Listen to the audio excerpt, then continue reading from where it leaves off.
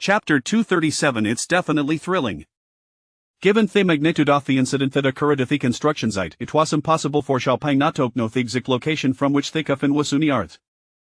Thus, held us towards that very spot. By now it was past 8 in the evening, and the construction site was deserted. Xiao Pang pointed to vast expanse of cleared land and said, Xiaojie, that's where the coffin was excavated. After the personnel from Cultural Relics Bureau to Hokkaido were some dirt work, and the spot where the coffin was passed been filled in. Master, it's quite a lit water widowing here, didn't Cultural Relics Bureau to the coffin away? Uncle Hughes questioned, puzzled. Thought the coffin has been removed, it doest me and the spirit of woman inside has left alongside to tismorally lifeless shell and null on garo significance, I replied. Sir, Ehavia questioned that puzzles ma, Uncle Hughes adenla said. What's botheringia? I asked, somewhat surprised. One ergon leiste bracelet from the corpse, yet the sus life. But the people from Cultural Relics Bureau to walker body and the valuable coffin would didn't go to them, Uncle Hughes pondered. This is quite simple. The Cultural Relics Bureau presents official authoritatum body as righteousness no matter how powerful a ghost may be. I wouldn't dare confront them. Moreover, do I think the Cultural Relics Bureau some irretrofling matter, countless sinistra anticasandancy and corpses restored there later tinfinchua formations and magical race that are comparable to Rhone. If a spirit were to confront them, it would essentially walking toit sound demise, elucidated Uncle Hughes in a deeding understanding. I walked a vertotherio hereticufin had been unearthed, it had no been flattened into a plain surface, and the previous grave had been filled in completely, erasing any trace of their existence. At this moment, I closed my eyes and focused intently, sensing a heavy array of malevolent energy. However, having previously visited the old family dormitory and sensed the resentment and malice emanating from Rwanda, the eerie energy here felt trivial in comparison. According to the migrant workers' accounts, the corpse that had been excavated from the coffin appeared to be quite young, looking older than 20. Diane got such a tenderigio fen led to a great deal of resentment coupled with the passage of over years, this malus would have intensified. Wongergus teft offer possession strole invites on doom. I walked a few circles around the vacant land before producing a compass to gauge the surroundings. As soon as you unveiled the compass, the needle began to spin erratically. Such erratic movement was a betaman, clearly indicating a powerful spirit was present. That spirit likely zensid me presents buffeted away in the shadows. Master, what's our next step? Uncle Hughes asked, unable to contain his curiosity after he had been present for some time. I plan to summon that family host for a discussion. If she remains obstinate, Wongergu will inevitably be in grave danger. I can provide temporary assistance, but it cannot be his idea indefinitely. Thus, we must resolve this issue tonight, isted. Xiaojie, you can really summon us and talk to her. Xiao Pang expressed a disbelief. This is merely a trifling matter for your young master, Uncle Hughes interjected with.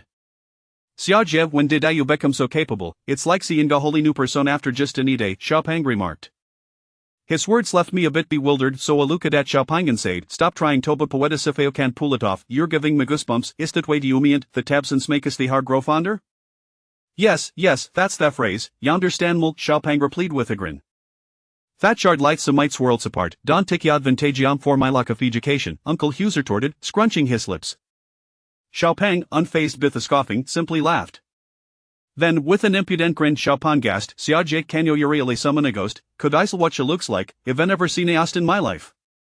Do you genuinely want us? I inquired, looking at Xiao Pang. Henna did fervently, absolutely, it's bound to be thrilling. I could brigabutita Miko workers for years. Very well, I can show you, Butansia see her, don't start screaming, and Tronado at the orphans, it warned. Xiaojie, yonder estimateem, if he always shade a big heart since I was little out that, Xiao Pang boasted, thumping gishest. Ah yes, you don't have a quita spirit, Fafio you're afraid of nothing, he chuckled. Afraid of what? Nonsense, I for nothing, Xiao Pang insisted, heisy swide. You're afraid of roosters. Can you not bring that up, a heavy up psychological scar from it, Xiao Pang grumbled. I'd say dead dish as a thetising, taking out twalies from a millennium old camphor tree and as mold glass of eel containing calcia tears. I applied the caustere sinthatha leaves, instructing Xiao Pang to close a hisses, I gently anointed his eyelids and recite a few incantations, momentarily granting him the ability to see spirits, known as the Nyang I Wakuden Lilas to Bothel Fanhor. Uncle Huzi, curious, expressadista Zarito sees well, so I performed the same ritual for him. On everything ways in order, instructed Bodhaftem to stay tripaces behind me, then I took Uda Doestalis man and begin to step through ritual simultaneously casting out several spirit attracting charms while legending heaven's laws vast my command spreads in all directions, in our thought no spirit shall hide away harmacall, come forth, shouldia delay, lethioven and earth punish you away command detergently. As the final syllable faded away, he pointed the talisman towards a distant location. Before long a gust of chilling wind swept through, stirring up the dust. Both Uncle Hughesy and Xiao Pang shivered simultaneously, as the air grew inexplicably cold. After a moment, a faint shadow began to materialize in the void, slowly drifting closer as the closer it got, Femery tangible appeared. Uncle Hughesy had witnessed the supernatural before, so tough heffeltag windjoffer, he managed to remain composed. However, Xiao Pang, seeing such august slicing for the first time, gasped in fright and clutched me arm tightly. My goodness, it's a real ghost. Chapter 238 A Civil Discussion. He turned back and shot Xiao Pang a glare. Keep your voice down, it just summoned or what if I scare her away? Despite this, Xiao Pang remained wide-eyed with shock, covering his mouth with his hand to stifle any further sounds. Before long, the ghost hovered within 5 meters of him, leaning forward, her feet suspended above the ground. In that moment, I could clearly see her feature as she peered to bane her 20s, garbed in opulent tansy and tatire, her face pale, lips of fierce crimson, distinct red circles adorned her cheeks, while her eyes were a complete light black, devoid of any whites. From the moment she purred, apple pubble wavy ofrisant menti mane ted fromer. Why have you summoned? The female host sneered menacingly. Nothing in particular rimmerly wished to talk, I replied with a smile. Don't think that just because he waves some eskills, you can swim, yet vise on autumn villain affairs that don't concern you, she retorted angrily. Can we not have a civil conversation? You should know my profession if you provoke, your foot won't be pleasant, articulated with a serious tone. Do you think I will fear ya? Thego stressbin dead coldly. You may not farm, but am hereditary and with yet Theonova to cure possession acted unjustly, and do dealt with Hyman retaliation, nearly taking his life. Not had he have retrieved belongings, I intend to return them. I hope he will reconsider and refrain from pursuing Hyman further. Can we agree in that? Absolutely not, he must pay for taking what Tisman. The female ghost's outrage swelled, releasing an intense array of black malice, her pale face became a red with an emergency of red veins, rendering her expression kita grotesque. Standing behind, Xiao Pang had never encountered such a scene before, trembling, clung to my arm, seemingly regretting his decision to witness the summoning of his spirit. Without me support, I fear it would have a turn to flay. So is this where we'll part ways? You're determined to remain obstinate, I carried, my tone turning steely. You little brat, you haven't a right to negotiate with him. Do you want to mind the afterlife? The ghost's lips curled into a sinister smile. I will ascuna last time ice the strulith epithy a wish to take, if I agree, I can facilitate our passage into reincarnation, free and Jew from Phi's earthly suffering. Just as I was sincerely attempting Toriason with her, Thegist's fury surged, her black malice expended violently as he stretched out their nails, painted inward, and yelled, little pest, you chitter too much, I'll take your lithano. With that, she lunged towards us. At that moment I vigorously shunith the talisman in me hand, and a surge of crimson malice erupted besidim. The swirling red energy quivered for a moment before transforming into a terrifying little spirit, glaring fiercely at the female hostandi mitten gulogrol. Upon seeing Thesmal spirit, cloaked in an array of bright red malice and sharp fangs, Thegist frozen shock, floating backwards semi-distance, little sorcerer, let's talk calmly, please don't let it near me, I'm afraid. Thegost's face was no a mask of terror, visibly trembling. Thesmal spirit, having been refined through years of consuming countless spirits, radiated a potent treadmolus, contrasting sharply with Thegost's relatively feeble energy. With a mere command, I could direct Thesmal spirito devour the ghost willy. If Lashid as my letha female spiritand asked, no can we have a civil discussion? Absolutely, please master say what you wish, just don't let I come any closer, Thegost pleaded, her eyes full of trepidation as they darted towards Thesmal spirit. Thetanus spirit lay prone in the ground and suddenly opened its mouth wide, revealing a mouthful of sharp teeth, nearly bringing Thegos to tears. So, can you agree to what to proceed earlier? I can whatever you say, master. I promise I won't sick off that man again. I'll live ever away and you will never see me again. Thegos trembled, almost in tears. Then I'd better hurry and go, I insisted. With those words, Thegos transformed into a wisp of black malice and vanished from sight in an instant. Seeing her depart, both Uncle Hughesy and Xiao Pang visibly exhaled in relief. The little spirit sealed within Thetalisman had come considerably to it of Thepaware of Teasagels, and after rescuing it from Rwan not ither board some gratitude towards Manau, I was virtually capable of controlling it. Nonetheless, I still hesitated townly shit for too long, so I approached, waved me hand, and sucked a little spirit back into the talisman, sealing jitans Marie and suppressing jits malisa gradually until it could entirely dominate. After completing 6, Xiao Pang could no longer contain himself and collapsed on the ground, gasping for air. After a while, Hammer and Falaire marked, Xiaojit, that was truly terrifying. Thegist was Oscary, I thought you were playing Gatrick and made beauty our really can't samaniast. Wasn't it fun? Do you want to see more ghosts in the future? It chuckled. No way, not even if I apame, any early wet myself just no, Xiao Pang stammered, still trembling Gulliver. This reaction is quite normal after a while, it won't frighten you so much, I reassured him. There won't be future fourth eyes, absolutely not, Xiao Pang firmly declared. At that moment, it produced the jade bracelet and rapidite in yellow paper, reciting a few incantations to dispel the lingering malasita kedtoit. I said to Uncle Huzi, in a little while, takes event steps from endiga 3 foot deep ito beareth this bracelet, just make Gerado flatten thirth afterward.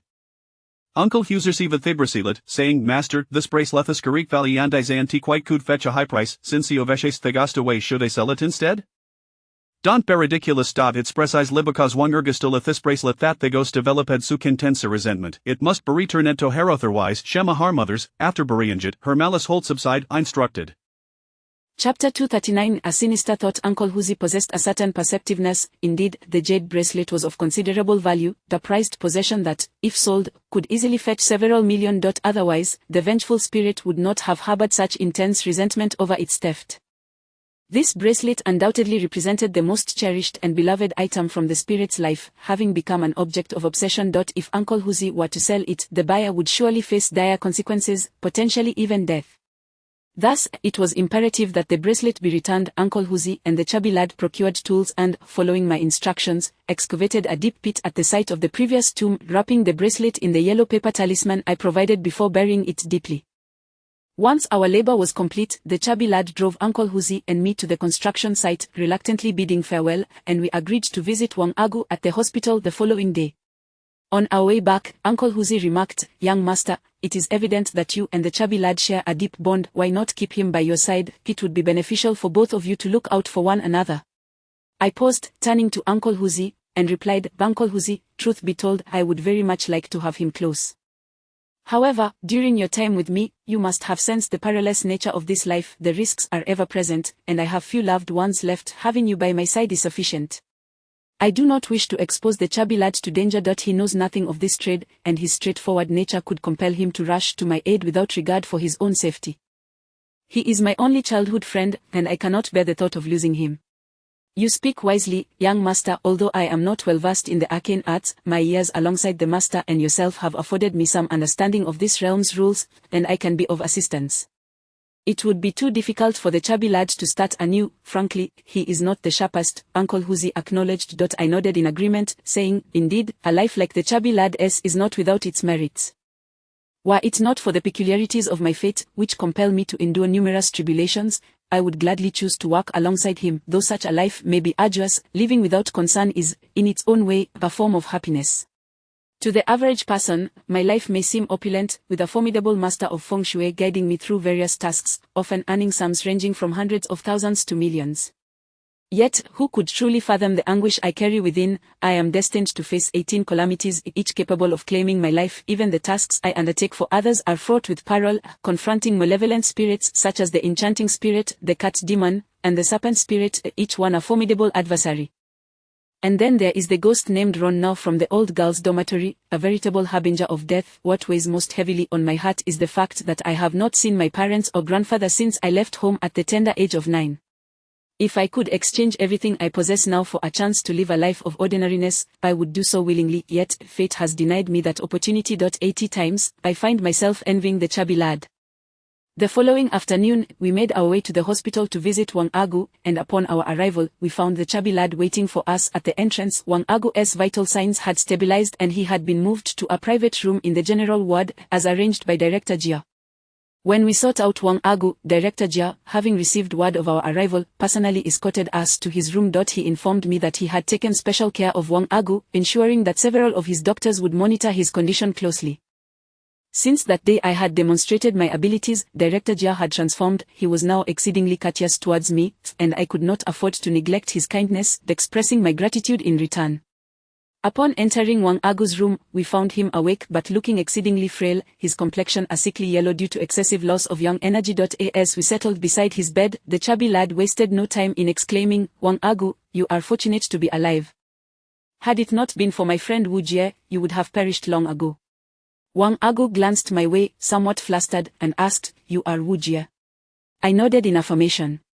I've heard of you in my youth. Yuri from the neighboring Jushan village, correct, the same village as the chubby lad, he inquired. Indeed, I am the so-called oddity spoken of in tales across 10 villages, I replied candidly. Wang Agu awkwardly chuckled, Oddity. You seem quite normal to me. Agu, your hospital stay was financed by the money I borrowed from Mujia for your deposit. Do you realize you were afflicted by a vengeful spirit? The chubby lad bluntly stated. At the mention of this, Wang Agu's expression changed, and he faltered, unsure of what to say. Brother Agu, I must ask you, when you were carrying the coffin that day, did you take the bracelet off the woman's hand inside? I inquired. This made Wang Agu even more agitated, and he hastily replied, no. I took nothing. Agu, you lie. I have already retrieved the jade bracelet. Had I known you were so thoughtless, I would never have intervened, the chubby lad exclaimed, visibly upset. Upon hearing this, Wang Agu suddenly burst into tears, and after a long pause, he confessed, I was in the wrong. I am truly sorry for what I did. My mother was gravely ill, and I only sought work to gather money for her treatment. When we were carrying the coffin that day, I noticed the bracelet on the woman's wrist and was overtaken by greed. I took it when no one was watching, intending to sell it once the commotion died down. Little did I know, that very night, the woman from the coffin came seeking me. You brought this upon yourself. How dare you touch a dead person's belongings? Such a vile act, the chubby lad retorted angrily. I had no choice. If not for my mother's illness and the urgent need for money, I would never have dared to touch anything belonging to the dead. I have never even killed a chicken in my life, but when I thought of my mother, I lost all restraint. Wang Agu wept. Chapter 240. The cause behind it all. Those who are pitiable must also possess their own faults. Wang Agu's words struck a chord within me. Were I to find myself in such a predicament, I might very well resort to desperate measures, committing acts I could scarcely envision in my usual state.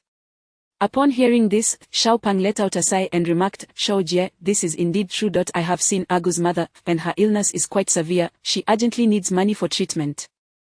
This is why Agu joined me in seeking work to earn some funds. Given his frail physique, the foreman was reluctant to take him on, and I had to plead with the foreman to accept him. I nodded in acknowledgement. Uncle Huzi, who was listening, interjected, since that woman in the coffin has already sought you out at night, why haven't you returned the item? At that time, the coffin was taken away by the Cultural Relics Bureau, and I had no idea how to return it. Moreover, I thought I was merely having a nightmare, never anticipating such dire consequences, Wang Agu replied, his voice tinged with resignation. What did the ghostly woman do to you? Xiao Pang inquired, curiosity evident in his tone. Not long after I fell asleep that night, I dreamt of the woman from the coffin. She glared at me menacingly, demanding the return of her belongings, threatening my life if I failed to comply. I was paralyzed with fear, unable to utter a word. By midnight, I felt an intense chill enveloping me, and I sensed someone leaning over me, inhaling near my nose.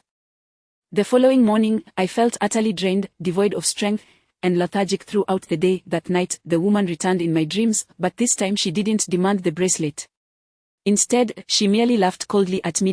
As the night deepened, I felt an even more profound cold, as if I had fallen into an icy abyss, accompanied by the sensation of someone pressing down on me, making it difficult to breathe. The next day, I could hardly rise, struggling to get up and go to work, nearly getting into an accident. Upon leaving the construction site the next day, I felt utterly exhausted, returning home solely to sleep. In the middle of the night, when I urgently needed to relieve myself, I heard someone calling my name from behind. When I turned around, there was the woman from the coffin, hovering right behind me, and then everything went black. Wang Agu recounted, a tremor of fear still evident in his voice. Had Wang Agu returned the jade bracelet after dreaming of the woman that day, there might have been a chance for redemption. However, he dismissed it from his mind, and the vengeful spirit exacted her toll, draining his vital energy and extinguishing the warmth of life within him. The next day, she returned and snatched away his soul. Fortunately, Xiao Pang had the foresight to seek out Wang Agu, otherwise, he would have been left to rot in the wilderness that night. After piecing together the events, I said to Wang Agu, though this situation arose for a reason, your theft of the ghost's bracelet warrants her retribution. Nevertheless, you need not worry, I have already returned the bracelet to her, and she has assured me that she will not trouble you again. However, from this point onward, even if your body recovers, your vitality will remain weaker than that of an ordinary person. Therefore, it is advisable to avoid places with heavy negative energy, such as graveyards or mass burial sites, to prevent attracting unsavory entities. I understand, Wu Jie. I am truly grateful to you. Without your help, I would have lost my life, Wang Agu said, his face a mask of gratitude. I nodded and added, in your situation, you should be able to leave the hospital in 3 to 5 days. I have covered 50,000 in medical expenses, and you should be able to get around 40,000 back. Take this money to treat your mother. If it's insufficient, let me know, and I will assist you further. Upon hearing this, Wang Agu burst into tears once more, overwhelmed with emotion as he exclaimed, "Xiao Jie, you are truly a good person. I am at a loss for how to thank you. Rest assured, I will repay you, even if it means toiling like a beast." "Do not mention it, we are all from the same place, and it is only natural to help one another when faced with adversity," I replied. Wang Agu nodded repeatedly, tears streaming down his face, stirring a sense of discomfort within me. Suddenly, I recalled something and said to Wang Agu, "After you return, do not mention me to anyone, especially not how I provided you with this money. Just act as though you have never met me, all right?" Wiping his tears, Wang Agu looked astonished and asked, "Why?" "There is no reason, just do as I say," I insisted, turning my gaze to Xiao Pang. I added, "And you, if you return to Joshon village, do not mention having seen me, particularly to my family." Xiao Pang's face mirrored his astonishment as he replied, "Xiao Jie, you haven't been home in 8 years. Your aunt has been nearly driven mad longing for you. How can you be so cruel as to deny her even the knowledge of your whereabouts?" "I cannot. Do not ask me why. I cannot reveal anything at this time. You must promise me, I will be able to return home in just over a year. Let your family wait a little longer," I stated firmly. It was not out of cruelty but rather due to the vow my master made when he took me away, stating that I would not return home for 10 years and that I could not contact my family during that period. Now that I had encountered Xiao Pang, it created a variable, and I needed to ensure their silence. If my family were to discover that I was in Yanbei City, they might come seeking me out. With the 10-year agreement still in effect, I was uncertain of the consequences of an early reunion. My master had his reasons for imposing such stringent conditions. Xiao Pang and I exchanged glances for a moment before he nodded, saying, "All right then, I won't say a word." With the matters settled, I departed alongside Uncle Huzi. 4 to 5 days later, Wang Agu's health gradually improved, and Xiao Pang assisted him in completing the discharge procedures. The hospital refunded over 40,000, and Wang Agu took this money back home to seek treatment for his mother. Wang Agu is not from my village, and since I saved his life and provided him with such a sum, I believed he would honor his promise. Almost 2 months passed in the blink of an eye, during which several minor incidents occurred, none of which posed significant issues, and both Uncle Huzi and I addressed them. Throughout this time, Xiao Pang frequently visited me, and we enjoyed drinks and conversations, relishing a comfortable life that rekindled many joyful memories of my childhood. My early years were rather bleak, leaving me with Xiao Pang as my primary source of joy. After my master brought me to Yanbei City, I found myself friendless, with my days consumed by classes and following my master in training, making life monotonous and dreary. Being with Xiao Pang, the carefree fellow, made me reluctant to let him leave. Chapter 241. I will support you, a farewell gathering that must eventually disperse. After nearly 2 months, Xiao Pang had completed his work in Yanbei and was to depart for another city to seek employment, along with the rest of the migrant workers in his cohort. That afternoon, he came directly to my home to bid farewell. Upon our meeting, the reluctance was unmistakably etched upon Xiao Pang's face. In our childhood, he was my sole companion, just as I was his only friend. I was shunned by the villagers due to my unnatural birth, while Xiao Pang was ostracized for his perceived lack of intelligence, resulting in many village children shunning his company. Thus, we became inseparable friends, relying on each other. "Xiao Jie, I'm leaving tomorrow to work in another city and wanted to tell you," he said. Hearing this, a wave of sorrow washed over me, and 1,000 sentiments of reluctance surged within me at the thought of his departure. "Xiao Pang, can't you stay?" I implored. "If I stay, will you support me?" Xiao Pang replied, looking at me with a hint of grievance. "I will support you," I blurted out. At that moment, Uncle Hu beside us turned away, his face filled with awkwardness. Even I felt somewhat embarrassed by my own words. "Let us forget it, I should go work. Staying here wouldn't be of any help to you, only causing more trouble during my time here." "I've certainly been a bother," Xiao Pang said earnestly. "You haven't been a bother, our friendship surpasses such trivialities. Are you truly leaving? Which city will you be going to?" I inquired. "I might be heading to Tiannan City, probably for another 2 months. Once I finish this job, I will return to my hometown for a while, but don't worry, I'll definitely come back to see you." He smiled, his honest face filled with reluctance. "All right then, I want to see you off. Come find me when you have the chance." I waved my hand dismissively. "Well then, I'm off," Xiao Pang said, approaching me to lift me up in a heartfelt embrace before setting me down, patting my shoulder as he spoke. "Xiao Jie, you've become capable now. Just be cautious moving forward. If you ever need anything, call on me. I may not have much, but I can offer my strength and my life." I nodded silently, unable to find the words. Xiao Pang's eyes glistened with unshed tears, and he quickly turned away, waving as he strode towards the door. As he reached the threshold, I noticed his shoulders tremble slightly, and he wiped his eyes, perhaps having shed a tear. I watched him disappear from sight, refraining from following him outside, as my heart too ached at the thought of separation. Yet, we were no longer of the same world. Regardless of our reluctance, parting was inevitable. After he had been gone for a while, a sudden thought struck me, and I rushed out after him. Uncle Hu followed closely behind. By the time I reached the entrance, Xiao Pang had already reached the alleyway.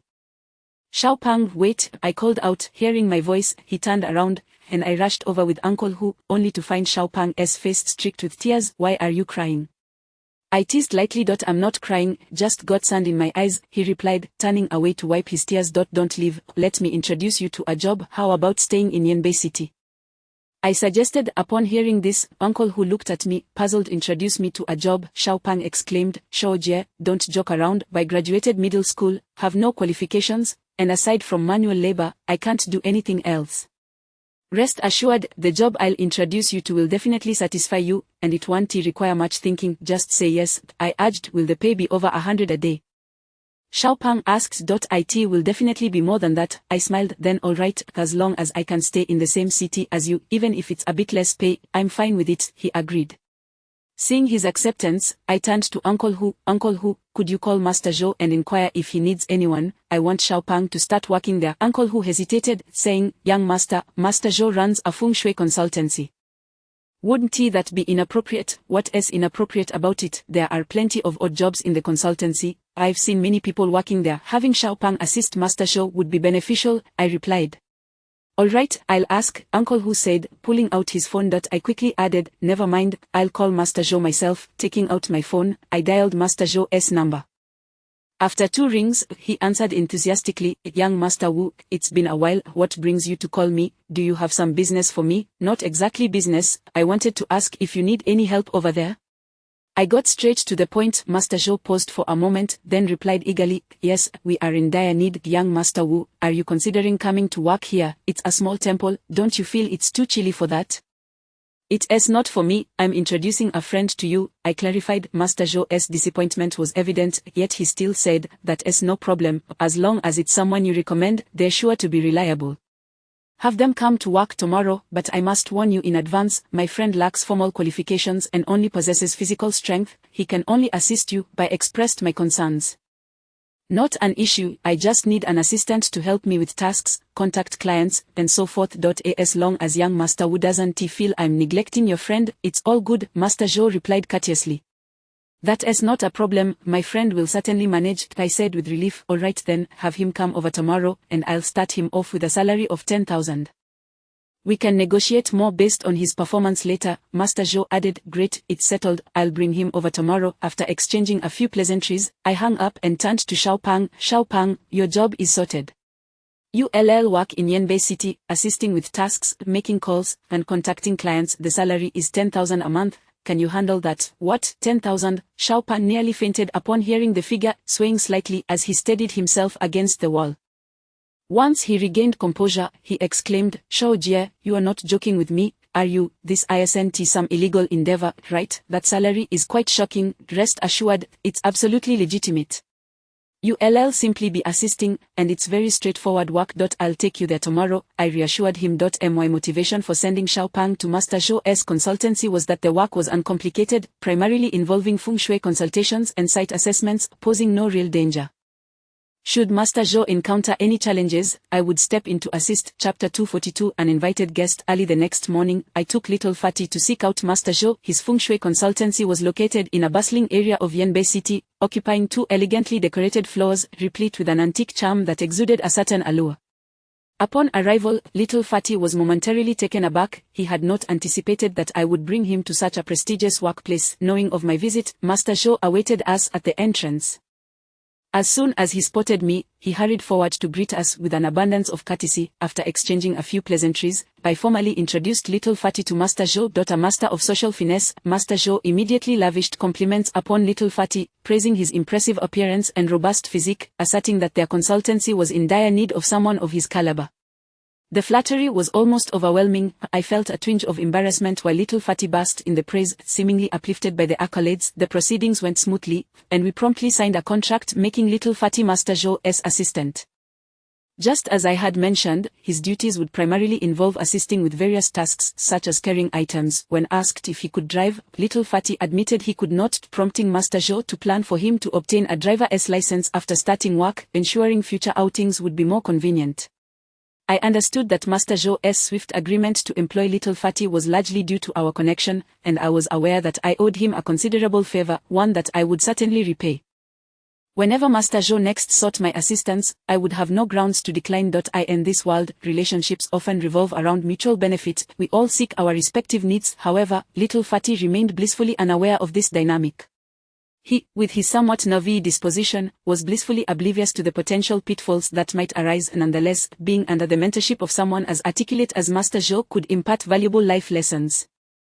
I could only do so much for a friend like him. With little Fatty settled, I felt a weight lift from my chest, knowing he would remain in Yanbei City, thus providing both of us with a sense of security. On our way back, Uncle Hu remarked, "Young master, you have been exceedingly kind to little Fatty. However, by placing him under Master Zhou's guidance, he has effectively entered our circle. Do you think there will be any complications in the future?" "What complications could arise? Most of the work Master Zhou engages in poses no real danger. Little Fatty will merely be assisting him. Any perilous tasks will certainly be beyond his involvement." I replied, "That may be so, but you have incurred a debt of gratitude. A man as astute as Master Zhou will undoubtedly seek to balance the scales." Uncle Hu expressed his concern. "It's nothing to worry about. If Master Zhou has business in the future, we can simply charge him a little less," I reassured him. Uncle Hu seemed poised to voice further thoughts but ultimately decided against it. Time swiftly passed. Nearly 2 months had elapsed, and I still harbored a significant concern regarding the old dormitory building at Yanbei University. As time wore on, my anxiety regarding that structure intensified. I had repeatedly urged Principal Jin to inquire about Tang Cheng's whereabouts, but despite the passage of time, there had been no news whatsoever, leaving me in the dark about his fate. During this period, I visited the vicinity of the old dormitory several times, and it became increasingly apparent that the building was steeped in malevolent energy. Even during daylight hours, approaching within 10 meters of the premises sent chills down my spine. Furthermore, the magical formation I had previously established with the Tion Gang seal showed signs of weakening. Ruanna's spiritual prowess was growing ever stronger, and I had a nagging intuition that within 3 months, she would break free from the earthly bindings that confined her. At that point, the situation would spiral beyond my control. I needed to devise a plan and resolve this matter promptly. However, lacking sufficient assurance, I feared for my safety should I venture there again. Notably, young Meng Fan had fully recovered from her injuries and returned to Yanbei University. She frequently visited me to play with Grandpa Shang's parrot. Each time she came by, Uncle Hu was visibly pleased, as her presence kept the parrot occupied and less inclined to trouble him. Young Meng Fan appeared to have regained her health remarkably, and I was curious about the methods her father had employed to facilitate her recovery. She seemed to have emerged from her ordeal unscathed, and her abilities appeared to have improved slightly. Though young Gaoi held a somewhat lower status in the realm than my master, his abilities and strength were formidable. Even he refrained from involving himself with the old dormitory, which spoke volumes about the formidable nature of Ruanna. Just a few days after settling little Fatty with Master Zhou, an unexpected guest arrived at my home that afternoon. After Uncle Hu had finished preparing dinner and called me to the table, a sudden knock echoed from the courtyard gate. Uncle Hu, slightly irked, remarked, "Who on earth could it be, arriving just as we finished cooking? Are they really that eager for a meal?" With that, he opened the gate, only to be taken aback. "Hello, Uncle Hu, is Wu Jie at home?" The visitor exclaimed, sidestepping Uncle Hu and dashing into the courtyard. "Hey, wait a moment, did I say you could come in?" Uncle Hu called out, hastily pursuing him.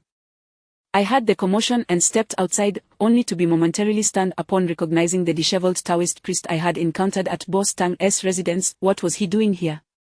"Wu Jie, long time no see, have you missed me?"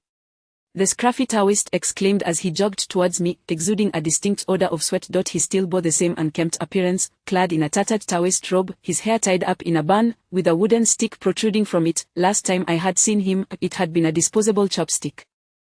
Upon our meeting, he embraced me as if we were old friends, slinging his arm around my shoulder, grinning widely as he said, "Wu Jie, it's been several months since we last parted. This humble Taoist has missed you dearly." I made a special pilgrimage to Yanbei City just to see you. Aren't I a good friend? How did you find me? I asked, brushing his hand off my shoulder with a hint of distaste.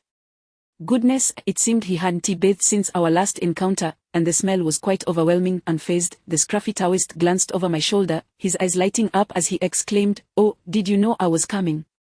You've prepared a meal for me, perfect timing, as I haven't eaten yet. You truly are a good friend." With that, he ambled over to the dining table, served himself a bowl of rice, then sat down to devour it like a ravenous wolf, displaying a complete lack of regard for social niceties. Chapter 243. An important matter. Uncle Hu hurriedly chased after him from outside. Upon spotting the disheveled Taoist, he immediately approached without so much as a greeting, plopping down to partake in the meal. In the blink of an eye, he had devoured a bowl of rice, his demeanor clearly devoid of any courtesy. He marched up to the Taoist, voice raised in indignation. "You truly do not regard yourself as an outsider, do you? Are we so familiar that you can just sit here and eat?" "Familiar, you bet. I share a life and death bond with Wu Jie. We've been through thick and thin together. Is it unacceptable for me to enjoy a meal?" The unkempt Taoist mumbled between mouthfuls, nearly spewing rice as he spoke. His appearance suggested he hadn't eaten in days. I recalled that when we last parted, I had given him 100,000 yuan. How could it be that just a few months later, he had squandered it all? With such a sum, one would think he could at least afford a new Taoist robe or even a simple bath. Noticing both Uncle Hu and I standing by, watching him, the Taoist, despite his thick skin, felt a twinge of embarrassment. He beckoned, "Don't just stand there gawking at me, come and eat together. I must say, the flavors of this meal are quite exquisite." Uncle Hu's culinary skills are undoubtedly top-notch. He didn't learn from New Oriental, did he? Flattered by the compliment, Uncle Hu's irritation waned a bit, though he still retorted testily, "How long has it been since you last ate? I steamed a massive pot of rice, and you've already polished off 3 bowls. You're nearly matching my appetite." It's been 3 days since I last had a bite. "I was on the verge of starvation," the Taoist replied, busily helping himself to the dishes. I surveyed the table, noticing that he had already cleared almost half of the food. If I didn't join in soon, there would be nothing left, so I gestured for Uncle Hu to sit down, serving myself a bowl of rice as well. As soon as Uncle Hu settled into his seat, the Taoist suddenly exclaimed, "Uncle Hu, do you have any wine at home? Eating without drinking is hardly proper hospitality." Uncle Hu froze, his hand trembling slightly as he clutched his bowl of rice, likely tempted to dump it directly onto the Taoist's head. I shot a knowing glance at Uncle Hu, urging him, "Just go get the wine." With a huff of annoyance, Uncle Hu stormed off. At that moment, a shadow darted in from outside, soaring directly over the Taoist's head. I watched as a bright white object plummeted toward the Taoist's forehead. It seemed as though the Taoist had eyes on his forehead, for he leaped from the stool, dodging to the side while still clutching his bowl. How audacious! Which fool dares to ambush this humble Taoist? He turned to see a pile of bird droppings that had landed squarely on his seat. Glancing upward, he spotted a black mina perched on a beam. Upon seeing the mina, the Taoist's eyes widened in disbelief. "You shameless bird, eating for free, you brazen creature," the mina squawked, shaking its head at the Taoist. "Who are you calling shameless? You're the one without dignity." The Taoist marched over to the mina, tilting his head defiantly. The mina, undeterred, retorted, "You are the one without dignity." The two engaged in a spirited exchange of insults, and astonishingly, this back and forth continued for half an hour. The mina's voice grew hoarse, and ultimately, unable to best the Taoist in repartee, it flapped away in frustration. This was the first time I had witnessed a mina bested in a verbal duel. It was a case of shamelessness meeting even greater shamelessness, a battle of wills. After the mina fled, the Taoist returned triumphantly to his seat, bowl in hand, exuding an air of superiority. "See. I can handle this. I've even made the village gossips weep with my words." Witnessing this absurd scene left me speechless. Uncle Hu, reveling in the mina's defeat, filled the Taoist's cup with wine, exclaiming, "You truly are impressive. You've performed splendidly. That bird has tormented me daily. Today, I finally feel vindicated. If it dares to bully you again, just let me know, and I'll have it shedding feathers in no time." The Taoist raised his bowl, savoring a generous sip of wine. "Agreed. It's settled then," Uncle Hu replied, his opinion of the Taoist visibly improving. After satisfying his hunger and thirst, the Taoist stretched lazily, his belly round and content. He patted his stomach and said, "Wu Jie, I am immensely grateful for your generous hospitality. I've finally enjoyed a hearty meal. I recall giving you 100,000 yuan when we parted. How could you have spent it all in such a short time?" "Spent it all, not a penny left. I initially intended to indulge in lavish pleasures, but upon arriving at a destitute village, I discovered children studying in a dilapidated temple, lacking even windows. When it rained, the place was flooded.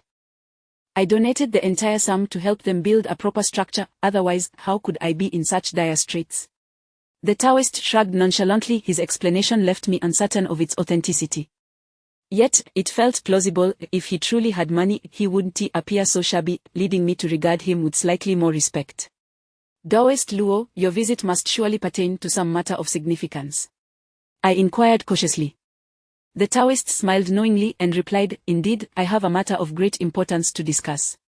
Pray tell, it isn't a request for a loan, is it? If so, I must decline, I stated firmly. Look at you. Given our friendship, do you truly think it wouldn't be worth 10 or 20,000? You are wealthy enough, what is the harm in lending me a little? He pressed. My money didn't come from thin air, I retorted. Fine, how about just 10 or 8,000? I won't ask for much, he persisted, his face a mask of audacity. With no choice but to relent, I instructed Uncle Hu to fetch some money for him. Business had been slow, then I had lent out quite a bit. I had no idea when I would manage to accumulate that 10 million. If worse came to worst, I'd have to sell my grandfather's peachwood nails. Uncle Hu returned with 20,000 yuan, and the Taoist accepted it without hesitation, tucking it away. Then he turned to me and said, Wu Jie, my purpose in seeking you out goes beyond borrowing money. I have a matter of utmost importance regarding the eight-tailed fox within you. Would you be interested in hearing more? At the mention of this, I packed up, gazing at him intently. Do go on. Though the eight-tailed fox within you recently consumed a snake spirit with 400 years of cultivation, it remains far from regaining its former glory. I have an opportunity that could greatly enhance the fox's powers. Chapter 244. Accompanying you on a journey. The enhancement of the eight-tailed fox's abilities signifies a corresponding increase in my own strength, which brings me greater joy than earning a few million. My interest was piqued by the scruffy Taoist, prompting me to inquire, is there truly such a delightful opportunity? Please elaborate. With a sly grin, the scruffy Taoist replied, I would like to borrow 20,000 from you. You wouldn't consider it a loss, would you? Not at all. If this opportunity is genuine, it would indeed be worthwhile, I responded. Here is the situation. Deep within the Abe Shenlong ridge, I detected a potent aura of corpse chi. Following this essence led me to a zombie king that has been cultivating for several centuries. This zombie king possesses extraordinary abilities and has even refined a corpse dan, which embodies the essence of its hundreds of years of cultivation. If we were to obtain it and split it evenly, it would undoubtedly elevate both our cultivation significantly. Consequently, the eight-tailed fox within you would also benefit, resulting in a substantial enhancement of its powers. Are you interested in this venture? The scruffy Taoist gazed at me earnestly. Uncle Huzi, listening nearby, furrowed his brow and remarked, if such a marvelous opportunity exists, why don't you pursue it yourself? The scruffy Taoist sighed, though my cultivation is profound and my talent exceptional, the fact remains that the other party is a zombie king. After careful consideration, I dare not act recklessly without absolute certainty of victory. Thus, I sought to enlist Wu Jie's assistance. This way, our chances of success would be greatly improved.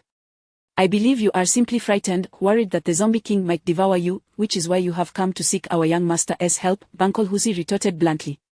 Uncle Huzi, must you speak so candidly? Can you not afford me a modicum of respect? I do possess some semblance of pride, the scruffy Taoist replied, somewhat displeased. I remained contemplative, weighing the feasibility of this endeavor. Zombies, as my master had informed me, are impervious to blades and firearms, immune to water and fire, and are neither alive nor dead, existing outside the cycle of reincarnation, subsisting on blood and absorbing the essence of heaven and earth. The zombie king, being even more formidable, has achieved a level of mastery that allows it to refine an inner dan, commonly referred to as a corpse dan. This precious substance encapsulates the essence of the zombie king's years of devouring the world's spiritual energy, and it could indeed greatly enhance a practitioner's cultivation. Even an ordinary person consuming the corpse dan could extend their lifespan significantly. It is an exceedingly rare treasure. However, confronting a zombie king is no trivial matter. It is far more formidable than an ordinary zombie. To face it alone would be tantamount to courting death. Even joining forces with the scruffy Taoist carries considerable risk. This is not a venture to be taken lightly. Noticing my indecision, the scruffy Taoist urged, Wu Jie, will you undertake this task or not? This is a once-in-a-lifetime opportunity. If someone else seizes it first, wouldn't we be at a loss? Taoist Luo, the zombie king is not to be trifled with. I fear we may not be its match, I replied. One cannot catch a tiger cub without entering the tiger's lair. Opportunities must be seized. If you do not take a chance, you will never know your true strength. You need to summon the determination of youth, the scruffy Taoist insisted, his words invigorating me. His eloquence was indeed commendable. It was a pity he did not pursue a career in sales. His impassioned rhetoric stirred my blood. Then the scruffy Taoist continued, when we faced the serpent spirit last time, our cooperation was seamless. We have developed a rapport, and the Zombie King is not without its weaknesses. If we approach with caution, vanquishing it is not beyond the realm of possibility. If the situation becomes dire, we can always retreat. Does that not make sense? Young Master, is this plan truly reliable? Can the corpse dung of the Zombie King genuinely enhance your cultivation? Uncle Huzi voiced his concerns. My master has indeed mentioned that the corpse dung is a valuable asset that can elevate one's cultivation. However, it is perilously dangerous. I can barely contend with an ordinary zombie, let alone a zombie king. I have no confidence in that regard, I admitted candidly. Yet, you have me. As a motion Taoist, it is my duty to subdue demons and eliminate evil. Even if not for the corpse dung, we cannot allow such a malevolent entity to exist. Should it emerge to harm others, countless lives could be lost. Accompany me, and you will be serving justice, the scruffy Taoist continued. After a moment of hesitation, I ultimately nodded and said, very well, I will accompany you on this journey to investigate. That is the spirit. A young person must not be timid in their endeavors. You are indeed a good companion, otherwise, I would have sought someone else for such a rare opportunity, the scruffy Taoist exclaimed with enthusiasm. Enough of your boasting. Outside of our young master, I doubt you could find anyone else willing to join you, Uncle Huzi stated bluntly, leaving the scruffy Taoist momentarily speechless. In truth, what ultimately convinced me was the fact that the Zombie King is indeed a rare and malevolent creature. Only practitioners like us can deal with such a threat. Should it escape into the world, it would undoubtedly bring disaster, claiming countless lives in its wake. When do you plan to set out? I inquired, turning to the scruffy Taoist. Tomorrow seems best. The sooner we act, the better, to avoid prolonged uncertainties, he replied. All right then, you shall stay at my home tonight. Take a bath and change your clothes. You are rather pungent, and the average person would struggle to endure it, I remarked with some disdain. Agreed. In fact, I bathed in the river just last month, the scruffy Taoist chuckled in response. Thus, the scruffy Taoist took up residence at my home, bathing that very evening. Uncle Huzi, wearing a look of distaste, remarked to me that the water that flowed from the shower was so murky it could irrigate 2 acres of land. I solemnly stated to Uncle Huzi, for this endeavor against the Zombie King, you shall remain behind and guard the house. How can I do that? I cannot trust this fellow to accompany you.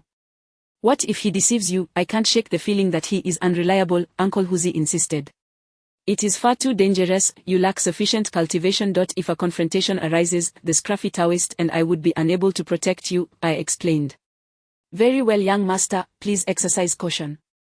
If anything feels amiss, retreat immediately. Preserving your life is paramount, Uncle Huzi admonished. I nodded, assuring him, rest assured, self-preservation is not a concern.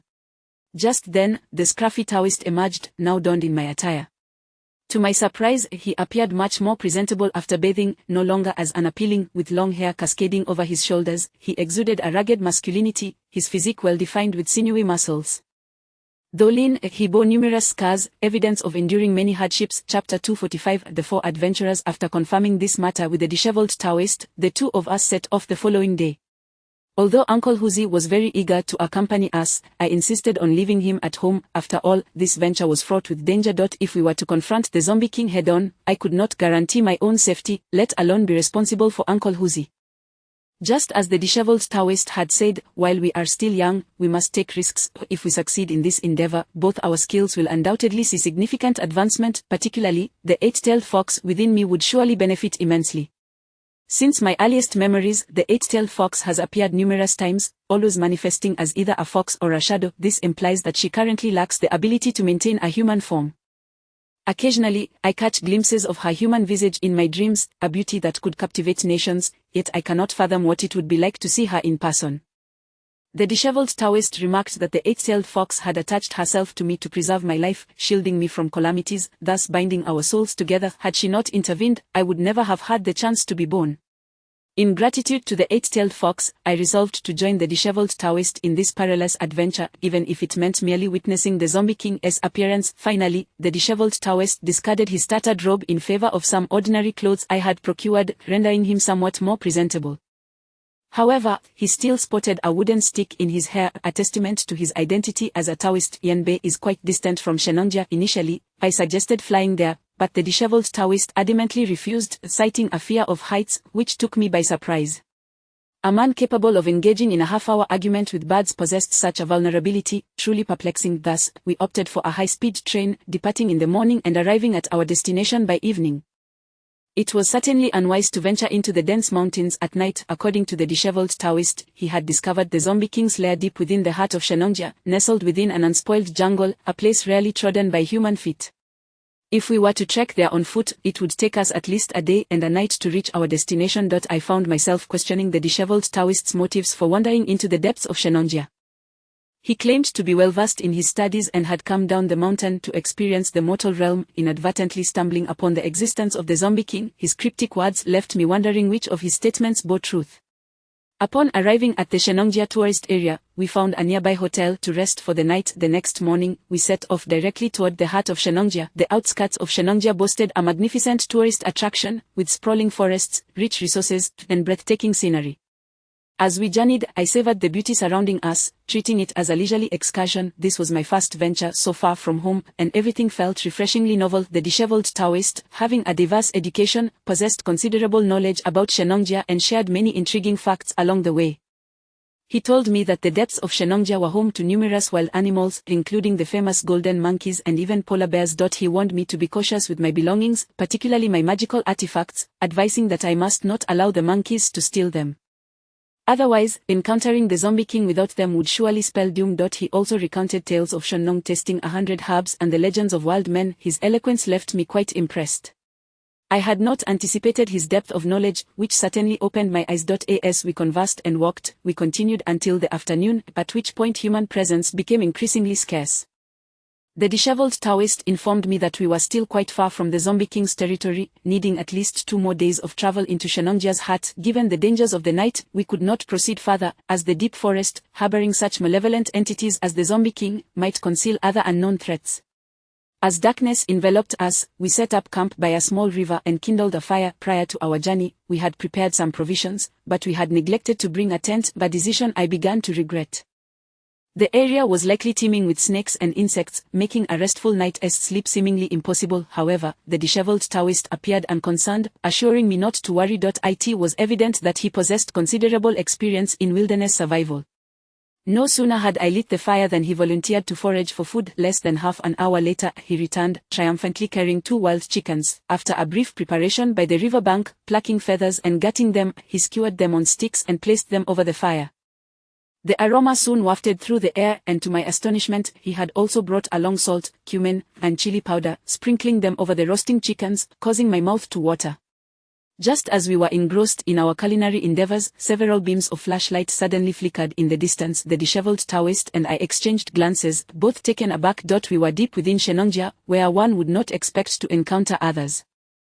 Moments later, a group of 4 young individuals, clad in athletic attire and carrying various bags, approached us. They appeared to be in their 30s, and leading the pack was a burly man covered in tattoos.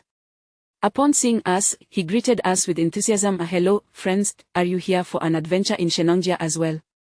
I hesitated, unsure of how to respond, but the disheveled Taoist smiled and replied, "Indeed, we are just here to have some fun. Since fate has brought us together here, why not join forces? Let us camp together tonight for safety," the muscular man suggested cheerfully.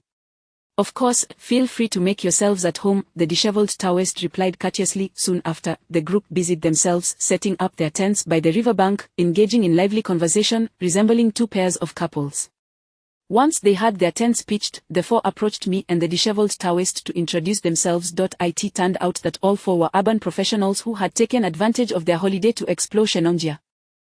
They referred to themselves as adventurers. The muscular man, named Wang Shunfa, was a fitness trainer who had organized the trip, bringing the other 3 along. Chapter 246, A Powerful Sense of Oppression. The 3 adventurers accompanying Wang Shunfa were all members of his gym, and they had long since made arrangements to embark on an adventurous journey to Shenonjia. Urban dwellers are often drawn to excitement, living amidst concrete and steel, they seldom encounter the grandeur of nature. It was evident that the group was genuinely elated during this escapade. Upon noticing that neither the scruffy Taoist nor I had brought a tent, they generously lent us a spare one. In gratitude, we shared some roasted wild mountain chicken with them. Wang Zhonfo's girlfriend, a young lady named Li Gu, appeared to be in her mid-20s. While not conventionally beautiful, she exuded a certain grace and worked as a company clerk. Another couple in the group consisted of a gentleman in his 30s, a refined real estate manager named Song Haojie, and his girlfriend, Mu Feifei, who was also around 30 and displayed a mature demeanor. They inquired about our professions. Just as I was about to respond, the scruffy Taoist interjected, claiming we were cousins, and that I had recently started university, with him taking me out to experience the wonders of nature. I was puzzled by his assertion, but since he had spoken for me, I refrained from elaborating further. The six of us gathered around the campfire, engaging in conversation and enjoying their beer. Amidst the merriment, Li Gu entertained us with a song, her voice quite pleasant and melodious. After some lively exchanges, as night fell, the two couples retreated into their tents. Shortly thereafter, peculiar sounds emanated from within, causing me considerable embarrassment. City folk certainly know how to enjoy themselves. It was rather stimulating. Reluctantly, I had to share a tent with the scruffy Taoist. Before settling down for the night, the scruffy Taoist planted his unremarkable. Confused, I asked him why he did so. He explained that his sword, made of thunderstruck wood, emitted an aura that would deter snakes, insects, and rodents from approaching. Once inside the tent, the scruffy Taoist soon began to snore, his rumbling surpassing even that of Uncle Huzi, revealing him to be rather carefree. I sat in the tent, meditating for a few cycles, and before I knew it, I too succumbed to slumber. The next morning, the four adventurers invited us to accompany them deeper into the expansive forest. The scruffy Taoist and I had a specific purpose for our journey, not merely for leisure. As we progressed further, I cautioned them, it would be wise not to venture deeper, considerable dangers may lurk ahead. This remote wilderness has remained undisturbed for ages, teeming with wild beasts. I suggest we press on for just one more day before turning back. Wang Zhonfa chuckled, flexing his impressive biceps, and declared, what is there to fear? With these muscles, I could easily take down a bear if need be.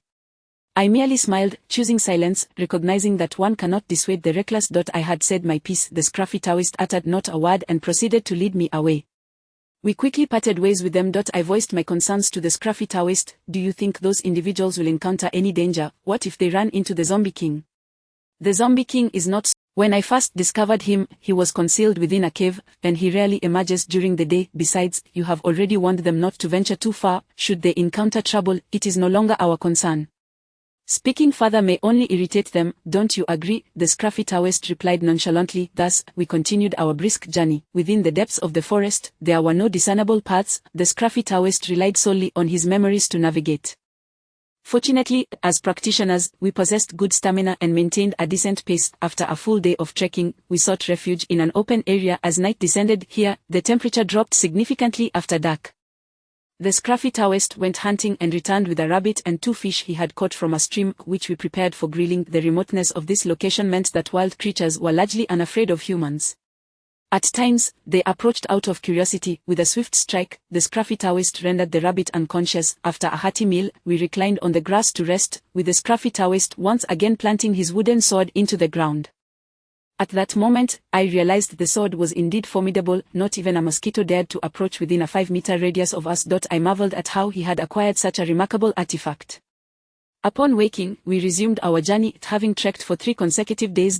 As dusk approached on the 3rd day, the scruffy Taoist's expression suddenly turned serious as he stated, Wu Jie, it was in this vicinity that I first encountered the Zombie King. It should not be far from here, though it lies beyond a 10-mile radius.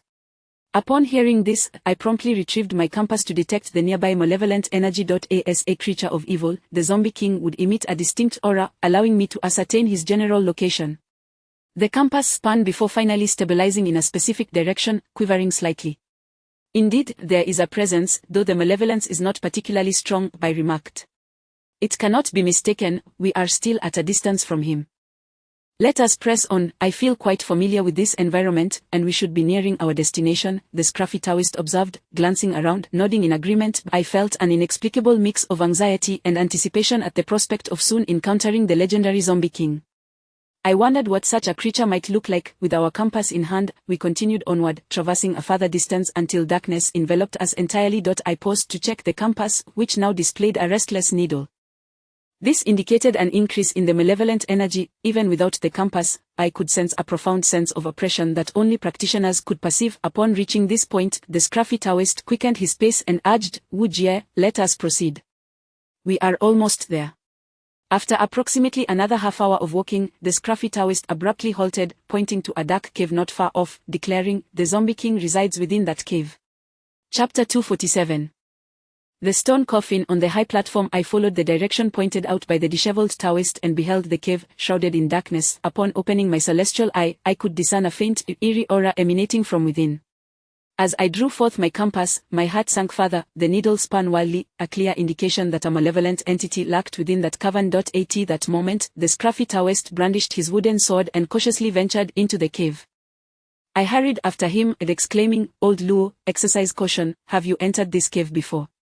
I merely peered inside and retreated. "Fear not, at this hour, the Zombie King shall not emerge," he replied with an air of confidence, continuing deeper into the darkness.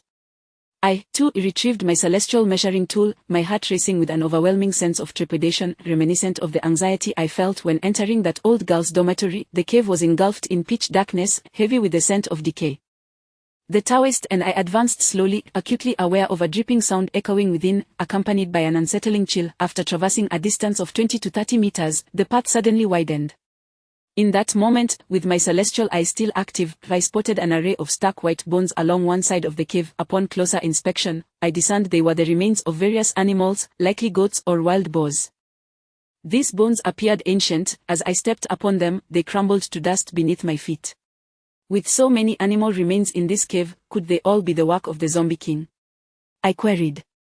"Must you even ask?" the Taoist replied, continuing his stride. After advancing another 70 to 80 meters, I encountered a vast expanse of bones. My breath caught in my throat upon realizing that some of these remains resembled those of young children, approximately 2 to 5 years of age. Fearful, I glanced at the Taoist and asked, "Old Luo, has the Zombie King really slain so many children?" "Those are not the remains of children, they belong to monkeys from the mountains. Monkeys share a striking resemblance to humans, hence the similarity in their bones," he explained, easing my fears. My master once informed me that zombies sustain themselves on blood, favoring human blood above all due to its potency in enhancing their powers. In the absence of humans, zombies may resort to the blood of animals, though it lacks the same appeal. Given that monkeys are the closest to humans, it is not surprising that the Zombie King would hunt them for sustenance. As we ventured further, the remains multiplied, densely carpeting the sides of the cave. The sight was truly harrowing, a testament to the countless lives the Zombie King had extinguished over centuries. Should he escape this place and reach civilization, the consequences would be unfathomable. Countless lives could fall victim to his ravenous jaws. Thus, it became evident that our mission to eliminate him was indeed a righteous endeavor. Such malevolence should never have been allowed to exist. The path ahead widened as we continued onward. After traversing over 100 meters, we stumbled upon a grand stone chamber, light filtering from within. Just as I was about to advance towards the chamber, the Taoist abruptly seized my arm, whispering, "Do not proceed any further, look over there." Upon following his gaze, I was struck with astonishment. At the heart of the chamber stood a massive stone platform, upon which lay an enormous stone coffin, intricately adorned with unfamiliar runes that exuded an eerie aura. "Is the Zombie King contained within that coffin?" I inquired in hushed tones. "Make no loud noises, lest we rouse the Zombie King. Keep this talisman close, it will mask our life force from him. Should he sense our vitality, he will be immediately alerted and come forth to slay us," the Taoist cautioned. After securing the talisman, the Taoist led me cautiously into the stone chamber. Upon entry, I noticed a circular opening above, through which cool moonlight cascaded, enveloping the coffin in a silvery glow. My master had once mentioned that highly powerful zombies could absorb the essence of the sun and moon, as well as the spiritual energy of the earth. The moonlight bathing the coffin would nourish the creature ensconced within. As I surveyed the chamber further, I noted several openings from which a cold breeze wafted, likely leading outside. Additionally, numerous large stones adorned the cave, their origins a mystery, whether placed there by human hands or part of the natural formation. We concealed ourselves behind a sizable rock within the chamber, casting our gaze upon the colossal stone coffin. "Old Luo, when shall we make our move?" I inquired. The Taoist paused to calculate before responding, "There is no need for haste. Ideally, we should confront the zombie king during the day when he is most vulnerable to light. However, he differs from ordinary zombies, or while they shun light entirely, the zombie king merely finds it uncomfortable. We should strike in an hour, as that will be when he is at his weakest, compelled to absorb the moon's essence. Before he emerges, we will set up a formation around the coffin to trap him, then we shall charge in and overturn him. I regarded the Taoist skeptically, retorting, "You make it sound rather simple, as if we are merely confronting a child from kindergarten. Do you truly believe we can handle him?" "Rest assured, I have made ample preparations, follow my lead, and success is guaranteed," he replied, patting his backpack with confidence. I knew he had undoubtedly equipped himself with various tools to combat the zombie king. Yet, as I gazed at the stone coffin, an unsettling feeling gnawed at me. Indeed, it was the coffin that felt amiss. The runes adorning its surface were unlike any I had ever encountered. I harbored a growing suspicion that the zombie king was not a natural occurrence, and the coffin itself radiated an unnatural quality. For now, we could only wait here. After another half hour, we would emerge to set our trap.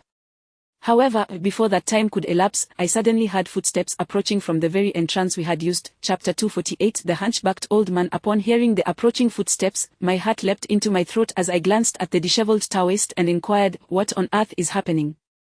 How could anyone possibly find this secluded place?" The disheveled Taoist appeared equally bewildered and replied, "I have no idea. Could it be those 4 adventurers from before have also stumbled upon this location? Let us observe the situation before making any decisions. We shall act according to the circumstances," I whispered. Thus, the 2 of us concealed ourselves behind a large boulder, with a cave entrance behind us, the exit to which remained uncertain.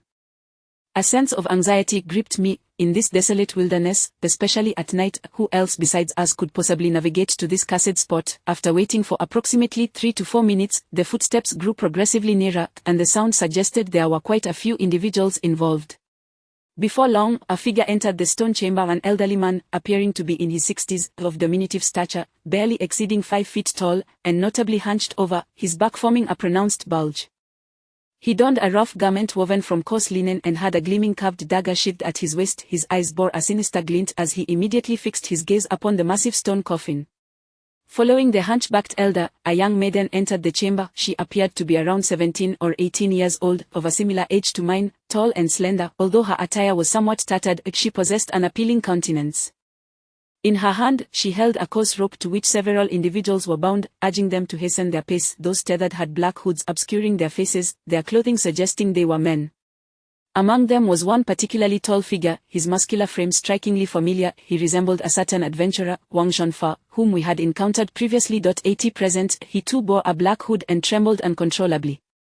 The hunchbacked elder led his entourage to a halt within 5 meters of the stone coffin, casting a glance back at the bound men and commanded, "Ruyon, keep a watchful eye on these individuals. The time to commence is nigh." "Rest assured, master, they shall not escape," the maiden, Ruyon, declared with confidence. At that moment, the disheveled Taoist and I exchanged glances, both our expressions riddled with confusion, entirely at a loss as to the intentions of this peculiar duo, accompanied by the 4 captives. However, I could discern a flicker of dread in the Taoist's eyes. Suddenly, I felt an unsettling suspicion that he was concealing something significant from me, and that his purpose in bringing me here was far from straightforward. Yet, with others present in the chamber, communication between us was impossible. I could only implore him with my gaze, to which he merely shook his head, signaling me to remain silent. After a brief interval, the maiden approached the stone coffin alongside the bound men. The hunchbacked elder scrutinized the coffin for some time before stating, "The corpse done of the zombie king is nearing completion. It requires just a touch more refinement. We shall use these individuals to nourish the zombie king, and the done shall be nearly ready." "Master, will this done truly enhance our cultivation significantly?" Ruyon inquired. "Indeed, the zombie king is a rare and malevolent entity. Had I not discovered him decades ago and spent countless years refining him, he would not possess such formidable power. My intention in refining him is to extract the dun from within his corpse. Once acquired, it will not only greatly augment our cultivation but also bestow longevity. Extending one's life by decades is entirely feasible," the hunchbacked elder chuckled ominously. "Master, let us begin at once. If insufficient, I shall capture more swine to feed this zombie king," the maiden jovially suggested. Their conversation left me utterly incredulous. To think that the zombie king was a creation of the hunchbacked elder, and that they intended to feed him living humans was a grotesque display of inhumanity. Particularly disheartening was Ruyon's complete lack of empathy, referring to the captives as mere swine. Just then, the hunchbacked elder approached the massive stone coffin, producing a large bell from his waist. He rhythmically shook it in hand, producing a series of resonant chimes while reciting an incantation. Moments later, an astonishing occurrence unfolded. Dark, putrid energy emanated from the coffin's seams, carrying with it a foul stench that wafted toward us. I gripped the Xiao Pang tightly, my heart racing as if it might leap from my throat. After a while, an eerie sound resonated from within the coffin, reminiscent of fingernails scraping against the wooden lid. A series of disconcerting crackling noises echoed from the direction of the coffin, and as I turned my gaze, I witnessed the lid shifting incrementally, releasing a torrent of dark energy that surged forth. In the next moment, a pair of grotesque hands emerged from the coffin, each finger adorned with long, dark nails, thick and sharp, resembling daggers that extended several inches in length. Shortly thereafter, a primal roar akin to that of a wild beast erupted from within the coffin. The stone lid swiftly opened halfway, revealing a colossal figure rising from the depths of the coffin. With a resounding thud, the entity launched itself from the coffin, standing erect before us. In that instant, I beheld the true visage of the Zombie King. His face was an ominous shade of black, covered in scales reminiscent of fish, his blood-red eyes glinting menacingly, and his mouth filled with sharp, jagged teeth, presenting a truly terrifying sight. Towering over us at nearly 2 meters, his imposing frame bore tattered rags, remnants of clothing long since decayed. A thick cloud of dark energy enveloped him, instilling an overwhelming sense of dread. The mere sight of him was enough to instigate an instinctual urge to flee. As the Zombie King rose, the bell in the hunchbacked elder's hand chimed once more, and in a swift motion, the Zombie King leapt forth from the coffin. Chapter 249 Hurt like a snake's venom. When the Zombie King leapt from the stone coffin, a dull thud resounded, causing my heart to race erratically. Simultaneously, I heard the clanking of chains. As I glanced behind the Zombie King, I discovered that his legs were bound by several thick iron chains, the other ends secured within the coffin. This indicated that the hunchbacked old man harbored considerable apprehension towards the Zombie King. Otherwise, he would not have confined him with such heavy chains. Upon emerging, the Zombie King emitted a low, guttural growl, his parched nostrils flaring as if he sensed the vitality emanating from the living.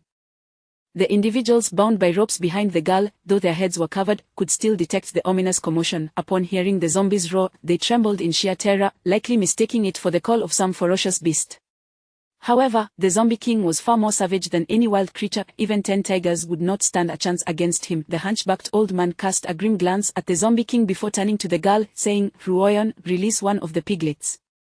Upon hearing this, the girl wielded a dagger and swiftly severed the ropes binding one of the captives. With a kick, she propelled the man towards the hunchbacked old man, who fell to his knees before him. The old man removed the hood from the captive's head. Upon seeing the Zombie King standing merely 3 meters away, the man let out a blood-curdling scream and crumpled to the ground, his face drained of color, lips quivering in fear. A common person would scarcely have encountered such a terrifying entity. The petrified man was not any of the travelers I had previously met. He appeared to be in his 30s, likely seeking thrills in this primordial jungle. The hunchbacked old man surveyed the paralyzed man with a sinister grin before addressing the Zombie King. "Here, my dear corpse king, I have brought you a delectable morsel. Why delay? Partake swiftly." No sooner had he spoken than the Zombie King emitted another low growl and lurched forward, the chains rattling ominously, causing even the colossal stone coffin to tremble. He opened his gaping maw, ready to bite into the man, though he could not reach him. At that moment, an eerie spectacle unfolded. A thick, black aura emanated from the Zombie King's body, enveloping the incapacitated man. In mere moments, the man's body appeared to levitate off the ground, suspended in mid-air. It was as if an invisible hand had seized his throat, his face contorted in agony, veins bulging as he emitted choking sounds. After a brief interval, the man's blood vessels burst forth, and crimson streams gushed from his nose, mouth, and eyes, all swirling towards the Zombie King. The zombie, with his mouth agape, eagerly drank in the flowing blood. Witnessing this horrifying scene sent chills coursing through me. Fury ignited within my heart as I grasped my weapon tightly, ready to charge forward. This hunchbacked old man was nothing short of a beast, using the living to refine his undead minion, the transgression against the natural order. Having been trained in orthodox Taoist practices since childhood, I harbored an intense aversion to such malevolent sorcery. However, just as I prepared to act, a large hand seized my arm. I turned to see the disheveled Taoist, his expression grave, shaking his head to signal me not to approach. His grip tightened around my arm, as if fearing to let go. In that fleeting moment, the once vibrant man had been completely drained of blood. His lifeless body collapsed to the ground, now a mere desiccated corpse, his face frozen in an expression of sheer terror.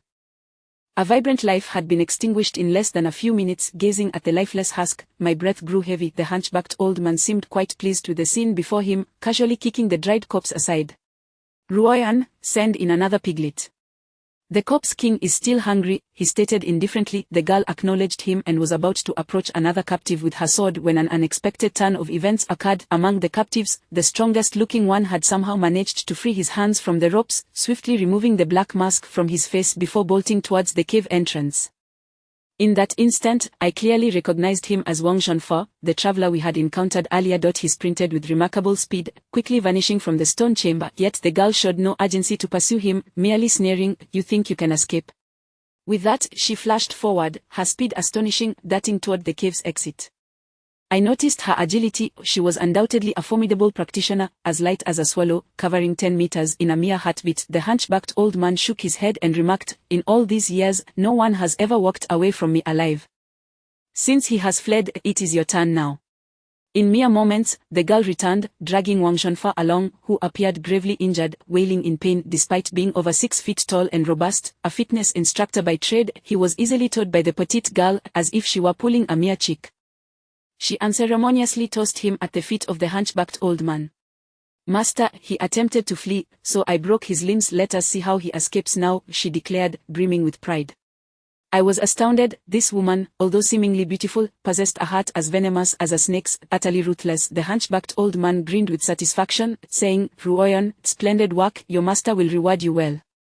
"Thank you, master," she replied, her face alight with joy. The zombie king, having caught the scent of Wang Zhonfa's vitality, became agitated once more, straining against his chains. I took a deep breath, unable to restrain myself any longer. Chapter 250. The vigilant heart. I was unfamiliar with the first individual who met his demise, nor did I anticipate that the zombie king would so swiftly render him a mere husk. However, I was acquainted with Wang Zhonfa. We had shared conversations and meals together. To witness Wang Zhonfa perish in such a brutal manner right before my eyes, and to remain passive, would have left me unable to reconcile with myself. Yet, the disheveled Taoist beside me had already discerned my thoughts and once again restrained me, silently mouthing, "Do not approach, we shall all perish." He communicated through gestures, refraining from uttering a sound, and I observed beads of sweat forming on the forehead of the usually bold disheveled Taoist. Not far off, Wang Zhonfa's heart-wrenching screams echoed. He must have caught sight of the zombie king and was utterly terrified. Just as I was about to speak to the disheveled Taoist, he abruptly grasped my arm and pointed toward the cave behind us, once again silently urging, "Quickly, follow me." Without further ado, the disheveled Taoist yanked me sharply, and while the hunchbacked old man and the young girl remained oblivious to our escape, we swiftly darted into the cave behind us.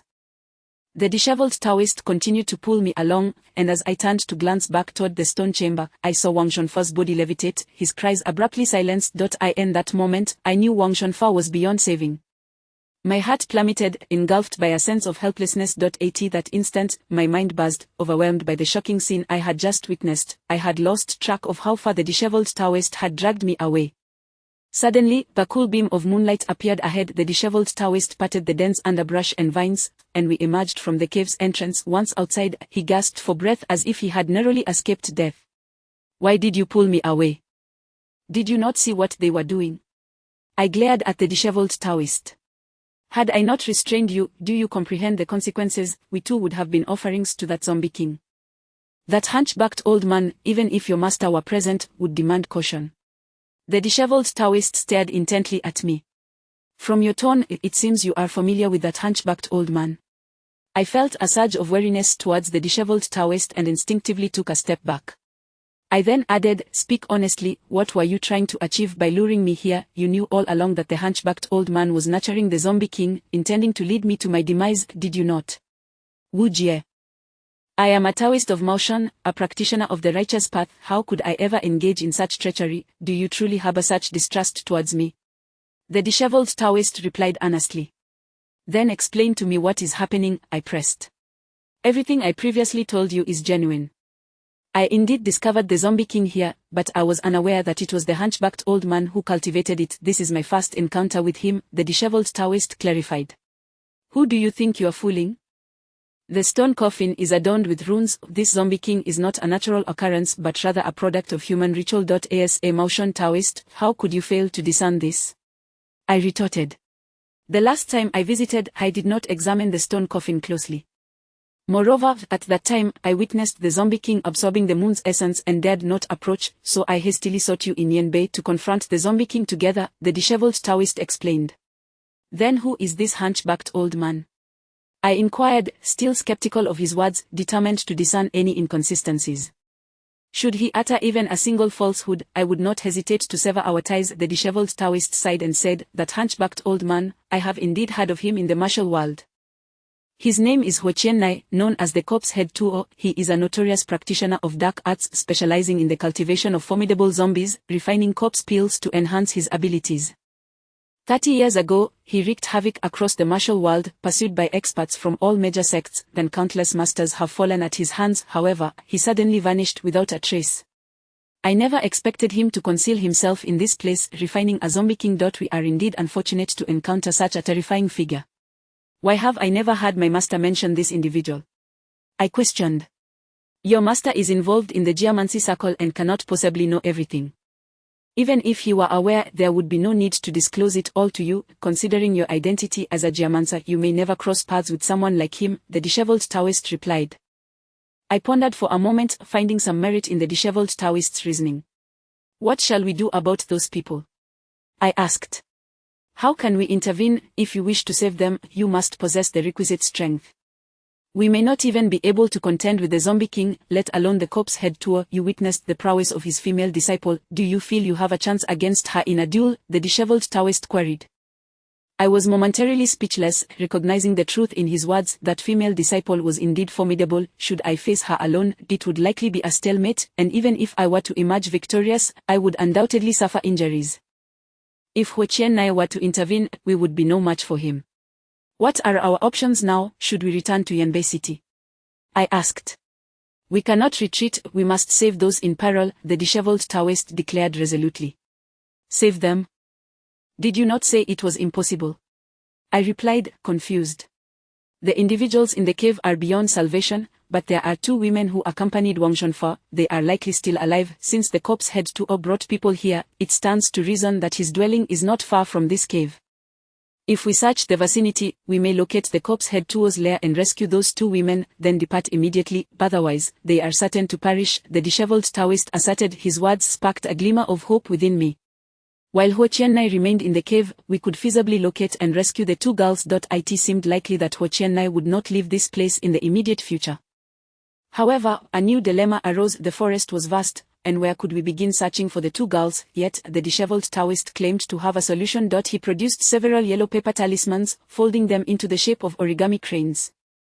After performing a gesture and reciting an incantation, he blew gently upon the cranes and cast them into the air, where they soared in various directions. This place is not suitable for lingering.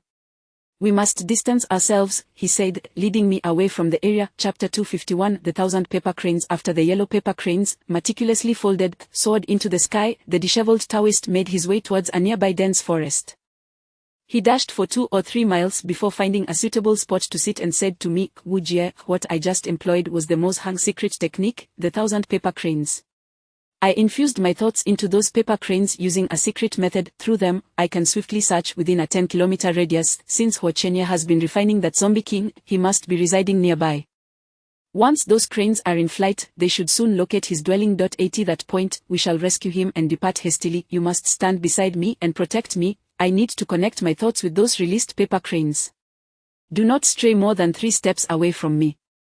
I nodded in understanding. His method was akin to the one I had used to infuse my spirit into that bird. However, it was evident that the disheveled Taoist was more adept. He had released 8 paper cranes at once, which was quite a feat to maintain a connection with all of them. After uttering these words, the Taoist formed a seal with his hands and sat motionless on the ground. I settled beside him, waiting in silence, though my mind wandered to other matters. Wang Shunfa and that man named Song Haojie were surely doomed. It seemed that all the efforts we had expended to reach this cursed place would yield no reward for the corpse done. It felt as though we had made this journey in vain, suffering considerable fright in the process. Such a situation left me exceedingly displeased. Simultaneously, I couldn't shake off a sense of dread. If the disheveled Taoist hadn't held me back, I might have rashly charged out to confront Huo Qiannai, likely ending up as fodder for that zombie king. It was hardly fair to blame us for not attempting a rescue. Otherwise, we might have lost our lives in the attempt. While I was lost in these thoughts, the disheveled Taoist suddenly opened his eyes, exhaled deeply, and beckoned, "Let us go, I have located the old fellow's dwelling." "Where is it?" I inquired. "Just follow me. It is not far from here, no more than 3 miles. We must act swiftly, but if Huochenia returns, we shall not escape," he replied, quickening his pace, and I kept up with him, running swiftly. Approximately 10 minutes later, we traversed a vast expanse of forest and suddenly beheld a clearing ahead. Within that clearing stood several wooden houses, faint glimmers of light flickering within. The disheveled Taoist pointed towards the wooden structures and said, "Within this 10-kilometer radius, these are the only houses. It must be Huochenia's hideout. The 2 girls are likely here, we must move quickly." With that, the disheveled Taoist crouched low, moving stealthily towards the wooden houses like a cunning fox. I followed closely behind, gripping my Xiao Pang ruler as we advanced. Soon, we approached the vicinity of the wooden houses, which were enclosed by a fence, and there were even vegetables growing in the yard. Among the houses, one was illuminated. "Old Luo, is it possible that besides Huochenia and his female disciple, there are others living here?" I asked. The disheveled Taoist shook his head, replying, "I cannot say for certain. The paper cranes could only show me that there were houses in the area, but I dared not let them get too close. If anyone were present, we would be exposed." "Shall we sneak inside to take a look?" I suggested. The disheveled Taoist nodded, lightly springing over the fence, and I swiftly followed suit. We crept quietly to the back of the illuminated room. Just as we crouched down, we heard voices emanating from within. The first was a girl's voice, filled with despair as she pleaded, "Big brother, please let us go, we won't say a word, we won't tell anyone, please." It was Li Gu, the girlfriend of the fitness instructor Wang Shunfa, her voice unmistakably familiar. Smack. A sound of a slap echoed, and Li Gu let out a muffled groan, subsequently breaking into quiet sobs. "Stop your nonsense. Strip off your clothes and do it yourself," came the impatient voice of a man. The disheveled Taoist and I exchanged glances, then he gestured for me to remain still as I peeked through the window to assess the situation inside. The Taoist nodded, signaling me to be cautious. I slowly rose and discreetly looked through the window. The window was open, covered with a layer of thatch instead of glass. Soon, I discerned the interior scene. In the room, there were 4 girls, 3 were bound to a pillar, while only Li Gu lay on the floor. Beside Li Gu stood a most unsightly man, hunched over, with a square face marred by pockmarks, a scraggly beard, and triangular eyes. His flat nose and wide mouth revealed 2 prominent front teeth jutting out. He was the epitome of ugliness, embodying all the grotesque features imaginable in a single visage. The man appeared to be over 6 feet tall, probably in his 40s.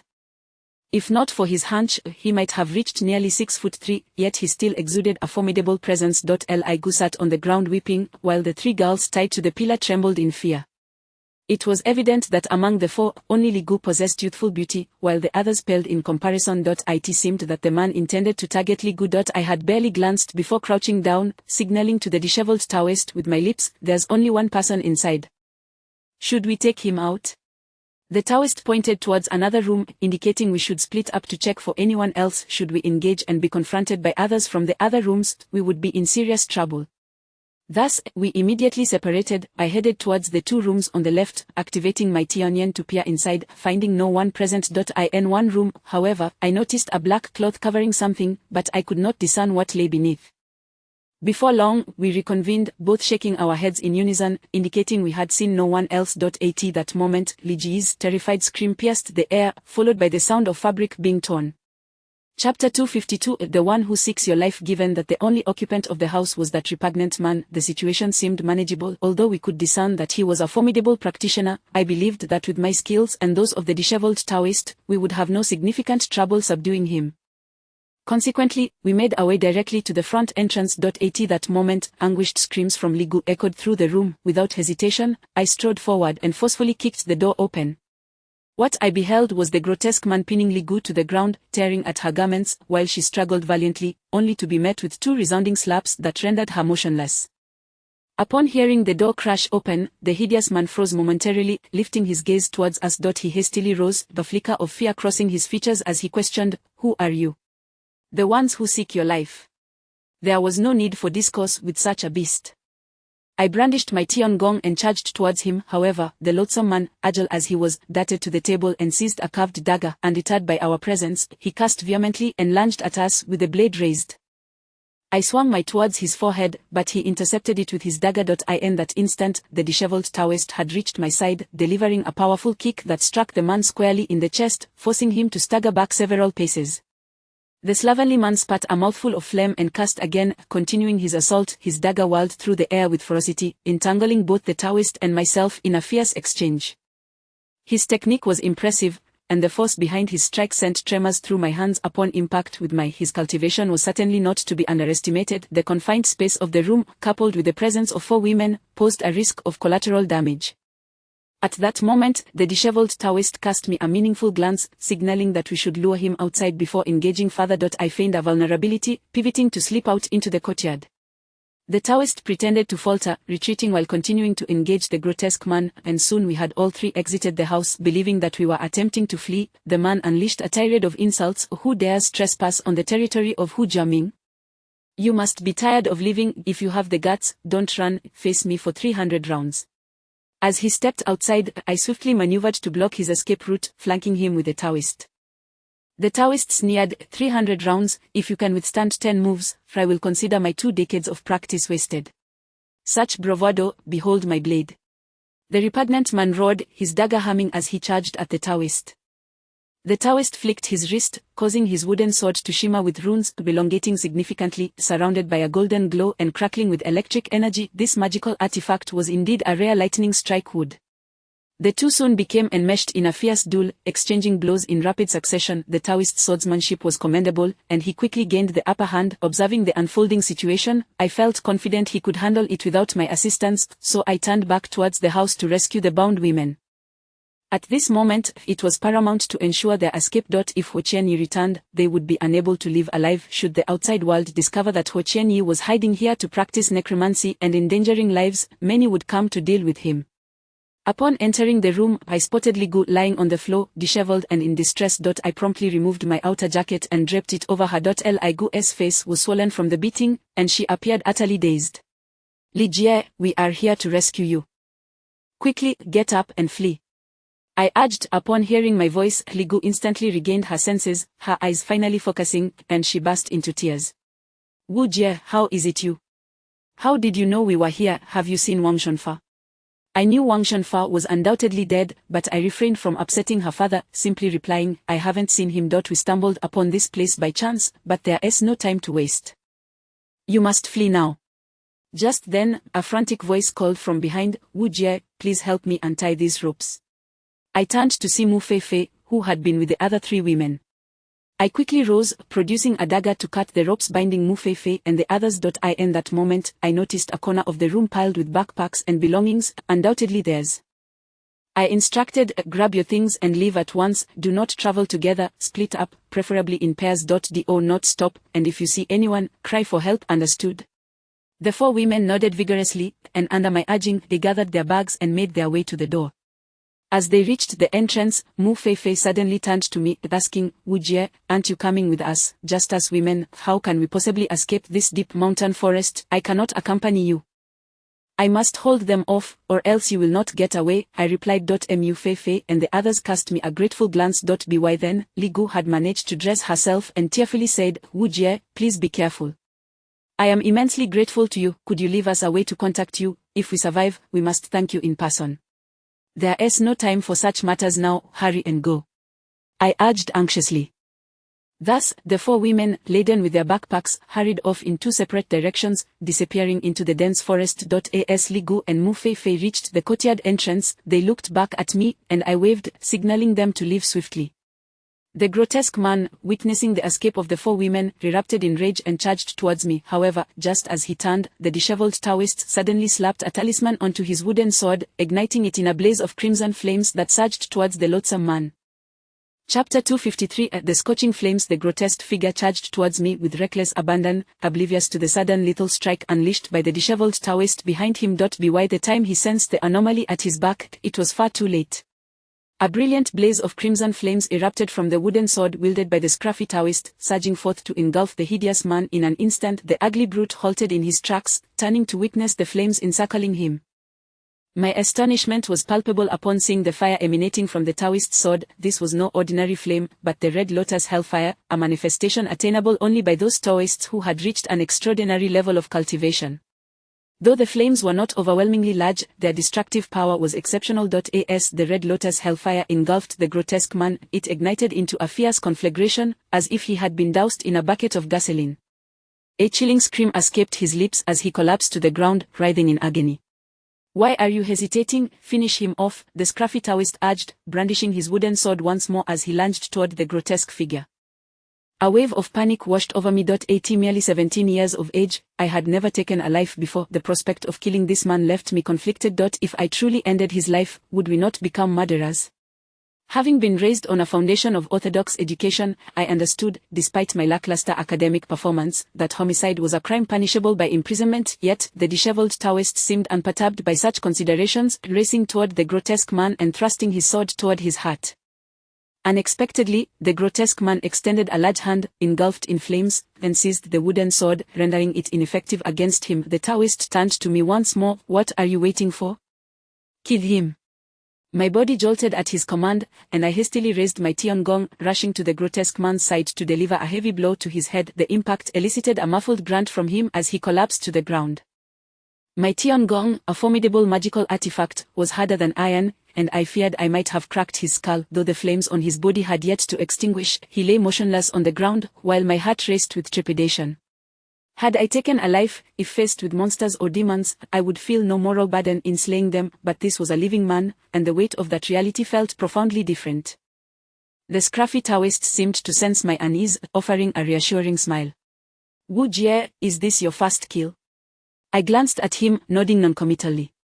"Do not be afraid, you will grow accustomed to it. A man like this has undoubtedly shed the blood of countless innocents. Had we not intervened today, those women would have surely met a grim fate at his hands," he comforted me. Just as we were conversing, I suddenly noticed the grotesque man staring on the ground. And the next moment, a thick cloud of black mist erupted from him, extinguishing the Red Lotus hellfire that had been consuming him. Caught off guard, the grotesque man sprang to his feet and dashed towards the house. "What the hell? He is still alive!"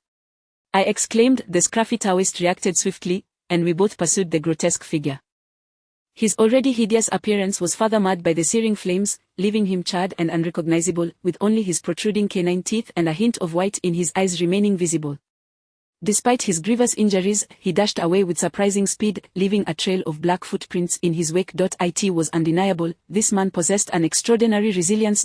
As we reached the doorway, the grotesque figure slipped into another room. The Taoist, a step ahead of me, rushed inside, though I found myself puzzled as to why he chose to hide in a room rather than flee elsewhere. Was he not leading us into a trap? But in the next instant, the reason became clear. The Taoist halted, exclaiming in shock, "Good heavens." Suddenly, the door to the room burst open, and a zombie leaped out, lunging directly at the Taoist. To my horror, it was not the only one. Within moments, 4 or 5 zombies had emerged from the room. "Back out," the Taoist shouted, and I quickly retreated outside. Shortly after. Simultaneously, a loud crash echoed from the back of the house, as if a window had shattered. "This is bad. That guy has escaped. We cannot let him live alive. If he goes to Saman Huochienye, we are doomed," the Taoist exclaimed in a state of urgency. "You pursue him. I'll handle these zombies." He has sustained such severe injuries, he won't be able to run far, I declared. "Can you manage them?" the Taoist questioned, his voice tinged with concern. "I'm fine. Hurry and go after him," I insisted, already brandishing my tiangong and striking the nearest zombie with force. The tiangong struck the zombie's forehead, and a flash of golden light erupted as it fell lifelessly to the ground. It was evident that these zombies were not formidable foes. Their tattered clothing suggested they were once adventurers who had wandered into these remote woods. Their desiccated corpses were likely the remnants left after the zombie king had drained their blood and transformed them. "Be careful. I'll pursue him now," the Taoist called out, gripping his wooden sword as he dashed away. With a swift stroke, he unleashed a torrent of flames, engulfing 2 zombies in a blaze. They stumbled forward a few paces before collapsing to the ground, crackling and sizzling. The grotesque man clearly understood that these zombies were no real threat to us, using them as a diversion to make his escape. From the room, a continuous stream of zombies emerged, numbering over a dozen, startling me. I continued to retreat, retrieving several wooden nails from my belongings. Chapter 254. The Taoist sends you on your journey. Back when I was in the old female dormitory, in my attempt to rescue that little spirit, I cast down 5 pitchwood nails to block the encroaching malevolent energy. Those 5 nails remain embedded within that old dormitory, and I have 5 left on me. These nails have been handled by my master for no less than 8 years, inscribed with countless intricate runes designed to suppress all malevolent entities. They are most suitable for dealing with such zombies. To label the creatures leaping out from the house as zombies is somewhat of a misnomer. They are, at best, mere corpse puppets. Anyone who has had their blood consumed by the zombie king becomes tainted with corpse poison, thus transforming into its puppets. Hence, they are referred to as corpse puppets. These puppets have been refined and are somewhat stronger than ordinary ones, yet they pale in comparison to true zombies, let alone the zombie king. At this moment, those corpse puppets were bounding towards me, and I continuously retreated. I aimed a pitchwood nail at the one in the forefront and hurled it with force. The nail struck squarely in the forehead of the puppet. Instantly, it activated its suppressive power, and the runes shimmered. The puppet was frozen in place, trembling uncontrollably before collapsing to the ground. As it fell, a white corpse aura began to emanate from it, soon transforming it into an ordinary desiccated corpse. With each pitchwood nail I released, the approaching puppets toppled one after another. In the blink of an eye, more than half of them had fallen. The remaining ones posed little threat. Grasping the heavenly scale in my left hand and a corpse-restraining talisman in my right, I charged at the 6 or 7 remaining puppets. Each time the heavenly scale struck a puppet, they were sent flying, releasing a noxious white corpse aura. I deftly affixed the corpse-restraining talisman onto another puppet, immobilizing it. In a swift motion, I dispatched 3 more and snatched a pitchwood nail from the forehead of one of the fallen puppets, continuing my assault on the encroaching horde. Within 5 minutes, the dozen or so puppets lay sprawled on the ground, lifeless. I took a moment to catch my breath and approached the fallen puppets to retrieve the nails, carefully stowing them away. A glance around revealed no trace of the disheveled Taoist or the ugly man. However, I recalled the direction in which the Taoist had pursued him, and without hesitation, I grabbed the heavenly scale and set off in that direction. As I passed the backyard, I noticed a shattered window. Undoubtedly, the ugly man had fled through that very opening. With my third eye opened, I discerned varying depths of black footprints on the ground. The ugly man, having been scorched by the Taoist's red lotus flame, was now charred and gravely wounded, yet he was formidable. At a critical moment, a thick black corpse aura emanated from him, extinguishing the red lotus flame.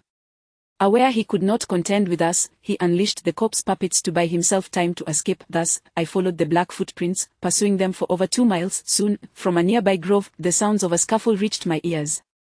My heart tightened, yet I dared not approach recklessly. I lowered my body and moved stealthily through the surrounding tall grass towards the source of the commotion. Before long, I beheld the disheveled Taoist wielding a thunder-striking wooden sword, engaged in combat with the ugly man. The latter, brandishing a carved blade, retaliated while demanding, "Who are you, and how did you find this place? You need not concern yourself with my identity. Your malevolent deeds will not go unpunished," the Taoist retorted, fire erupting from his wooden sword, forcing the ugly man to retreat. Injured, he was clearly outmatched by the Taoist.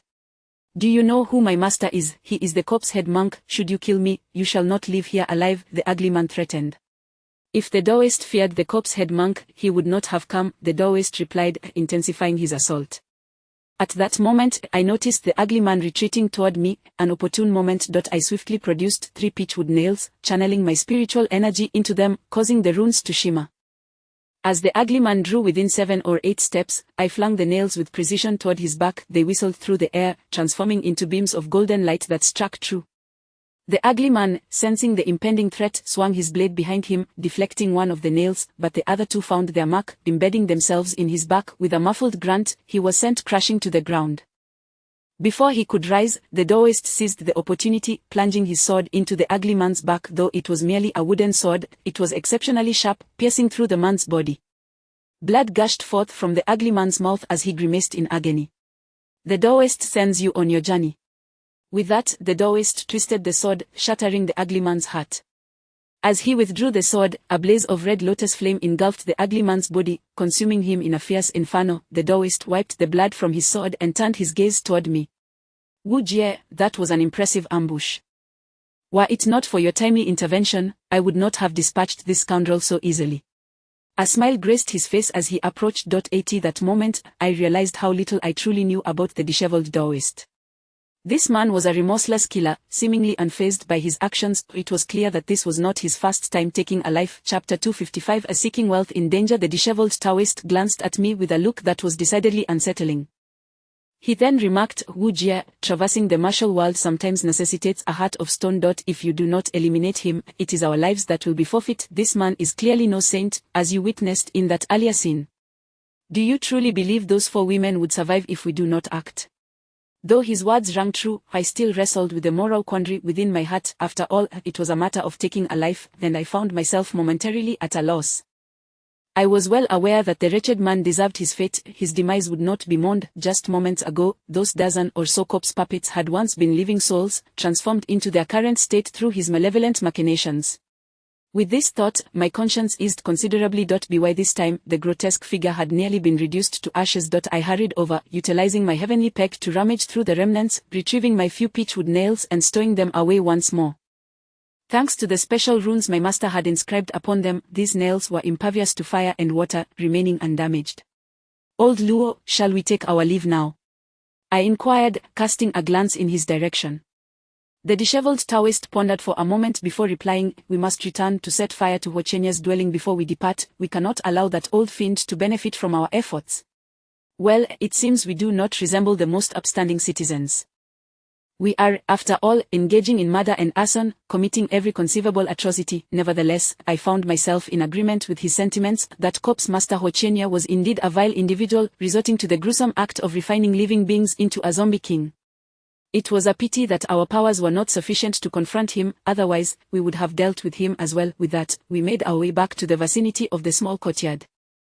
The disheveled Taoist surveyed the numerous corpses scattered about and turned to me, saying, Wu Jie, you have done remarkably well, managing to handle all these zombies. They are not quite zombies. Merely corpse puppets, and not too troublesome, I replied. These poor souls have met a dreadful fate, falling prey to Huochenya. Let us set their bodies ablaze. It would be an act of virtue, allowing them to find peace in the afterlife, the disheveled Taoist suggested, moving towards one of the dried corpses and lifting it effortlessly into the wooden house. The blood and moisture had long since been drained from these desiccated remains, rendering them light. I, too, picked one up with a single hand and placed it within the wooden structure. Within a few minutes, we had deposited all of the corpses inside. The disheveled Taoist gazed at the collection of lifeless forms and murmured, Rest now, brothers, your tragic end may simply be the fate you were destined for. In your next life, may you refrain from indulging your morbid curiosity and refrain from wandering into the depths of the mountains. I hope you all find a better reincarnation. As he spoke, the Taoist brandished his lightning wood and, with a swift motion, cast a talisman upon the pile. Instantly, a surge of crimson flames erupted from the blade, engulfing the corpses before rapidly spreading to the surrounding wooden structures. The inferno blazed fiercely, and before long, it consumed several of the wooden houses. The disheveled Taoist then clapped me on the shoulder, urging, we must depart swiftly. Once the fire rages, Huochenya and his female apprentice will soon arrive. If they return while we linger, our escape will be impossible. I nodded in agreement, and we swiftly darted into the dense forest nearby. Just as we entered the thicket, I glanced back and spotted 2 figures emerging from the opposite side of the woods, Huochenya and his apprentice, Ruoyan. My heart raced at the sight of them, and I felt an urgent need to flee. A direct encounter would spell our doom. To my surprise, the disheveled Taoist seized my arm, pressing down on my shoulder and signaling for me to crouch behind a patch of grass. I shot him a questioning look and whispered, Are you out of your mind? Do you not see that the corpse master and his disciple are returning? Fear not, the most perilous places often provide the greatest safety. They would never expect us to be here. The disheveled Taoist chuckled softly. Huochenya and his apprentice stood aghast at the sight of their house engulfed in roaring flames, the fire blazing fiercely. Their expressions darkened, particularly Huochenya, who trembled with rage, bellowing, Who the hell did this? If I catch that scoundrel, I shall skin him alive. Master, could it be that the senior brother has already fallen? The young girl inquired with concern etched upon her face. Do not concern yourself with your senior brother for now. The fire has only just ignited. I suspect the one who set it ablaze has not strayed. It is likely your senior brother has gone after him. Let us search and see if we can still catch up, Huochenya replied coldly. Upon hearing this, my heart raced with alarm as I turned to the disheveled Taoist. Should we not leave, they will be here any moment. Wu Jie, are you interested in a grand adventure? The disheveled Taoist suddenly grinned at me. A sense of foreboding washed over me at his expression. I sensed he was up to no good. What are you planning? I inquired. Now that Ho Qianye and his apprentice have returned, the Zombie King remains in that cave. They will undoubtedly search for us, and in this moment, we shall stealthily return to the cave and eliminate the Zombie King, claiming his corpse done. This will not be a wasted journey. After days of travel, we cannot leave empty-handed, the disheveled Taoist chuckled wickedly. Madman, this fellow is utterly reckless. I regretted accompanying him. Have you lost your mind? What if Ho Qianye returns while we are confronting the Zombie King, trapping us? I exclaimed. Why are you always so fearful? There is truth in the saying, fortune favors the bold. Consider the power of the corpse done. Acquiring it would surely enhance your eight-tailed fox's abilities, and our own cultivation would see a significant boost. Without taking risks, the corpse done will not simply fall from the heavens, the disheveled Taoist argued persuasively. His words stirred a flicker of intrigue within me. This man's eloquence was undeniable, yet I still sensed something amiss. What about those two? I asked, glancing toward Ho Qianye. I have my plans. I will draw them away in the opposite direction of the zombie cave. We must act swiftly to eliminate the Zombie King, the disheveled Taoist replied earnestly. You are not suggesting that you divert them while I confront the Zombie King alone, are you? I asked incredulously. How could I possibly do that? You would not stand a chance against the Zombie King alone. With that, the disheveled Taoist produced several yellow paper talismans from his belongings, rapidly folding them into the shape of 1,000 paper cranes, before clasping them in his hands and beginning to chant an incantation. Chapter 256 Every man has his fate. This time, the disheveled Taoist priest crafted a large origami crane from several sheets of yellow paper. After muttering a spell, he blew gently upon the crane and tossed it aside, watching as it soared rapidly towards the rear of the house engulfed in flames. This was yet another application of the 1,000-cloud crane technique. After the paper crane had flown a considerable distance, Ho Qianye, standing in the courtyard, seemed to sense something amiss. With his cold, penetrating gaze, he peered towards the back of the house and solemnly declared, "Someone is fleeing towards the rear of the house. Quickly, follow me." With that, Ho Qianye leaped into the air, vanishing several meters away in an instant. The girl, Ruo Yen, was equally swift and soon followed suit. Witnessing Ho Qianye's extraordinary agility made my heart race. Such speed could only stem from profound cultivation. After all, he was a seasoned master of the martial world, having practiced for decades, and had survived numerous assassination attempts from various sects, often turning the tables on his assailants. His prowess was undoubtedly exceptional. The combined age of the disheveled Taoist and myself was still less than his. This was a true veteran of the martial arts. Neither the Taoist nor I stood a chance against him. Before long, the master and disciple had dashed far away, and I felt a wave of relief wash over me. I deliberately infused a trace of residual spirit into the 1,000-cloud crane, allowing Ho Qianye to perceive its presence, which is why he pursued it. However, the crane cannot fly too far, 10 miles at most. We must seize this opportunity to deal with the Zombie King, the disheveled Taoist explained as he emerged from the bushes and patted my shoulder, signaling me to follow him. As we walked, I remarked, "I must say, you possess quite a repertoire of tricks." I thought the 1,000-cloud crane was merely for scouting. The techniques of the Maotian sect are numerous. This is but a minor sleight of hand. Rest assured, if you stick with me, I will ensure you enjoy a life of luxury, the disheveled Taoist boasted proudly. Spare me your flattery. When do you plan to repay the money you owe me? I interjected suddenly. The Taoist's expression turned awkward, and he quickly shifted the topic. Let us not dwell on finances, it would only sour our camaraderie. We should hasten to confront the Zombie King. With that, he quickened his pace, employing his light-footed technique, and I, too, utilized my skills to keep up. Having visited the cave entrance previously, we arrived there again in approximately 20 minutes. Yet, as we approached, a sense of trepidation enveloped me, for we were to confront the ferocious Zombie King. When the disheveled Taoist reached the entrance, he hesitated momentarily, glancing back before stating, "Wu Jie, I will take the lead in facing the Zombie King.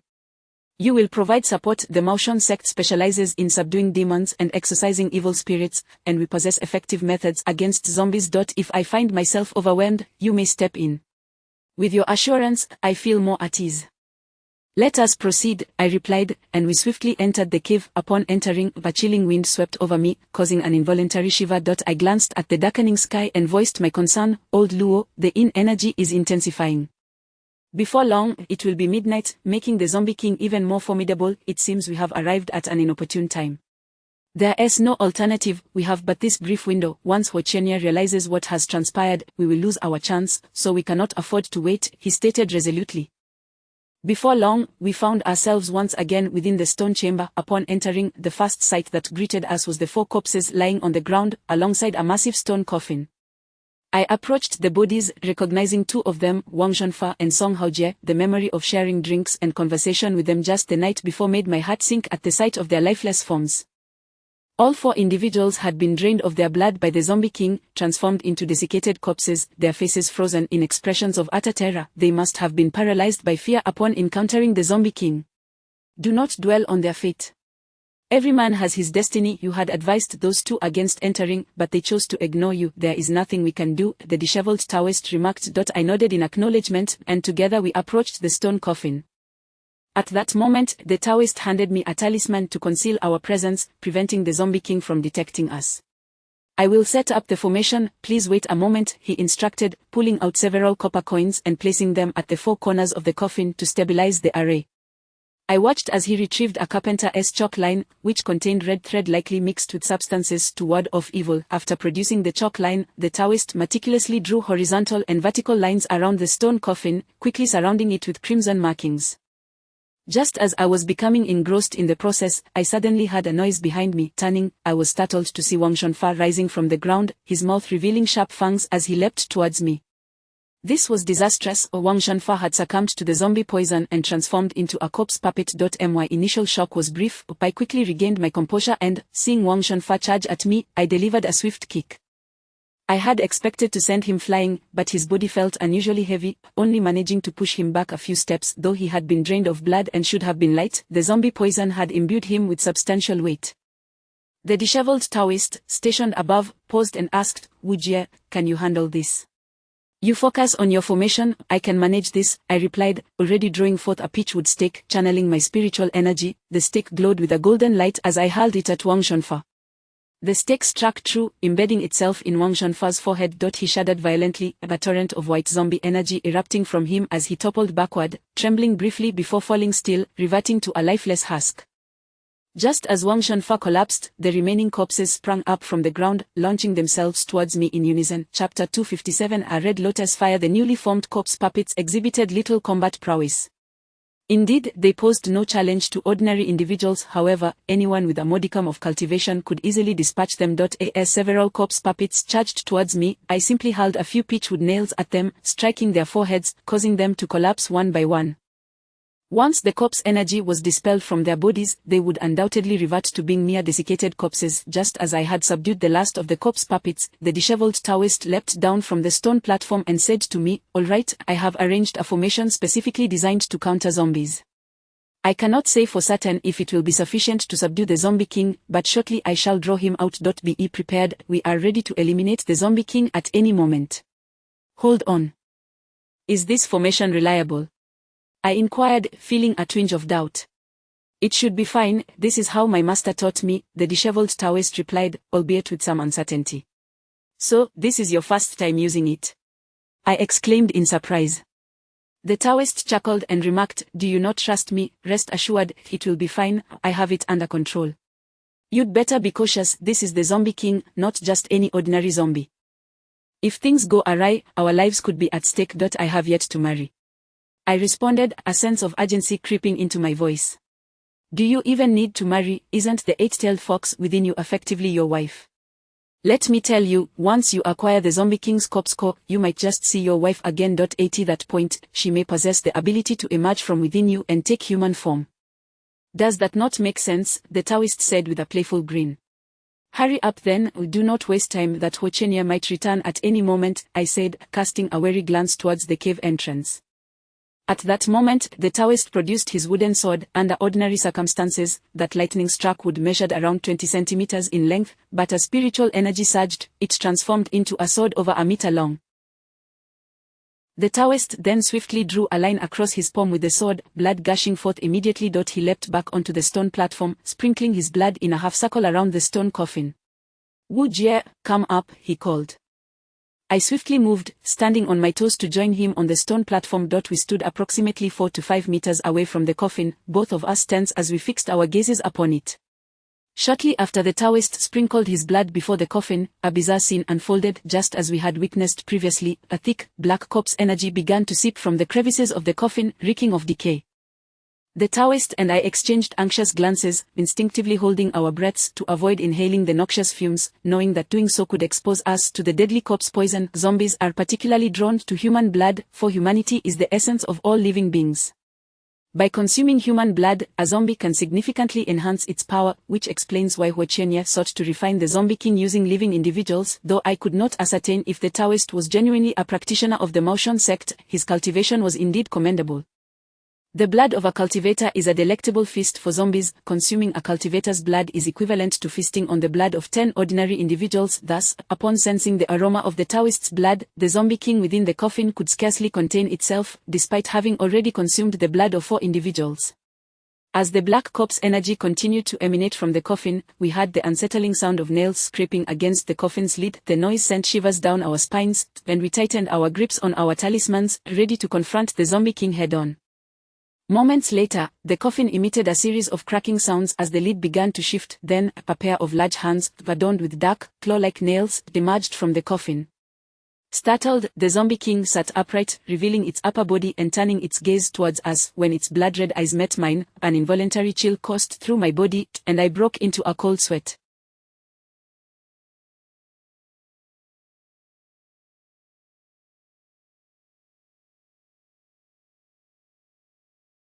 From a distance, it had been difficult to discern the creature's appearance, but now it was all too clear. This being was terrifying. Its eyes were a vivid crimson, 4 large fangs protruded from its lips, and its face was covered in scales reminiscent of fish, with a sunken nose reduced to 2 dark nostrils. No wonder those earlier individuals had collapsed in fear upon seeing the zombie king. I too felt a wave of trepidation wash over me. As it rose, the zombie king's body propelled itself from the stone coffin, leaping forth with alarming speed. Upon emerging, it encountered the formation laid out by the disheveled Taoist, marked by red sigils drawn with a chalk line. As the zombie king's feet made contact with the red symbols, they immediately radiated with a crimson glow. When white smoke began to billow from its legs, the foul corpse energy dispersing into the air. Simultaneously, the red sigils surrounding the coffin flickered with light, coalescing into tangible forms that ensnared the zombie king. The zombie king let out a heart-wrenching roar, akin to the cry of some ferocious beast, reverberating in my ears. It began to thrash violently, but the red sigils multiplied, encircling the creature with over 100 of them, binding it tightly. Despite its desperate struggles, the chains within the coffin rattled ominously. The Taoist shot me a triumphant glance, saying, "Well, is my formation effective?"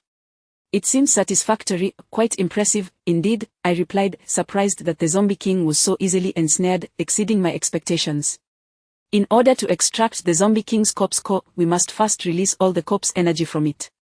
Only then will it be safe. I will summon a red lotus fire to incinerate it, the Taoist declared. With that, he placed several yellow talismans onto his wooden sword, chanting, "By the decree of the Northern Emperor, I command this paper to drive away the malevolent spirits."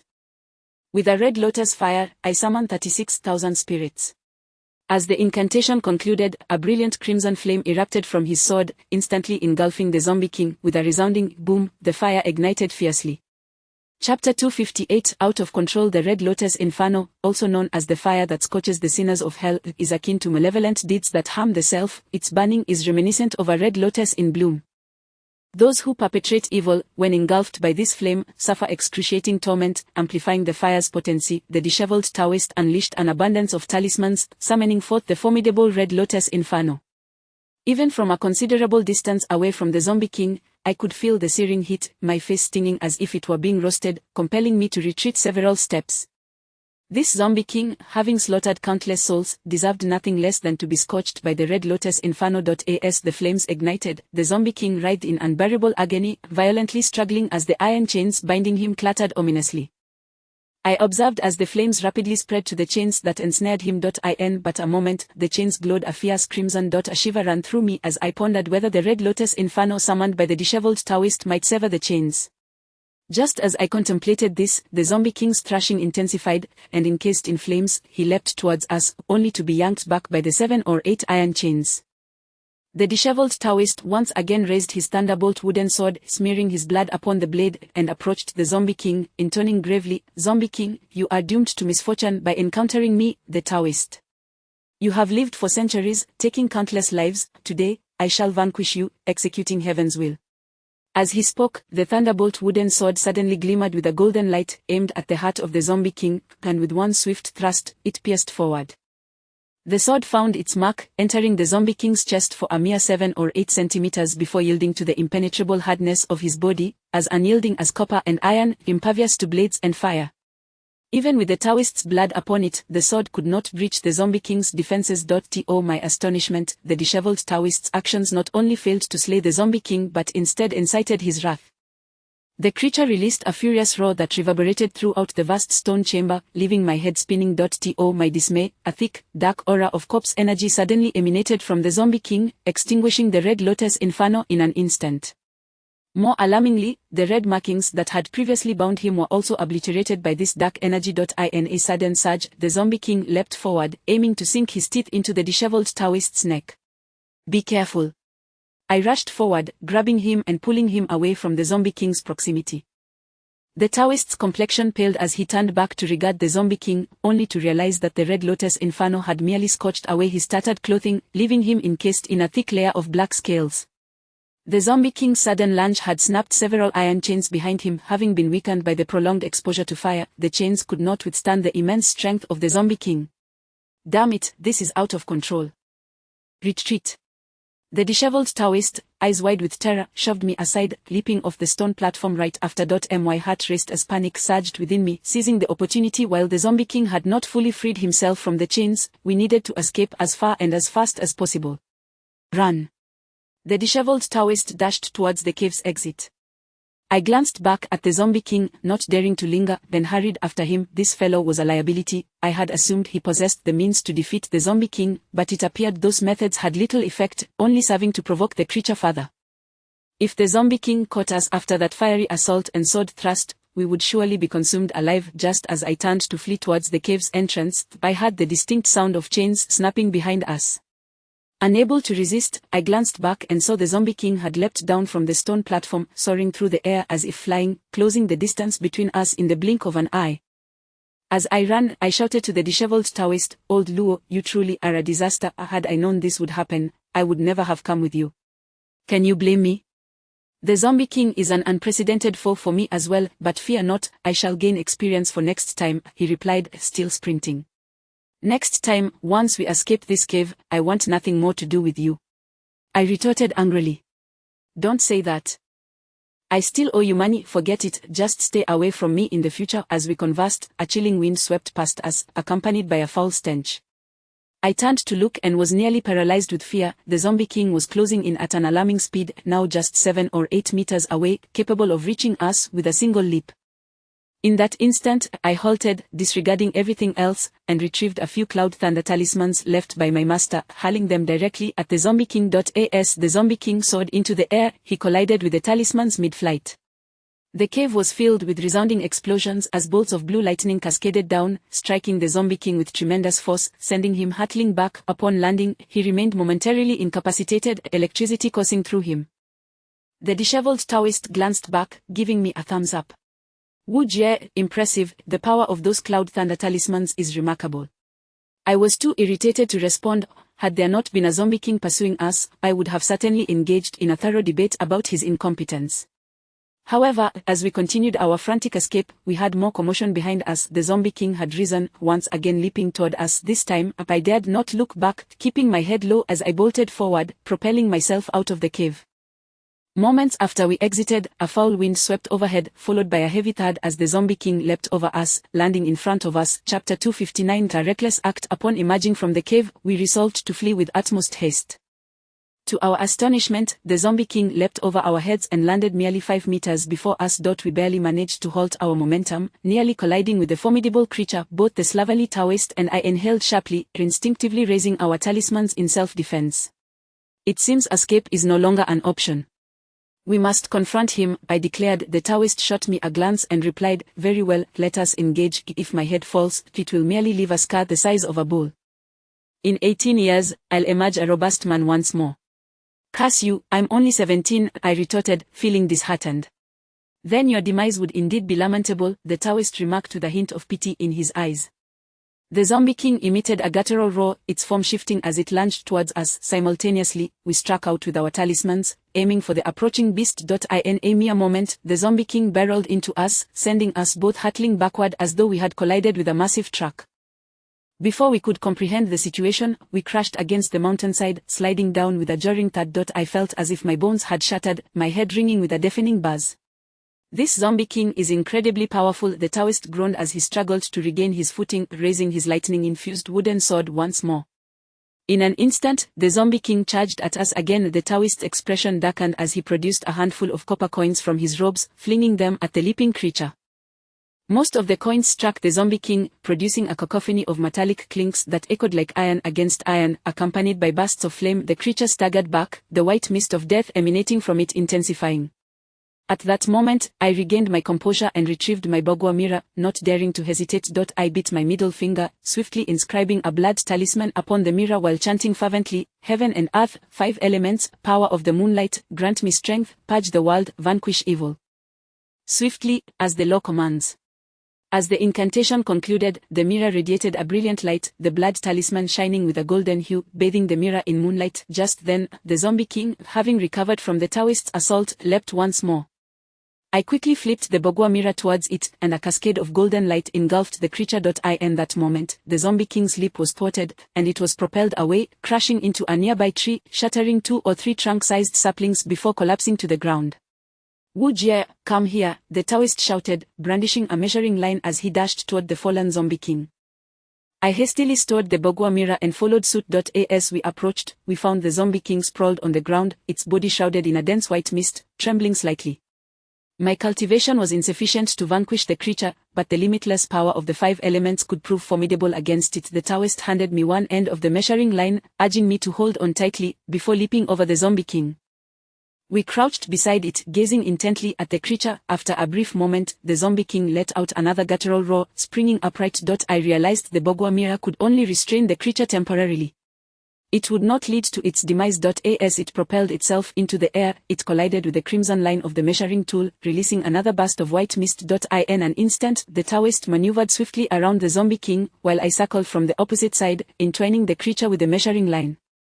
This thread, infused with substances like vermilion and black dog blood, was a slender but effective means of restraint against the Zombie King. However, its immense strength became apparent as we wrapped the line around it several times. The creature began to thrash violently. With a mere shift of its form, it lunged forward, causing both the Taoist and me to stumble backward, barely maintaining our balance amidst a cold sweat. With our lives hanging by a thread, I scanned our surroundings and spotted a stout tree nearby. "Let us bind him to that tree," I suggested to the Taoist. He nodded, brandishing the measuring line, and led the Zombie King toward the tree. By this time, several loops of the measuring line had ensnared the Zombie King, yet the potent aura of death surrounding it was still formidable. Despite the line's efficacy, its hands bound, the creature was momentarily immobilized, but we needed to secure it further before devising a means to end its existence. As the Zombie King approached the tree, we both exerted our full strength, forcefully thrusting it against the trunk. At that moment, the Taoist made a daring move. He darted in front of the Zombie King, producing a piece of motion jade talisman, the very artifact used against the serpent spirit. Without hesitation, he slapped the talisman onto the Zombie King's forehead. The talisman bore the words "Slay demons, subdue evil" in bold red, complemented by an emblem of yin and yang. As it made contact, the talisman radiated a powerful Taoist energy, enveloping the Zombie King in a vibrant green light. It emitted a pained roar, spewing a dark, ink-like mist toward the Taoist. Caught unawares, the Taoist was splattered with the noxious substance, and seeing this unfold sent shivers down my spine. "Old Luo!" I shouted in alarm. Chapter 260, The Fire of Nirvana. The Slovenly Taoist was struck by a dense, dark aura of corpse energy emitted by the Zombie King, causing him to stagger backward and plummet to the ground. A sudden shock coursed through me, and I called out, rushing towards him, but the Taoist, with great difficulty, uttered, "No. Do not concern yourself with me, focus on the Zombie King first." Hearing that he could still speak brought me a measure of relief. At that moment, the Zombie King was immobilized by the Taoist's motion jade pendant, which glowed with a verdant light, causing the creature to tremble and remain motionless as copious amounts of corpse energy seeped from its body. However, this state would not endure for long, or if I did not devise a solution, it would inevitably rise again. Without delay, I retrieved the Tian Gang seal from my possession. As I channeled my spiritual energy, the runes surrounding the seal began to shimmer. I bellowed, the universe is boundless, let the heavens lend their power. Moments later, I slammed the Tian Gang seal onto the chest of the zombie king. The moment it made contact, the creature emitted a horrific howl, and the seal unleashed its true power of absorption. I witnessed the black corpse energy emanating from the zombie king being drawn into the seal. Releasing my grip, the Tian Gang seal remained affixed to the creature's chest, continuing its voracious consumption of the energy.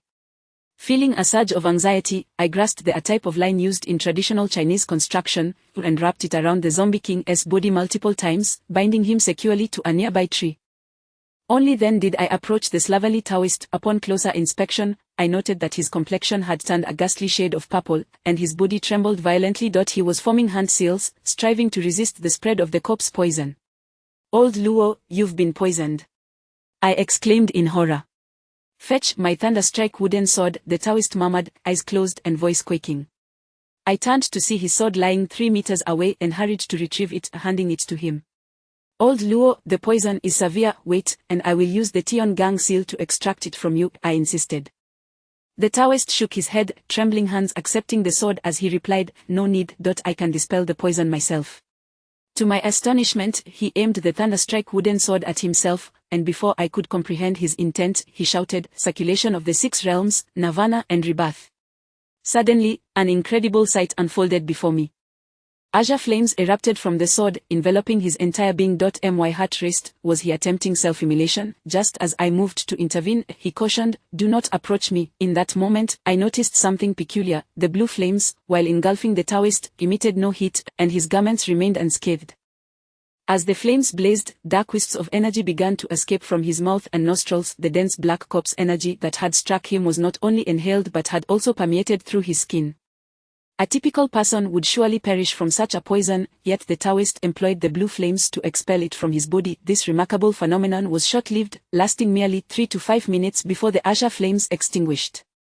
When I looked back at the Taoist, I was astonished to see that the black aura had vanished from his face, revealing skin that was now a healthy shade of pink, devoid of any signs of poisoning.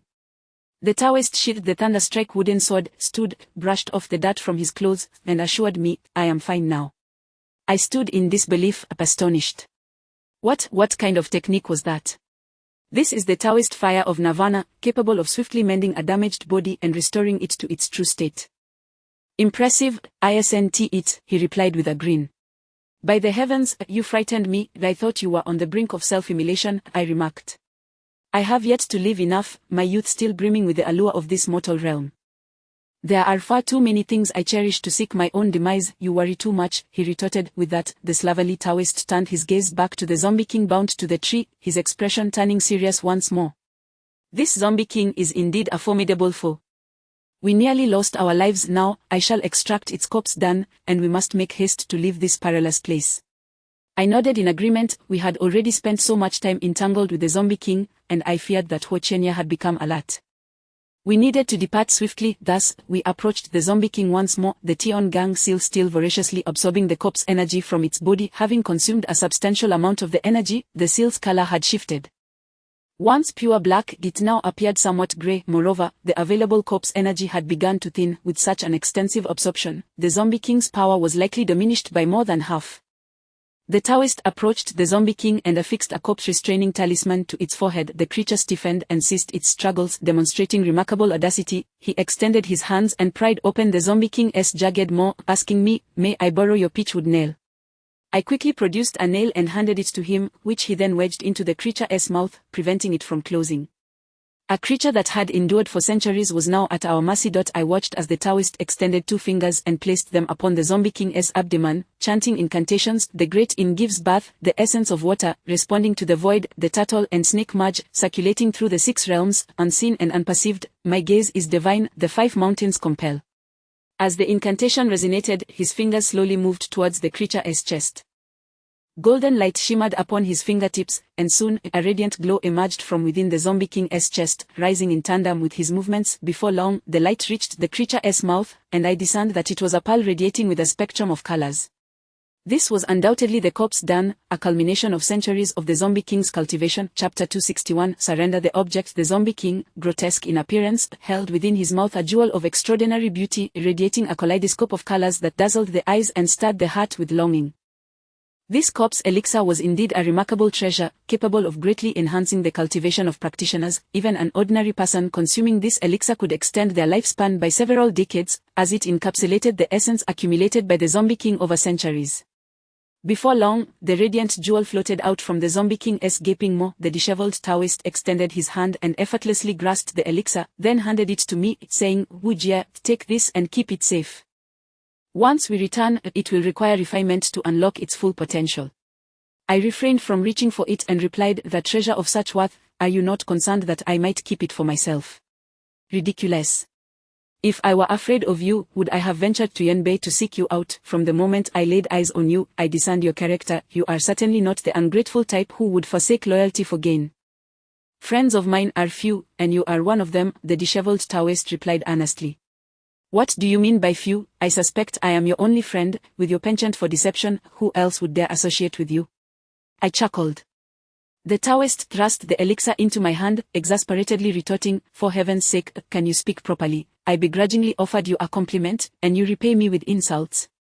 Upon grasping the elixir, I felt its smoothness akin to jade, a tremendous power emanating from it that jolted my spirit awake. Truly a remarkable item. Without further ado, I placed the elixir in a secure location close to my person. Upon our return to Yanbei, it would be divided in two, with each of us claiming our share of the hard-won spoils. With the support of the elixir gone, the Zombie King's dark scales began to fade, revealing an ordinary zombie beneath. The disheveled Taoist motioned for me to step back and unleashed a torrent of red lotus flames upon the Zombie King, which ignited him in a fierce blaze.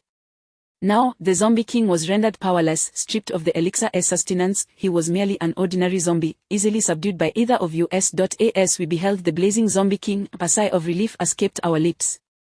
What an exhilarating ordeal! Thankfully, we had secured the elixir, rendering our mission a resounding success.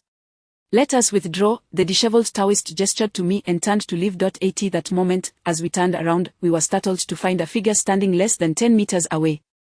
Upon recognizing the individual, a chill ran down our spines. "Surrender the elixir, and I shall spare your lives," the figure declared. It was none other than Ho Chenye, and we had no inkling of when he had arrived, suddenly materializing before us with a pair of malice-filled eyes fixed intently upon us. His gaze bore the glint of shattered glass, and merely meeting his eyes sent a wave of bone-chilling dread through me. This man was undoubtedly a remorseless fiend. Earlier, the disheveled Taoist had warned me of his nefarious deeds, how he was relentlessly hunted by various sects for his numerous crimes, and how he had retaliated against many, ultimately taking refuge in this secluded forest, attempting to refine zombies to hastily elevate his cultivation through the Zombie King's elixir. Now, having labored for over 2 decades, Ho Chenye found his prize snatched away by us, and there was no way he would let us depart unscathed. "Master, these two are quite audacious, daring to sneak in and seize the elixir you refined from the Zombie King. Our dwelling must surely have been torched by them, and our senior brother has also fallen victim to their treachery." A woman's voice suddenly chimed in from behind. I turned to see Ho Chenye's female disciple, who, while fair of appearance, possessed a heart as venomous as a viper, employing ruthless tactics.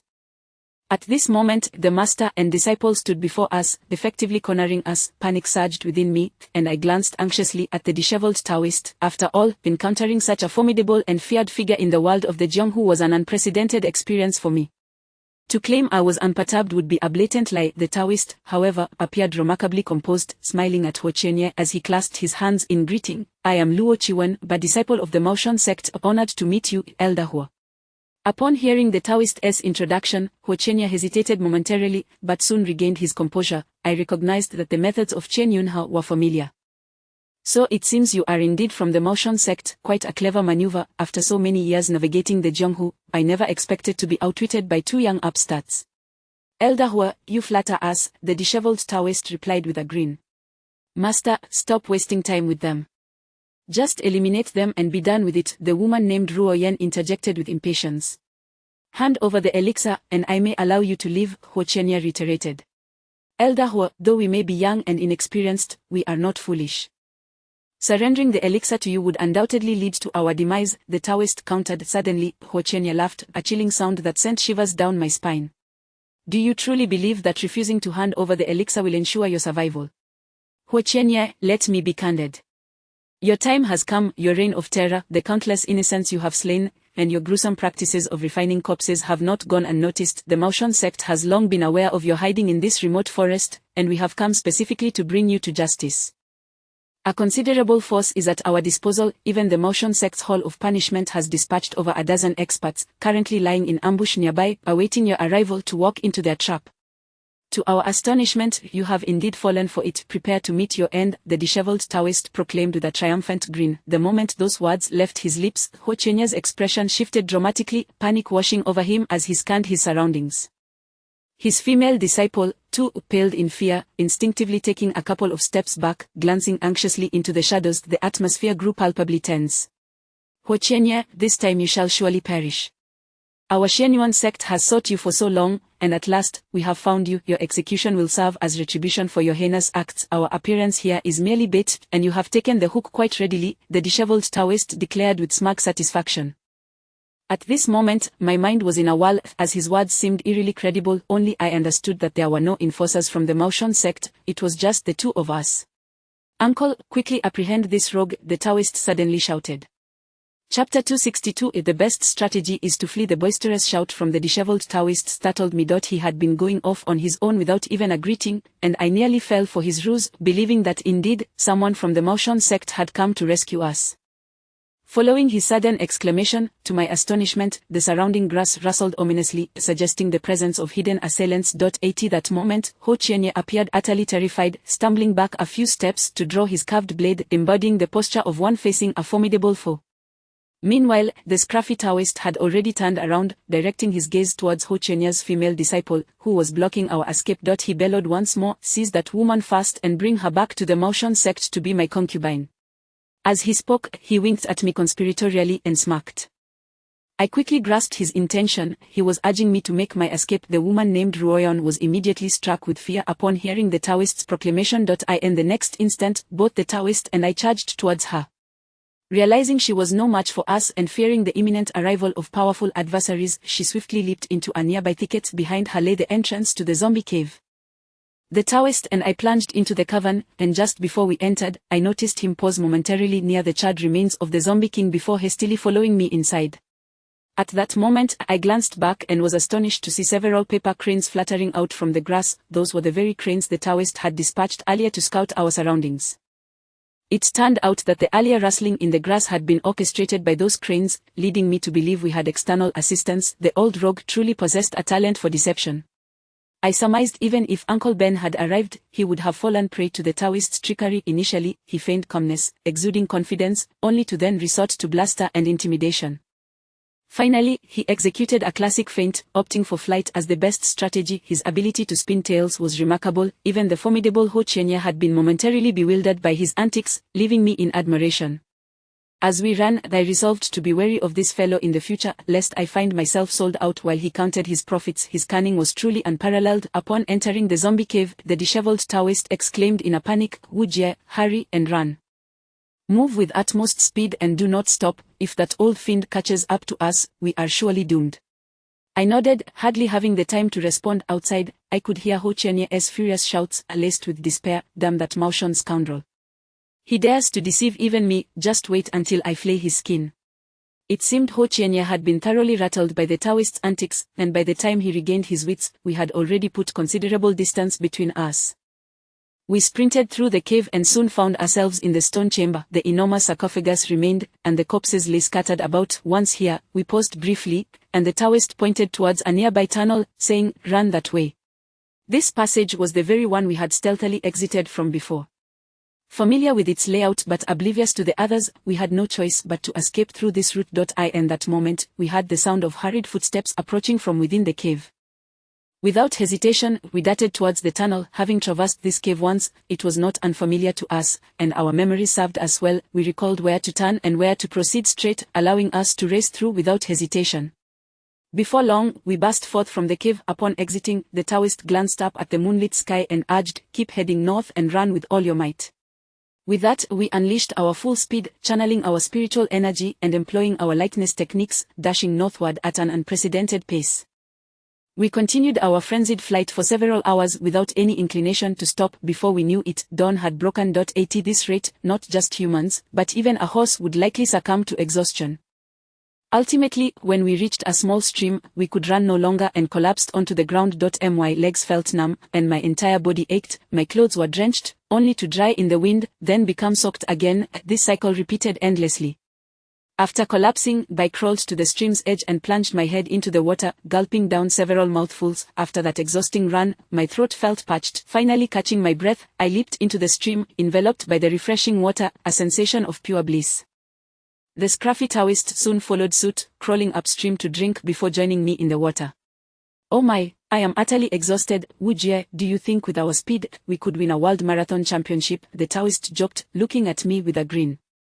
His audacity was remarkable. Even in such dire circumstances, he maintained his sense of humor. I rolled my eyes at him, floating on the water's surface in a state of relaxation, and weakly replied, "Whether we could win a world championship is uncertain, but you pitiful fool, if you ever call me out again, I will resolutely refuse."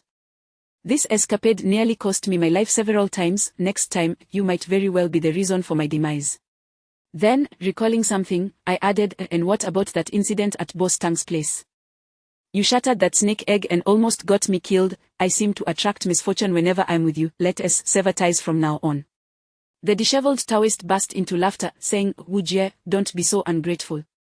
At Boss Tang's, I helped you retrieve that 400-year-old snake spirit. I earned not a single penny and was driven out by him. Though this time was perilous, it was ultimately my wisdom that guided us through unscathed. So tell me, did we manage to secure that corpse, Dan?" Hearing his words, I realized I had indeed benefited significantly. However, a sense of unease lingered. Just as I was about to voice my concerns, the Taoist suddenly dove into the water ahead, resurfacing moments later with 2 large fish in hand, waving them at me. "Let us fill our bellies first before discussing anything further." Chapter 263. The 9-ton thunderstrike wood. After soaking in the water for a while, I felt considerably more at ease, my body gradually regaining its sensibility. Having taken a bath, I finally crawled back up. The disheveled Taoist had already begun to clean the fish by the creek, while I busied myself gathering dry twigs. Just as I was about to ignite a fire, the untidy Taoist approached and kicked all the firewood away. "What the hell? I painstakingly gathered these, and you just kick them away?" I exclaimed in anger. "We cannot light a fire. We are not safe yet. If that Hochenya sees us, he will come looking immediately," the disheveled Taoist replied, casting a glance at me. "Why didn't you say anything when I was collecting the firewood?" I retorted. "Without a bit of a lesson, how will you learn? This is all part of the worldly experience. You ought to be more vigilant," he said, pouting slightly. Although I felt I had no recourse. The disheveled Taoist appeared to be just 2 or 3 years my senior, around 20 years of age, yet his experience in the world was far more profound than mine. There were many aspects of him from which I could learn. The fact I could not deny, despite having trained under my master for 8 years and just recently emerging from the mountains, my exposure to the world was woefully inadequate. The teachings imparted to me were primarily theoretical. Real-world experience had to be garnered through personal trials. This journey had indeed been enlightening. I had learned quite a bit from him, particularly in the art of persuasion. While I recognized the truth in the disheveled Taoist's words, I stubbornly replied, "If we don't light a fire, are we supposed to eat raw fish? I can't stomach that." The disheveled Taoist ignored my protest and grabbed 2 twigs, sprinkling salt and chili powder over the cleaned fish. Before long, he handed me 2 fish, saying, "Here." As I took them, I noticed the disheveled Taoist drawing his thunderstrike wood sword, aiming it at one of the fish. After forming a gesture and reciting an incantation, a flame erupted forth, filling the air with the enticing aroma of cooked meat in moments. The disheveled Taoist snatched a fish from my hands and began to devour it heartily. Starving as I was, I followed suit and, while eating, gazed at the thunderstrike wood sword in the disheveled Taoist's hand, inquiring, "Lao Luo, this thunderstrike wood sword must be one of the more formidable artifacts of your Maotian sect, right?" Indeed, this thunderstrike wood sword is made from 9-ton thunderstrike wood, which means it is crafted from wood struck by lightning 9 times. The core is refined and inscribed with ancient runes, passed down for over 1,000 years, having undergone the hands of countless Maotian ancestors. Through the infusion of intent, it possesses unparalleled magical power, ultimately finding its way into my hands, the disheveled Taoist said, pride evident in his voice as he chewed. "I wonder what your Maotian ancestors would think if they knew you were using this thunderstrike wood to cook fish. Would they rise from their graves to scold you for being such an unfilial descendant?" I laughed. The disheveled Taoist paused for a moment, looking at me. "You have a point, using thunderstrike wood to cook fish does seem a bit disrespectful." "Indeed," I concurred. "But if I enjoy it, what business is it of yours?" The disheveled Taoist rolled his eyes at me. Once we had our fill, he discarded the fish bones into the creek, allowing the current to carry them away. With his greasy hands, he wiped them on himself before suddenly handing me something, saying, "Take this." I looked down to see he was holding the pitchwood nail that had been lodged in the mouth of the zombie king. Initially, I had thought it was lost, but it seemed the disheveled Taoist had retrieved it. I recalled that he had paused briefly at the spot scorched by the zombie king when he made his escape, seizing the opportunity to collect the pitchwood nail. This item was quite precious, having been inscribed and empowered by my master for many years. Its loss would have been a lamentable waste. As the disheveled Taoist handed it to me, I felt an inexplicable sense of gratitude and accepted it, saying, "Thank you. This pitchwood nail is a treasure. It bears ancient runes inscribed upon it. You must take care of it and not squander it," the disheveled Taoist admonished. "Do you think I wish to lose it?" In that situation, escaping was my utmost priority. I could not help but reply, "Let us go. We must continue our flight, but we can afford to slow our pace a bit. We will likely put several dozen miles between us and that old fiend. If we keep moving without pause for another couple of days, we should be able to exit the uninhabited zone. Once we leave this forest, we will be safe. That old fiend would not dare to pursue us," the disheveled Taoist urged. I nodded in agreement and, after discarding the fish bones, set off alongside the disheveled Taoist once more. This time, however, we did not push ourselves as hard. We moved quickly but took occasional breaks. Thus, we traveled throughout the day, relentlessly pushing forward. Before long, night fell upon us. After 2 days and nights without sleep, we had endured a harrowing battle and continued our relentless trek. Now that we paused, it felt as though my bones were about to fracture. Finding a secluded spot, the disheveled Taoist halted, declaring, "Tonight, we shall not travel, let us rest well. As the saying goes, sharpening the axe does not delay the work of cutting wood. Only with adequate rest can we run swiftly. Enough with the explanations. I know you are too exhausted to continue," I replied, my eyes nearly closing from fatigue. Though cultivators possess significantly greater endurance than ordinary folk, the previous exertion of using light body techniques had drained my spiritual energy. I was utterly exhausted. The disheveled Taoist did not engage in further banter. After securing our resting place, he promptly began to set up a defensive array around us. The formation was simple, designed to alert us of any approaching presence. He placed several thousand cloud cranes in the trees surrounding us. These birds were attuned to the disheveled Taoist's mind and would alert him at the slightest disturbance. After a flurry of activity, the disheveled Taoist climbed up a large tree, reclining against a branch, yawning, and then planted the thunderstrike wood sword into the tree, saying to me, "You should find a place to sleep as well, preferably up in a tree to minimize our visibility." I acknowledged his suggestion and climbed up to the same tree, settling on a branch not far from him. This way, if anything were to occur, we could look out for one another. Just as I lay down, the disheveled Taoist began to snore thunderously, deafening me. I kicked him, nearly sending him tumbling from the tree. "What are you doing?" The disheveled Taoist opened his eyes, displeased. "With that racket, you could wake the dead 10 miles away. Can you not tone it down a bit? Are you trying to make it easy for Huoqianye to find us?" I remarked. Chapter 264 A Blessing or a Curse. The slovenly Taoist was acutely aware of his own flaws and promptly adopted a different sleeping posture, opting to lie on his side. He even affixed a talisman to his forehead before once again succumbing to deep slumber. This time, however, he did not snore. I cast a glance at him, feeling an unsettling sense of unease. The tranquil night enveloped us, so quiet that even the chirping of insects was inaudible. My mind began to whirl with a myriad of chaotic thoughts. In the 6 months since Master departed, I had encountered a plethora of bizarre occurrences, but none as perilous as this latest adventure. It seemed that ever since crossing paths with this disheveled Taoist, my life had become increasingly exhilarating. I had unwittingly made an enemy of the notorious corpse master, Huoqianye. Although he was currently unaware of my identity, the slovenly Taoist had already revealed my name. If he were to investigate thoroughly, uncovering my whereabouts would surely not prove difficult. This enmity was irrevocably established, a bitter rivalry indeed. Not only had we slain his apprentice, but we had also set ablaze his abode. Most infuriating for Huoqianye was likely the fact that we had seized the corpse den he had meticulously refined from the zombie king. I pondered how Huoqianye had managed to find the zombie king and imprison it within that cave, often using living beings to refine corpses, all in hopes of expediting the extraction of the corpse den.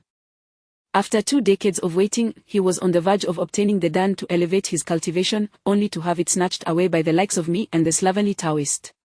Were I in his position, I would surely be driven to madness. Thus, Huoqianye would undoubtedly seek retribution against us. Even if we managed to escape this moment, he would inevitably hunt us down. As these thoughts raced through my mind, anxiety gripped me, rendering sleep elusive. I could not fathom why the slovenly Taoist appeared so unperturbed, as if the sky itself could collapse and it would not concern him in the slightest. Lost in these disordered reflections, I eventually drifted off into a hazy slumber. Just as I was deeply ensconced in my dreams, a sudden chill swept past my ear, accompanied by the faintest whispering. My body jolted awake, and I found myself staring at an extraordinarily beautiful woman seated beside me, her gaze fixed intently upon me. Upon closer inspection, I realized she was but a faint apparition, nearly translucent. In that moment, recognition dawned upon me. It was the enchanting spirit. Back when we were in the old girls' dormitory, she had been gravely injured by Ron, leaving her form nearly dissipated. I was perplexed as to why she had suddenly manifested beside me. Our eyes locked, and she solemnly urged, "Run." With that, the spirit transformed into a beam of white light and dove into the Tian Gang seal. Instinctively alert, I sensed impending danger and swiftly delivered a kick to the slovenly Taoist. He was jolted from his sound sleep, tumbling from the tree branch. Unfazed, the Taoist executed a graceful somersault in midair, landing deftly on the ground. He glared at me, exclaiming, "Wu Jie, I've been at odds with you for quite some time, and here you are kicking me twice. Huo Chenye may be pursuing us," I replied. His expression shifted, concern etched on his brow as he scanned our surroundings. With urgency, he beckoned me, "Come down quickly, we must flee." He must have sensed something amiss, for he had set numerous Chenyun cranes around us. I leapt down from the tree, racing alongside the slovenly Taoist as we sprinted northward. Although we had yet to lay eyes on Huo Chenye, the spirit's warning indicated that danger was imminent. We ran tirelessly for 3 or 4 miles, when suddenly, the rhythmic sound of bells resonated in the air. Ding-ling-ling, ding-ling-ling. The sound was distinctively rhythmic. Upon hearing it, the slovenly Taoist halted abruptly, drawing forth his lightning-strike wooden sword. Empowered by his spiritual energy, the sword shimmered with golden light, transforming into a formidable 1-meter-long blade. As the chiming grew closer, my heart raced once more, and I too unsheathed the Xiao Pang, preparing for confrontation. It is said that whether a blessing or a curse, one cannot escape their fate. With no path of retreat, we were left with no choice but to fight for our lives. With the sound of the bell still echoing, we soon heard the steady thrum of footsteps approaching. Under the intense scrutiny of both the slovenly Taoist and myself, 5 figures emerged from the thicket, their hands resting upon each other's shoulders as they hopped toward us. In that moment, the thought flashed through my mind, corpse chasing.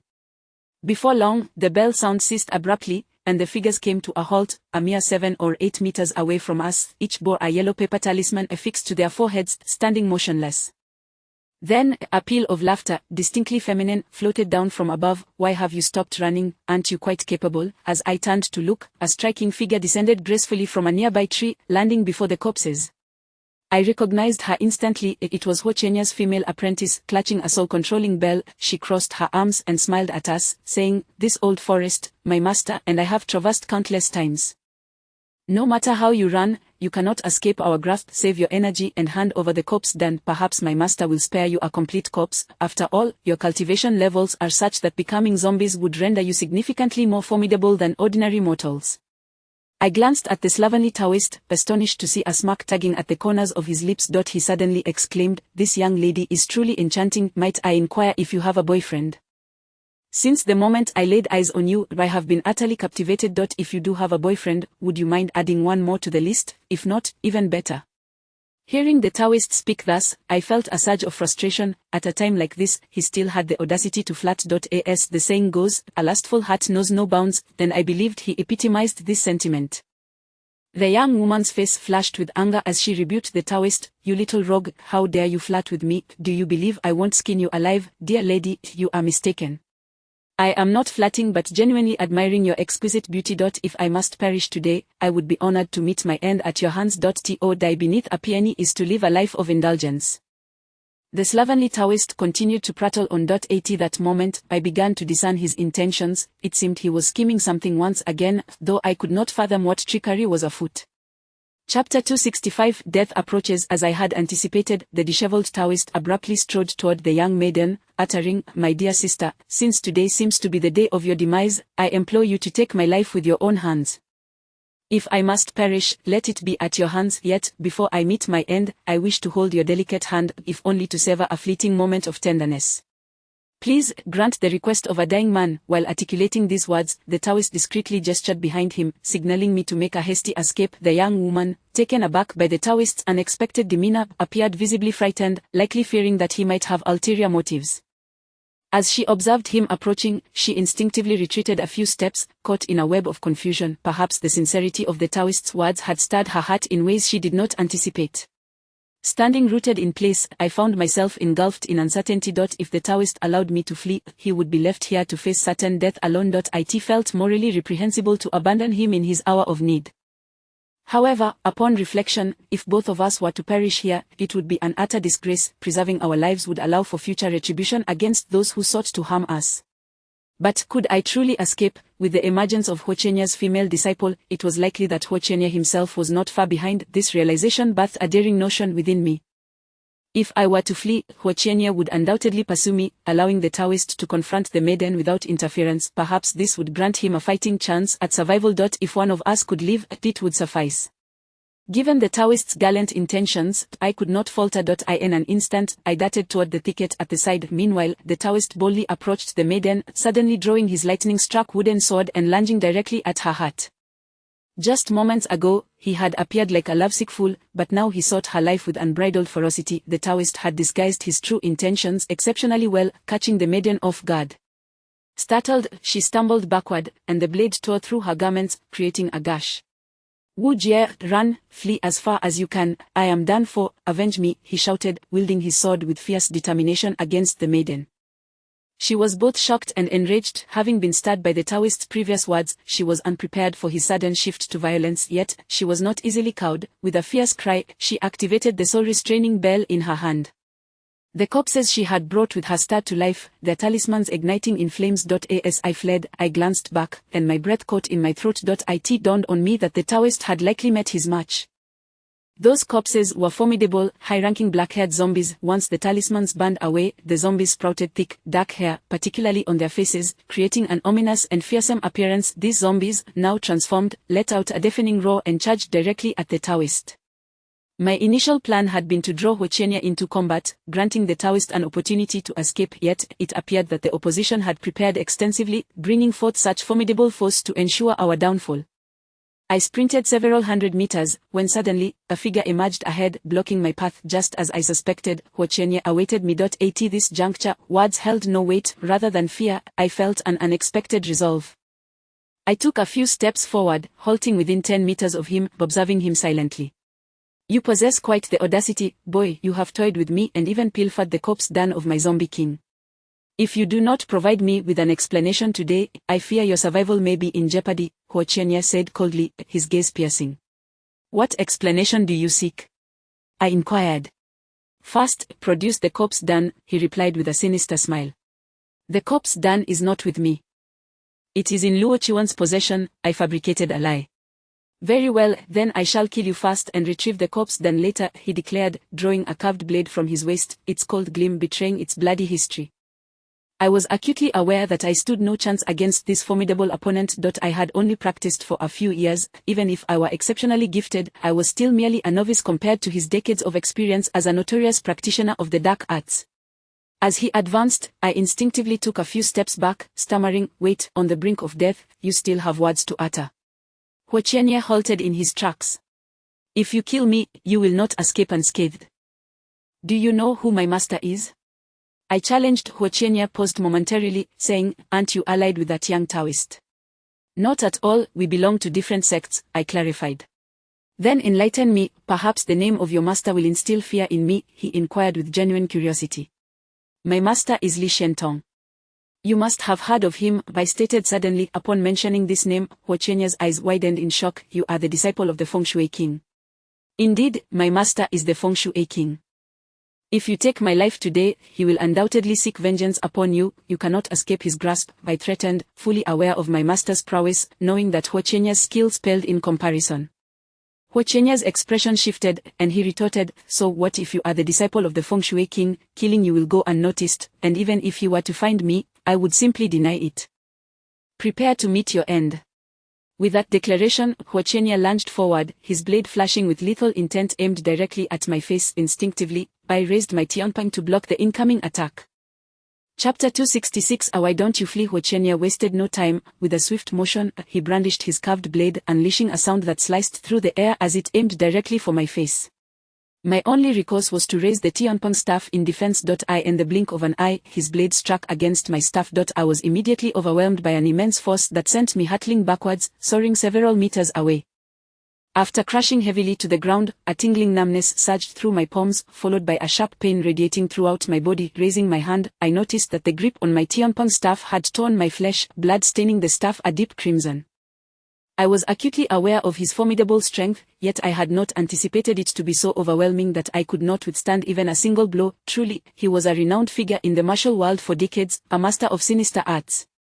Huochenya sneered coldly, slowly advancing with his blade in hand. A youngster, your master is a significant figure, and your own skills are commendable. Alas, you have sought your own demise by provoking me, the corpse abbot. Do not blame me for my ruthless nature. Today, I shall send you to your demise. Perhaps in your next life, you might be more astute. Ignoring the pain coursing through my body, I sprang to my feet and retrieved several cloud thunder talismans from my person. Chanting a swift incantation, I hurled them towards Huochenya. As the talismans ascended, they transformed into brilliant bolts of lightning, hurtling towards him. Huochenya's eyes narrowed, and with a flick of his wrist, he cast out several talismans of his own, intercepting mine midair with a series of explosive detonations. With no time to waste, I turned and fled at breakneck speed, shouting, "Old Luo, hurry and run, do not engage with that woman. I will hold off Huochenya. Once you return, be sure to inform my master and seek vengeance for me." No sooner had I uttered these words than I sensed a shadow flit past me. Huochenya was in pursuit. A chill gripped my spine as I felt the murderous intent emanating from the blade in his hand. Acting purely on instinct, I ducked low and rolled forward. At that very moment, Huochenya's blade swept dangerously close, and I glimpsed a lock of my hair tumble to the ground. I narrowly escaped a fatal encounter, rolling several times before I could regain my footing. I saw Huochenya charging at me once more, moving with astonishing speed and skill. I had no choice but to force myself to remain calm. Reaching for my waist, I retrieved a few pitchwood nails bestowed by my master. As I channeled my spiritual energy, one of the nails glimmered with a golden hue, the engraved runes pulsating with lethal energy as I launched it at Huochenya. In a swift motion, he countered with a strike of his blade against the nail, producing a sharp crack. The pitchwood nail was no ordinary object, it possessed considerable power. Upon striking his carved blade, Huochenya staggered slightly, the flicker of surprise crossing his face. Seizing the opportunity, I hurled the remaining nails at him. This time, I released all 4 nails simultaneously. Caught off guard, Huochenya assumed I had only thrown one. His instinctive reaction was to swing his blade, intercepting 2 of the nails while the other 2 found their mark against his chest and abdomen. He let out a muffled grunt, pain etched across his features as he glanced down to see the nails embedded within him, blood gushing forth. However, in a critical moment, he fortified his body with true energy, preventing the nails from penetrating completely.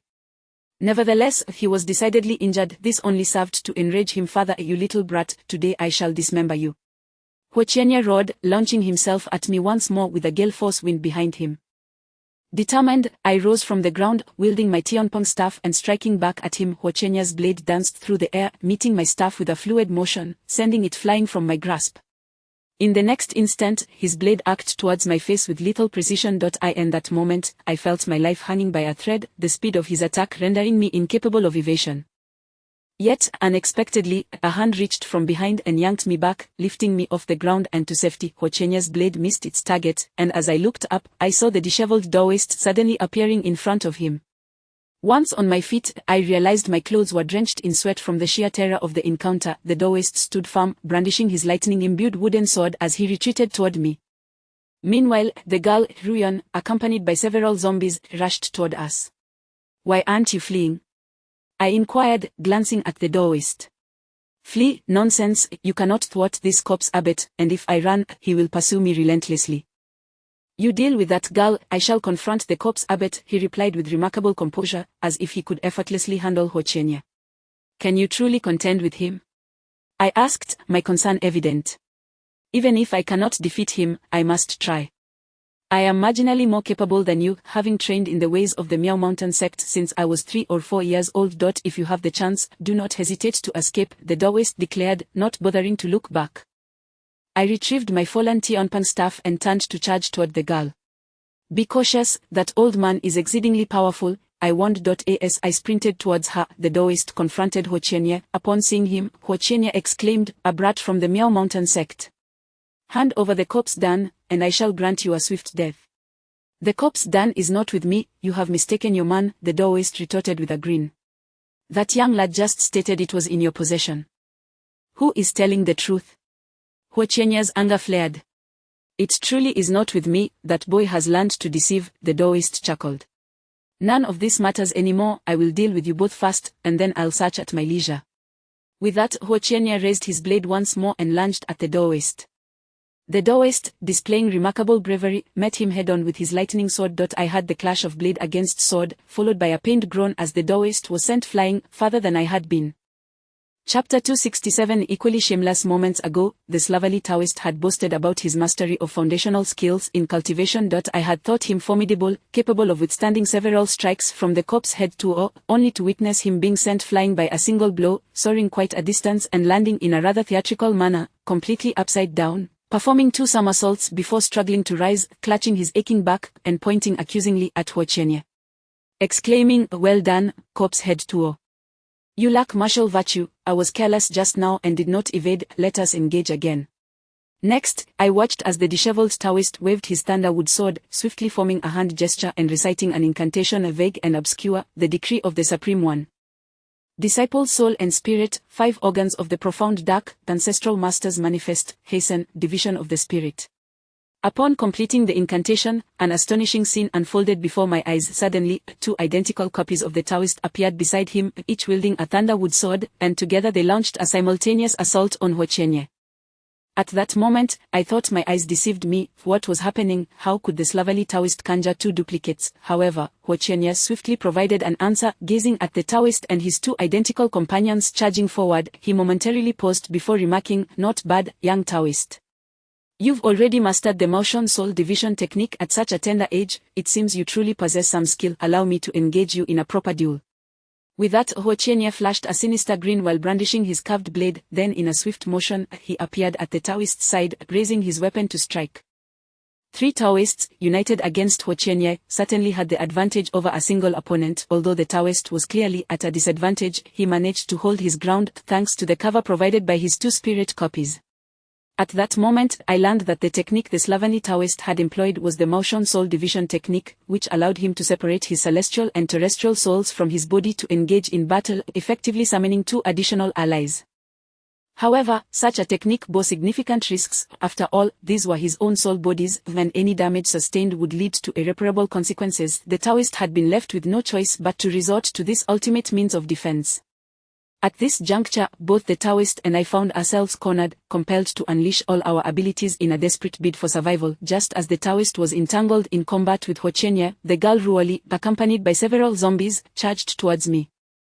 I then noticed that one of the zombies she had brought seemed to be missing, likely dealt with by the slovenly Taoist. Enraged by the Taoist's earlier actions, the girl immediately commanded the remaining zombies to attack me. I caught sight of a tear in her clothing, with faint traces of blood seeping through, a result of the Taoist's earlier ambush. The Taoist exhibited no sense of chivalry, having caught the girl off guard and launched a sneak attack, which was a true breach of martial ethics. However, when confronting such individuals, one must not show leniency. Any opportunity to eliminate them must be seized. In the blink of an eye, the 4 zombies, covered in black hair, lunged at me, exuding a nauseating stench. Having previously encountered the formidable zombie king, I remained relatively calm in the face of these creatures. As the foremost zombie leapt toward me, I swiftly produced a cloud thunder talisman from my possession, brandishing it in my hand before unleashing it at the approaching zombie. These zombies, lacking in intelligence, relied solely on instinct to attack and drain their victims' blood, thus oblivious to the concept of evasion. Their bodies were as hard as iron, rendering blades and axes largely ineffective against them. However, the power of the talisman was something they could not withstand. The Cloud Thunder talisman struck the first black-haired zombie with a resounding explosion, sending it flying and crashing to the ground, quaking, with blue arcs of electricity coursing over its body. The remaining 3 zombies surged towards me, and I adopted a strategy of retreating while fighting, wielding the Heavenly Canopy ruler in my left hand and the Heavenly Gang seal in my right. Both artifacts were effective against zombies. As the zombies closed in on me, I crouched low, preparing to strike at their lower bodies. Given their rigid forms, bending to evade my attack was cumbersome, so I aimed for their legs with the Heavenly Canopy ruler. When the ruler made contact, the surrounding runes began to flicker erratically, emanating a powerful force that suppressed malevolence. One by one, the black-haired zombies were sent tumbling to the ground. After the last of them fell, I brought the heavenly gang seal down upon its chest. Upon impact, the seal pinned the zombie down as if a great mountain had descended upon it. More alarmingly, the heavenly gang seal could absorb both malevolent energy and the very essence of the undead. I observed as a torrent of dark corpse energy surged from the fallen black-haired zombie, converging upon the seal, while its black hair rapidly receded until it vanished entirely. Seeing that I had dispatched one of the black-haired zombies so swiftly, the girl Ruo Yan's expression turned icy. She brandished a short sword and lunged at me. Knowing that I stood no chance against Huo Qianye, I was not intimidated by this girl of similar age.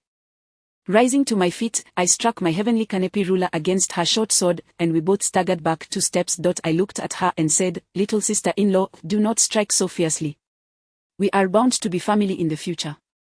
Her face flashed with anger. She retorted, "You shameless rogue, just like that foul Taoist. Who are you calling sister-in-law?" "I am referring to you. Just now, my brother Luo mentioned that he intends to marry you and take you to the mountains as the mistress of the stronghold. How could I not call you sister-in-law? As the saying goes, nothing tastes better than dumplings, and nothing is more enjoyable than a sister-in-law. You must not bully me, your younger brother." I chuckled. Suddenly, I realized how brazen I had become. What had happened to my former self, who was serious and studious? This did not align with my scholarly demeanor. The girl, utterly infuriated, cursed at me before once again raising her sword to strike, while the 3 zombies I had sent flying began to rise from the ground, preparing to pounce once more. My expression darkened as I braced myself, my mind racing with the thought that capturing this girl might provide a potential escape route. Chapter 268 Endless hatred. Regardless of the circumstances, this young woman, Ruo Li, is indeed a disciple of Huo Qianye. If I were to capture her alive and use her as leverage to facilitate our escape, it is certainly within the realm of possibility. With this thought, my confidence strengthened considerably. Above all, survival is paramount. As I observed the young woman lunging towards me once more, I gave a slight tremor to the Xiao Pang in my hand and uttered an incantation.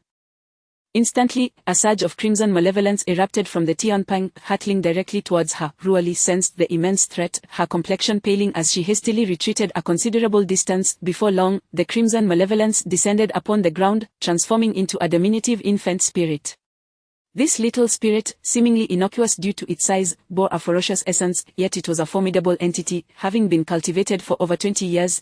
It was imperative to eliminate these zombies before I could deal with Ruo Li, otherwise, their incessant presence would hinder my progress. Wielding the Xiao Pang in one hand, I continuously produced cloud thunder talismans with the other, hurling them at the encroaching black-haired zombies. The talisman served to deter their advance. If they managed to lock onto me, escaping would be futile, for their strength was overwhelming. Once ensnared, they could easily tear me apart. A series of cloud thunder talismans sent the approaching zombies reeling, and I swiftly approached the black-haired zombie I had previously dispatched, retrieving the Xiao Gang seal. That zombie had long been drained of its corpse energy by the Xiao Gang seal, rendering it an ordinary dried corpse. With the Xiao Gang seal in hand, I felt a surge of confidence.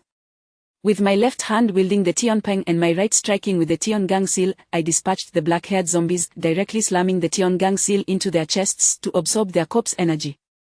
In no time, I had toppled another 2. Meanwhile, the little spirit had already lunged at Ruo Li. The fierce infant spirit instilled a deep sense of dread in the young woman, compelling her to swing her sword frantically, unwilling to let the spirit approach her. At that moment, I had a pained groan. Turning around, I beheld the disheveled Taoist struggling to withstand a blow from Huo Qianye, who had kicked him forcefully away. Upon landing, the Taoist spat out a mouthful of blood, while his 2 doppelgangers swiftly merged back into his body. Old Luo. Witnessing this scene, I abandoned the black-haired zombie behind me, rushing towards the Taoist to support him. I could feel him trembling, barely able to stand. He glanced at me, blood spilling from his mouth, trickling down his chin. "Wu Jie, you should live while you can. As long as I am still alive, you have a chance to escape." "I will hold him off," the Taoist gasped. Before he could finish, he coughed up more blood. I understood that his soul fragments had sustained serious injuries. "Having taken my belongings, you still wish to live alive? What a delusion." Huo Qianye advanced towards us, brandishing his blade with ominous intent. At that moment, he resembled a grim reaper, approaching us step by step. "Old Luo, if we are to die, let us die together. After all, I cannot flee. In the next life, we shall still be good brothers," I declared solemnly. "It is I who have wronged you. I owe you a life." The Taoist, uncharacteristically serious, looked at me. I took a deep breath, releasing the Taoist, fully aware that since death was inevitable, I would fight alongside this old man resolutely. I clenched my jaw, grasped the Xiao Pang tightly, then summoned all my spiritual energy to strike at Ho Qianyi. I unleashed 4 or 5 consecutive blows, all of which he effortlessly deflected. Subsequently, Ho Qianyi delivered a powerful kick straight to my solar plexus, shattering several of my ribs. The force was extraordinarily formidable. It wasn't that we were weak, but rather that he was overwhelmingly strong. With a pained groan, I collapsed to the ground, blood erupting from my mouth.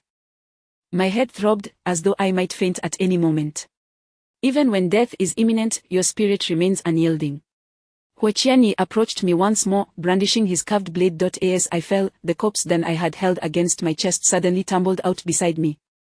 Upon its roll, the corpse then radiated a dazzling array of colors, its brilliance captivating. Ho Qianyi's eyes widened in astonishment upon seeing the dance, and he hastened towards me, exclaiming, "Ah, so it was in your possession."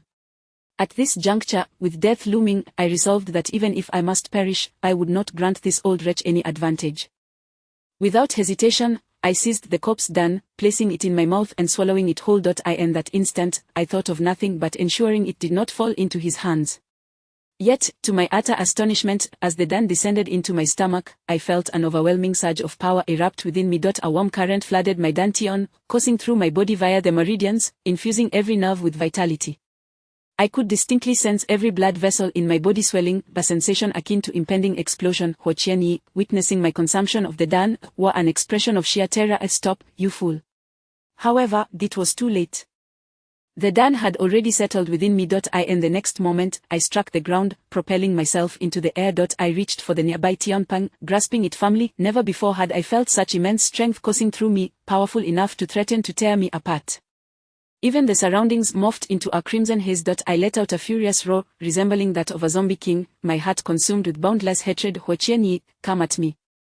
I bellowed, charging towards Ho Qianyi with the Xiao Pang, empowered by the torrent of spiritual energy within me. They expanded considerably, its runes shimmering as though they were coming to life. With a single strike, Ho Qianyi instinctively raised his blade, but to his astonishment, my blow sent him flying a great distance, shattering the very weapon he wielded. Chapter 269. You are truly fortunate. After Ho Qianyi tumbled to the ground, his gaze towards me was filled with sheer terror, more frightening than encountering a ghost. At that moment, I, too, felt as though a frightful transformation had overtaken me. However, I could not perceive the state I was in. It felt as though the power within me was surging chaotically, and if I did not release it soon, I would explode. What bewildered me further was that despite Ho Qianyi's earlier kick nearly costing me my life, breaking several of my ribs, I felt no pain whatsoever. My mind was consumed by a singular thought. I must annihilate Ho Qianyi. Ho Qianyi clutched a broken blade, looking at me in horror, but his expression quickly morphed into one of malice as he furiously cursed, "You insignificant brat, you've devoured the corpse Dan I cultivated for over 20 years, all my efforts gone in an instant. Today, it's either you die or I live." Upon witnessing my advance, Ho Qianyi was engulfed in rage, brandishing the broken blade and charging toward me. At that moment, the old wretch trembled, and a thick, dark aura enveloped him, suddenly amplifying his strength. In the blink of an eye, we collided fiercely. I had no thoughts but to swing my Xiao Pang relentlessly at him. His short blade gleamed ominously, continuously striking towards me. The clash of our artifacts rang out like the sound of metal on metal, sparks flying in all directions. My fury intensified with each strike. It felt as if blood were dripping from my eyes, and Ho Qianyi appeared to be shrouded in a miasma of blood. In my life, I had never felt such wrath. An uncontainable fire raged within me. In one breath, I exchanged over 20 brutal blows with Ho Qianyi. After a moment, I sensed his strength beginning to wane, while I felt no fatigue. Instead, a searing heat coursed through me, as if my heart were ablaze, threatening to consume me. The agony compelled me to scream like a madman, wildly swinging the Xiao Pang with increasing speed. Ultimately, Ho Qianyi seemed to falter under the relentless assault. As his speed diminished, I struck him squarely on the shoulder with my Xiao Pang, sending him flying once more. Ho Qianyi rose from the ground, his shoulder visibly caved in. My Xiao Pang, infused with potent spiritual energy, gleamed brighter, its runes swelling as if it had grown several sizes. I cried out and charged again towards Ho Qianyi. This time, fear crept into his demeanor. After rising, he hesitated and abruptly turned to flee in the opposite direction. "Ruoyon, hurry and leave, this brat likely won't survive long, just consume the corpse Dan, his cultivation cannot withstand it." We LL returned to deal with them shortly. Hu Chenye shouted towards a girl nearby who was engaged in battle with a ghostly spirit. Without a moment's pause, I pursued him relentlessly. That old scoundrel was surprisingly swift. Despite my vigorous chase, I maintained a distance of several dozen meters behind him. Finally, my resolve hardened, and I hurled the Xiao Pang in his direction. It spun through the air with a sharp whoosh, striking Hu Chenye squarely in the back. Caught off guard by my ferocity, Hu Chenye was sent sprawling. Without waiting for him to recover, I dashed forward, leaping onto his back and seizing his neck with both hands. The power within me surged chaotically, overwhelming me. Soon, torrents of scalding blood erupted from my mouth and nose, splattering onto the back of Hu Chenye's head. I held him down with all my might, and despite his desperate struggles, he could not break free. I was perplexed by the immense strength I possessed at that moment. Perhaps it was the effect of the corpse in my bloodshot eyes. I noticed a stone not far away. Without a second thought, I grabbed it and smashed it against Hu Chenye's head. He let out a pitiful wail. "You wretch, stop!" His curses only fueled my rage, and I brought the stone down mercilessly upon his skull. Meanwhile, blood continued to pour from my mouth and nose in a relentless stream. I lost count of how many times I struck. Hu Chenye's struggles diminished, ultimately falling silent. However, I sensed that the power within me was spiraling out of control. My head grew foggy, and my vision filled with dazzling golden stars. Suddenly, everything went dark. Then I collapsed, losing consciousness. Just before succumbing, a vision of a white, eight-tailed fox appeared in my mind, which swiftly transformed into an incredibly beautiful woman. She looked at me, tears welling in her eyes, and said, "Wujia, hold on Wujia." I could not tell how much time passed, but I felt as if I were floating on a cloud, a refreshing chill washing over me.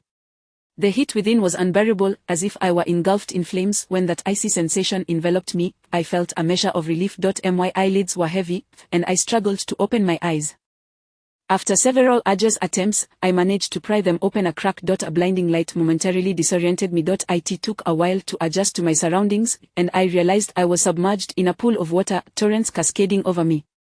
To my astonishment, heat was evaporating from my body, and the icy river water flowing over me transformed into scalding hot water. How did I end up here? Wasn't I locked in a life and death struggle with Hu Chenye?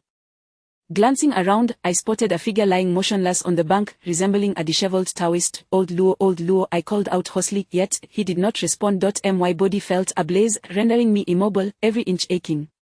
Taking a deep breath, I splashed water towards the slovenly Taoist. After several attempts, he stirred slightly, then slowly raised his head to look at me. I then noticed his pallid complexion, blood at the corners of his mouth. However, upon seeing me, the disheveled Taoist managed a painful smile. "Wujia, you truly are fortunate, surviving this," he said weakly. "Why should I die when you, the calamity, remain alive?" I replied, struggling to articulate my words. Chapter 270. Am I really that fierce? Upon catching sight of the disheveled Taoist sprawled on the riverbank, a wave of relief washed over me. It became evident that we had both survived, and from the moment I first encountered Hu Chenye, I scarcely dared to entertain the thought that we would emerge unscathed. The Taoist was gravely injured, and after regaining consciousness, he leaned against a stone by the river, resting for an extended period while coughing incessantly and expelling flecks of blood. Meanwhile, I was engulfed in a feverish heat. The water flowing over me felt scalding, and any slight elevation of my body from the water's surface resulted in unbearable discomfort. After a considerable time had elapsed, the Taoist finally managed to catch his breath. He then retrieved his lightning-struck wooden sword and directed it towards himself, invoking a technique known as the Nirvana fire. Blue flames enveloped his entire being, and it was only after several minutes that the flames gradually subsided. At that moment, the Taoist appeared somewhat revitalized, his complexion no longer as pallid as before. I understood that the Nirvana fire had the capacity to facilitate his self-healing, yet the severity of his injuries rendered him only partially restored. Following this, the Taoist sheathed his wooden sword and knelt by the river to wash his face. While doing so, he remarked, "The heat radiating from you is intense, the water in the river is nearly boiling. You could easily stoke a furnace with that warmth and save a fortune on coal." "Go away," I replied weakly. "You certainly possess audacity. That corpse pill condensed the essence of the zombie king over centuries. I warned you then that it should not be swallowed whole, lest it lead to death. It necessitates a complex refinement process," the Taoist chided me. Did I have a choice at that moment? If I hadn't ingested the corpse pill, we would both have perished. With Hu Chenye's blade poised at my throat, I retorted. The Taoist sighed, falling silent. A thought struck me, and I queried, "Are you perhaps upset that I consumed your potion?" He shook his head and replied, "It's not about that. I merely find it a waste. With your current cultivation, you are incapable of fully digesting the formidable energy of the corpse pill, thus, the majority of its power was squandered. You could only absorb 20 to 30% at most. The excess energy you released could have caused you to explode on the spot had Huochenya not served as your outlet. Huochenya is dead? I inquired. No, he perished at your hands. How tragic it is. The once feared corpse ascetic, who haunted the underworld for decades, was utterly crushed. You cannot fathom how terrifying you appeared at that moment. Even I was left trembling, my veins engorged, eyes bloodshot. You pursued him like a madman, leaving him no choice but to flee into a mouse hole, only to be beaten to death by you, the Taoist lamented. Goodness, was I truly that fierce? Incredible, I even admire myself, I boasted, swelling with pride. Stop your boasting. Were it not for the timely emergence of your eight-tailed fox, which expended its demonic energy to stabilize the tumultuous flow of your blood, you would have long since met your demise. I envy you for having such a devoted partner to safeguard you, the Taoist shot back with a glare. I vaguely recalled that during my unconsciousness, the visage of the eight-tailed fox materialized in my mind, urging me to hold on. Subsequently, I lost all awareness. It turns out the eight-tailed fox had once again come to my aid in a critical moment. After a moment of contemplation, I asked, what became of the corpse ascetic's female disciple? Did you kill her?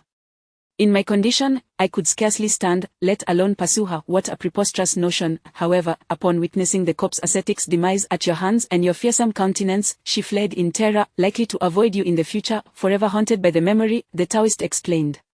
What a pity, I mused. What do you lament? He inquired with curiosity. Did you not find her appealing? Had I been in my right mind, I would have insisted on keeping her to be your wife, I replied. Keep your distance. A woman with such a venomous heart would have faced my wrath had I been capable.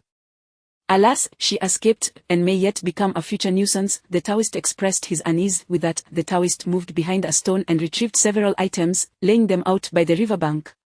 To my astonishment, they were all my talismans, the Tian Gang seal, the Xiao Pang ruler, and 5 pitchwood stakes, all intact.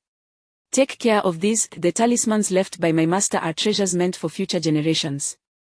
I exerted considerable effort to gather them. 81 point, I could barely move but still managed to assist you, dragging you here and submerging you in the river. Had I not done so, you would undoubtedly have succumbed. The energy of the corpse pill had not been fully released, causing your blood to surge, and only by being immersed in the frigid waters could you find relief. The rivers in the mountains are icy springs. Your fortune favored you in finding such a place, the Taoist stated matter-of-factly. I could imagine the arduous situation he had faced. The Taoist, severely injured, had painstakingly brought me to this spot. My heart swelled with gratitude, then I turned to him, saying, Old Luo, thank you for saving my life. Indeed, I appreciate your gratitude. It is quite touching, is it not? The Taoist replied, a mischievous grin spreading across his face. Instantly, I suspected he harbored ulterior motives. My gratitude swiftly dissipated. Speak plainly, or what do you want? I asked, closing my eyes and lying back in the water. Upon our return, do lend me a bit more money, he said, revealing his true intentions. I had misjudged him entirely, pretending I had not had. I feigned sleep. Were it not for the Taoist's insistence on seeking the zombie king's corpse pill, we would not have found ourselves in such a predicament. Look at you, always so miserly, the Taoist grumbled before diving into the river to catch fish. I lay in the water for most of the day, and by afternoon the feverish heat had diminished enough for me to climb out. I feasted on the Taoist's grilled fish. When once sated, I felt invigorated, the aches throughout my body fading away. Upon touching my chest, I discovered that the ribs broken by Huochenya's kick had seemingly healed, likely thanks to the corpse pill's effects. Simultaneously, I sensed a notable enhancement in my cultivation. Although I had only absorbed 20 to 30% of the corpse pill's energy, the results were undeniably significant. Despite the dangers faced, this journey had not been in vain. Chapter 271. You have returned. Huochenya is dead, yet his disciple, the woman named Li Ruoyon, has managed to escape by a stroke of luck. However, I harbor little concern for her. Though she is ruthless, her cultivation seems rather lacking. In a one-on-one confrontation, she would likely be no match for me, especially since I have now absorbed part of the power of the corpse Dan. That little vixen stands even less of a chance against me. Nevertheless, our journey here did not fulfill our true objective. Originally, the corpse Dan was meant to be taken back for the slovenly Taoist to refine, each of us to have half. Yet, in a moment of crisis, I found myself compelled to swallow the corpse Dan. With my current cultivation, I could only absorb 2 or 3 tenths of its power, which is far from ideal. What is even less favorable is that the slovenly Taoist is gravely injured. Despite using the Nirvana fire for healing, he has not fully recovered and will require some time to recuperate. However, the fact that we survived is a blessing in itself, and I can accept this outcome. What more could I possibly desire? At that moment, the slovenly Taoist and I took some time to rest before heading directly towards the edge of the old forest. The severity of the slovenly Taoist's injuries was greater than I had anticipated. After walking a short distance, he was drenched in cold sweat and gasping for breath. Thus, I often supported him as we walked, and when he could go no further, I carried him on my back. My own physical condition remained unscathed. In fact, I felt invigorated, carrying the slovenly Taoist for over 10 miles without feeling fatigued. After a series of stops and starts, we took 3 days to finally emerge from the vast primitive jungle and into the vibrant world outside. After enduring some further tribulations, we boarded a train home and returned to the courtyard in Yanbei City that very evening. Uncle Hu was waiting at the door, anxiously peering out. Upon seeing the slovenly Taoist and me return, he rushed over, brimming with the joy of a child. "Young master, you have returned. You were gone for 7 or 8 days without a word, and I was terribly worried. There was no signal in that old forest. Our phones were nothing more than bricks in that desolate place. By the time we emerged, our phones had run out of battery, so we had not been able to contact Uncle Hu. We encountered a bit of trouble in the old forest, but fortunately, everything has been resolved. Please hurry and prepare a meal. I am famished," I said. Uncle Hu nodded repeatedly, then noticed the slovenly Taoist's ailing condition and asked in surprise, "What happened to Taoist Luo? What do you think happened?" "I nearly lost my life saving your young master. Can't you lend me a hand?" the slovenly Taoist retorted with irritation. Uncle Hu looked at me with disbelief, and I nodded, affirming, "Indeed, old Luo saved my life." Upon hearing this, Uncle Hu was taken aback and quickly approached the slovenly Taoist, supporting him with heartfelt gratitude. "Oh, Taoist Luo, you are a benefactor. Here, allow me to carry you. We mustn't let you fall." The slovenly Taoist appeared quite pleased, reveling in the VIP treatment from Uncle Hu. Once we assisted him into the house, we settled down, and the slovenly Taoist turned to Uncle Hu, saying, "Uncle Hu, I would like some chicken stew with mushrooms, sweet and sour cup, a large pig's knuckle, then braised pig's trotters." "Understood. Please rest assured, I will arrange everything for you. You shall be thoroughly satisfied," Uncle Hu replied, rolling up his sleeves and heading straight to the kitchen. I cast a glance at the slovenly Taoist and said with a hint of annoyance, "You certainly do not treat yourself as an outsider. I wouldn't dare to order Uncle Hu around like this. He is my elder." "I am not an outsider at all. Our bond is one of life and death. Though we are not blood brothers, we are closer than brothers. Uncle Hu is also my elder, and is it too much to ask him to prepare some delicious food for me?" the slovenly Taoist retorted, pouting. "Who considers you a brother? The one who is your brother is the giant pumpkin, the King Kong god boy. He must have 9 lives to endure all this," I said with a wry smile. "It's you have such good fortune, you cannot seem to die no matter what," the slovenly Taoist laughed heartily. We sat together for a while before Uncle Hu began bringing out the dishes he had prepared, filling the table to the brim according to the slovenly Taoist's requests. Both the slovenly Taoist and I were ravenous, having dined on little more than wind and dew for days. Upon seeing the sumptuous spread before us, we devoured it in a whirlwind. After satiating our appetites, Uncle Hu poured us each a cup of tea and inquired about our experiences in the old forest. As I began to recount our adventures, the slovenly Taoist launched into an animated tale, embellishing our encounters, leaving Uncle Hu wide-eyed and gasping in disbelief several times. Once the slovenly Taoist finished, Uncle Hu, visibly shaken, exclaimed, "My goodness, that Huochenia is so formidable, even using the living to refine corpses. How utterly ruthless. Uncle Hu, you cannot imagine the scene. A living man stood before the zombie king, and in less than a minute, he was reduced to a dried corpse, not a drop of blood left. Yet, despite this, the zombie king was ultimately vanquished by me and Xiao Jie. Would you say that is not impressive?" the slovenly Taoist proclaimed with pride. "Truly astonishing, absolutely incredible. Here, let me toast to Taoist Luo," Uncle Hu said, raising his cup. The slovenly Taoist took a sip of wine before continuing, "The zombie king was merely a trifle. The real threat was Huochenia. Once he discovered we had stolen his corpse, he pursued us relentlessly, bringing along 5 formidable black-haired zombies to entangle us. At that moment, I joined forces with your young master, and we managed to defeat the infamous rogue cultivator who had terrorized the realm for decades. I am not boasting, the number of martial artists who have perished at Huochenia's hands is no less than 80, and yet we overcame him. Once word of this spreads, your young master and I will be renowned in the martial world, our names forever etched in legend." Unbelievable. Truly remarkable. Uncle Hu exclaimed, his excitement palpable. I cleared my throat, interrupting the slovenly Taoist. Old Luo, your boasting is unbearable. It was I who struck Huochenya down, not you. What connection do you have to this? The slovenly Taoist's face flashed slightly as he retorted, I helped, all right. If I hadn't depleted some of his spiritual energy beforehand, would you have found it so easy? Just as I was about to respond, a dark figure suddenly swooped in from outside, pausing briefly as it passed the slovenly Taoist. Sensing something amiss, he attempted to dodge, but it was too late. Due to his injuries, he was not as agile as usual, and a splatter of white bird droppings landed squarely on his shoulder. Smelly Taoist, boasting shamelessly, the neighbor's parrot from Grandpa Zhang's house had returned, perching on the beam and shaking its head at the slovenly Taoist. Chapter 272 My brother is Tangcheng. The slovenly Taoist, upon spotting the magpie, was instantly consumed by anger. Clutching a cup of water, he made his way beneath the beam of the house, gazing upwards, and commenced a verbal sparring match with the bird.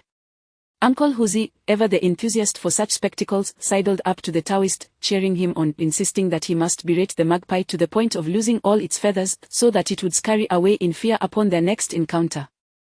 However, this time, the slovenly Taoist was unable to perform at his best, perhaps due to his significant injuries. His confidence waned. After half an hour of exchanging insults with the magpie, he found himself panting heavily, collapsing beside the table to catch his breath.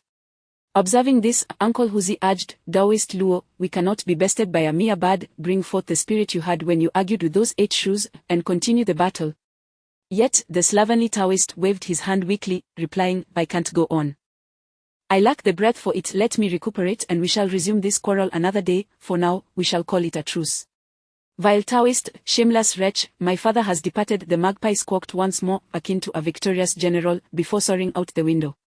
From that moment on, the slovenly Taoist took residence in my home, with Uncle Huzi attending to him with the utmost hospitality, treating him as if he were a savior. Within a week, the Taoist had gained a noticeable amount of weight. During this time, the magpie frequently returned to spar with the Taoist. The two engaged in a playful rivalry, neither willing to concede. Uncle Huzi was elated, for the magpie had previously caused him much distress, and now, with the Taoist as his shield, he felt a profound sense of relief. As the days passed, the Taoist's injuries healed rapidly. In his leisure, he often sat cross-legged in meditation, self-healing, and even requested Uncle Huzi to procure some medicinal herbs to expedite his recovery. Being an authentic disciple of a prestigious sect, his medical skills were, of course, commendable. Notably, young Mengfan, having learned of my return, sought me out. Upon seeing her, the Taoist's eyes sparkled with interest, inquiring about the origin of this stunning young woman. After sharing her background, he expressed his admiration, realizing she was the daughter of Yong Gaoi, a figure of considerable influence. The daughter of the master of one of the 4 major schools of Feng Shui, she wielded both power and prestige, prompting the Taoist to temper his earlier thoughts. However, when young Mengfan discovered that the Taoist was from the Maoshan sect, she regarded him with great respect. After all, the Maoshan sect is one of the most distinguished Taoist schools in China, and those who emerge from it possess genuine abilities. Typically, those without true skill are not permitted to leave the sect, for fear they might bring disgrace to their masters. During my time back, I, too, had not been idle. Whenever I had a spare moment, I busied myself absorbing the energy from the corpse done, feeling a marked improvement in my cultivation. Yet, I remained uncertain as to whether this energy was beneficial for the 8-tailed fox within me, especially since I had only absorbed 2/3 of its energy. Moreover, the 8-tailed fox had expended some of its own demonic power to save me. All the while, the persistent worry gnawed at me. The unresolved matter concerning the old dormitory building at Yanbei University left me feeling unsettled. When the Taoist had nearly recovered, I broached the subject of the female dormitory building with him. Upon hearing about it, the Taoist's eyes gleamed with excitement as he exclaimed, "My heavens, is there truly such an intriguing place in Yanbei City? Take me to experience it." I rolled my eyes, knowing his penchant for revelry in chaos. I've been there twice and nearly lost my life on both occasions. That place is not for the faint-hearted. Each visit deepens the malevolent energy of the spirits within. The last time I was with young Mengfan, and she sustained severe injuries while attempting to rescue me. Her father even came personally to confront the situation. That was merely because you did not bring me along. If we go together, there will surely be no issues. I am a Maoshan Taoist, far more adept at dealing with ghosts and demons than you, a Feng Shui practitioner, the Taoist retorted dismissively. Don't flatter yourself. You claimed the same when we faced Huochenya, yet you were swiftly bested. I have little faith in your prowess, I replied curtly. That was different. Huachenia is a formidable rogue cultivator, my master might not even be able to contend with him. I possess some confidence when it comes to dealing with spirits, the Taoist insisted. In truth, I held a degree of admiration for the Taoist's skills. After a moment of contemplation, I said, venturing into the ghost building is not out of the question, but this time we must be cautious. We lack a crucial individual, a man named Tang Cheng. If we can locate him and dispel Ron No's resentment, we should face minimal danger. Then let us find him swiftly, the Taoist urged with impatience. I wish to, but despite searching for months, I have yet to uncover his whereabouts, I lamented. With that thought, I dialed Principal Jin once more to inquire about Tang Cheng. He replied with a hint of exasperation, Young Master Wu, I have been actively searching for Tang Cheng, employing all my contacts and former students. I have nearly scoured all of Jinling City, yet he remains elusive. I fear this matter may be insurmountable. After exchanging a few pleasantries, I hung up, pondering how to proceed. Although the likelihood of death was not certain, the chances of success seemed rather slim. After deliberating for a while, a thought struck me. I could reach out to Boss Tang of Jinling City. He shares the same surname and wields considerable influence and wealth, potentially possessing the connections necessary to assist in my search for Tang Cheng. Recalling that Uncle Huzi had his contact number, I summoned him and, using his phone, placed a call to Boss Tang. Upon answering, Boss Tang's voice was filled with enthusiasm. Young Master Wu, what a pleasant surprise. What prompts you to call me today? Boss Tang, it's been a while. I do have a matter for which I require your assistance, I replied politely. Young Master Wu, you need not be so formal. You saved my family, you are our benefactor, just tell me what you need, Boss Tang responded graciously.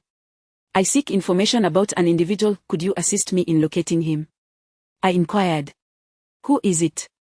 A man by the name of Tang Cheng, I stated. Tang Cheng? My brother is named Tang Cheng. I wonder if he is the person Young Master Wu is searching for, Boss Tang replied. Chapter 273 Out to Save Lives. Upon hearing this, I was instantly filled with excitement and hurriedly inquired, is your brother truly named Tang Cheng? Indeed, he is. We are brothers, and he is a few years my senior, replied Boss Tang. Then, did your brother attend Yanbei University over 30 years ago, and was he assigned to teach at Jinling University after graduation? I pressed on. Boss Tang quickly affirmed, that's correct. How does Young Master Wu know so much about my brother? At that moment, I was nearly overcome with exhilaration. It felt as though I had stumbled upon a hidden treasure without any effort. I was akin to a blind cat inadvertently finding a dead mouse. I took a deep breath to calm my racing heart and continued, Boss Tang, where is your brother now? He resigned from Jinling University several years ago and moved to a place called Mudan City in Shandong, apparently residing in a small village known as Domya Village.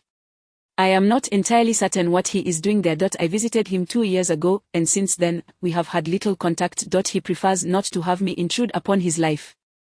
My brother has a rather peculiar temperament and has never married. In his youth, he was quite the prodigy, with many young women vying for his attention, yet he never took notice of any of them. Truly an odd fellow, Boss Tang lamented. Can you take me to find him? I asked. I believe I can. I visited there once long ago and still recall the way, Boss Tang replied. Very well, I shall come to find you tomorrow. Will you be available? I inquired. Absolutely, as long as Young Master Wu is coming, I will make time for my savior, no matter how busy I may be, Boss Tang said with a cheerful smile. After hanging up the phone, I was aflame with excitement and shared the news with the disheveled Taoist, who was equally delighted, mentioning that we would soon have the opportunity to explore that haunted building. However, upon hearing that we were to return to the haunted structure, Uncle Hu was immediately filled with trepidation, recalling the near-fatal experiences from our previous visits. Consequently, by contact, upon learning that Tang Cheng had been located, Principal Jin was also filled with excitement, as he had been particularly concerned about the haunted building at the school. With our hearts brimming with anticipation, we rested for the night. The next day, Principal Jin had his secretary drive us directly to Jinling City. Boss Tang had kindly awaited our arrival at his home, yet a flicker of displeasure crossed his face upon seeing the disheveled Taoist, although he said nothing to me.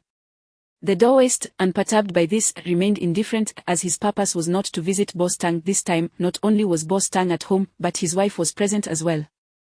Over the past few months, Mrs. Tang had made a remarkable recovery, appearing in good spirits as she personally came out to express her gratitude. After exchanging pleasantries, we conveyed our intent to Boss Tang, requesting his assistance in locating Tang Cheng.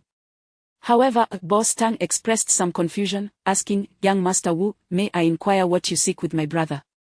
I felt no desire to conceal the truth from Boss Tang regarding this matter. Given the strange occurrences surrounding the serpent spirit, he was somewhat prepared for such things, so I briefly recounted the situation involving the haunted building at Yanbei University. Being brothers, Boss Tang expressed some concern, stating, "If I send my brother, will he be in danger?" "You need not worry. I can assure you of Uncle Tang's safety," I replied. "I have faith in young Master Wu's abilities. Since you have spoken so confidently, I shall certainly assist. However, let us postpone our departure until tomorrow. You must be weary from your travels, and it is already late. We have prepared a banquet at home, and after a hearty meal, we shall set off to find my brother early in the morning," Boss Tang suggested. "I appreciate your kindness, Boss Tang," I replied politely. "Not at all, not at all," Boss Tang waved his hand dismissively. Thus, we spent the night at Boss Tang's home, enjoying a sumptuous dinner. To express my gratitude, I offered to assess the feng shui of their residence and made some simple arrangements as a token of thanks. Boss Tang was delighted and attempted to offer me payment, which I respectfully declined, as we were the ones seeking his assistance. The disheveled Daoist and uncle Hu were somewhat discontented, lamenting the loss of money that could have been easily earned. The following morning, Boss Tang arranged for a spacious business vehicle to transport us directly to Muden City, to the village of Dongyi. By the time we arrived at the village, it was already mid-afternoon. Boss Tang led us into the village, which appeared quite impoverished and remote, reminiscent of the Jushan village of my childhood. Soon enough, we arrived at a dilapidated courtyard, where Boss Tang informed us, "My brother has been living here." We were taken aback by this revelation. It was unexpected that someone as educated as Tang Cheng, with a brother of considerable means, would reside in such a rundown place. Boss Tang then ushered us into the courtyard, where we encountered an elderly couple who appeared nearly 80 years old. The sudden arrival of so many visitors startled them. Boss Tang approached the elderly couple with utmost courtesy, asking, "Good day to you both. I am Tang Cheng's younger brother, here to see if he is at home." The old woman replied, "That child, Tang Cheng, just left a short while ago to save some people. 3 children have reportedly been swept away by the river while playing by the water's edge." Upon hearing this, we were momentarily stunned, and Boss Tang inquired, "Where is the river located?" "Just to the west of the village, a short walk of about a mile," the old man added. "Let us hasten to the river bank," I urged. We bid farewell to the elderly couple and swiftly made our way toward the western edge of the village. Not far from the village, we indeed spotted a large river, swollen and tumultuous from a recent downpour, with a thunderous roar of rushing water. As soon as we reached the river bank, we noticed a large crowd gathered, with cries of anguish ringing out. Approaching the gathering, we saw a circle of people, and upon pressing through, we beheld 2 lifeless children lying on the grassy bank, their bodies pale from prolonged exposure to the water, having succumbed some time ago. Beside the bodies, several villagers were wailing in despair. It was evident that these 2 children were beyond saving. "One more has been rescued," someone shouted, and we turned our gaze to the river, where a figure was swimming toward the shore while cradling a child in their arms. "That's my brother," Boss Tang exclaimed, pointing at the man in the water. Chapter 274. Only one survived. We all turned our gazes towards the river, and before long, a man in his 50s, wearing glasses that had slipped down to dangle from one ear, was dragged from the water. He held a child in his arms, and as soon as he reached the shore, he placed the child on the ground and began administering cardiopulmonary resuscitation. Upon seeing the child, I noticed that all vitality had drained from his body, and his face had turned a deep shade of purple. Nearby, a pair of parents were wailing in despair, utterly powerless to help. Mr. Tang promptly led us towards the scene, casting a glance at the bespectacled man as he called out, "Brother." The rescuer was none other than Tang Cheng. Despite nearing 60, he possessed a rugged countenance, his features strikingly handsome, reminiscent of a great heartthrob in his youth. Even now, he exuded an air of sophistication and grace. Upon hearing Mr. Tang's voice, Tang Cheng merely glanced up at him without uttering a word, returning immediately to his desperate efforts to save the child. The scruffy Taoist and I exchanged a knowing look. Although the child appeared lifeless, under the condition of having opened my third eye, I could discern a faint trace of earthly soul lingering within his body. In such a dire situation, any conventional medical intervention would prove futile. Only a special technique could bring the child back to life. At that moment, the thin wisp of the earthly soul seemed on the verge of departing the body. I stepped forward and addressed Tang Cheng, "Uncle, allow me to try. I am a physician." Tang Cheng lifted his gaze to regard me, his eyes brimming with skepticism, for I appeared exceedingly youthful, akin to a high school student. He momentarily hesitated before resuming his efforts to revive the child. Without further ado, I beckoned Uncle Huzi over and retrieved my medical kit from within. I extracted several silver needles and deftly inserted them into the child's abdomen at key acupoints. Following this intervention, the child suddenly exhibited a reaction, expelling a large mouthful of water from his mouth. Tang Cheng was momentarily taken aback, staring at me in disbelief, while the child's parents rushed over, overwhelmed with joy and tears. Uncle Huzi quickly intervened, saying, "My young master is in the midst of saving a life, please stand back and allow the child to breathe some fresh air." As those words left his lips, the crowd parted slightly, and Tang Cheng also paused his actions, stepping back. While I was occupied with the needles, the scruffy Taoist began to silently chant incantations, employing motion techniques to summon the lost life and heavenly souls of the child. The child, having fallen into the water not long ago, had not drifted far from his corporeal form. Thus, it was not long before the souls were successfully summoned back by the scruffy Taoist. I reached out, grasping the nearby heavenly and life souls, then forcefully struck the child's crown. In an instant, the child sat upright, retching several large mouthfuls of water onto the ground before bursting into loud cries. His parents rushed forward, embracing him tightly, with the father kneeling in gratitude, repeatedly bowing to me and Tang Cheng. I quickly urged Uncle Huzi to assist him in standing. After expressing their immense gratitude, the child's parents hurried away with their son. The three children appeared to be of similar ages, the eldest around 12 or 13, while the youngest was merely 10.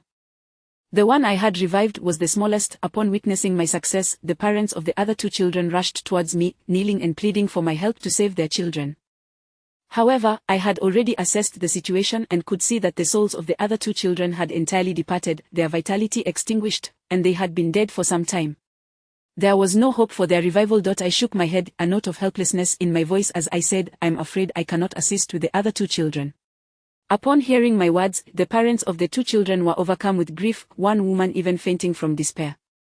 Having nurtured their children for so long, this was a profound blow, one that any parent would struggle to bear. However, their life force had been irretrievably severed. Not even the most divine intervention could revive them.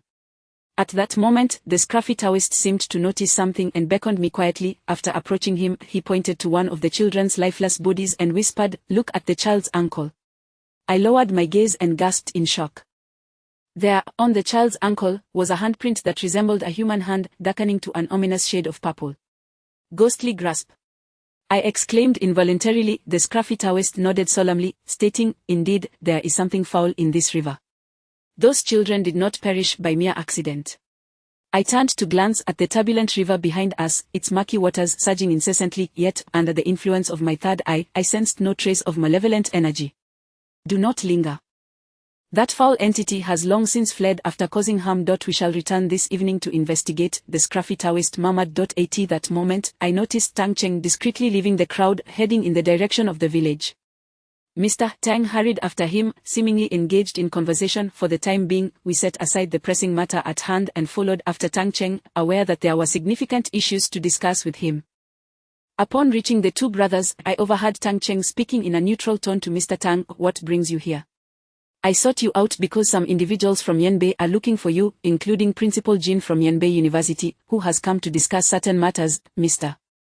Tang replied. Upon hearing this, Tang Cheng paused momentarily, turning to glance at us. Principal Jin quickly approached, extending his hand courteously. "Greetings, Mr. Tang. I am Jin Hongyang, the principal of Yanbei University."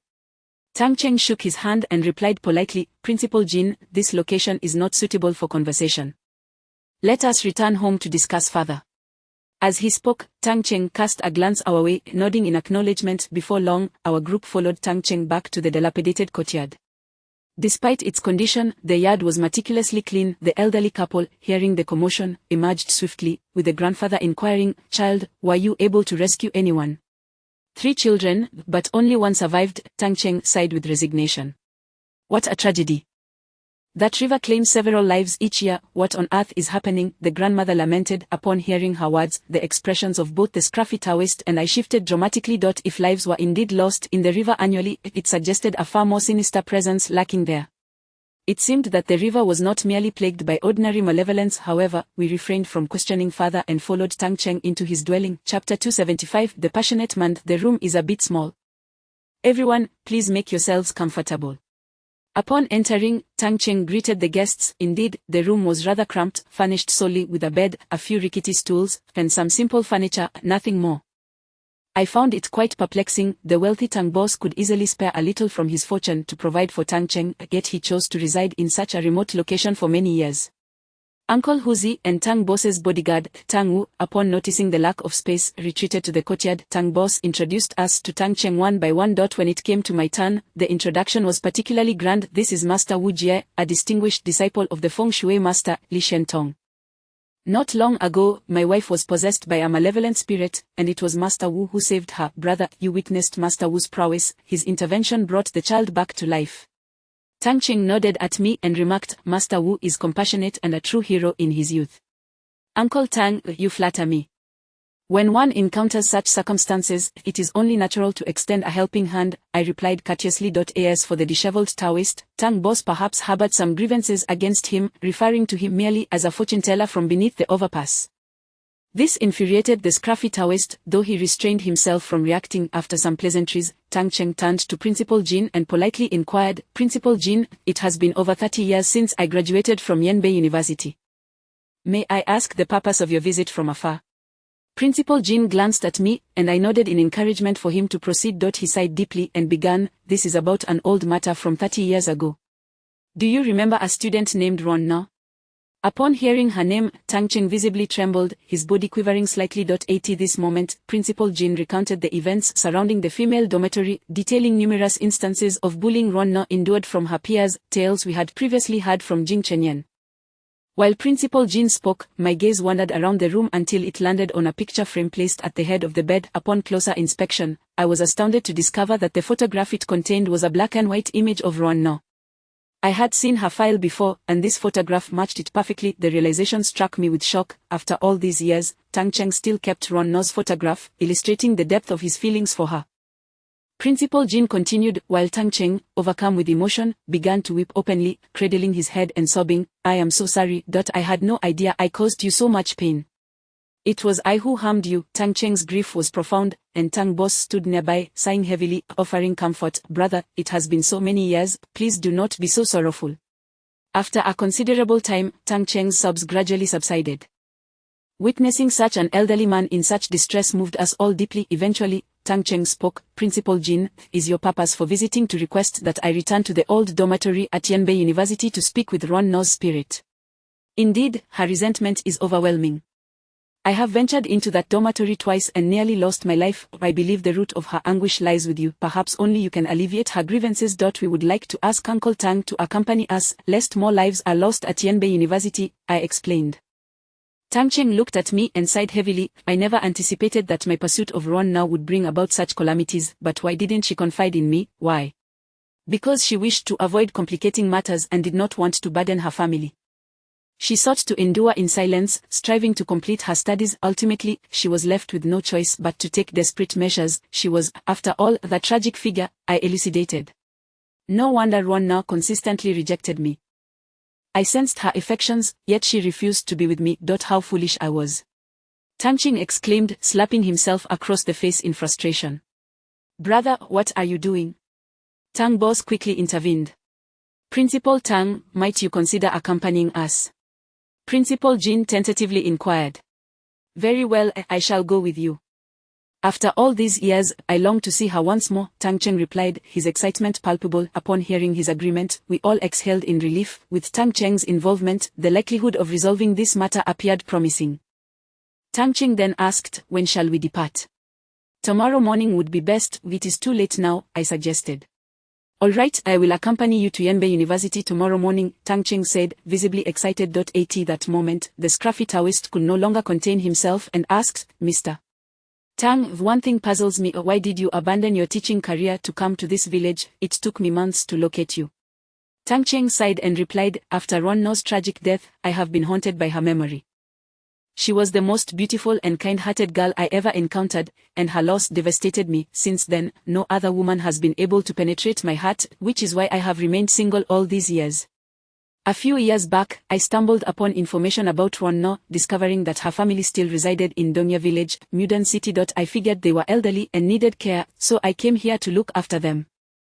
In this way, I felt closer to Ron Na, able to dwell in the place she once inhabited and see the things she once cherished, which brought me some solace. Hearing Tang Cheng's words left us all in a state of profound astonishment. Such a devoted man exists in this world. For the sake of a woman he once loved, he remained unmarried throughout his life, forsaking everything to care for two elderly people with whom he had no connection, staying for many years. What immense courage and determination that must require. I believe most people could not accomplish such a feat. Tang Cheng's actions filled me with both shock and admiration. No wonder so many women were drawn to him.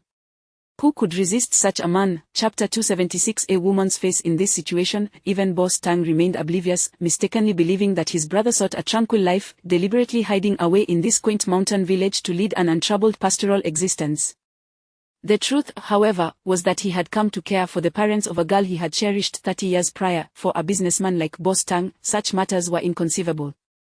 Although he loved his wife dearly and would willingly sacrifice everything for her, his brother Tang Cheng merely harbored affection for that girl, who had not even consented to be with him. From a certain perspective, their relationship was non-existent, meaning Tang Cheng had no obligation to look after her parents. Yet, despite this, Tang Cheng had still chosen to reside in this village, tending to the elderly couple for several years. Brother, if you feel a sense of guilt, we could provide them with more financial assistance or perhaps transfer them to a nursing home. I am willing to cover the expenses. There is no need for you to abandon your position as a university lecturer to endure hardship here, Boss Tang suggested, casting a glance at Tang Cheng. It's not the same.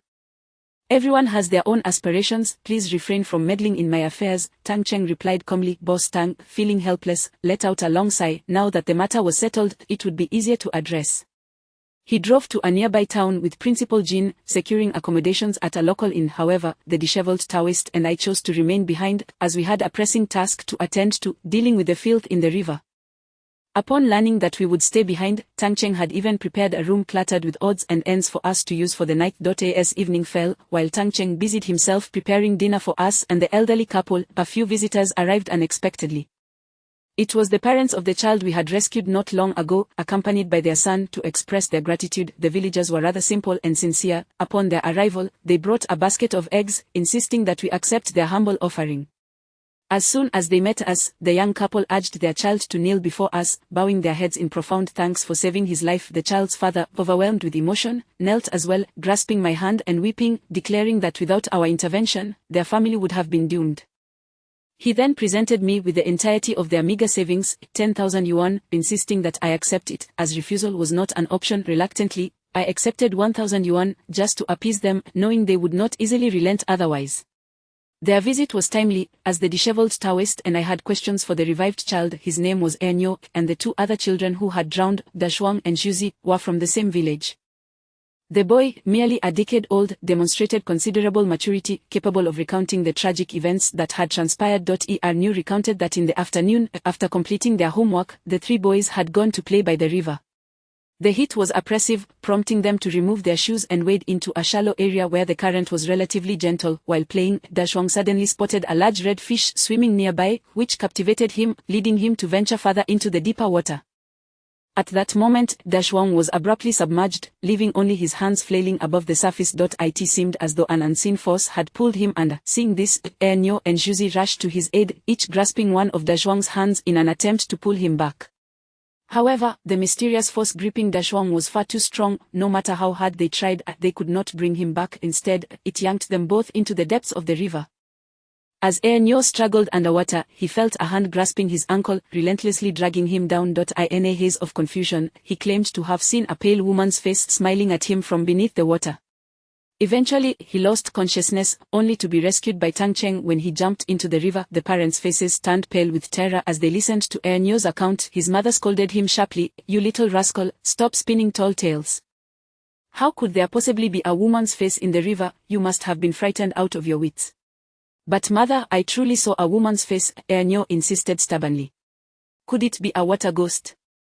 This river has always been perilous. Since my earliest memories, people have drowned here almost every year. Families from every village nearby have mourned losses to this river," Ernyo's mother exclaimed in fear.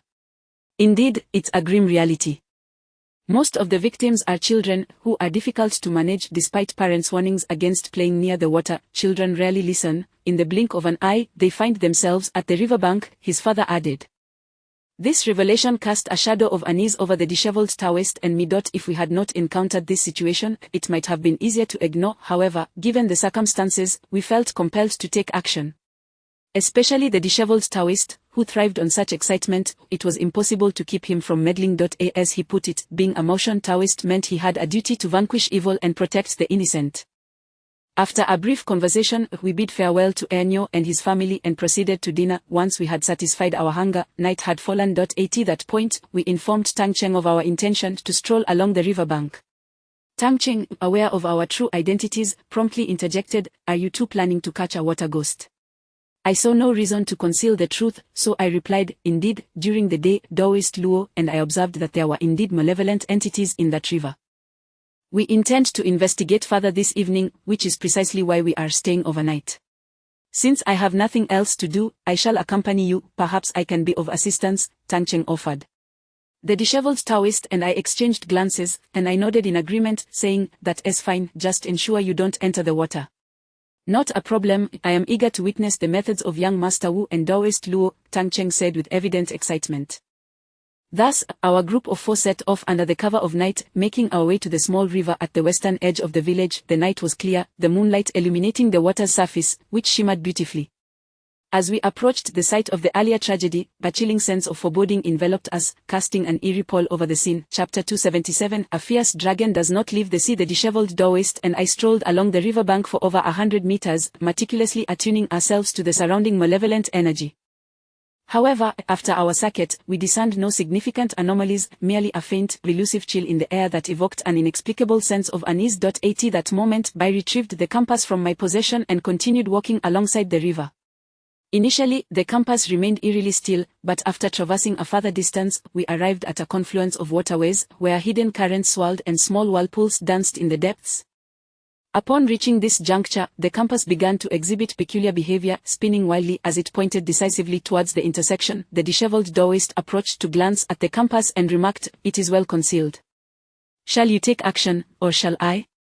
I regarded him thoughtfully and replied, "As practitioners, we must exercise caution. Venturing recklessly may not provoke that malevolent spirit to reveal itself. During daylight, I sensed its presence, but after our arrival, the foul entities within the water have retreated." Perhaps, the disheveled Taoist glanced towards Uncle Huzi and Tang Cheng. "Isn't this rather perilous?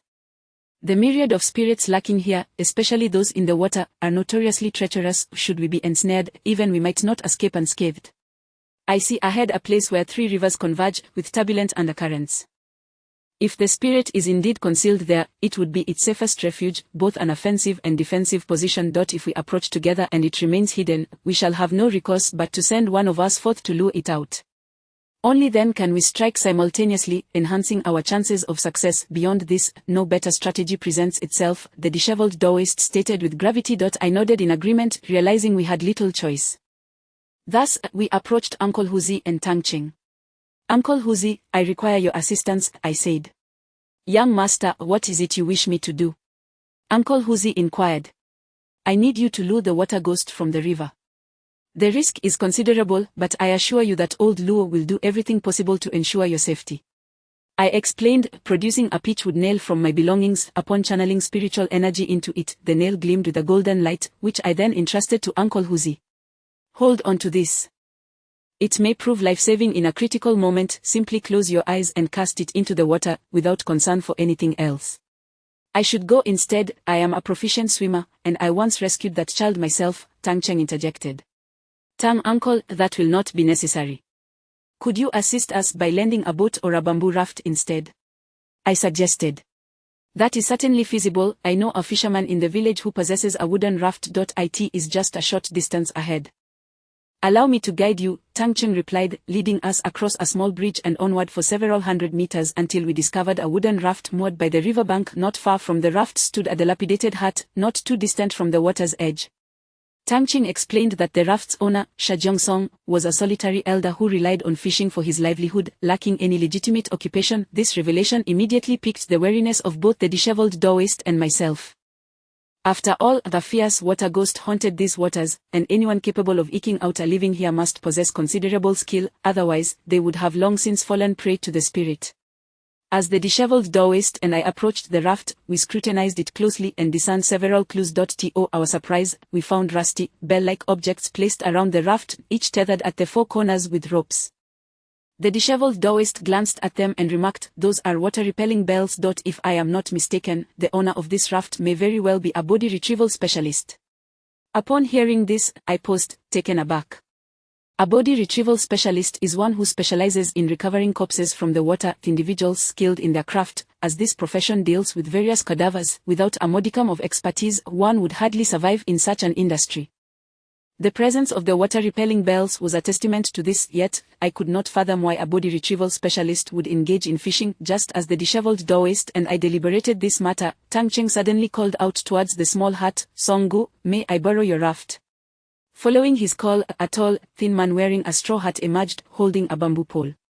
Upon approaching us, he cast a cursory glance at our group and addressed Tang Cheng, "What need do you have for the raft at this late hour?" "My two friends wish to borrow it." "We are willing to pay," Tang Cheng replied. "This is not merely a matter of money. Two children drowned earlier today. Are you unaware? Venturing into the water at night is courting disaster," Xiao Song said, evidently displeased. I scrutinized the man, noting that much of his face was obscured by the straw hat, rendering his features indistinguishable, though his voice suggested he was around 60 years of age. I stepped forward and said to Xiao Song, "The river churns and seeks an opening. A fierce dragon does not venture into the sea." This phrase is a colloquial expression from the underworld, indicating that I recognized his true identity. Typically, body retrieval specialists operate in large rivers and lakes, responding to requests for the retrieval of drowned bodies, yet they adhere to a strict rule: they never venture into the sea. Upon hearing my words, Xiao Song paused, turning to me with a respectful gesture, and in a solemn tone, he asked, "Which celestial mountain or cave do you hail from?" "Clear skies and bright lands, a traveler from the south and north. A compass guides me east and west," I replied with a bow.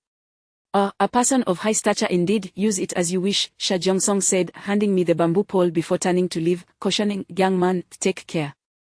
That spirit is quite formidable. I have narrowly escaped its clutches on several occasions." With that, Xiao Song retreated into the hut, leaving no further trace. A bewildered Tang Cheng turned to me and asked, "Young Master Wu, what were you two discussing?" "Nothing of consequence. We have secured the raft and may now proceed into the water," I replied. I then directed Uncle Huzi to step onto the raft, handing him the bamboo pole, while he navigated gently along the current towards the confluence. Meanwhile, the disheveled Taoist and I hastened our pace, arriving at the intersection before Uncle Echuzi. As soon as the disheveled Taoist reached the vicinity of the confluence, he produced the thunder-striking wooden sword, beginning to tread the mystical steps and set up a formation to cast his spell. Simultaneously, he retrieved several copper coins from his person and cast them toward the various directions of the confluence. Chapter 278. Clad in crimson, the disheveled Taoist had set up a simple spirit-trapping formation. At present, I had utilized a compass to ascertain the general location of the water ghost, which lay at the confluence of 3 rivers. The Taoist flung several copper coins from his person, effectively sealing off the 3 exits. Thus, regardless of the direction the water ghost might attempt to flee, it would inevitably be intercepted. However, the formation was rather rudimentary. We were unaware of the water ghost's capabilities, nor could we gauge how long we could confine it. Hence, we had to act with utmost urgency. Before long, Uncle Huzi approached the river's confluence aboard a wooden raft. The currents began to grow somewhat turbulent, and even without the aid of the bamboo pole in his hand, the raft drifted towards the junction of the 3 rivers. At that moment, Uncle Huzi glanced over at me, his face betraying a hint of trepidation. I stood at the riverbank and nodded reassuringly, indicating that he need not fear, for both the Taoist and I were present to maintain order. Before long, the raft carrying Uncle Huzi floated into the pool at the confluence. Within that pool, a small whirlpool began to form, and upon reaching this spot, the raft came to an abrupt halt. Uncle Huzi, holding the bamboo pole, was momentarily at a loss as to what to do. I gestured for him to remain still upon the raft. At this juncture, Tang Cheng also approached my side and, with a hint of nervousness, whispered, "Young Master Wu, is there truly a water ghost in this river?" "I did not see one when I rescued someone last time." "Indeed, there is one. The water ghost specifically preys upon children, though I cannot discern the reason. When you rescued someone, the riverbank was crowded with people, and the abundance of young energy deterred the water ghost from acting. However, the situation is different now. Uncle Huzi is alone on the raft, and it is night. The water ghost's powers will be heightened, and this place is its lair. It will undoubtedly attempt to target Uncle Huzi," I replied. Tang Cheng nodded, his gaze fixed upon the expanse of water. Uncle Huzi stood alone upon the raft, while Tang Cheng and I stood together, and the disheveled Taoist had hurried to the opposite bank, concealing himself in the reeds. The three of us fixed our attention on the water's surface, awaiting the emergence of the water ghost. I in the blink of an eye, over half an hour had passed, yet the water's surface remained utterly still. Uncle Huzzi's legs grew numb from standing, and he eventually sat down upon the raft, appearing much more relaxed. After another half hour, I raised my gaze to the night sky. It was now past 9 o'clock, and the water ghost had still not appeared. At this point, even Tang Cheng began to show signs of impatience, stating, "Young Master Wu, could it be that the water ghost senses your presence and dares not show itself? Or perhaps it has vacated this area altogether." "That is unlikely. I can sense its presence, however, this water ghost is quite vigilant. The raft upon which Uncle Huzzi is situated possesses a water-repelling charm, which the ghost likely fears. We must wait a while longer," I reassured him. As we conversed, an unexpected occurrence transpired around Uncle Huzzi's raft. At the junction of the three water flows, an undercurrent surged, while the surface appeared deceptively calm. Uncle Huzzi, feeling drowsy, suddenly heard a bubbling sound, akin to water boiling. Upon glancing at the water's surface, he was taken aback, for it had suddenly become murky, with bubbles the size of bowls rising from the depths. Equipped with a flashlight, Uncle Huzzi illuminated the surface, only to find that the bubbles were multiplying. Simultaneously, the water-repelling charm surrounding the raft began to emit a low, buzzing sound. Though faint, it instilled a sense of unease. Instantly alert, Uncle Huzzi rose from the raft and glanced towards me, waving his flashlight to signal that something was amiss. I felt a surge of tension and retrieved my Xiao Pang ruler, preparing for immediate action. Not far away, I noticed the disheveled Taoist emerging from the brush, his gaze fixed intently on the water surface. In a mere moment, the anomalies on the water surface shifted once more, as numerous strands of aquatic vegetation suddenly emerged from the riverbed, entangling the raft upon which Uncle Huzzi stood. These water plants seemed almost alive, when once they ensnared the raft, they began to creep towards Uncle Huzzi. Seeing this predicament, Uncle Huzzi trembled in fear and raised his bamboo pole to strike at the encroaching vegetation. Yet there were too many, crawling from all directions onto the raft, which began to sink as the water rose over its edges. At that moment, the water-repelling charm flickered with golden light, causing a significant portion of the water plants to wither and die. The buzzing sound of the charm intensified. Tang Cheng, witnessing this from the riverbank, grew frantic. "Young Master Wu, why aren't you diving in to save him? The raft is about to submerge." "Patience, we must wait a moment longer. The water ghost has yet to reveal itself, it is merely testing," I replied. In truth, I was far more anxious than Tang Cheng, for Uncle Huzzi was on that raft. After a brief interval, the water plants continued their relentless advance, some now coiling around Uncle Huzzi's ankles. With a sudden tug, they pulled him down onto the raft, soaking him completely. At this moment, Uncle Huzzi struggled to sit up and glanced to the side, only to emit a terrified scream, for he beheld a pale female face lurking just beneath the water's surface, fixated on him with a chilling smile. The water ghost, clad in crimson, drifted gracefully in the depths. Following his scream, Uncle Huzzi was momentarily paralyzed with fear. The water plants tightened their grip, and with a forceful yank, they dragged him into the water. As he plunged beneath the surface, the ghostly white hand grasped his ankle, relentlessly pulling him into the depths. Upon witnessing this, I could no longer contain myself and shouted to the disheveled Taoist, "Act now." In that instant, we heard a series of splashes, as both the Taoist and I leaped into the water simultaneously, swiftly swimming towards the direction of the raft. Meanwhile, Uncle Huzzi struggled desperately in the water, striving to reach the raft, but the pale hand clung to his ankle, dragging him ever deeper. When he glanced down, he was met with the sight of the woman's ghastly, pale face, radiating a chilling, sinister smile.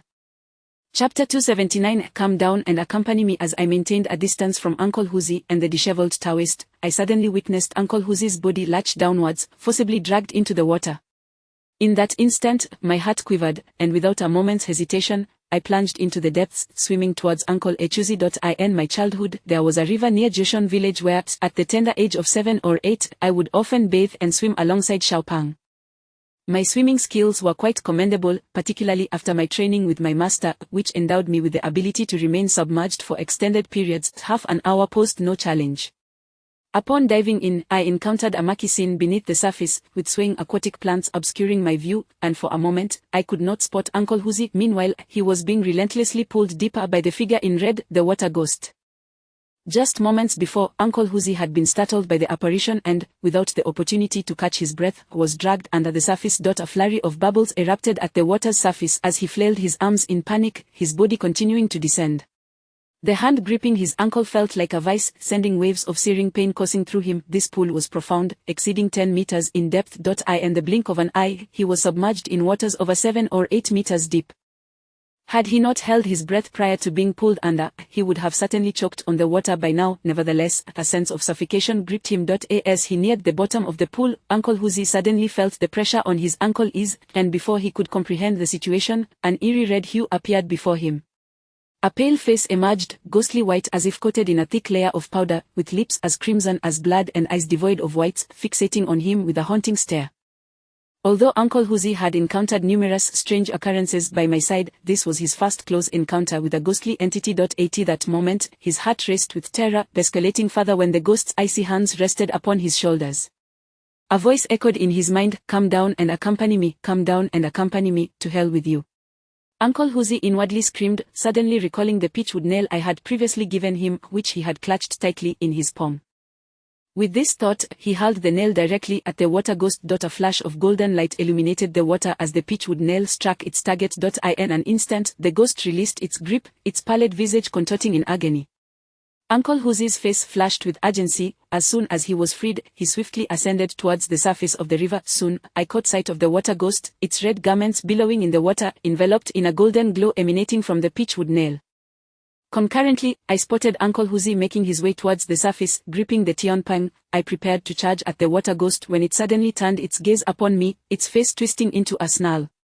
Instantly, I retrieved a pitchwood nail from my possession, channeling spiritual energy into it. The runes upon the nail flickered as I propelled it towards the ghost. The nail shimmered with golden light, slicing through the water like a bolt of lightning aimed at the spectral figure.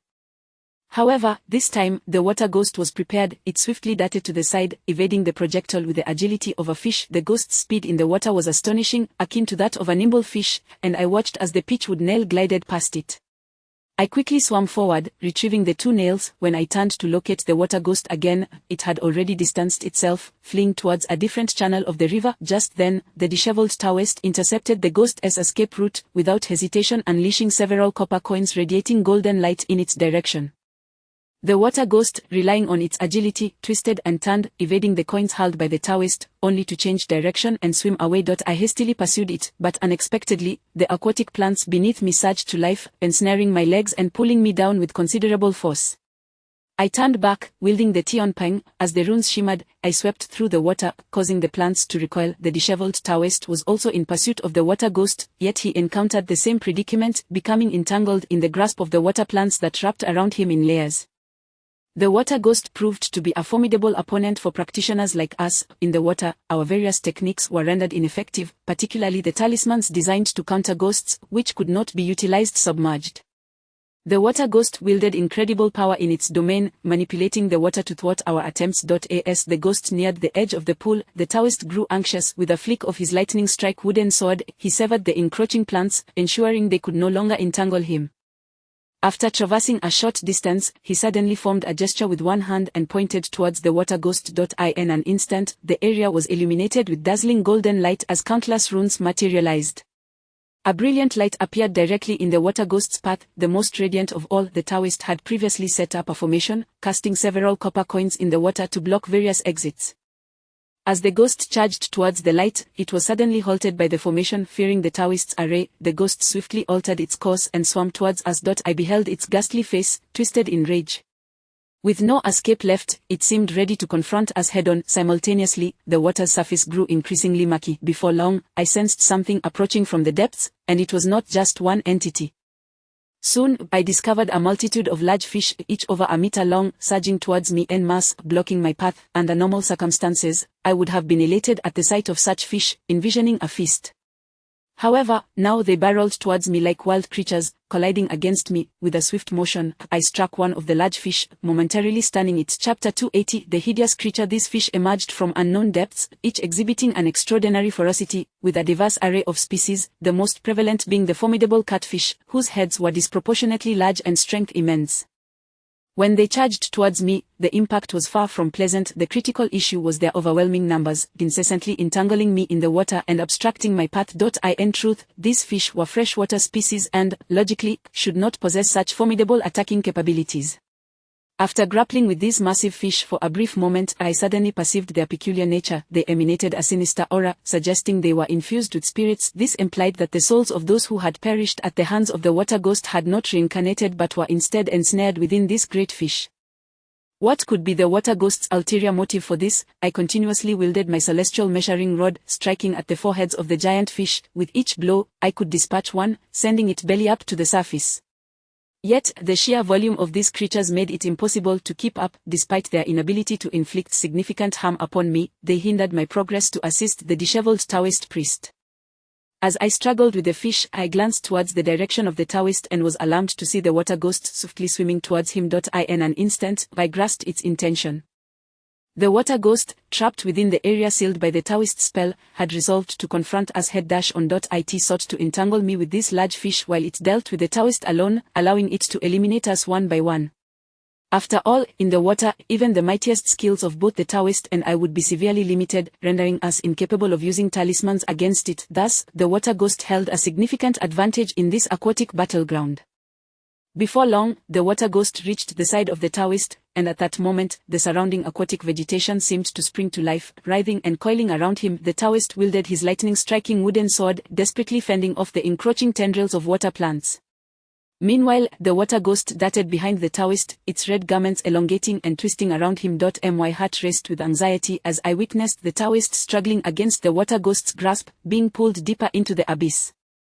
Just when despair began to set in, a figure suddenly materialized in the murky water, brandishing a harpoon and propelling towards me with remarkable speed. The water was clouded, and as the figure drew near, I was startled, fearing I had encountered an ally of the water ghost.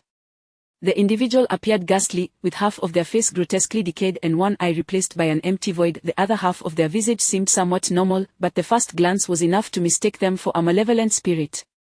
The figure approached with the harpoon raised, and I swiftly readied my celestial measuring rod in defense. To my astonishment, as the individual swung the harpoon, several large fish were impaled and sent flying aside. Recognizing the familiar silhouette, I realized this was Xiao Pang, the corpse retrieval expert, previously obscured by a hat. His true horrifying appearance was now revealed. As a skilled corpse retriever, Xiao Pang excelled in aquatic maneuverability, gliding through the water with ease.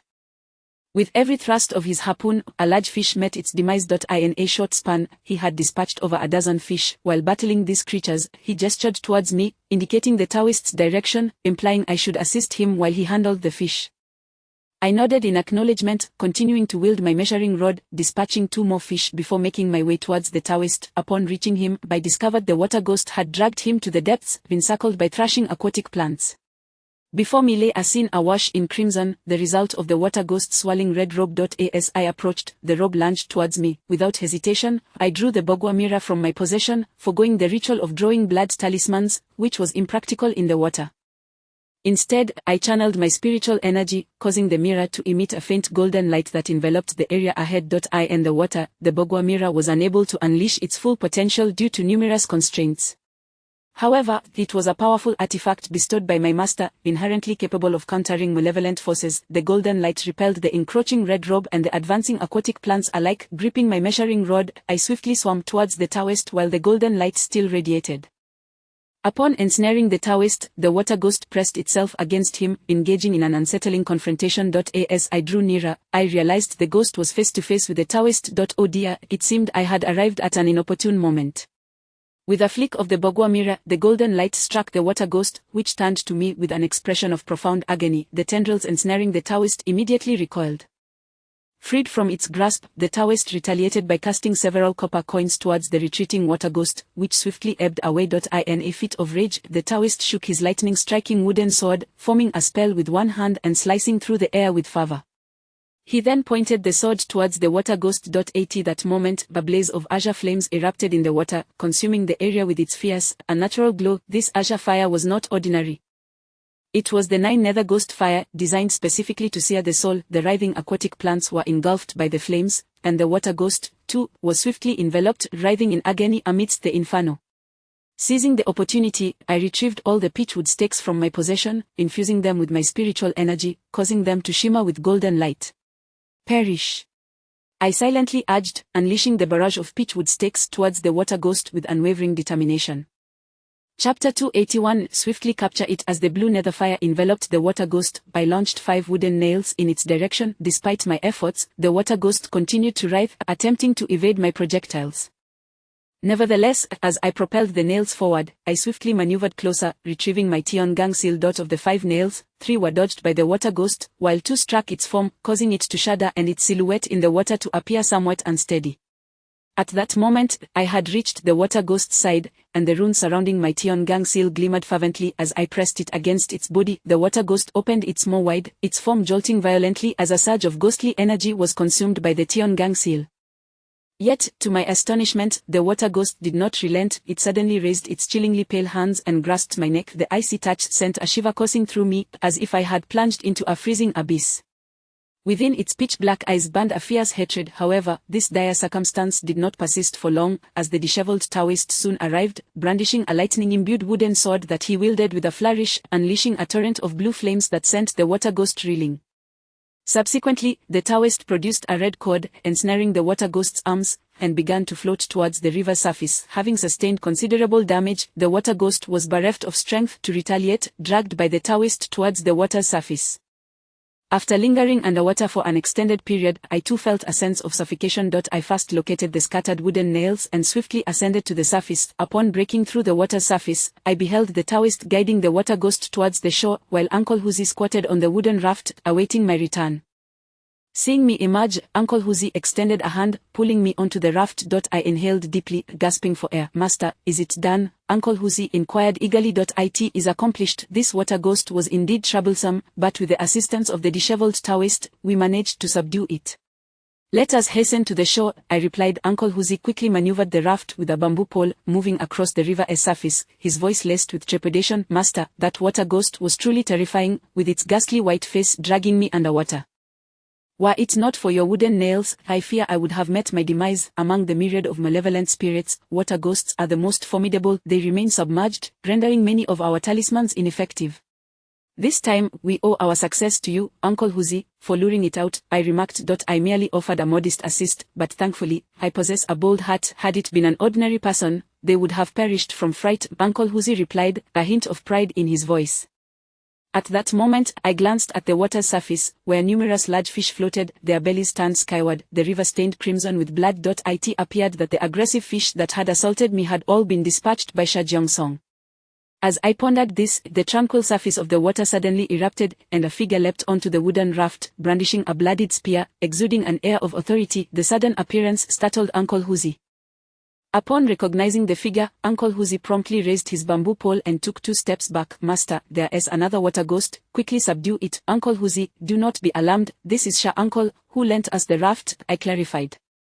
It was no wonder Uncle Huzi mistook him for a ghost. His visage was truly fearsome. The newcomer was indeed Xiao, who donned a cloak from his back, obscuring much of his face, and squatted silently on the raft. I turned to him, cupping my hands in gratitude. "Thank you, Senior Sha, for your timely assistance. Otherwise, capturing this water ghost would have proven exceedingly difficult." Xiao turned to face me, his demeanor calm as he replied, "I have long sought to rid myself of this water ghost, yet my abilities fell short, and I narrowly escaped its clutches on several occasions. You two are the true masters. There is no need for such courtesy." Before long, Uncle Huzi maneuvered the raft to the shore, and the 3 of us disembarked. The disheveled Taoist dragged the subdued water ghost to the banks, glaring at it while spitting onto the ground in disdain. While doing so, he grumbled, "You audacious water ghost, why do you assault me and steal my first kiss? My reputation is now tarnished by your actions. I am utterly ashamed to face the world." Hearing his words, I could not suppress a chuckle, recalling how the water ghost had ensnared the Taoist with water plants and a red robe, intending to consume his vital essence. The most effective method for such a spirit to absorb vital energy is through direct mouth-to-mouth contact. I approached the water ghost, now slumped on the ground, and jestingly remarked to the Taoist, "Old Luo, do not feign innocence. Look how enchanting this water ghost is. What harm could come from a kiss? Wu Jie, you scoundrel, do not speak so flippantly. That kiss was not meant for you. Why not step forward and try it?" The disheveled Taoist retorted, his tone irritable. "I possess no such fortune. It seems the water ghost has a greater interest in you," I replied with a smirk. "Master, how did Taoist Luo end up kissing the water ghost?" "What a pity I missed it," Uncle Huzi lamented. "Uncle Huzi, you mustn't say such things. The Taoist glared at him. At that moment, Tang Cheng approached us, catching sight of the drenched water ghost clad in red. His face paled in shock, and he retreated behind me, exclaiming, "Master Wu, is this the water ghost that claimed the lives of those 2 children? It has claimed far more than 2. Judging by the circumstances, the number of lives lost at its hands must exceed 100. Truly, it is a malevolent being," the disheveled Taoist stated grimly. So many, it truly deserves to die. "Why does this water ghost take pleasure in harming others?" Uncle Huzi exclaimed angrily. The disheveled Taoist, already filled with resentment, approached the silent water ghost and kicked it without a hint of compassion. "I ask you, why do you not seek rebirth but instead linger in the river, preying upon the innocent?" The water ghost suddenly lifted its head, casting a venomous glare at the Taoist, its hatred intensifying.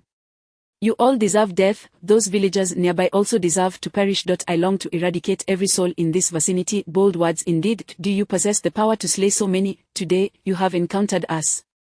Consider yourself unfortunate. Such a spirit as you does not warrant redemption. Your soul shall be shattered." With that, I raised the Tionggang seal in my hand. Chapter 282. Unrepentant. Just as I was about to strike down the water ghost, the disheveled Taoist raised his hand and halted me. "Wait a moment." The heavenly pen in my grasp came to a standstill midair as I turned to the Taoist, questioning, "What? Did our earlier kiss stir up some feelings? If you insist on intervening, then I leave it to you." "Enough nonsense. I merely wish to ascertain why it harbors such intense animosity towards the villagers in this vicinity," the Taoist elucidated. He then fixed his gaze upon the water ghost, his expression darkening as he demanded, "Speak, why do you inflict harm upon others as a water ghost?" "I am a disciple of the Maoshan sect, dedicated to exorcising demons and upholding justice, never resorting to the indiscriminate slaughter of the innocent. Should you provide me with a plausible reason, I may grant you a chance at redemption. However, should you utter even a single falsehood, your soul shall be shattered, and you will never know rebirth." Typically, water ghosts seek a substitute. Having met an untimely demise, they lie in wait within the waters, seizing any opportunity to drag unsuspecting victims beneath the surface, thereby taking their place and securing passage into reincarnation. However, the water ghost before us was an anomaly. It had claimed the lives of at least 100 souls yet remained tethered to this realm, continuing its reign of terror while imprisoning the spirits of its victims within the body of a massive fish. Its actions clearly bore a deeper purpose. Upon hearing the Taoist's inquiry, the water ghost glared at him with malice, gritting its teeth as it retorted, "I slaughter their descendants because they wronged me in life. Had it not been for them, I would not have perished." What followed was a harrowing tale of its tragic past, beginning over a century ago, during the late Qing dynasty. A sweeping movement known as Upholding Qing and Expelling the Foreign unfolded, spearheaded by a formidable grassroots organization known as the Boxers. This group vehemently opposed foreign influence, resorting to violence against foreigners, vandalizing churches, and banning foreign goods. They even garnered praise and support from Empress Dowager Cixi herself. However, their actions incited the wrath of foreign powers, culminating in the invasion of the Eight-Nation Alliance, who laid waste to the capital, prompting Empress Dowager Cixi to flee. Subsequently, the Qing government was forced to cede territory and pay reparations, signing numerous unequal treaties to quell the turmoil. The Boxers, once allies of the Qing, became targets of retribution, and many were executed. The water ghost had once been a villager of Dongye, her husband having participated in the Boxer movement. Following Cixi's vendetta, her spouse was captured and beheaded, thus, she was left a widow. Before her transformation into a water ghost, she was a young and beautiful woman, the envy of many suitors in the surrounding villages, who would often knock on her door under the cover of night. Among them was the son of a wealthy landlord, who, enamored by the widow's beauty, sought to win her affection. Their clandestine affair was soon discovered by a local child, who informed the villagers. In a society steeped in feudal values, the widow was condemned for her perceived immorality, and the villagers, enraged, captured her, confined her in a pig cage, bound her with heavy stones, and drowned her in the river. Meanwhile, the landlord's son faced no consequences, having connections with the local magistrate. The widow's unjust death, compounded by the betrayal of the village child, festered within her, transforming her into a vengeful water ghost. This ghost harbored a deep-seated hatred for children in the village. Any child who ventured too close to the water's edge would be dragged beneath the waves to their demise. Over the past century, the water ghost had claimed the lives of countless victims, the toll easily exceeding 80, including many adults who had also met their end at its hands. It believed that the villagers were solely responsible for its fate, thus intensifying its resentment and preventing its reincarnation. It lacked by the water, waiting for the next opportunity to wreak havoc until it encountered us, leading to its impending end. After listening to the water ghost's lament, we exchanged glances, each of us contemplating the gravity of the situation. Tang Cheng, a man of compassion, sighed and remarked, while the water ghost's actions are reprehensible, one must consider the context of that feudal society, where such tragedies were all too common. In today's world, such events would be unfathomable. After all, she lost her husband and cannot be accused of betrayal or infidelity. Though your perspective holds merit, the innocent children it has slain bear no guilt for her suffering.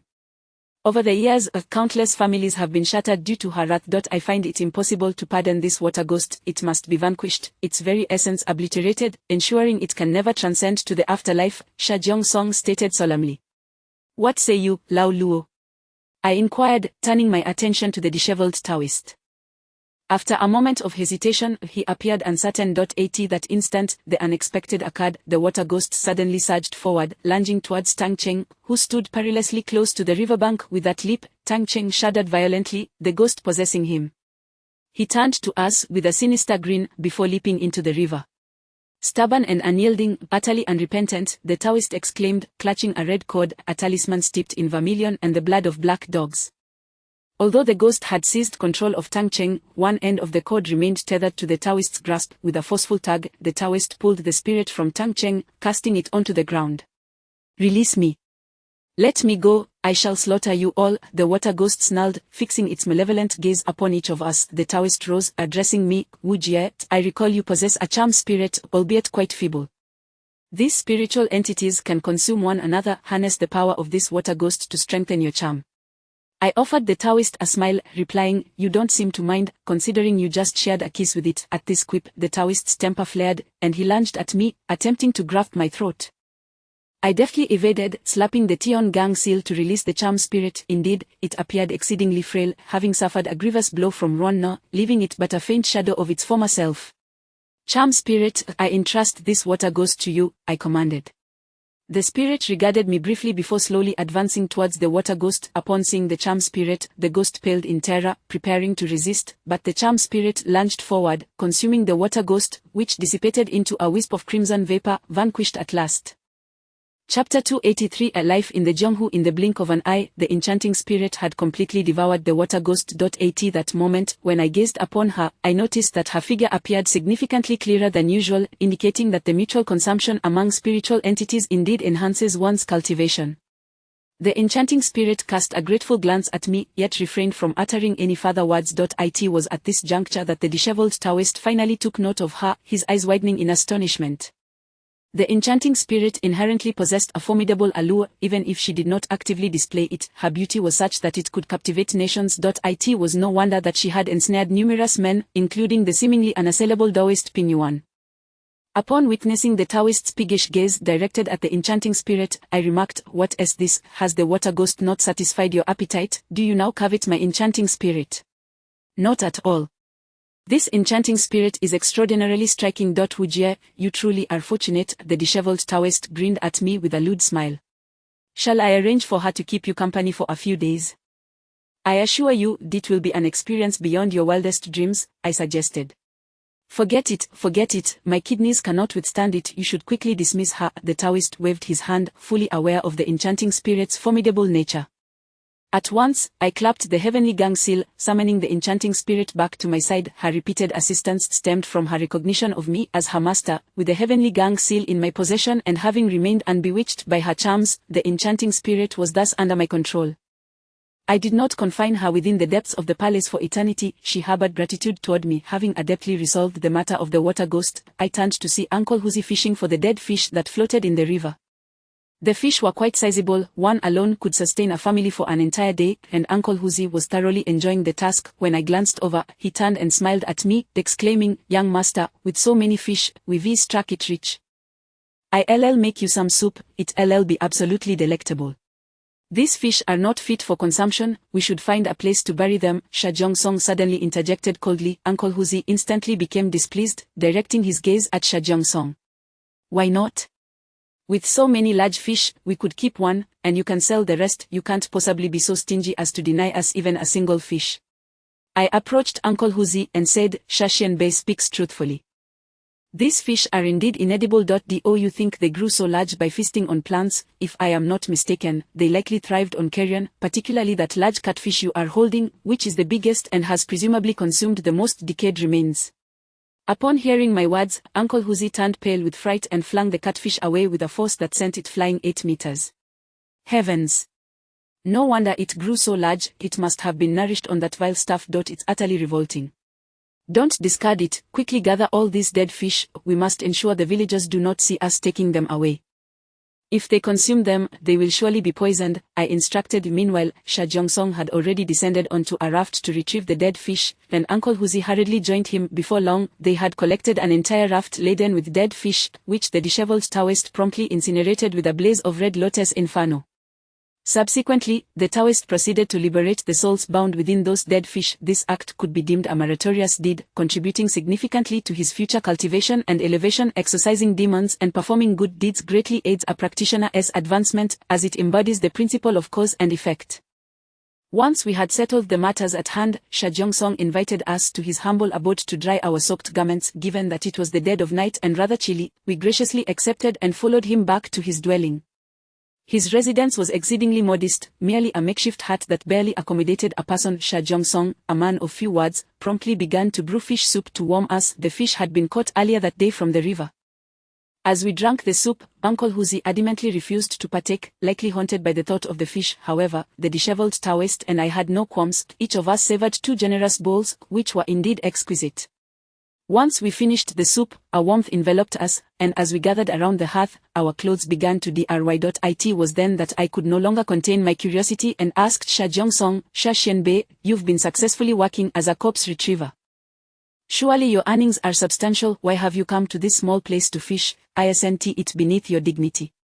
Xiao lifted his head to glance at me, then removed his conical hat, revealing his grotesque and fearsome visage once more. This time, the clarity of his features was even more startling, a sight so terrifying that it was no wonder Uncle Huzi mistook him for a ghost. He replied, 7 or 8 years ago, I worked as a corpse retriever along the Yellow River, laboring in that profession for over 20 years.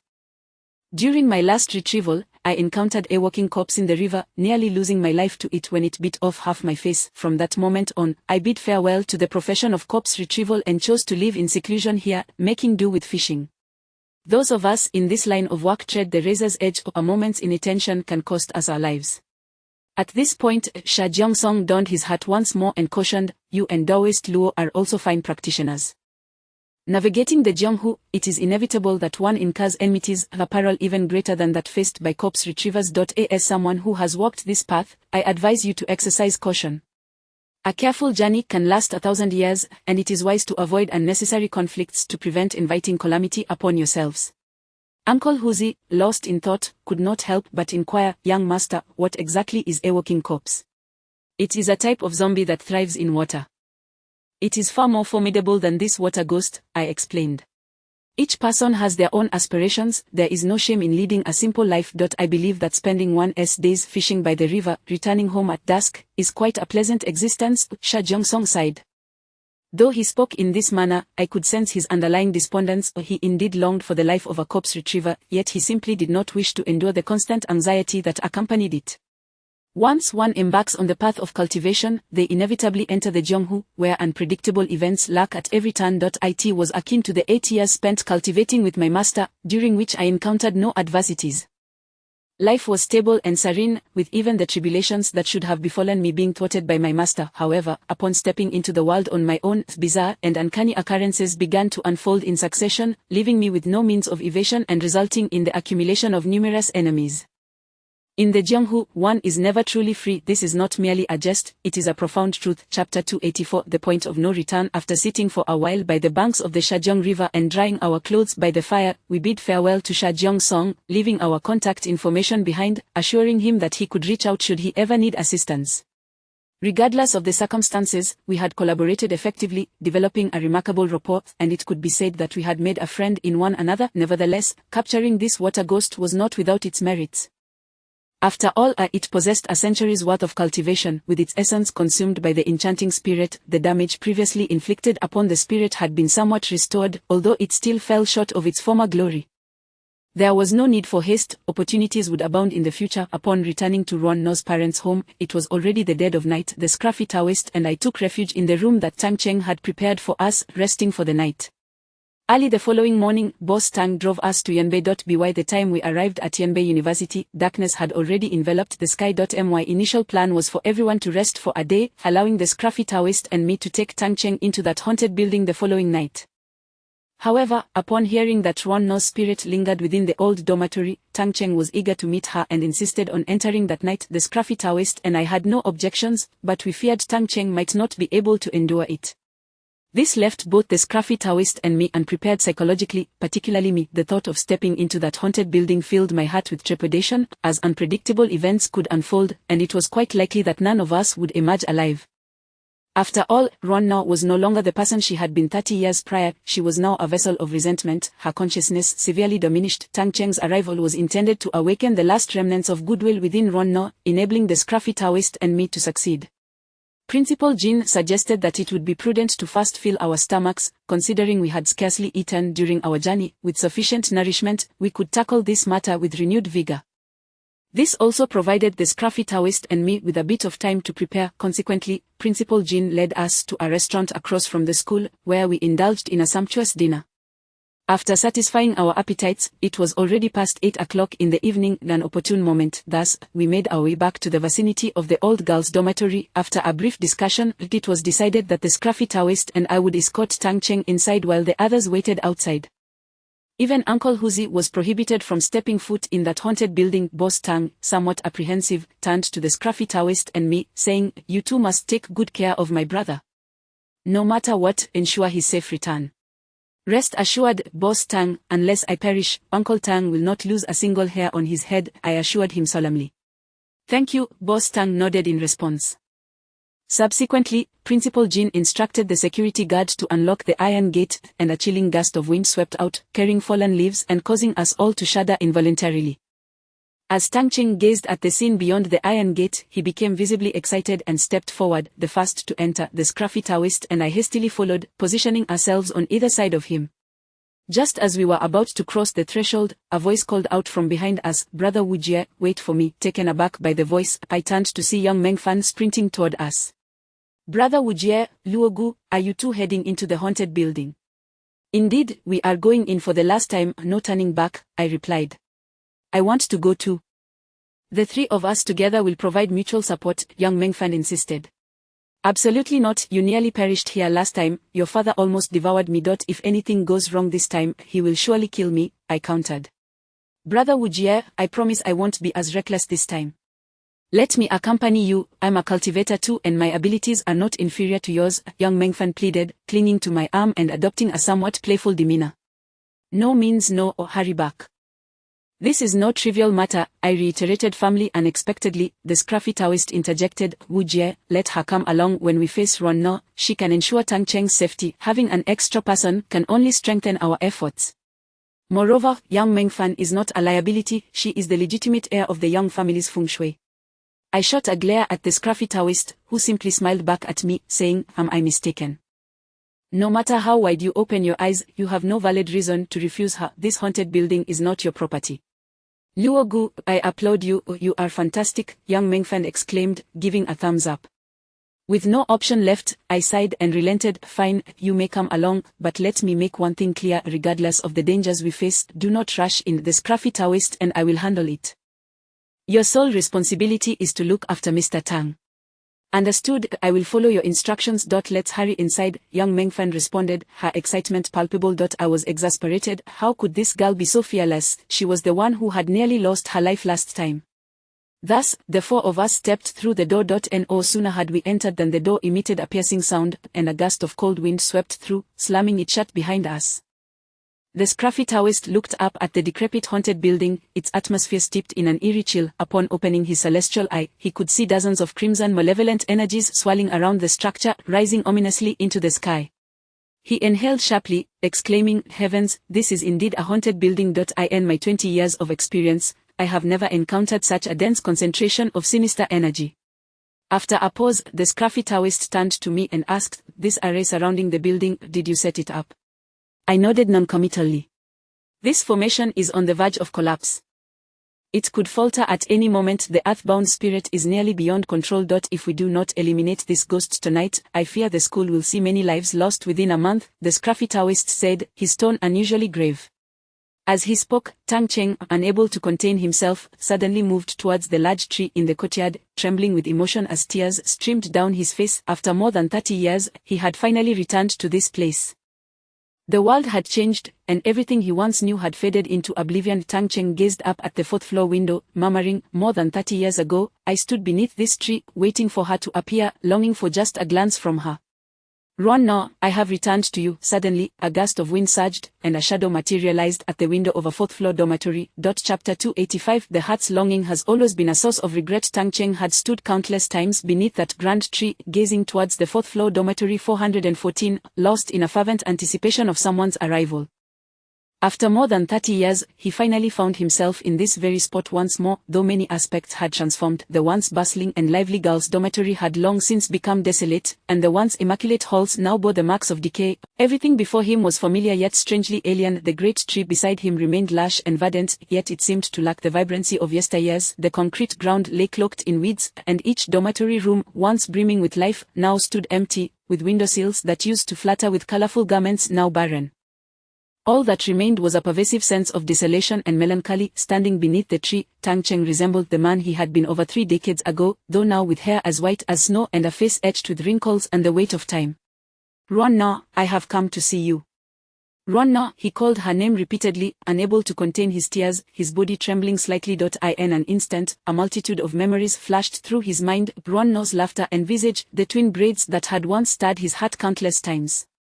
As Tang Cheng continued to call out for Ruan Na, an unexpected chill swept through the air, and the ground stirred with a flurry of fallen leaves, swirling into dark whirlwinds around him. In the direction of the fourth floor, a shadow suddenly appeared. She stood there, her features obscured, yet everyone could sense that this shadow was indeed Ruan Na, her gaze fixed unwaveringly upon Tang Cheng. Seeing that shadow ignited Tang Cheng's excitement anew. He stepped forward, his voice trembling. Ruan Na, is that you? Ruan Na, it is Tang Cheng. I have come to see you. More than 30 years have passed, and I have often wished to visit you, yet fear held me back. I dreaded standing here again, fearing the memories you evoke, for this place brings me too much helplessness and longing. Just being here rends my heart more painfully than a blade. I apologize, Ruan Na, for taking so long to come see you. Tears streamed down his face like a child's as he approached the girls' dormitory. At that moment, a deep sigh resonated from the fourth floor. Alas! The sigh was laden with an abundance of helplessness and sorrow. As Tang Cheng drew nearer to the dormitory, he murmured something under his breath, almost as if reciting poetry. Love has always been a source of empty regret. Dreams awaken all too easily. Is it so difficult to let go of a flower's grasp? Poor drifting catkins, so fleeting. A fragrant nest hastily built for mandarin ducks, new verses still penned on a jade screen, not for the heartbreak of parting. Tears stain an old shirt of azure. Ruan Na, do you remember? I once penned many poems for you, yet you never replied. Now I wish to ask, do you hold me in your heart? After all these years, I remain unmarried, unable to let you go or forget you. This time, I have no intention of returning. Ruan Na, take me with you. I would embrace being a ghost if it meant being with you.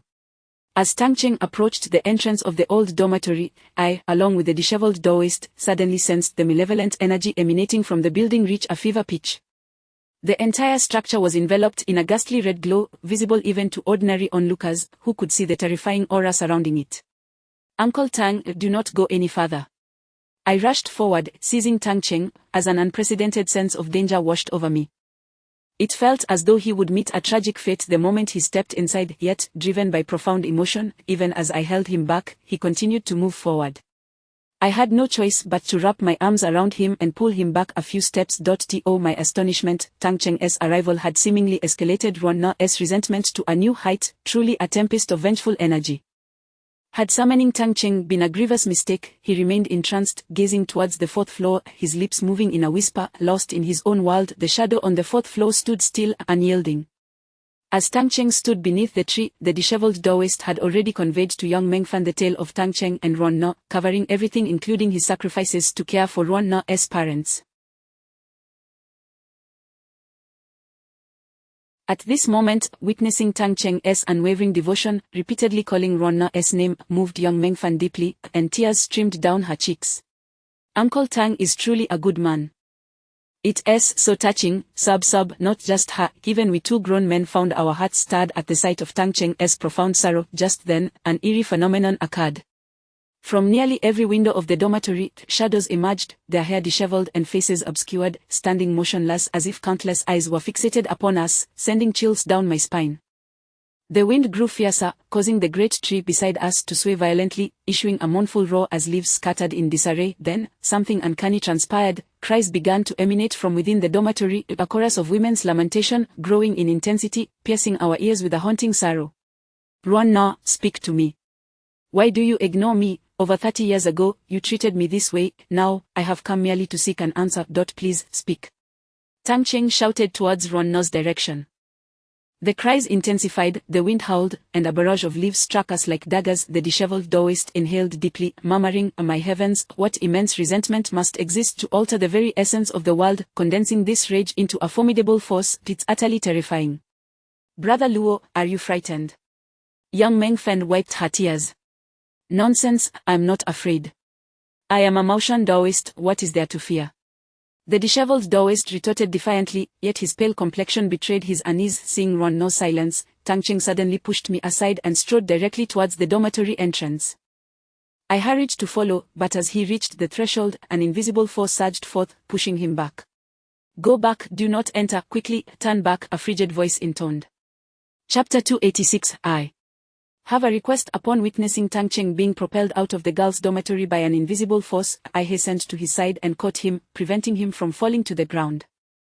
This was a situation I had never encountered before. The voice that had emanated earlier was frigid and devoid of any emotion, yet it had effectively barred Tang Cheng from entering the dormitory. This suggested a singular conclusion: she did not wish for Tang Cheng to enter, nor did she desire to meet him. However, this was not entirely a negative development. It indicated that Ruan Na's consciousness had not been entirely overrun by resentment, and she still retained a sliver of lucidity. Ruan Na was evidently fearful of losing control to her vengeful spirit and inadvertently harming Tang Cheng. This revealed that she still harbored feelings for him. Tang Cheng, taken aback by the unforeseen circumstances, became agitated once more and shouted towards the dormitory, "Ruan Na, I know it's you. Why won't you meet me? It's been over 30 years since you heartlessly rejected me. Can you not bear to see me today?" A deep sigh echoed from within the dormitory, followed by a melancholic and icy voice that floated out, "Go back and never return." Why? Tell me, why is this happening?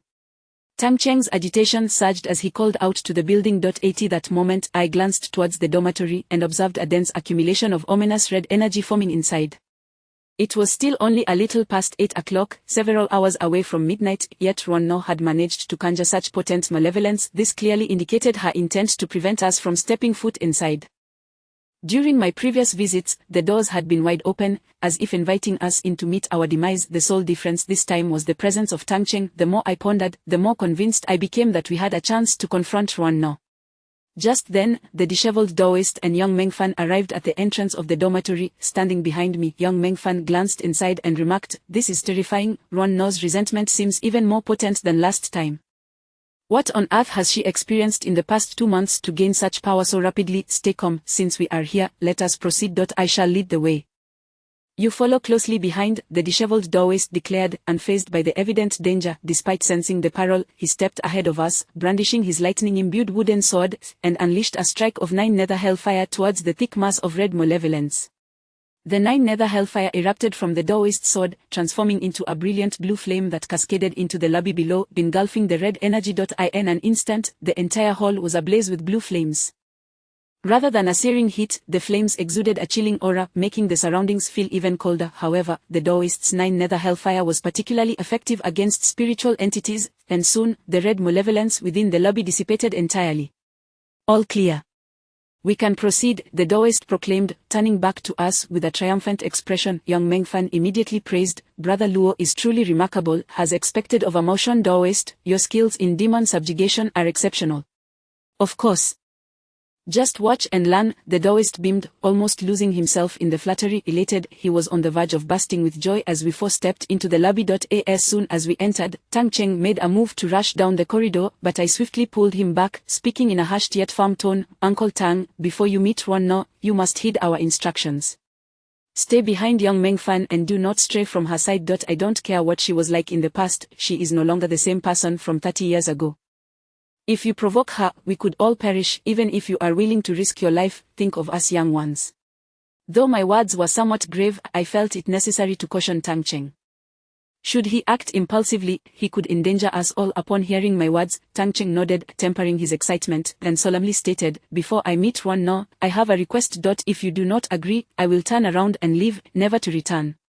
We exchanged glances, and I replied, "Uncle Tang, speak your mind. Regardless of what transpires, I implore you not to shatter Ron No's soul. Allow her a glimmer of hope. Although she has erred, she was driven to this state by circumstances beyond her control. Can you promise me this?" Tang Cheng gazed intently at me, knowing that I held the authority in this matter. After a brief contemplation, I responded, "Uncle Tang, I cannot guarantee you my unwavering promise. I can only assure you that as long as she does not pose a threat to any of our lives, I will refrain from taking drastic measures.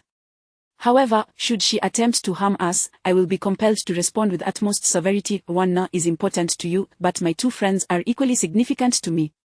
Tang Cheng nodded in agreement, saying, "That is reasonable. Let us proceed." With that, the disheveled Daoist and I drew our talismans and advanced ahead, while young Meng Fan readied her vermilion brush, its red light flickering as she remained vigilant of our surroundings.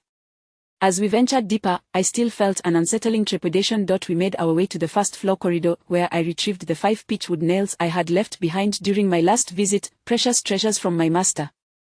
If I were to lose them, I would surely face his wrath upon his return. After securing the nails, we approached the stairwell. The disheveled Daoist and I took our places on either side, gradually ascending the stairs, with young Meng Fan and Tang Cheng positioned between us. The previous cacophony of wails had vanished, leaving an eerie silence that enveloped us, broken only by the sound of our footsteps and heartbeats. Before long, we arrived at the corner leading to the second floor, where 2 familiar figures came into view. Ron No's rather unsightly cloth dolls, sitting motionless in the corner, their beady little eyes fixated on me, as if to say, "Oh, you're back, quite bold of you." I shot a glare at the 2 dolls and warned, "Don't cause trouble. If you do, this time I will dispose of you." The disheveled Daoist glanced at the dolls with a grin and remarked, "These little ones are quite intriguing, I shall take them with me." No sooner had he spoken than the 2 dolls sprang to life, darting down the stairs, only to stumble and tumble down in a clumsy roll. Chapter 287. Who is calling me? The 2 cloth dolls, in truth, do not possess formidable powers. They may intimidate ordinary individuals, but should they encounter a scruffy Taoist, a true disciple of the Motion sect, they would undoubtedly find themselves at a disadvantage. Unlike me, the scruffy Taoist exudes an aura of authentic Daoist righteousness, a palpable presence that sends even the most common of spirits scurrying away in fear, daring not to oppose him. It was evident that the 2 cloth dolls were quite perceptive in this regard. Subsequently, our group of 4 continued our ascent towards the second floor, mindful to maintain our vigilance. Although the scruffy Taoist projected an air of fearlessness, I could discern a hint of tension in his furrowed brow. Before long, we reached the second floor. Just as we were about to ascend to the third, a chilling voice echoed from an unknown source, "Tang Cheng." Tang Cheng. At the sound, we all tensed, turning our gazes toward the origin of the voice. Upon hearing it, Tang Cheng shuddered and, in a state of confusion, exclaimed, "Who is calling me, Tang Cheng?" "Tang Cheng." The voice drew nearer. The scruffy Taoist's expression darkened as he bellowed in the direction of the voice, "Who dares to disturb the Motion Taoist? Show yourself at once." As his words faded, a crimson figure emerged slowly from the shadowy corridor. Her long black hair obscured her face, rendering her features indistinct. She halted about 4 or 5 meters away from us, her neck twisting unnaturally, producing the sound of cracking bones. Upon her appearance, the ghostly woman in red raised her hands, making a shooing gesture. "Tang Cheng, hurry, hurry, how audacious, you dare to come forth at my command, as if I am devoid of dignity." The scruffy Taoist's thunderbolt staff ignited with a blue flame from the netherworld, aimed threateningly at the ghostly figure. I quickly intervened, raising a hand to stop him. "Do not strike, she means no harm." "What, is she a friend of yours?" The scruffy Taoist glanced back at me. "Friend, far from it, this spirit is near Yun. She aided us during our previous visits." I responded. Young Meng Fan, standing nearby, recognized the red-clad spectre as well and nodded in agreement to the scruffy Taoist. Tang Cheng's gaze was fixed on Nia Yun, a spark of excitement in his voice. "Nia Yun, is that truly you? Why did you return to the 414 girls' dormitory to take your own life?" Nye Yun offered no reply, only continued to wave her hands frantically. Hurry, hurry, Ronna is losing control, we must leave. No sooner had she spoken than a dense aura of malevolence wafted from behind her, followed by a mass of black hair that ensnared Nye Yun's waist, yanking her backward with alarming force. Simultaneously, the corridor became suffused with a thick, ominous red energy. Within this crimson haze, ghostly figures began to materialize. Tangcheng, you have come. The corridor reverberated with countless voices calling Tangcheng's name, intertwining and echoing, accompanied by a chilling laughter that filled the air. Moments later, the ghostly figures began to draw closer, moving with unsettling motions. One spirit crawled along the floor, leaving a long trail of blood behind. Tangcheng, you have finally arrived. Stay with us. The foremost ghost let her black hair fall away, revealing a charred visage, one eye socket dark and hollow, while the other eye dangled precariously beside her nose. Tangcheng, upon catching sight of this ghastly figure, turned pale, rendered immobile by fear. Young Mengfan stepped protectively in front of him, reassuringly stating, Bunkle Tang, do not be afraid, I will protect you. In no time, the leading ghost halted just 3 or 4 meters before us. The eye dangling before her nose twitched as it turned to face Tangcheng, suddenly exclaiming, Tangcheng, I can see you again. Do you not recognize me? I am Sanjing. I cherished you deeply. Why did you refuse me? What makes Ronna so special? Why? As she uttered the final word, Sanjing's tone morphed into one of fierce resentment, her aura swelling with a palpable rage that enveloped her in a thick shroud of red energy. Following her were 4 or 5 other spirits, all calling out Tangcheng's name, their faces similarly charred and scorched, directed toward him. Tangcheng, unable to withstand the horror, broke into a cold sweat. We soon deduced the identities of these apparitions. They were all from Ronna's dormitory, those whom Ronna had set ablaze herself. At this moment, I finally comprehended why the spirits within this haunted building had grown so formidable. Tangcheng's arrival had stirred the vengeful spirits within them. After all, these women had initially banded together to confront Ronna over their affection for Tangcheng. Ensure Uncle Tang's safety. He is akin to a prized morsel, and they would relish the chance to devour him whole, I urged loudly. Fear not, these unsightly spirits must first contend with me, the scruffy Taoist declared, brandishing his thunderbolt staff and stepping forward. With a cold voice, he proclaimed, Maoshan Taoist Luo Chiwen stands here. Be you vengeful spirits or malevolent entities, none shall pass. I shall eliminate any who dare obstruct my path. Be gone. Sanjing suddenly shrieked, lunging toward Tangcheng, completely disregarding the scruffy Taoist. Seeking death. The scruffy Taoist roared, shaking his thunderbolt staff, which erupted in a burst of blue flames, striking Sanjing directly. In an instant, blue flames engulfed her, causing her to collapse to the ground, rolling in agony. However, the spirits following her surged toward Tangcheng. Simultaneously, young Mengfan and I stepped forward, each brandishing our talismans. Young Mengfan's soul-capturing bell began to resonate, emitting a series of chimes. Before the spirits could reach us, they were affected by the bell, revealing expressions of torment as they clutched their heads in distress. I swung my heavenly penetrating ruler at one of the spirits, sending it flying far away with a single blow. The scruffy Taoist followed suit, wielding his thunderbolt staff to repel 2 advancing spirits. What we did not anticipate was that the previously engulfed Sanjing, her aura growing ever more potent, began to extinguish the blue flames, charging toward us with renewed vigor. Chapter 288 Confining the ominous. The tragic calamity of that year ultimately stemmed from Tangcheng, for he was the very source of this disaster. Thus, his arrival has caused the malevolent spirits within the haunted building to swell with resentment, particularly those spirits residing in the same dormitory as during our previous visit. Their grievances were not as profound, and dealing with them alongside young Mengfan was relatively manageable. However, the situation has since changed. Upon seeing Tangcheng, they went wild, heedlessly rushing towards us with murderous intent. Among them, the spirit named Sanjing was particularly intense in her hatred. Having once been crazed for Tangcheng in life, she now loathed Ronna to the utmost degree. Upon laying eyes on Tangcheng, she seemed to yearn for nothing less than to slay him, wishing to bind his soul eternally to this place. Young Mengfan steadfastly shielded Tangcheng, her hands deftly wielding the soul bell to disrupt these spirits, while the disheveled Taoist and I brandished our talismans, sending the oncoming spirits flying one by one. Meanwhile, shadows of countless spirits flickered in the corridor, advancing upon us. Observing this dire situation, I could hardly contain myself and summoned the Tiangang seal, preparing to unleash a formidable spell to frighten these spirits away. However, the disheveled Taoist interjected, Wu Jie, allow me to take the lead, let them witness the might of Maoshan sorcery. With that, he produced a jade talisman from Maoshan and tossed it above his head.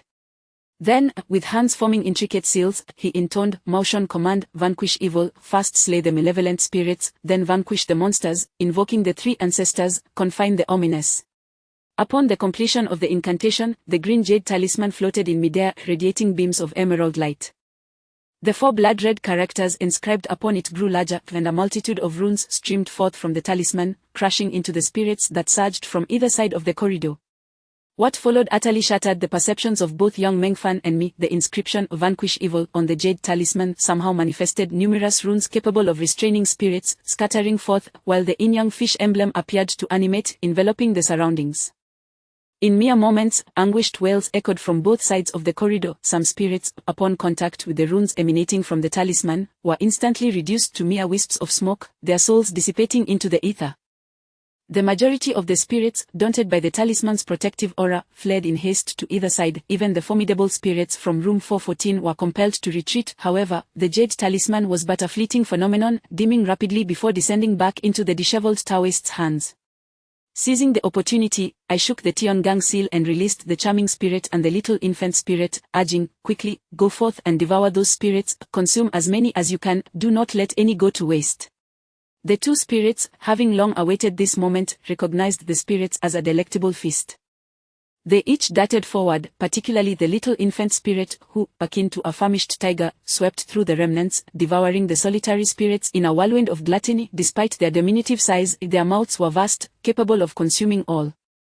These spirits were predominantly the vengeful souls of those who had met untimely ends, imprisoned within this haunted edifice for countless years, making their exorcism a formidable challenge. Ultimately, their fate would be to dissipate entirely, and it would be far better to allow these two spirits to consume them, enhancing their own powers, thereby facilitating our confrontation with Ruan-No. Each ascent of the stairs brought forth considerable obstacles, indicating Ruan-No's desire to prevent us from bringing Tang Cheng to her. The third floor promised even greater challenges, thus these spirits were under Ruan-No's dominion. The more resistance we encountered, the more I felt that today's expedition might succeed in subduing Ruan-No. Her reluctance to let Tang Cheng ascend suggested that she still harbored some lingering sentiment for him. After all, the one who unties the knot must be the one who tied it. I awaited with bated breath the moment when Tang Cheng would meet Ruan-No, even as trepidation brewed concerning the unpredictable events that might unfold. The disheveled Taoist, having displayed such prowess, elicited praise from young Mengfan, who clapped her hands and exclaimed, "Wow, Luogu, you are incredible, the power of that motion jade talisman is simply astounding." With a proud demeanor, the disheveled Taoist waved his hand dismissively, responding, "Oh, it's nothing extraordinary, merely a minor trick. I have even more formidable techniques yet to reveal, soon you shall behold my true prowess." "Is that so? I am truly eager to witness it," young Mengfan replied, turning to me. "Wu Jie, how did you come to know Luogu?" It was a remarkably wise decision to enlist his help. I didn't seek him out. He approached me, asking to borrow money. He owes me over 100,000. And I have no idea when he will repay it, I retorted, dousing the disheveled Taoist with a cold splash of reality. "Wu Jie, must you bring up such dreary matters? It truly dampens the mood," the disheveled Taoist lamented, his expression one of discontent. Young Mengfan, unable to contain her amusement, covered her mouth and chuckled. "You two are quite the pair." Before long, the charming spirit and the little infant spirit returned, having devoured a considerable number of spirits and consequently enhanced their powers. This time, I refrained from recalling them, allowing them to lead the way as we continued towards the third floor. The cacophony of the haunted building once again fell into silence. As we walked, I inquired, "Old Luo, what is the backstory of that motion jade talisman?" "Ah, you have struck upon an interesting topic. This talisman, as I have heard from my master, is the only one of its kind within the entire Motion sect, a supreme treasure left by the founder of Motion for vanquishing demons and evil spirits. Regrettably, my current cultivation is insufficient, otherwise, with that last move, I could have eradicated every spirit in that corridor," the disheveled Taoist proclaimed with pride. "Could you refrain from boasting? It's rather unbearable," I replied, casting a glance back at him. "Wu Jie, why do you not believe?" "Zaya Mengfan, do you believe?" The disheveled Taoist turned to young Mengfan. She nodded vigorously, affirming, "I believe, you are the best." After saying this, she could not suppress her laughter. This girl truly has a short memory. She had nearly perished here not long ago, yet now, in this perilous situation, she was still capable of amusement. Before long, our quartet reached the staircase leading to the third floor. The little infant spirit and the charming spirit, who had been leading the way, suddenly darted behind me as if confronted by something exceedingly terrifying upon entering the corridor of the third floor. Chapter 289. Not painful at all. Upon sensing that the situation was amiss, both the slovenly Taoist and I hastened our steps, making our way directly into the corridor on the third floor. As we glanced to either side, we could not help but be startled. The corridor was engulfed in a swirling red malevolence, thick and viscous as if a pool of blood were flowing. Even more terrifying were the countless strands of black hair that slithered across the floor, obstructing our path entirely. It was no wonder that the enchanting spirit and the little infant spirit retreated at the mere sight of it. With such formidable aura, they combined would be no match. Undoubtedly, this was the handiwork of Ronno, intended to intimidate us and deter our ascent to the third floor. Faced with this scene, the slovenly Taoist and I quickly retreated to the staircase. I turned to him and remarked, Ronno's resentment has intensified remarkably. Previously, she could only conjure such terrifying manifestations at the witching hour, yet now she wields this power with such ease. If we do encounter her, it will undoubtedly be a formidable challenge. The slovenly Taoist pondered momentarily before responding, now that we are here, there is no reason to turn back. As you witnessed earlier, it won't be long before Ron now breaks free from her constraints and wreaks havoc upon the innocent. We must reach a resolution today, come what may. Rest assured, while I cannot speak for the other capabilities of the Maotian sect, in terms of vanquishing evil, no other sect can rival us. Just watch. Very well, I shall place my trust in you and witness your true prowess, I replied earnestly. The slovenly Taoist nodded, a look of righteous determination gracing his features, commanding respect. With a flick of his thunderstrike wooden sword, a blue glow flickered to life. He charged ahead into the corridor, bellowing, You insolent wretch, I, the humble Taoist, am here, dare you act with impunity. As he spoke, the thunderstrike wooden sword was poised to unleash a burst of blue flames. However, to my utter astonishment, before he could release the flames, a dense wave of red malevolence surged toward him. I watched helplessly as the slovenly Taoist was propelled into the air, soaring over my head before crashing heavily against the wall, then sliding down. I gasped in horror. It must have been excruciating. The promise of vanquishing evil seemed to have evaporated. Ouch, my poor back, someone help me up. The slovenly Taoist groaned, slumped on the ground, gasping for breath. Tang Cheng and young Meng Fan, witnessing his plight, hurried to the corner on the second floor and assisted him to his feet. I must admit, the slovenly Taoist's physical constitution was remarkably resilient, enduring the impact with fortitude. Once upright, he brushed off the dust, a hint of embarrassment coloring his cheeks as he said, I was careless just now, I didn't evade in time. Fear not, I will surely succeed this time. With that, the slovenly Taoist grasped his thunderstrike wooden sword once more and limped toward me. Old Luo, are you all right? If not, I can take the lead, I said, my concern evident in my gaze. What kind of man admits defeat? Even if I falter, I shall press on, he replied, his expression resolute as he approached my side, eyeing the corridor thick with red malevolence and slithering strands of black hair.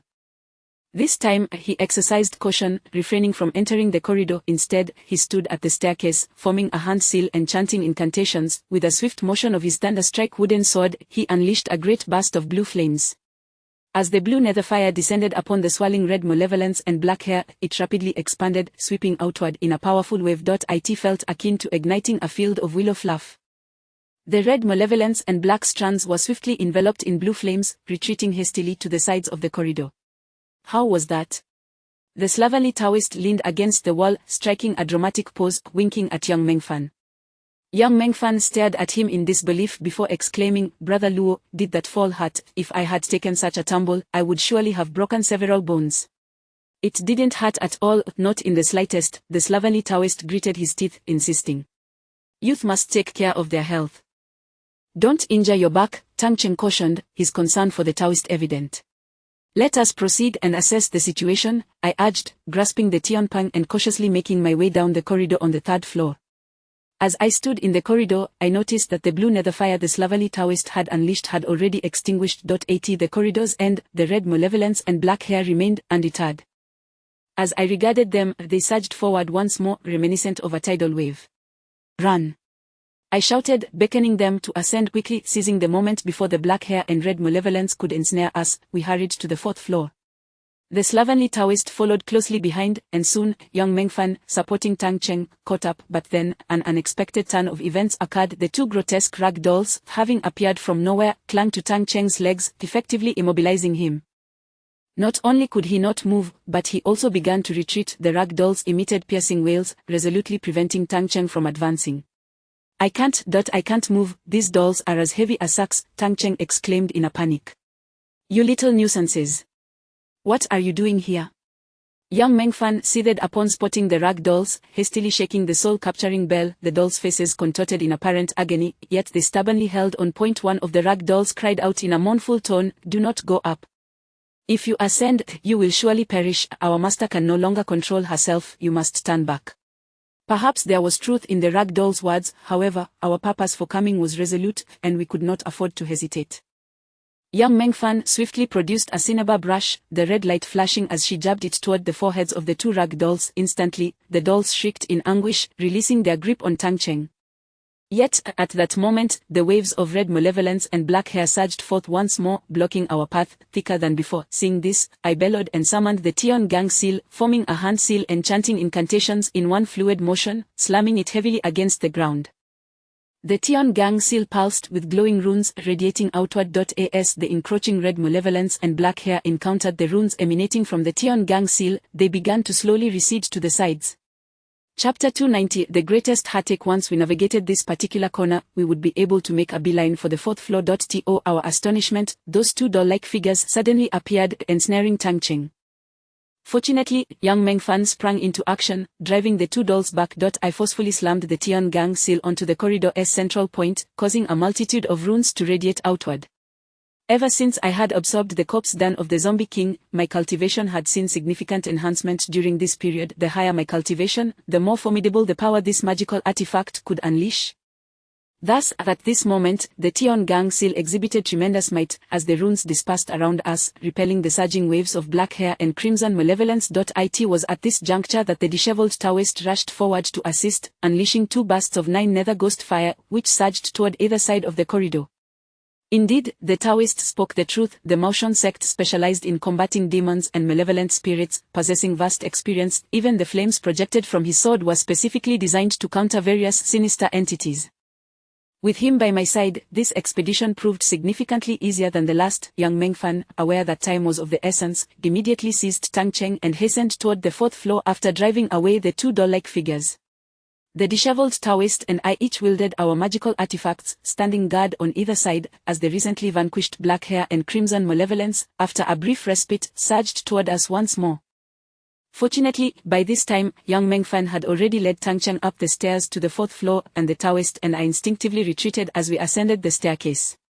Yet, inexplicably, upon reaching the staircase leading to the fourth floor, as soon as the swirling black hair and crimson malevolence approached us, they abruptly dissipated. Upon arriving at the staircase leading to the fourth floor, we paused. I cast a glance into the dimly lit expanse of the fourth floor and remarked, "Everyone, the last time we came here, we found Ronna in the girls' dormitory 414. This journey has been fraught with peril, and it is evident that Ronna does not wish for us to ascend.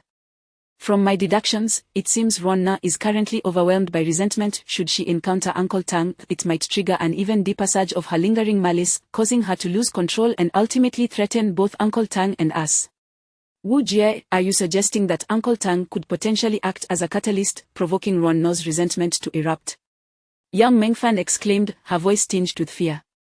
"It is indeed a strong possibility. We face two extremes. Either Uncle Tang's arrival might soften Ronno's heart and dissipate her resentment, or it could amplify her fury, resulting in our demise here," the disheveled Taoist stated with rare seriousness. "Isn't this course of action rather reckless? Personally, I have no qualms. I am of a certain age, yet you are all still quite young. If we were to perish here, I would feel immense guilt. How about this? You all withdraw now, and I shall speak with Ronna alone. If I were to meet my end, so be it. After all, I have little left to cherish in this world," Tang Cheng said, displaying remarkable nonchalance. "Uncle Tang, we must accompany you. Even if you can touch her heart, you cannot send her away alone. That task falls to us," I insisted. "Enough of this talk. Since we have come this far, there is no turning back. As the saying goes, fortune favors the bold. If we can bring Ronna back, it would be a significant act of merit, greatly aiding our future cultivation," the disheveled Taoist declared with finality. "Let us proceed." I took a deep breath and, alongside the disheveled Taoist, we slowly advanced down the corridor of the fourth floor, with young Mengfan trailing behind Tang Cheng. Upon reaching the 4th floor, my heart began to race uncontrollably, a sense of indescribable tension causing my breaths to grow uneven. The disheveled Taoist seemed to share my sentiment. I noticed his hand gripping the lightning strike wooden sword trembled slightly. It was likely his first encounter with a spirit of such high cultivation as Ruan No. Even young Gawi held reservations about this spirit, and our 3 youthful selves were indeed overstepping our bounds. Before long, we arrived at the corridor of the 4th floor without incident. The silence was eerie, as though even the sound of a pin dropping would be audible, yet this stillness only deepened our unease. It would have been preferable to create some commotion. Standing in the corridor, I inhaled deeply and addressed my companions. Dormitory 414 is located in the middle of the corridor. Everyone, exercise caution. With that, I gripped the Xiao Pang ruler in one hand and the Xiao Gang seal in the other, cautiously making my way toward the direction of the girls' dormitory 414. We had scarcely taken a few steps when a mournful sigh echoed through the air. Alas! The sound of this sigh seemed to resonate within each of our hearts. It was laden with myriad emotions, sorrow, helplessness, loss, and nostalgia. Upon hearing this sound, Tang Cheng was instantly stirred, gazing toward the depths of the corridor, suddenly calling out, "Ruan No, is that you? I have come to see you. I am Tang Cheng." No response followed. After the sigh, the world fell silent once again. We flanked Tang Cheng, continuing our slow approach toward dormitory 414. Our pace was deliberate, as we carefully observed our surroundings. Just then, a gust of wind arose, a chilling breeze sweeping through, and strange noises began to emanate from various corners of the corridor. Windows flew open, and the doors of the dormitories lining the corridor erupted with violent bangs, swinging wide open only to slam shut again. This chaotic scene instilled fear within us, rendering us hesitant to proceed further. More terrifying still was the sudden, piercing wail that erupted from the direction of dormitory 414. Upon hearing it, we instinctively covered our ears, our heads buzzing with the sound. Simultaneously, every glass surface in the corridor shattered in response to the agonizing shriek. With Tang Cheng's arrival, Ruan No had undoubtedly sensed it. He was the greatest source of her anguish. "Ruan No, I understand your suffering. For so many years, I too have endured. Every day, every minute, every second, I have been thinking of you. Please, come out and meet me," Tang Cheng implored, his voice laden with emotion. As soon as those words left his lips, a heart-wrenching sob erupted from the direction of dormitory 414, filled with sorrowful lamentation, as if the very essence of grief itself poured forth. Hearing this, our hearts echoed with profound sadness. Chapter 291, Possession. Ruan No, through her cries, conveyed the depths of her emotions. It was evident that Tang Cheng's arrival, along with his heartfelt words, profoundly touched her. He was her sole tether to this world, making her feel that life still held some semblance of worth. Upon hearing Ruan No's weeping, Tang Cheng was soon overcome with tears himself. He murmured softly to himself as he took determined strides towards the 414 female dormitory. "Ruan No, I am here. I am sorry, it was I who brought you harm. If my death could alleviate your grievances, then you may take my life. To perish at your hands would leave me with no regrets in this lifetime." As he spoke, his voice broke with emotion, resembling that of a child. I found Tang Cheng's words eerily familiar. It seemed reminiscent of what the disheveled Taoist had once said to the female disciple of the corpse monk. The notion of dying at her hands, even in death to be flamboyant, struck me. It dawned on me that the disheveled Taoist was a master of seduction, weaving falsehoods with such heartfelt conviction that they stirred the soul. The only difference between him and Tang Cheng was the authenticity of their sentiments. One was feigned, while the other was genuine. Yet, the disheveled Taoist could blur the line between truth and deception effortlessly. What a remarkable character he was. As I pondered this, I cast a glance at the disheveled Taoist, who, in turn, looked at me, puzzled. "What are you staring at? Do I have flowers on my face?" "Nothing much, I just suddenly feel you are a beast." "Hey, did I offend you? Why do you start by insulting me?" The disheveled Taoist retorted, visibly annoyed. Ignoring him, I hurried to catch up with Tang Cheng and young Mengfan. As we approached the 414 female dormitory, the piercing wail suddenly emanated from within, heart-wrenching and agonizing. Ruan No's voice rang out, laden with terror and panic. "Don't come here. Hurry and leave, please, don't approach." She repeated this phrase, her tone spiraling into hysteria. We all froze, paralyzed with fear, unable to advance any further. The disheveled Taoist's expression turned grave as he remarked, "Ruan No still retains a shred of rationality. She is engaged in a struggle." From her voice, it appears she is losing control, her resentment intensifying. "What should we do? Should we move forward or retreat?" Young Mengfan inquired. The disheveled Taoist pondered for a moment before addressing Tang Cheng. "Uncle Tang, continue speaking to Ruan No.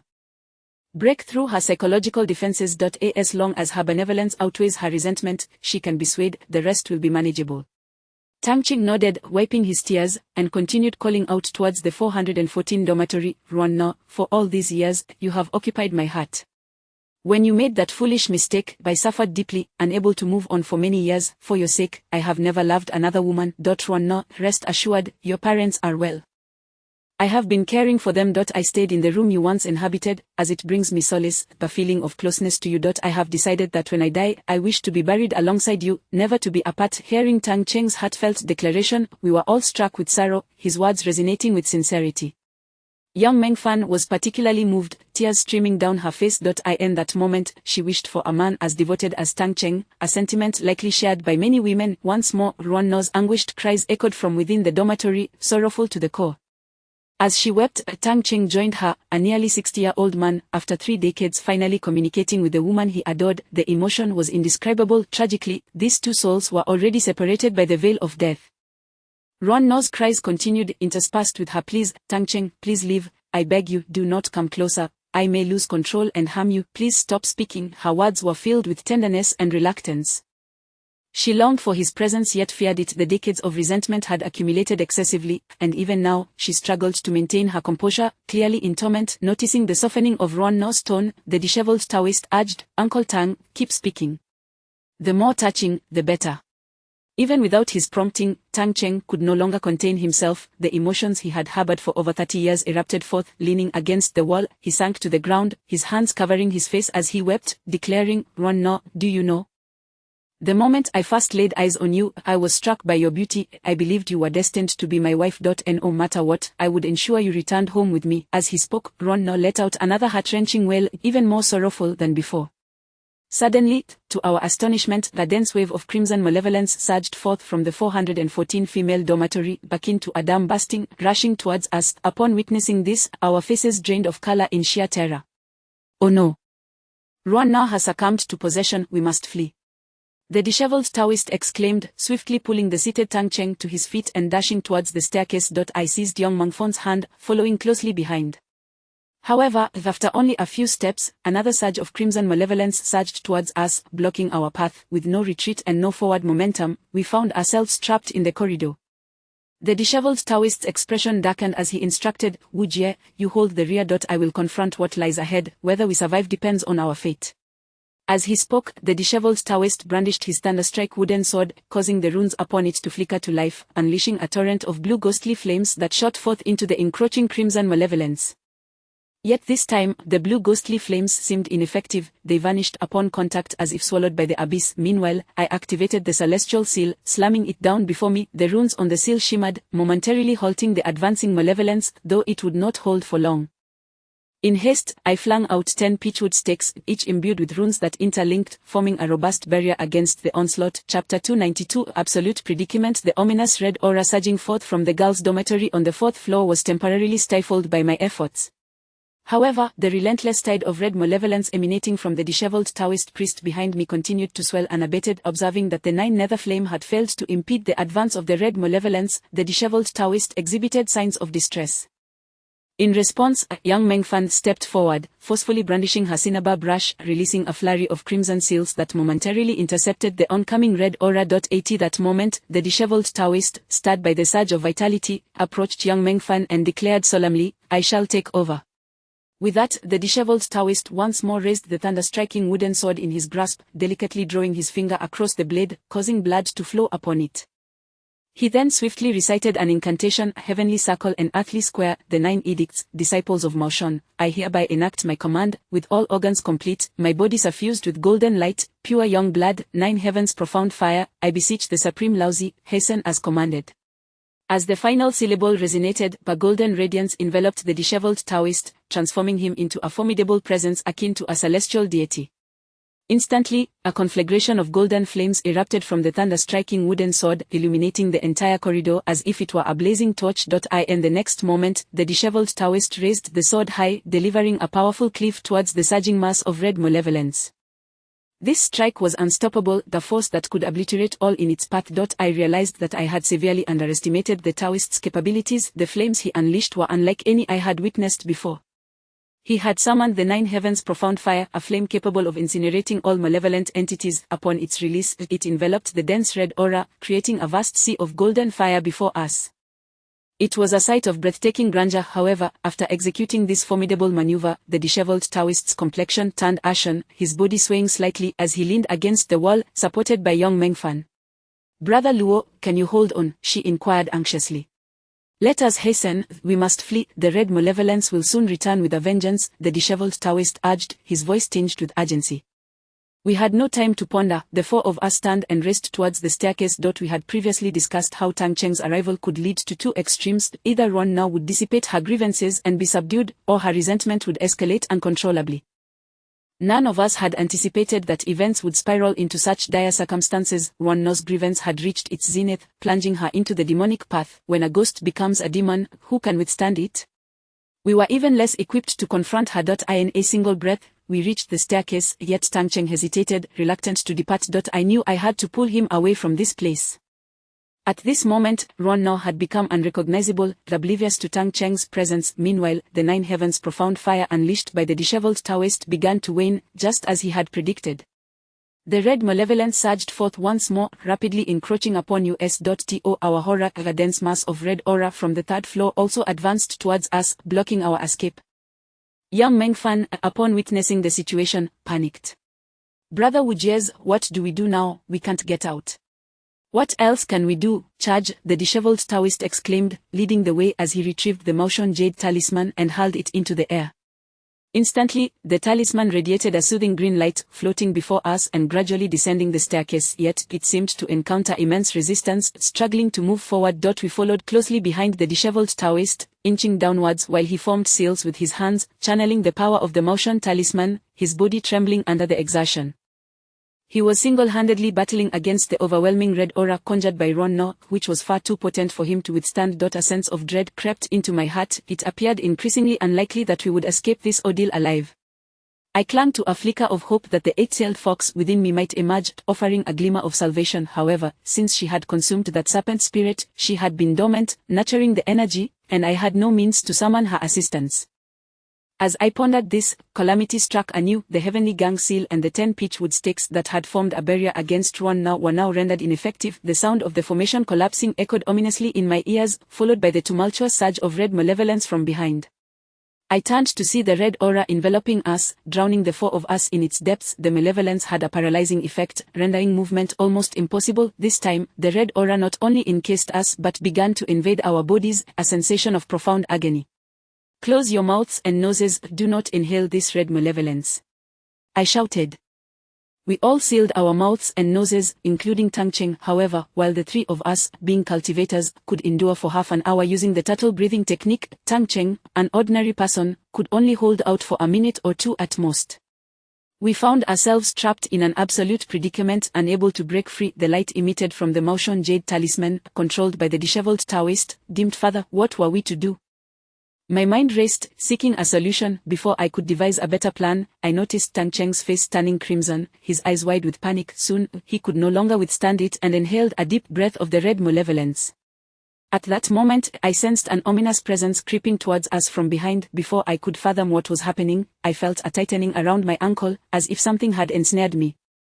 Looking down, I discovered a mass of black hair coiling around us. The first to be ensnared appeared to be Tang Cheng. His body lurched violently before he was dragged to the ground, letting out a terrified scream as he was pulled towards the corridor. Without a second thought, I lunged forward, wrapping my arms around Tang Cheng. To my astonishment, the force was immense, dragging both of us into the corridor. Moments later, young Mengfan and the disheveled Taoist were also ensnared by the black tendrils of hair. Chapter 293. The powerful grievance. The inky tendrils of black hair coiled around us in ever-increasing numbers, imbued with an incomprehensible strength. Tang Cheng and I glided helplessly down the corridor, entirely devoid of any means to struggle. The crimson malice that bound our limbs rendered any attempts at resistance futile. In a moment of panic, I glanced at Tang Cheng, only to realize that the dark strands were dragging us inexorably toward the girls' dormitory 414.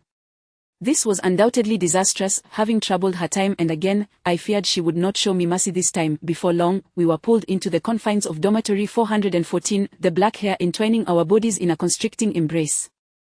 With a sudden jerk, we were hoisted off the ground, our forms pressed against the cold wall. Shortly thereafter, the disheveled priest and young Mengfan were similarly ensnared and suspended before us, pinned against the opposing wall.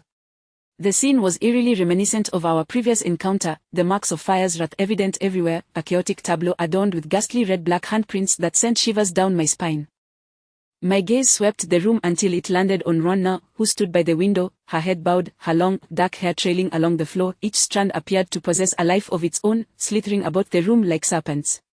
A dense aura of crimson malice enveloped her, the hue deepening to a shade of purple. Truly, her resentment was boundless. Though her face remained obscured, I could feel the malevolence radiating from her, a manifestation of her profound grievance.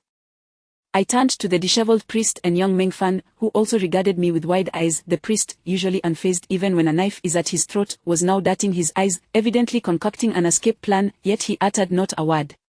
Young Mengfan, being a girl, was visibly flustered by our predicament, her eyes glistening with unshed tears as she looked at me, speechless. I reassured her, "Do not fear, should death come, I shall face it first." Young Mengfan nodded, tears cascading down her cheeks. Had I known this would unfold, I would have been more resolute in preventing her from accompanying me. If her father, young Gawi, were to learn of this, he would undoubtedly seek retribution against me. Yet, he would have no opportunity. Soon, he would only have the grave to visit. Among us, only Tang Cheng exhibited no trace of fear. His gaze was fixated on Ruan Na, trembling with excitement. "Ruan Na, is it truly you? At last, we are reunited," he exclaimed. At the sound of his voice, Ruan Na swayed momentarily, slowly turning her head to face him, her features still concealed. Then, with a voice thick with malice, she spat, "I warned you not to come here. Why did you insist on courting death? Ruan Na, I am sorry. It was because of me that you took that path. I have come this time, ready to meet my end at your hands, without regret. I never intended to live alive. Spare these children, I will remain, and you may do with me as you wish," Tang Cheng implored. A chilling smile crept across Ruan Na's face, dark and foreboding. "Indeed, this is all you're doing. Were it not for you, I would not have met such a fate. Are you satisfied now? I shall kill you, for you claim to love me. Very well, I will ensure you remain here, forever bound to me, unable to escape this building." As she spoke, a tendril of hair slithered towards Tang Cheng's neck, coiling tightly. He attempted to utter more words, but his mouth opened in silence as the black strands constricted around his throat, turning his face an alarming shade of red, his breath becoming labored. Ruan Na was now entirely consumed by her resentment, devoid of any sense of self. This formidable malice was capable of annihilating all, extinguishing the remnants of her affection for Tang Cheng, leaving only hatred in its wake. As I witnessed Tang Cheng's struggle for breath, his eyes bulging, I felt utterly powerless. It would not be long before his life slipped away. In that moment, I shouted at Ruan Na, "Ruan Na, do you possess no conscience? Uncle Tang has never married, all for you, and he has cared for your parents. For these reasons alone, you cannot allow him to perish." Ruan Na scoffed, a sinister smile gracing her lips. "What does that matter to me? Anyone who enters this building must die." Just then, an unexpected turn of events transpired. The disheveled priest, hanging against the wall, suddenly ignited in a blaze of azure flames, swiftly incinerating the black hair that ensnared him. He tumbled to the ground, grasping a lightning-imbued wooden sword, and swiftly slashed towards Tang Cheng and me. A wave of blue fire surged forth, consuming the dark strands that bound us, and we fell to the ground. As Tang Cheng hit the floor, he immediately doubled over, coughing violently. Without a second thought, I seized the Xiao Pang and charged towards Ruan Na.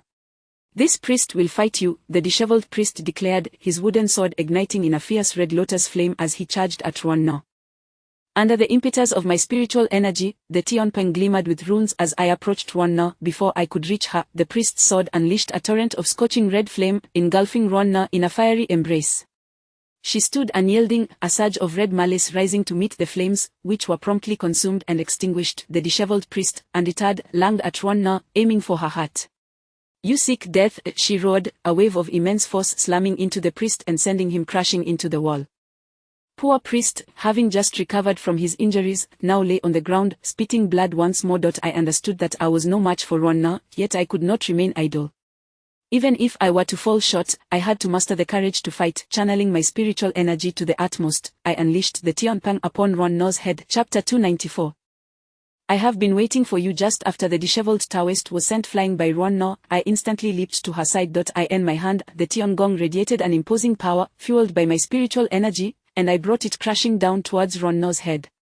I was truly prepared to confront her, yet, terrifyingly, as I exerted every ounce of strength to strike her with the tiongong, it halted abruptly less than 10 centimeters from her skull, as if an invisible force had intercepted it.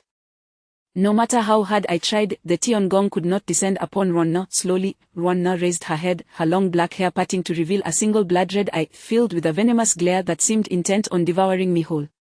I had encountered many frightful specters, yet the sight of that eye sent chills down my spine. In an instant, I felt as though I had plunged into an icy abyss, every hair on my body standing on end. Die. Ronno hissed a single word.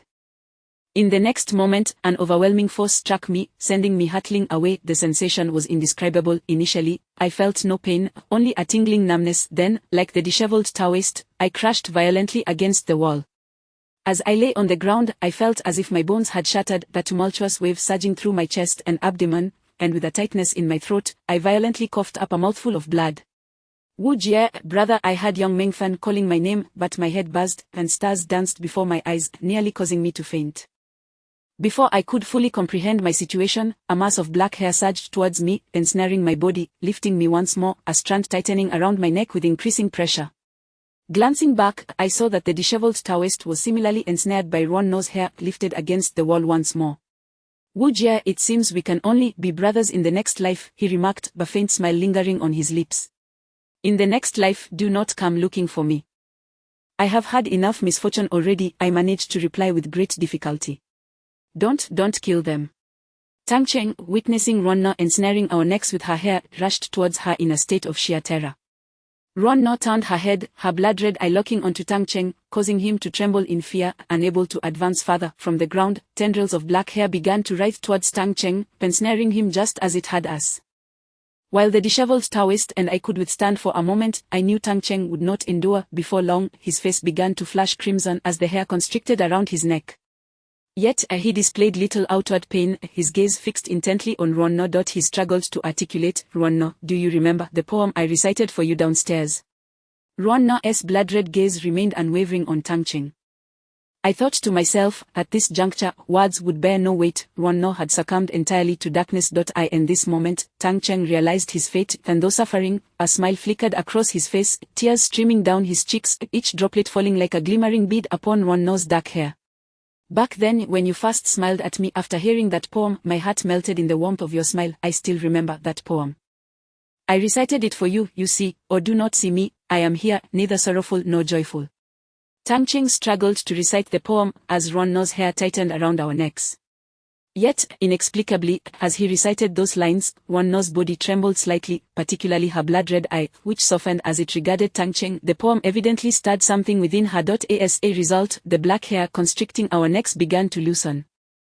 Exchanging glances with the disheveled Taoist, I noticed the unmistakable glimmer of hope in our eyes. We understood that Ronno might be moved by the poem, awakening a flicker of her true self. Even young Mengfan looked on in disbelief, casting her gaze toward me. I shook my head, signaling them to remain silent and motionless, fearful of inciting Ronno's wrath once more. The black hair wrapped around Tang Cheng's neck slackened enough for him to recite the poem in full, tears streaming down his face. He continued, you recite, or do not recite, love remains there. It neither comes nor goes. You love, or do not love me, love remains there. It neither increases nor decreases. You accompany, or do not accompany me, my hand is in yours, unwavering. Come into my embrace, or allow me to reside within your heart, silently loving, quietly rejoicing. As Tang Cheng passionately recited the poem, a remarkable transformation unfolded in Ronno. The tendrils of black hair that had coiled around us retracted entirely, her blood-red eye gradually faded, returning to a normal hue. At some point, Ronno had completely transformed. She regained the appearance she bore 30 years prior, two long braids framing her delicate, fair visage, exuding an untainted beauty that was pure to the core.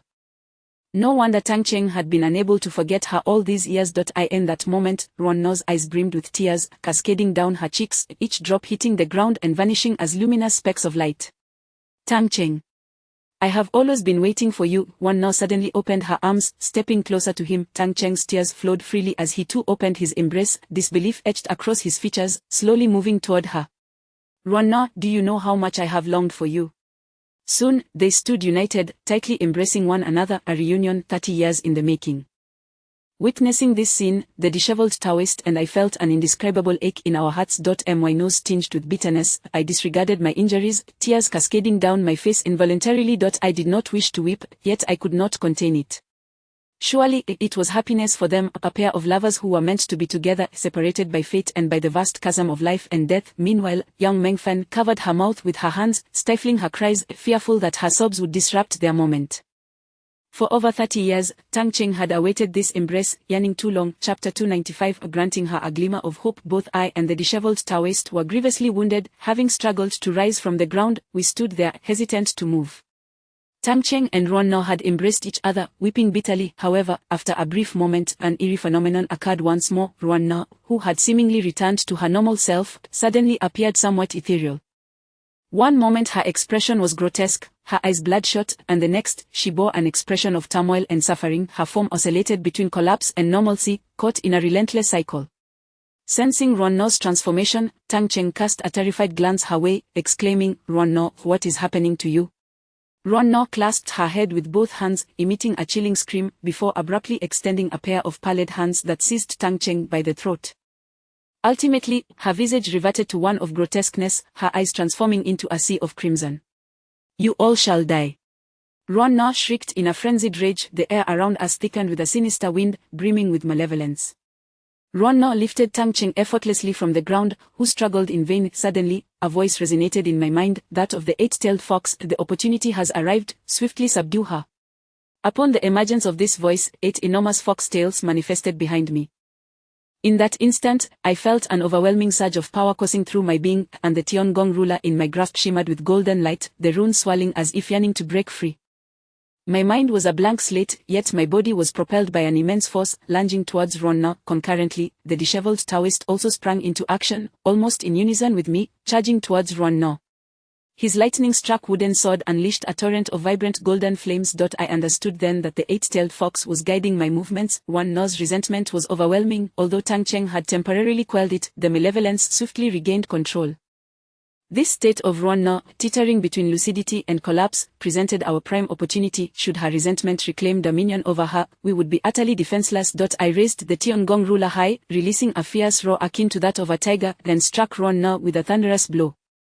She staggered, the crimson malevolence enveloping her, receding momentarily as she let out a harrowing wail, flinging Tang Cheng aside. Almost instantly, she reached out a hand, seizing my throat. At that critical juncture, the disheveled Taoist rushed to my aid, the flames erupting from his lightning-struck sword engulfing Ruan No, enveloping her in a layer of golden fire. Simultaneously, his sword pierced her flesh. His blow proved to be fatal, causing Ruan No's form to sway precariously. She extended her other hand, similarly grasping the Taoist by the throat, lifting him effortlessly from the ground. "You all deserve to die. I will slay you." Ruan No howled in a fit of rage, her grip tightening. A chilling sensation crept from my neck throughout my body, as if my very blood were freezing. Despite her grievous injuries, Ruan No retained the capacity to overpower us with ease. The golden flames continued to blaze around her, having perished in a great fire. Flames held a potent control over her. "Brother Wu Jie, this is for you," a voice called from behind. Gritting my teeth, I turned slightly to see young Mengfan, clutching my Tionggang seal, hurling it towards me. I relinquished the Tiongong ruler, catching the Tionggang seal without hesitation, and without a moment's pause, I directed it towards Ruan No. The runes inscribed on the Tionggang seal surged with formidable power, striking Ruan No and sending her hurtling backward, simultaneously casting both me and the disheveled Taoist away. Upon landing, I observed Ruan No's form dimming further, the golden flames still roaring around her. The Taoist had unleashed the 9 heavens mystic fire. This was no ordinary flame, but rather a powerful technique wielded by high-level practitioners. Clearly, he was training himself. After activating the 9 heavens mystic fire, he collapsed to the ground, unable to rise again. Yet, bolstered by the 8-tailed fox's presence, I felt an unceasing flow of strength coursing through me, my power only amplifying. Ruan No, propelled by the Tionggang seal, writhed in torment amidst the flames. Young Mengfan approached once more. "Brother Wu Jie, your pitchwood nails." I glanced at her, realizing her timely arrival, and swiftly accepted the pitchwood nails from her grasp, clutching them tightly. With the 8-tailed fox's immense demonic energy fueling me, I channeled my spiritual power into the nails, endowing them with even greater potency. Moments later, I released the nails, launching them toward Ruan No. 10 pitchwood nails hovered in the air, each transforming into a dagger-like form, dispersing and suspending before me. 9 Yuan Malevolence, 5 Ding Dusi, Gao Diao Beigong, 7 Politics, 8 Spirits, Taishang Hao Xiong, Hand me the wooden nails, sweep away the ominous, sever the 5 forms of ghosts, 10 nails at once, 10,000 ghosts shall crumble, haste as decreed by the Northern Emperor. I formed a hand seal, transforming my fingers into sword-like gestures, and bellowed, kill. At my command, the 10 pitchwood nails emitted a whistling sound as they shot forth like arrows, piercing Ronno's body. I beheld the nails strike her, penetrating her form. In that singular moment, Ronno lost a significant portion of her spiritual prowess, her figure becoming increasingly insubstantial, the crimson malevolence dissipating considerably. Nevertheless, this spectral entity was formidable, the 10 nails alone could not obliterate her entirely. I grasped the Tiangang seal once more, dashing toward Ronno's side, seizing the opportunity while she was engulfed in immense pain, and struck her with the Tiangang seal. Ronno let out a final, anguished wail, filled with defiance, yet she lacked the strength to resist the Tiangang seal any longer. At that moment, the Tiangang seal was empowered by the 8-tailed fox's demonic energy. As the seal made contact with Ronno, it began to voraciously consume the ghostly and malevolent energies surrounding her. In that instant, I had the power to obliterate her spirit, yet I recalled Tang Cheng's plea to grant her a glimmer of hope. Inspired, I altered my intent, forming a single-handed seal and commanding seal. Looking at Ronno, she transformed into a streak of red light, drawn into the Tiangang seal, temporarily imprisoned within. Subsequently, the world fell into a profound silence. Chapter 296 Heaven rewards the diligent. All along, my nerves had been taut. As I beheld Ronno transform into a streak of crimson light and be absorbed into the Tiangang seal, I found myself momentarily stunned. The entire scene felt surreal. Such a fearsome spirit, one on the brink of demonic transformation, had been subdued by me. I inhaled deeply, glancing at the Tiangang seal in my hand.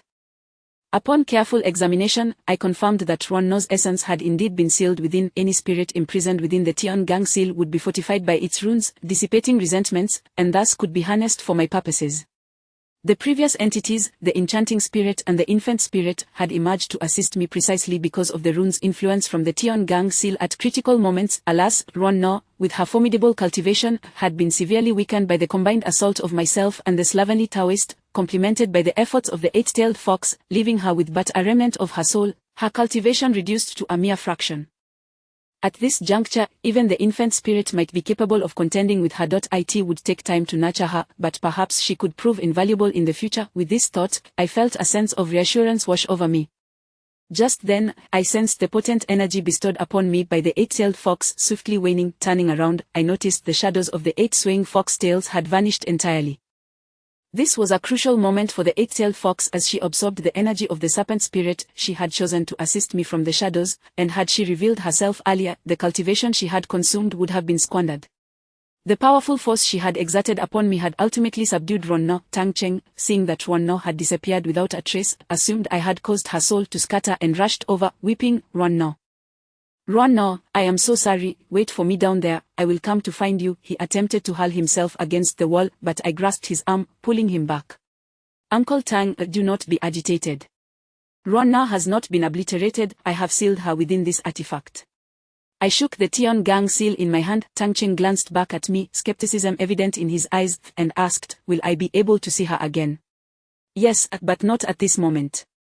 She has suffered a grave injury, and her resentments have nearly dissipated. She must be nurtured within the Tiangang seal for an extended period, and then you will be able to see her, I replied. Is that truly the case? Tang Cheng asked, excitement flickering in his voice. Absolutely. If you do not believe me, you may inquire with young Mengfan. I gestured towards young Mengfan, who stood there in a daze. Tang Cheng promptly turned to young Mengfan, who nodded affirmatively and said, Uncle Tang, what Brother Wujie has stated is indeed correct. Ronno has not perished. Brother Wujie has granted her a glimmer of hope by sealing her. You will surely meet again, and by then, Aunt Ronno will recognize you and will not be in such perilous circumstances. Upon hearing young Mengfan's words, Tang Cheng finally believed, snatching the Tiangang seal from my hand and cradling it in his arms, sobbing once more. Brother Wujie, you are incredible. I never imagined we would survive. The fox goddess within you has aided us immensely. When will you summon her so that we may express our gratitude in person? Young Mengfan exclaimed with enthusiasm. Not just yet. The 8-tailed fox is currently consuming a substantial amount of serpent spirit energy and has not fully digested it. Once she has, she should be able to assume human form, I explained. I too eagerly anticipated the day when the eight-tailed fox would present herself before me. I yearned to inquire about our connection and why she had chosen to possess me at the moment of my birth. Although I had formed a general hypothesis, I believed that hearing it directly from her would be far more credible. "I say, could you all cease your chatter? Someone come and assist me," a feeble voice called out from a short distance away. When we turned to investigate, we discovered the slovenly Taoist sprawled on the ground, a large pool of blood before him, blood he had coughed up. I had also sustained significant injuries earlier, but perhaps due to the eight-tailed fox, some of my wounds had been alleviated, so I did not feel as miserable as I might have otherwise. Young Mengfan and I approached and helped the slovenly Taoist to his feet. He was gravely wounded. In addition to being struck twice by Ruan Na, he had overexerted himself by utilizing the Nine Heavens' mysterious fire, which was ill-suited to his cultivation level, compounding his injuries. Leaning against the wall, he appeared utterly spent. The effort he had expended to subdue Ruan Na was nothing short of reckless. I picked up the Thunderstrike wooden sword from the ground and offered it to the slovenly Taoist. "Old Luo, how about a strike of Nirvana fire to mend your injuries?"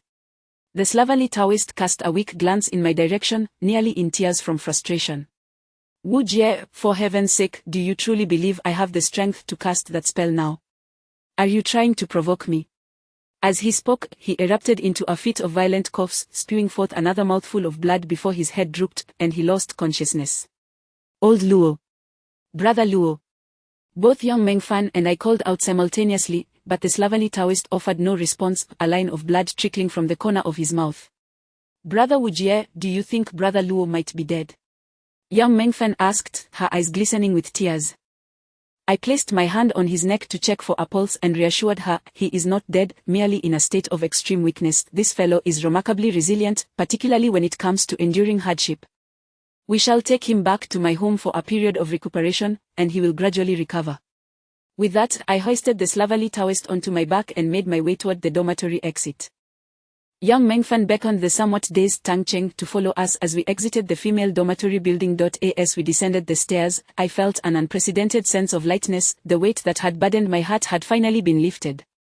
Time and again we had escaped from the jaws of death. Truly, heaven does not forsake the diligent. Soon enough, we arrived in the lobby on the first floor. I laid the slovenly Taoist down by the entrance and then released the enchanting spirit and infant spirit from the Tian Gang seal, instructing them to continue searching for the remaining spirits within the haunted building, striving to eliminate them all. Although Ruan Na had been contained, other spirits remained, such as San Jing and several other girls from her dormitory who had transformed into formidable specters. These spirits, too, posed a significant threat. Their heavy resentments stemming from untimely deaths rendered them impervious to my attempts at salvation. They would have to be consumed by the enchanting spirit and infant spirit, thereby recycling them. Given that this venture had yielded little monetary reward, this was the only way to recoup some of our losses. Chapter 297. Respect her choice. However, before their departure, I took the liberty to remind them that all the specters within this building could devour themselves to enhance their spiritual cultivation. Yet, one particular ghostly figure, a woman clad in red, was to be left unharmed and brought to me without so much as a scratch. The enchanting spirit and the little infant spirit had been confined within the magical artifact for quite some time, held in check by the heavenly gang seal, which rendered them incapable of defying me in the slightest. Otherwise, I could easily obliterate them using the seal. Upon hearing my words, they could scarcely contain their eagerness as they plunged into the ghostly building, embarking on a bloody rampage. The entire edifice was soon shrouded in shadows and filled with wails of despair. The enchanting spirit and the little infant spirit coordinated their assault, advancing from either side of the corridor, slaughtering their way from the first floor to the fourth. I harbored no compassion for these specters, particularly those who shared a dormitory with Ruan Na, as they were most deserving of their fates. All of this transpired due to the overwhelming jealousy harbored by San Jing and her cohorts. Had they not tormented Ruan Na, matters would not have escalated to this point, and I would not be apprehensive about the enchanting spirit and the little infant spirit being outmatched by them. Each of these spirits had been formidable in their own right before my subjugation, and united, they were more than a match for those specters. Only Ruan Na inspired a significant degree of trepidation in them. Approximately 20 minutes later, a profound silence enveloped the building, and shortly thereafter, the enchanting spirit emerged before me, accompanied by the woman in red, the little infant spirit, with its blood-red eyes fixated intently on the woman, seemingly yearning to pounce and consume her whole. Had it not been for the fear of the heavenly gang seal in my possession, the little infant spirit might have acted on its impulse. At this moment, I sensed that both the enchanting spirit and the little infant spirit had significantly augmented their spiritual powers, having devoured at least dozens of specters within the ghostly building. The more powerful the spectre, the greater the enhancement they would bestow upon them upon being consumed. Particularly, the enchanting spirit, who had recently devoured a water ghost, appeared more corporeal than before, having nearly become transparent after suffering a severe blow from Ruan No. In that moment, the woman in red quaked with fear, standing there with her head bowed, too terrified to meet my gaze. "Nia Yun?" I inquired. The woman in red nodded. "I, Wu Jie, have always been clear in my dealings. I repay kindness with kindness and eliminate enmity with decisive action. Now, you are the only spectre remaining in this building. You have assisted me on several occasions during my visits, for which I am profoundly grateful. Although I sense resentment within you, it is not deeply rooted. I present you with two choices. One is to accept my guidance and enter the cycle of reincarnation as a human. The other is to remain by my side, nurtured within the heavenly gang seal, becoming a ghostly cultivator, performing good deeds, and perhaps, should fate allow, you may return to the mortal realm." Upon hearing my words, Nia Yun suddenly knelt, her voice trembling with emotion as she implored, "Mr. Wu, please send me away. I no longer wish to remain here. I long to drink a bowl of mengpo soup and forget this lifetime. Life on earth is too bitter." I nodded, indicating my respect for her choice. In the next moment, I grasped the celestial pen and stepped forth, reciting incantations while casting a petition talisman in Nia Yun's direction. This talisman bore words of compassion on her behalf, destined to accompany her to the underworld, where it would be presented to the judge of the dead. The talismans crafted by earthly sorcerers hold considerable efficacy, ensuring that Nia Yun would endure far less suffering and be reborn into a fortunate life. Nowadays, many people engage Taoists or monks to perform rites of passage for the deceased, for precisely this reason. Veiled in the depths of the netherworld, fate has long been sealed. I now decree, may you ascend. I serve the Supreme Laozi, urgently as per the law. As my incantation echoed, Nia Yun's form began to waver, ultimately dissolving into specks of red light that dispersed in all directions, vanishing from sight. Once I had completed the ritual, I cast a final, lingering gaze upon the ghostly building, exhaling a sigh of relief. This chapter had finally come to a close. And no longer would anyone perish because of this edifice. Thus, I had accrued a modicum of great merit. Subsequently, I hoisted the disheveled Taoist onto my back once more, gathering the enchanting spirit and the little infant spirit as we made our way out of the courtyard. Outside, Principal Jin and Uncle Huzi awaited us. Upon our emergence, they all hurried over. "Young Master Wu, what has happened to Taoist Luo?" Principal Jin inquired with concern. "He has sustained serious injuries. I must expedite his return home for recuperation. Please prepare a vehicle at once," I replied. "Young Master, you are not injured, are you?" Uncle Huzi approached with worry. "I'm fine, my injuries are not severe," I assured him. As I spoke, Uncle Huzi took the disheveled Taoist from my grasp, shouldering him with care. Tang Cheng appeared somewhat dazed, his gaze fixed on the ghostly building. Tang Boss glanced at Tang Cheng, quietly asking, "Young Master Wu, is my brother all right?" "He is fine. He may have been a bit shaken. He simply needs to rest well when we return," I reassured. "Then I can rest easy," Tang Boss sighed in relief. While we conversed, Tang Cheng suddenly approached me, visibly agitated as he inquired, "Young Master Wu, is Ruan No currently within your heavenly gang seal?" "Indeed." "Uncle Tang, is there something you need?" I asked. "Could you sell that item to me? I would pay any price. I wish to stay by her side," Tang Cheng declared earnestly. His words caught me off guard, eliciting a mix of amusement and disbelief. "Uncle Tang, that is a magical artifact I utilize. I cannot sell it for any sum, and even if you took it, it would serve no purpose. I need to channel my spiritual energy into the heavenly gang seal daily to alleviate Ruan No's resentment and reconstruct her consciousness. Do not worry, if there comes a day when she can meet you, I will certainly inform you. Would that be acceptable?" Tang Cheng cast a reluctant glance at the heavenly gang seal, ultimately nodding in agreement. "Very well, but you must treat Ruan No kindly. Notify me at once if there is any news." Principal Jin regarded me with a hint of unease, repeatedly hesitating to speak. I sensed he wished to inquire about the ghostly building, so I addressed him. "Principal Jin, the matter concerning the female dormitory has been thoroughly resolved. Whether you choose to demolish it or restore it, no further incidents will occur. I have sustained injuries today, and after a period of recuperation, I will return to arrange the feng shui of the dormitory, ensuring all is well." Principal Jin nodded eagerly, bowing deeply in gratitude. Young Master Wu, I cannot thank you enough. On behalf of all the children at Yanbei University, I extend my heartfelt appreciation. If it were not for you, this building could have claimed countless lives. Chapter 298 Do not play with fools. Upon returning from Yanbei University, it was already late into the night. Tang Cheng was whisked away by Boss Tang, and I was left uncertain whether they headed back to Jinling City, Muden City, or perhaps found a hotel in Yanbei to stay the night. I did not press the matter further, for the disheveled Daoist was in a grave condition, and I needed to attend to his wounds swiftly. Young Meng Fan did not accompany me back. She returned to her own dormitory. As she departed, I made a point to caution her not to mention our venture into the haunted building to her father, otherwise, young Gaoi might come seeking me out, which would be quite uncomfortable.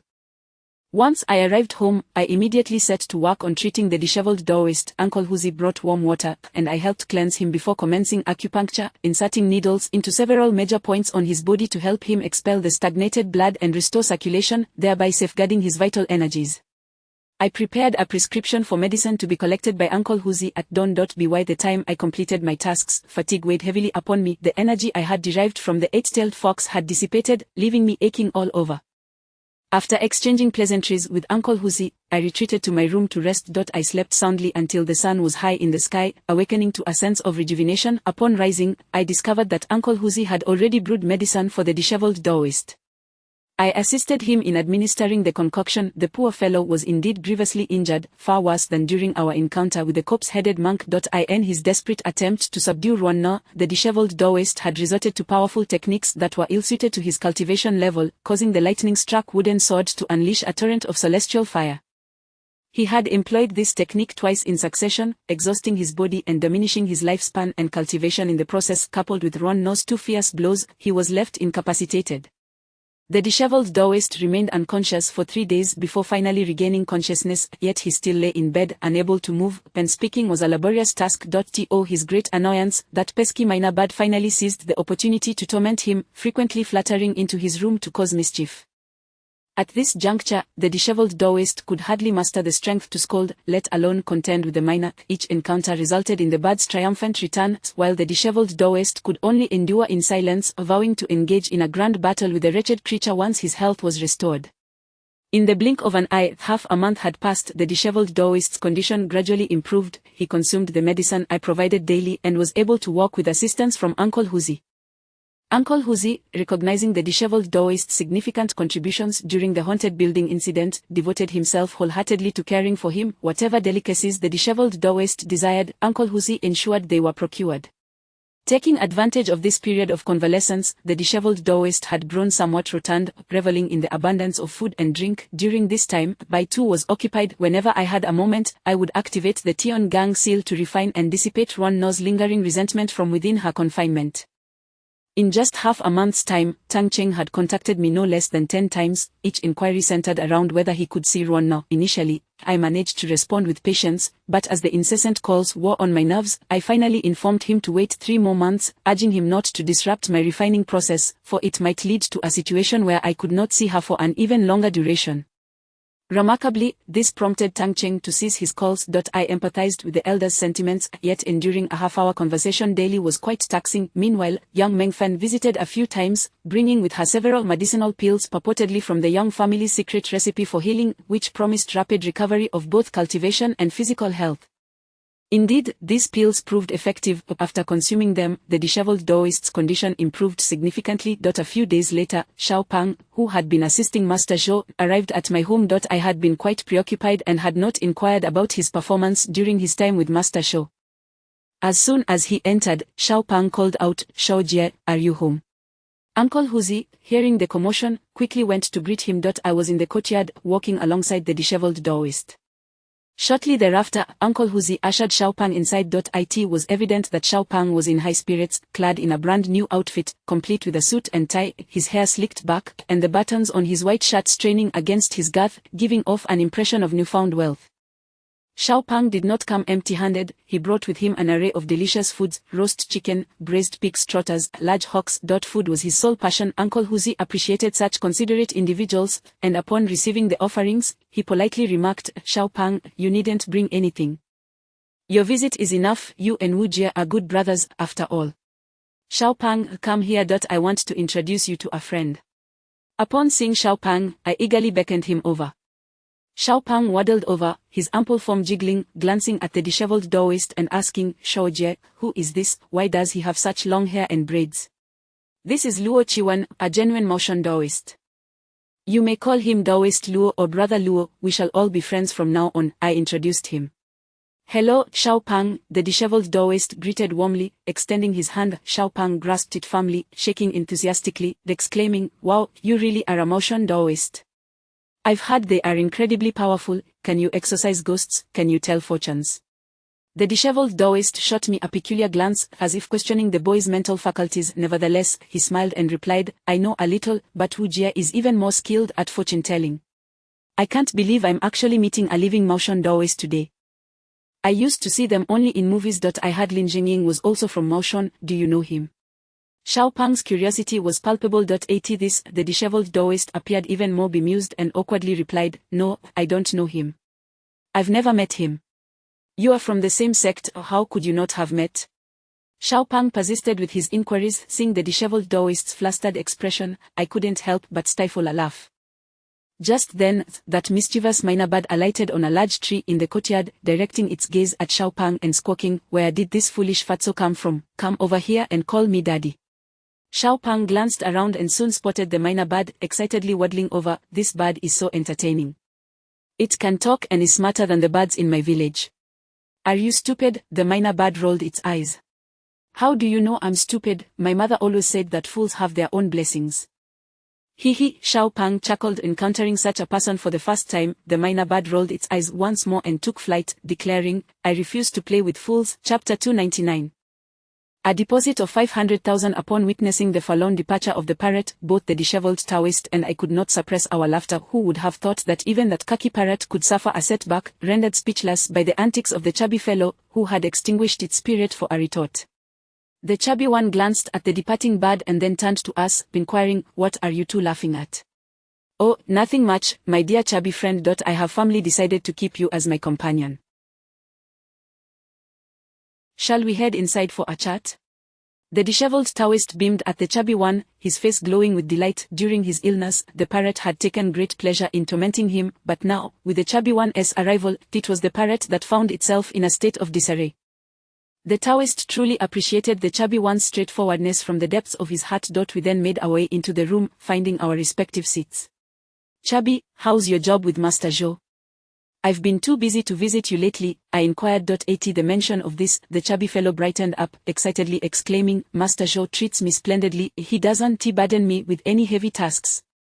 I merely carry his bags and accompany him on his travels. I earn a monthly salary of 10,000, and he even enrolled me in driving school. I can now drive." As he spoke, the chubby one brandished his car keys from his waist, showcasing them with unabashed pride. "That's fantastic. Chubby, you've truly made something of yourself," Uncle Hu remarked with a broad grin. "It's all thanks to little Jie for introducing me to such a wonderful job. I've been sending my earnings home, and my family is absolutely thrilled," the chubby one responded, brimming with pride. At this point, my expression turned serious as I asked, "You didn't tell your family that I helped you secure this job, did you?" "Of course not. How could I say that?" "You told me not to mention it, and I'm not foolish," he replied, relieved. I continued, "So how's your driving coming along?" "Quite well. I just obtained my license last week. From now on, I'll be driving for Master Zhou. He suggested I practice a bit, and I made my way straight here to see you," the chubby one chuckled. "Well, how about we take a ride in your car and see how well you drive?" Uncle Hu suggested. "Sure. Let us head out and practice right now," the chubby one cheerfully beckoned. Soon, we found ourselves seated in the chubby one's car. He expertly started the engine and reminded us, "Hold on tight. Drive." With a sudden press of the accelerator, the car surged forward. "Chubby, are you riding a donkey? Why are you shouting drive?" I asked. "It's a habit. I used to drive donkey carts when I was young." 10 minutes later, I was supporting the trembling-legged disheveled Taoist as we returned to the courtyard, while Uncle Hu's face was ashen. Both swore they would never ride in the chubby one's car again. Simultaneously, they expressed deep sympathy for Master Zhou, wondering how the chubby one managed to drive us home in one piece. In that brief journey, the car had stalled 3 or 4 times, nearly crashing into a wall and almost veering off into a ditch. To top it off, the chubby one confessed that he had failed the second driving test 4 times and the third test 5 times before barely passing. Who could withstand such a trial? Eventually, Uncle Hu commandeered the steering wheel from the chubby one, ensuring our safe return. While others drive for money, the chubby one drives for survival. The disheveled Taoist remarked that he hadn't been haunted by spirits, but rather nearly scared to death by the chubby one. Even now, his heart raced uncontrollably. Only then did I understand why Master Xiao insisted the chubby one practice. It was indeed necessary to hone his skills. Master Xiao had graciously given me a significant favor. After we had feasted and quenched our thirst, the chubby one departed, and as he left, I implored him repeatedly to exercise caution. The chubby one, unfazed, assured me there would be no issues. About half a month passed, and the disheveled Taoist's injuries healed considerably. He mentioned having some personal matters to attend to and left me a phone number before taking his leave. After spending such a considerable time with him, I felt a tinge of reluctance at his departure. When I inquired about his destination, he offered no explanation. Though the disheveled Taoist often seemed unreliable, his dedication to his friends was undeniably commendable. As he left, I handed him 50,000, and without a second glance, he exited my home. His departure left me with a hollow feeling. After the disheveled Taoist left, Uncle Hu reminded me of an important matter. We had just over 4 months until the year's end, and we had only managed to save half of the required funds. My master had promised us $1 million, yet we were still far from that goal. We needed to devise a plan. As I contemplated this, I glanced around the courtyard, pondering how much it might sell for. Certainly more than $1 million. Just a few days later, an unexpected business opportunity presented itself. A young man from the south, flamboyantly dressed and speaking a mix of Cantonese and Mandarin, approached us. He introduced himself as Su An, or simply Anzi, having traveled from Hong Kong. He requested my assistance with a matter he needed to handle there. Upon hearing his introduction, both Uncle Hu and I were taken aback. We had not anticipated someone traveling such a distance.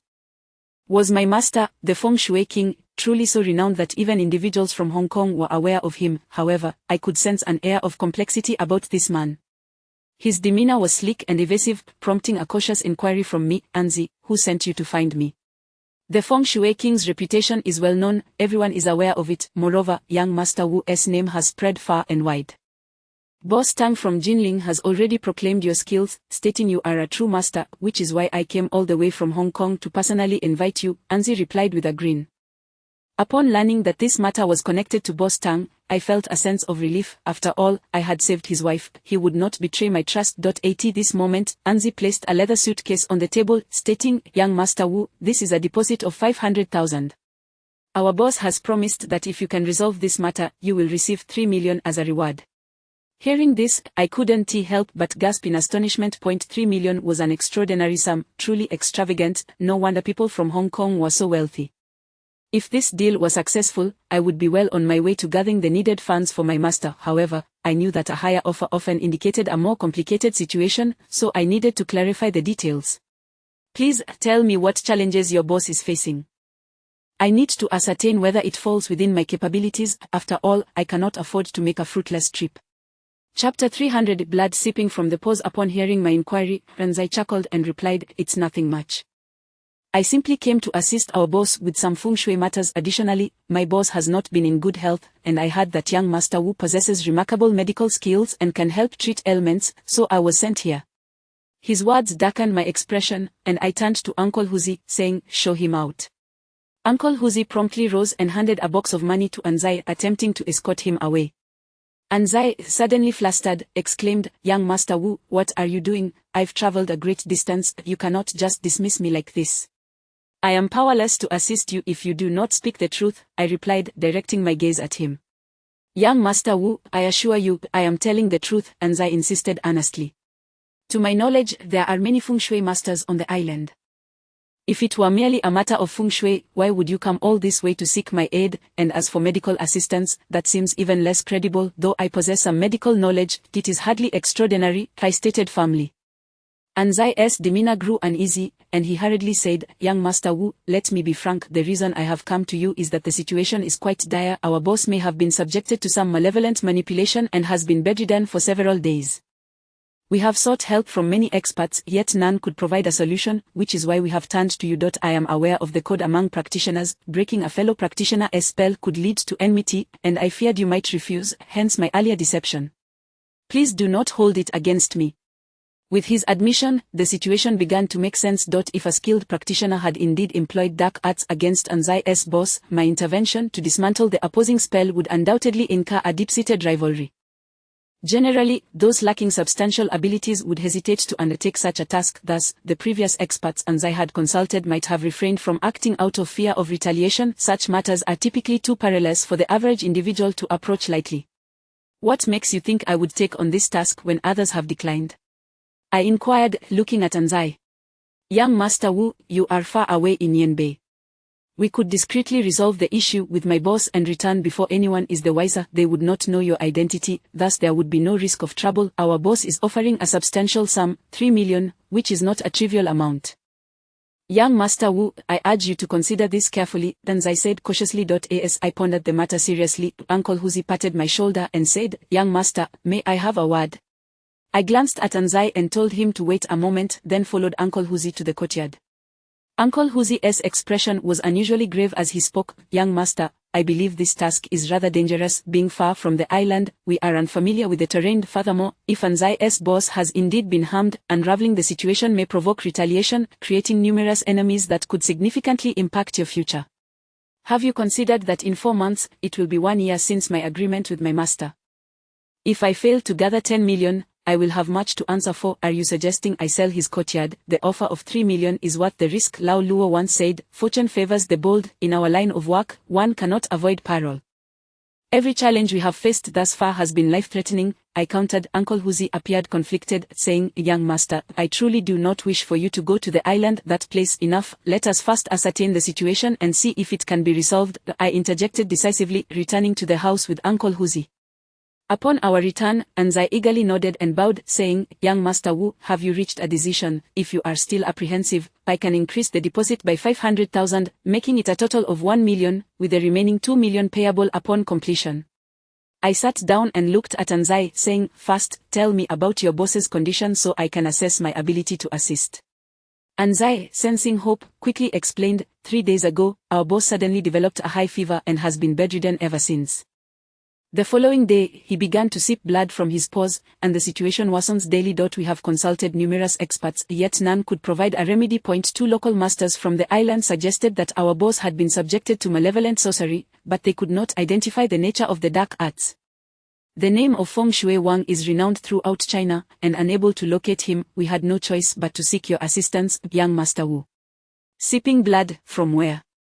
I inquired, intrigued. From the pores of his skin. It appears quite frightening. Even after wiping it clean, more blood seeps out shortly thereafter. When taken to the hospital, the doctors were at a loss for a solution, only able to administer blood transfusions. They remarked that they had never encountered such a peculiar and perplexing ailment. While his life has been temporarily preserved, our boss is in excruciating pain. Young Master Wu, please come and take a look. Even if the situation cannot be resolved, we will not demand the deposit back, Anzai implored passionately.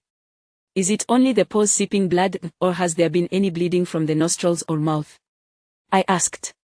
Not at this moment. It is solely from the pores, resembling a blood-soaked individual, and it is particularly alarming, Anzai replied. This was the first time I had heard of such a condition. After a moment of contemplation, I stated, very well, I can come to investigate, but you must keep my visit entirely confidential and not disclose that I am the one intervening. Rest assured, Young Master Wu. I understand the rules. Apart from myself and our boss, no one else will be aware, Anzai assured me promptly. Uncle Huzi, prepare the necessary documentation. We shall depart for the island tomorrow, I commanded. Uncle Huzi voiced his concerns, saying, Young Master, are you truly set on going? I looked at Uncle Huzi, sensing his unusual reluctance toward the island, a stark contrast to his usual decisive demeanor. Yes, I have made up my mind to see for myself. Young Master Wu, we should depart as soon as possible, ideally this afternoon. I can assist with the paperwork. My boss cannot afford any delays, as his life is at stake, Anzai urged. Given his insistence, I did not refuse. Anzai then accompanied Uncle Huzi to arrange the necessary procedures and secure our flight tickets. Anzai directly paid the 1 million deposit, and in the afternoon, the 3 of us boarded a plane to the island. Little did I anticipate that this journey would nearly cost me my life. Chapter 301, A Hidden Blade. Beneath a smile. That afternoon, we boarded a plane and landed directly on Hong Kong Island. Throughout my life, the farthest I had ventured south was to northern Zhejiang in search of Jing Chenyuan. This time, however, I found myself at the southernmost tip of the territory, Hong Kong Island. I had long heard tales of Hong Kong as a vibrant metropolis, and part of my motivation for this journey was to witness its dazzling world firsthand. As the saying goes, reading thousands of books is no match for traveling thousands of miles. The more places I explore, the broader my horizons become, much like that disheveled Taoist who, after descending from the Maoshan sect, wandered aimlessly through the mortal realm, gaining experiences far beyond my own. Thus, I too yearned to roam. As the three of us disembarked the plane and exited the airport terminal, a large luxury vehicle awaited us outside. Before we could approach the vehicle, two burly men emerged from it. Their faces were adorned with excess flesh, tattoos sprawled across their bodies, and their eyes bore a sinister glint. It was evident at a glance that these men were not engaged in legitimate endeavors. Upon sighting them, Uncle Hu's brow furrowed immediately, and he gently patted my back, signaling me to exercise caution. I reasoned that since I was here to assist their boss with a predicament, their dubious nature was of little concern to me. My sole responsibility was to heal and collect my feet. With that thought, I strode directly towards the vehicle. As I conversed with the two tattooed men in Cantonese, though I could not decipher a single word. They nodded in acknowledgement and turned their gaze towards me, greeting me in halting Mandarin. "Greetings, young Master Wu." I nodded in response and climbed into the vehicle. One of the tattooed men, his neck inked with designs, started the engine, and we swiftly departed the airport, merging onto the main road. I noticed Uncle Hu sitting beside me, growing increasingly grim, his demeanor tinged with tension as he fixed his gaze on the two tattooed individuals. This was the first time I had observed such a reaction from him, prompting me to cast a questioning glance in his direction. When he met my gaze, his expression softened slightly. He shook his head subtly, indicating that all was well. Through the car window, I beheld the towering skyscrapers outside, the opulence of this world captivating my senses. The level of prosperity in Hong Kong was indeed unmatched by the mainland, with high-rises soaring into the clouds and luxury vehicles lining the streets. As darkness enveloped the city, after driving for over an hour, I turned to Anzai and inquired, "Which hospital are we heading to?" Anzai smiled and replied, "Young Master Wu, we are not going to a hospital. We are going to our boss, Brother Hao's residence. A private doctor has been summoned to attend to him, as hospitals are deemed unsafe." His words struck me as increasingly unsettling. If hospitals were unsafe for Anzai's boss, it implied that Brother Hao was no ordinary individual. I chose not to press further, and after traveling for a while longer, we arrived at a villa nestled at the foot of a hill by the sea. I understood that real estate in Hong Kong was incredibly valuable, and this property was undoubtedly far more expensive than most places in Yanbei. Those who resided in a villa here surely possessed an extraordinary status. Once the vehicle came to a halt, Anzai gestured for Uncle Hu and me to exit, and the two tattooed men followed closely behind us, instilling an inexplicable sense of pressure, as though we were being coerced.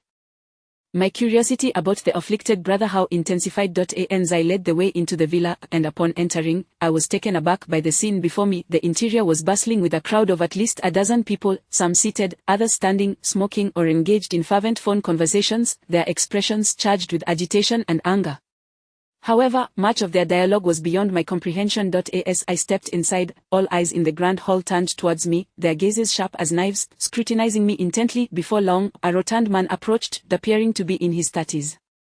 "Anzai, is this the expert you brought from Yanbei?" he asked, a note of disdain lacing his tone.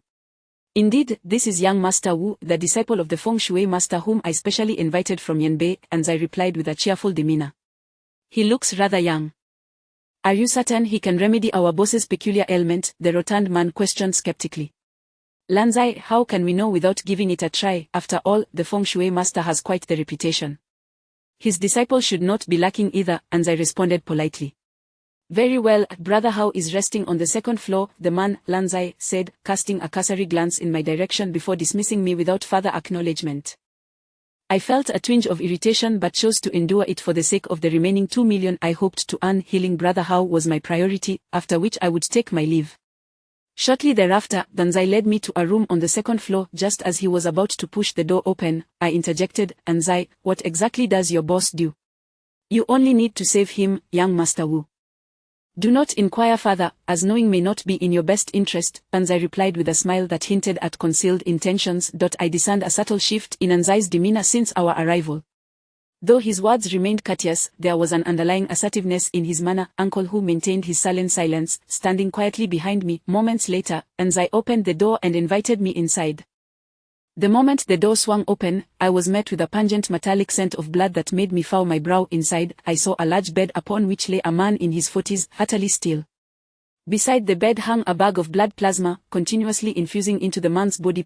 Two individuals stood by, one a young and attractive woman, the other a doctor clad in a white coat. Upon noticing Uncle Hu and me, they both turned to face us. As I hastily approached the woman, addressing her with great courtesy, "Sister-in-law, I have brought someone from Yanbei." The woman regarded me for a moment, momentarily taken aback, likely surprised by my youth. Nevertheless, she extended a delicate hand, greeting me, "Hello, young Master Wu, I am Long Mufei, brother house partner. It is a pleasure to finally meet you." I shook her hand gently in return. The aura of malice surrounding him was palpable. He undoubtedly carried the weight of numerous lives lost. I observed a faint layer of resentment swirling around him. Clad only in his shorts, he lay flat on the bed, breathing steadily. However, moments later, I witnessed a most peculiar sight. Crimson droplets began to seep through his skin, gradually increasing in number until, within a few minutes, he was completely drenched in blood.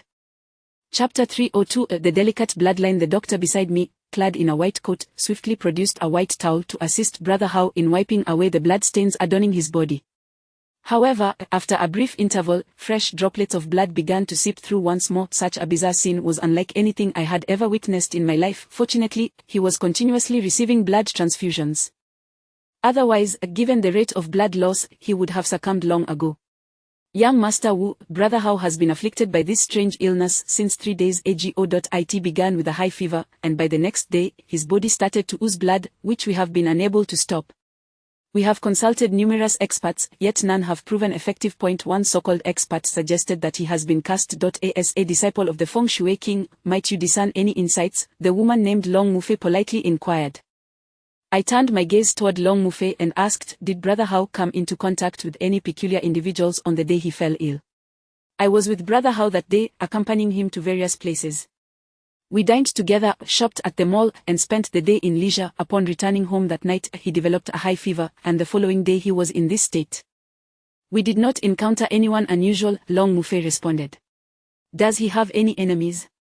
I inquired. At my words, Long Mufei's expression shifted to one of discomfort. After a brief hesitation, she replied, "Young Master Wu, to be candid, Brother Hao's business is somewhat shady, and he has made many enemies. I cannot specify who might have acted against him, but I am certain that someone has covertly targeted Brother Hao." I cast a glance at Anzai beside me, my gaze darkening with foreboding, as I thought, "Damn it, you brought me into this fire pit knowingly." It turned out that Brother Hao was involved in the underworld. Thus, the enemies he had made were undoubtedly formidable. If I were to intervene in this matter, escaping Hong Kong Island alive would be a significant challenge. No wonder this fellow had resorted to various schemes to lure me here while I was in Yanbei. Uncle Hu must have sensed something amiss, which is why he attempted to stop me. However, Uncle Hu's behavior was peculiar. He had been quite talkative in the past, yet since our arrival here, he had uttered not a single word. At this moment, my mind was solely focused on one thing: to resolve this situation as swiftly as possible and leave this place of turmoil. I glanced again at Brother Hao, who lay on the bed, and saw that blood was once more seeping from his body.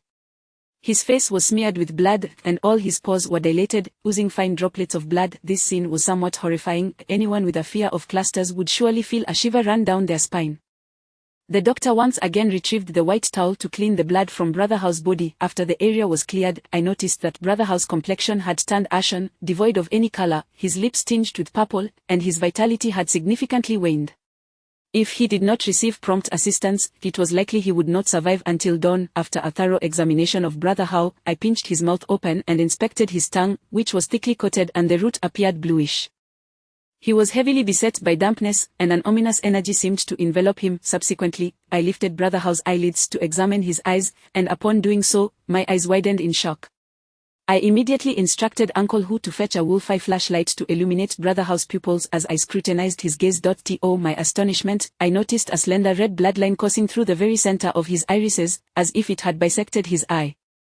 However, this red line was exceedingly fine and nearly imperceptible unless one looked closely. I put away the flashlight, my expression turning grave. "Young Master Wu, have you discerned anything?" Long Mufei asked, her voice tinged with urgency. "If I am not mistaken, Brother Hao may have been subjected to a curse, and it appears to be a rather rare blood curse." I once heard my master mention a sinister practice known as Zhongtushu prevalent in Southeast Asia, capable of killing without a trace. The insidious nature of this technique lies in its simplicity. It merely requires the application of cast powder to Brother Hao's food or the application of certain medicinal powders or liquids onto his skin to bring about his demise effortlessly, I explained to Long Mufei. Upon hearing this, Long Mufei was taken aback. As long as he comes into contact with Brother Hao, he could be affected. Does a handshake count? Indeed, any contact with Brother Hao's skin would suffice. My master also mentioned that some exceptionally skilled practitioners of Zhongtushu could even perform their curses from a distance. They need not physically touch the individual, merely gazing intently while reciting incantations could affix the curse upon the target, which is exceedingly sinister, I elaborated. All of this knowledge had been imparted to me by my master, a man of vast knowledge and understanding of various malevolent arts. During my training with him, I had even specialized in countering Zhongtushu, though at the time I had little interest, thinking it unnecessary since I had no intention of harming anyone. In retrospect, my master had indeed been farsighted, and today, I found myself confronted with such a predicament. Were it not for my prior preparations, I would still harbor considerable fear regarding this dark art. You are truly remarkable, young Master Wu. Despite the presence of numerous experts, none discerned the underlying issue, yet you identified Brother Hao's condition at a glance. I can only hope that you possess the means to unravel the curse afflicting him, Long Mufei said, her eyes filled with hope. I shall make an attempt, though I cannot guarantee success, I replied. What materials do you require? Speak freely, and I shall arrange for them immediately, Long Mufei offered. Prepare 2 basins for me, one filled with boiling hot water, and the other empty, to be placed at the bedside. Additionally, bring me a pair of tweezers, I instructed. Long Mufei nodded and promptly sent Anzai to gather the items. Before long, all that I requested was brought to me, with the doctor directly handing me a pair of tweezers. Once everything was in place, just as I was about to begin, Uncle Hu suddenly interjected, addressing Long Mufei, before my young master proceeds, we must clarify one matter. The remaining payment of 2 million must be prepared in advance. Once we have successfully treated Brother Hao, we shall take the money and leave promptly. Is that agreeable? Long Mufei paused for a moment before responding, that is acceptable, I can agree to this condition. Would you prefer cash or a bank card? A bank card, please. Cash can be rather cumbersome to carry, Uncle Hu replied. As long as Brother Hao is cured, I can arrange for an additional 1 million as well. It all depends on your skills, Long Mufei stated solemnly. Chapter 303 Mental Shock. Uncle Hu also sensed that this group of individuals was quite peculiar, so he made a request. As long as we cured Brother Hao, we would take our leave immediately, departing this treacherous land as swiftly as possible. The glitzy world of Hong Kong Island is unlike Yen Bay, which is our territory. Here, we are strangers, and thus must prioritize our safety. Upon seeing Long Mufei agree, I prepared to unravel the hex afflicting Brother Hao.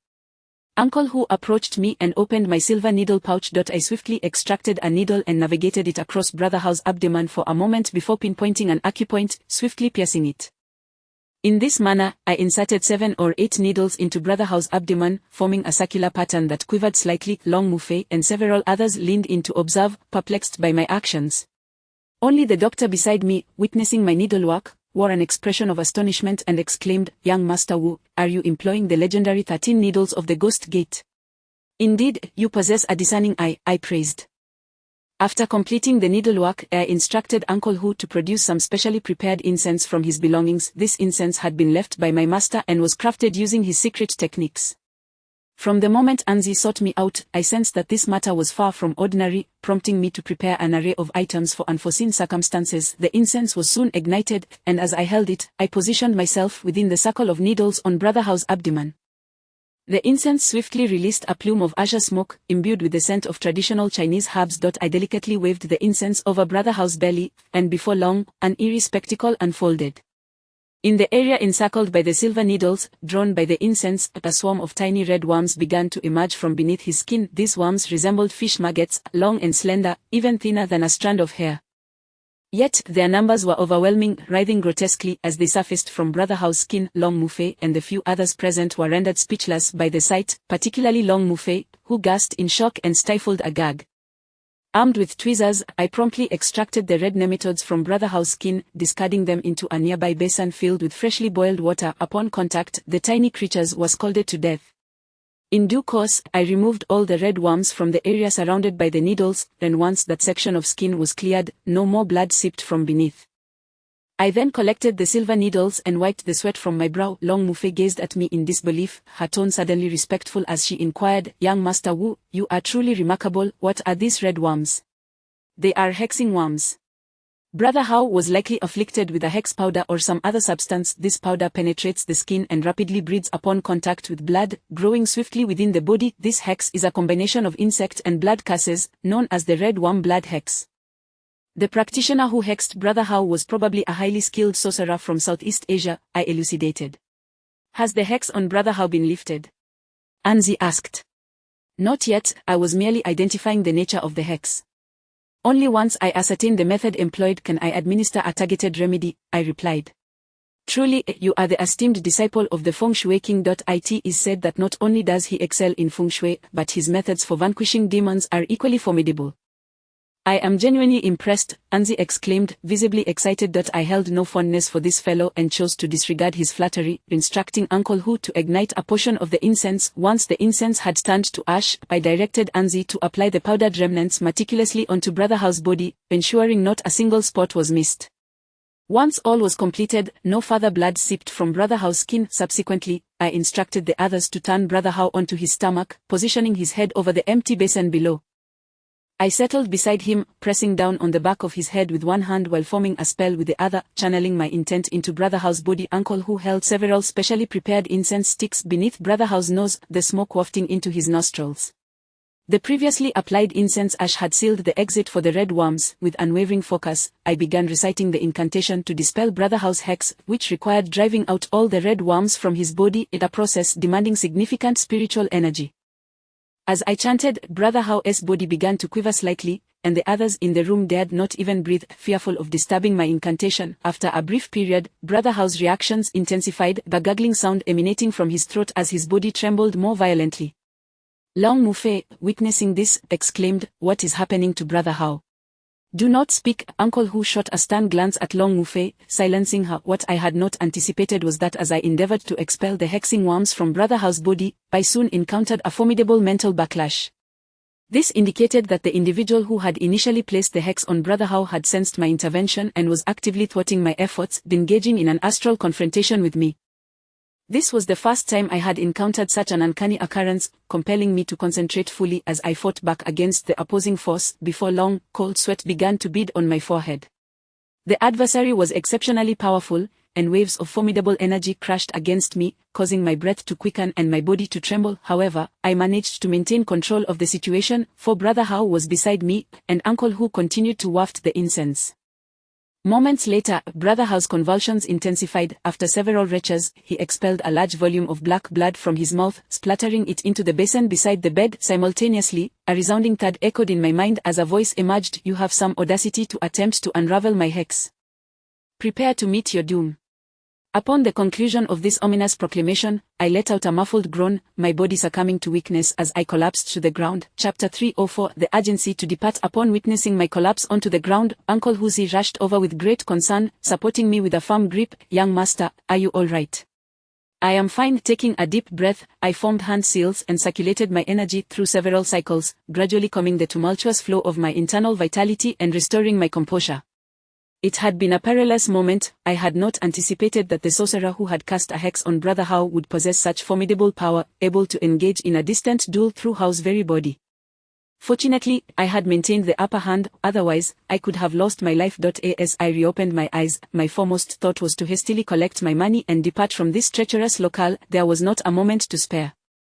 Should that sorcerer come after me, I did not harbor much confidence in my ability to vanquish him. Having unraveled his hex amounted to forging a deadly enmity, one that would not cease until one of us lay dead.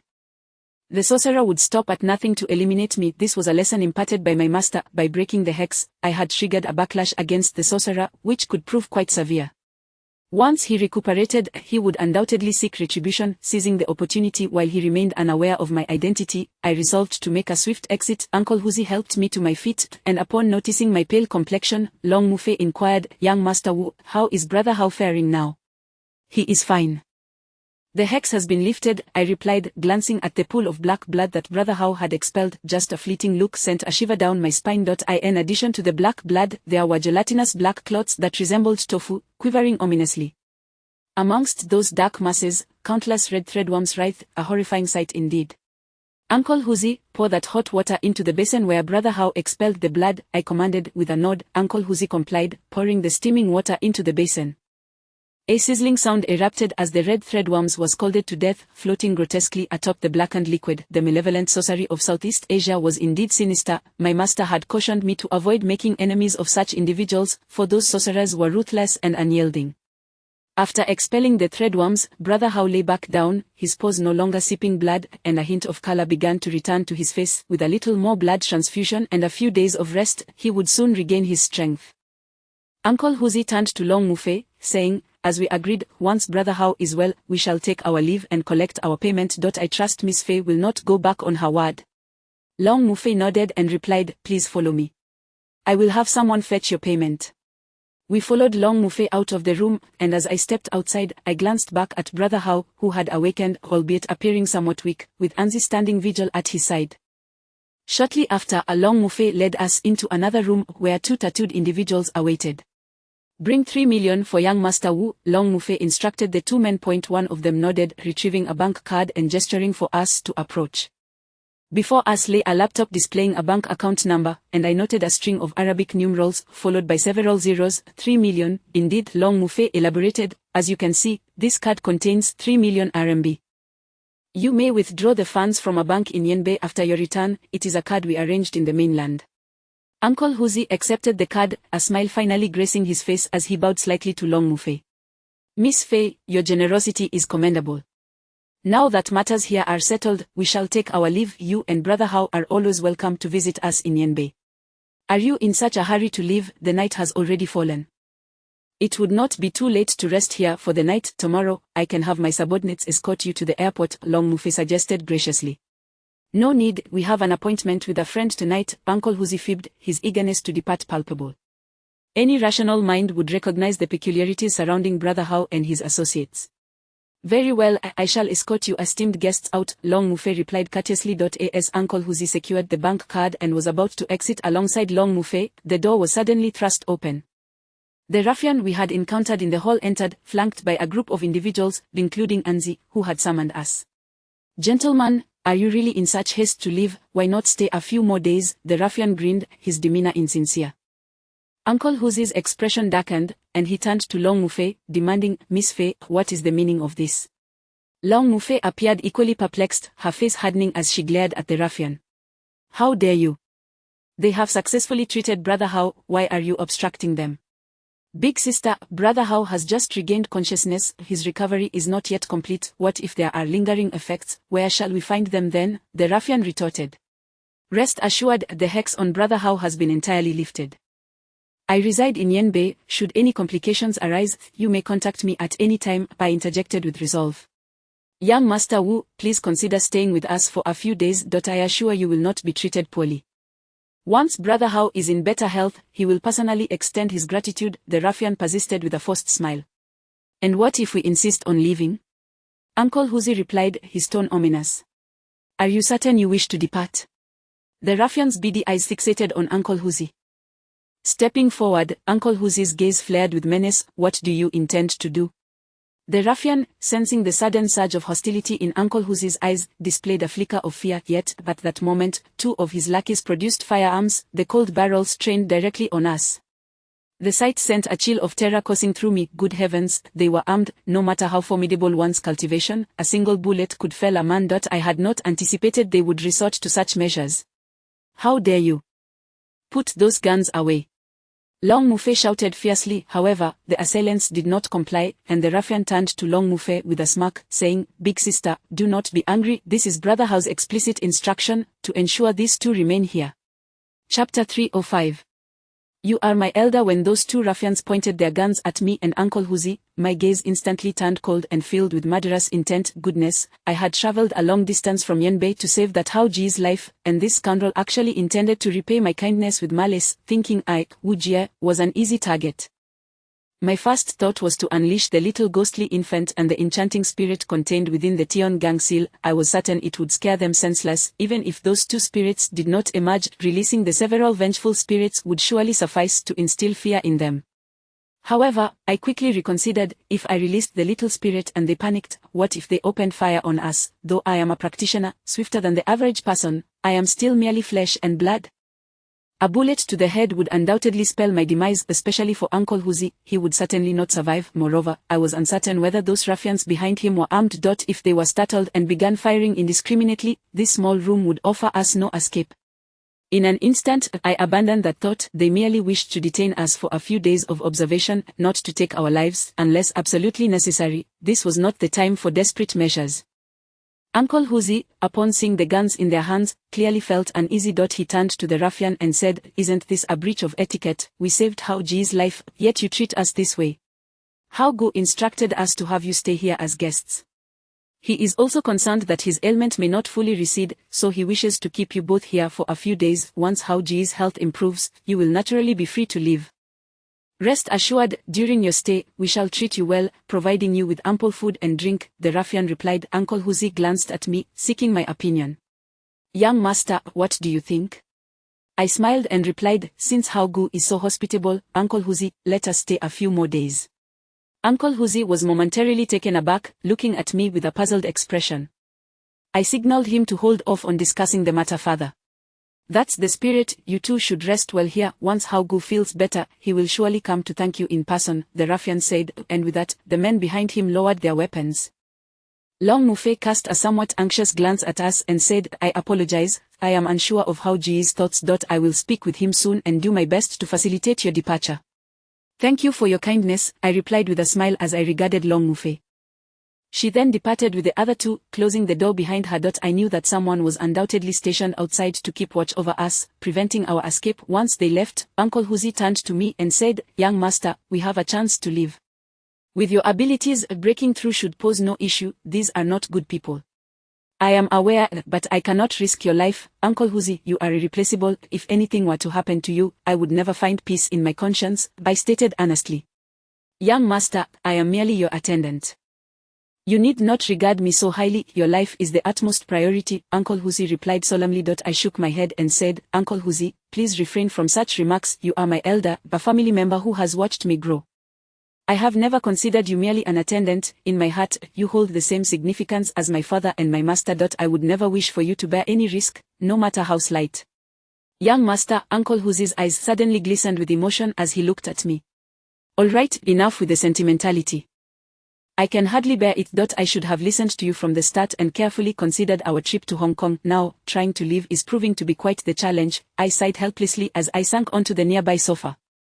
Uncle Huzi took a seat beside me and remarked, "This Hao Gu is undoubtedly involved in the underworld. His influence in Hong Kong is considerable. We must devise a plan to extricate ourselves, or perhaps you could reach out to Daoist Luo for assistance.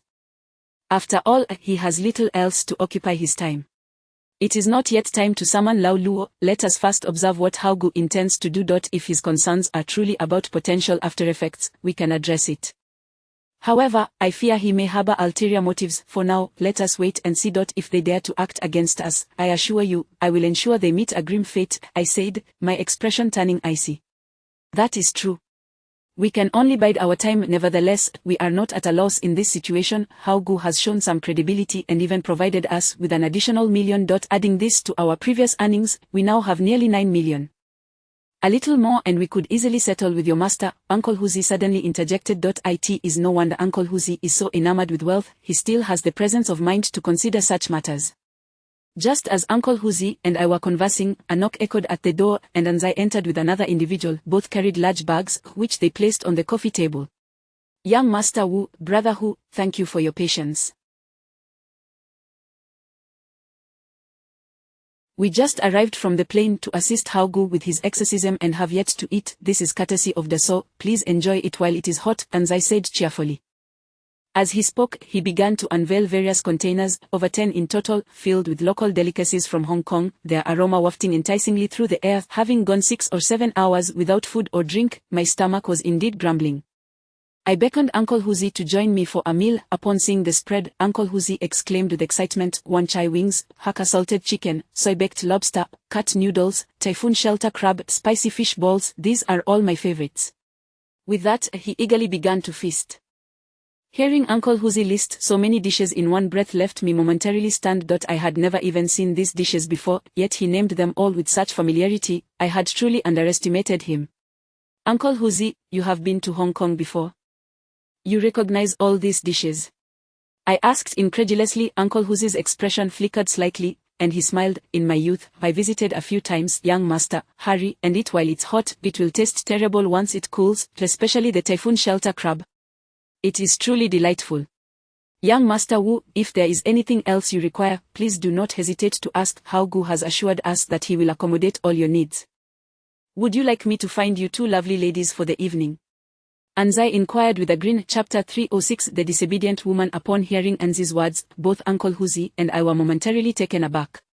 Goodness, is there such a delightful opportunity? I couldn't help but feel a twinge of embarrassment and replied, there's no need, we are fine as we are. Young Master Wu, please do not stand on ceremony. If you do not wish for it today, I can certainly arrange it for you tomorrow, or even bring over a few lovely ladies for you to choose from, Anzi said with a mischievous grin. Our young master is in delicate health and has no need for such things. Please take your leave, Uncle Huzi interjected firmly. Anzi chuckled and turned to me, asking, Young Master Wu, being so youthful, could it be that you are still a virgin? My expression darkened at his remark, and I chose to remain silent, instead sitting beside Uncle Huzi and indulging in our meal. I must admit, the flavors were indeed exquisite, particularly the dish of crab that Uncle Huzi had recommended. It was simply delightful. Noticing our disinterest in engaging with him, Anzi awkwardly smiled and said, Young Master Wu, please continue your meal. Should you require anything, just inform the brothers at the door, and they will accommodate you. Once they departed, I turned to Uncle Huzi and asked, are we being held captive here? Young master, has it taken you this long to realize? Just it, we have been compensated well and can afford to linger a few more days. If it comes to that, do not concern yourself with me, I shall deal with these scoundrels, Uncle Huzi replied. I refrained from responding. Had I known it would unfold this way, I would have come alone, denying them any opportunity to provoke us. Just releasing a minor spirit would have been sufficient to unsettle them. Thus, Uncle Huzi and I remained at Brother Hao's villa for 2 uninterrupted days. While Uncle Huzi spent his time eating and sleeping, I took the opportunity to meditate and practice my skills, particularly after the spiritual shock I had experienced while helping Brother Hao. It was a fortuitous period for recovery. Aside from being unable to venture outside, those tasked with monitoring us were remarkably courteous. Whatever we desired was promptly provided, and they treated us with utmost respect. Having demonstrated my genuine abilities before them, they undoubtedly understood the importance of maintaining good relations. On the 3rd day at noon, while Uncle Huzi and I were languidly watching television, the door was suddenly flung open. In walked 4 or 5 individuals, and to my surprise, leading the group was Brother Hao himself, accompanied by Long Mufei, Lon Zigu, Anzi, and a middle-aged man clad in a black tang suit. Upon glancing at the man in the tang suit, I immediately sensed he was not an ordinary individual. He appeared to be quite a proficient practitioner. He too cast a glance in my direction, a faint smile gracing his lips. Brother Hao approached me directly, extending his hand with enthusiasm, and said, Young Master Wu, greetings, I am Zhu Zihao. The brothers of the underworld have shown me great respect, so you may call me Brother Hao. I sincerely thank you for saving my life. I am completely recovered now and have come to express my gratitude. I rose and shook hands with Zhu Zihao, smiling as I replied, no need for such formalities. After all, Brother Hao has paid a considerable sum.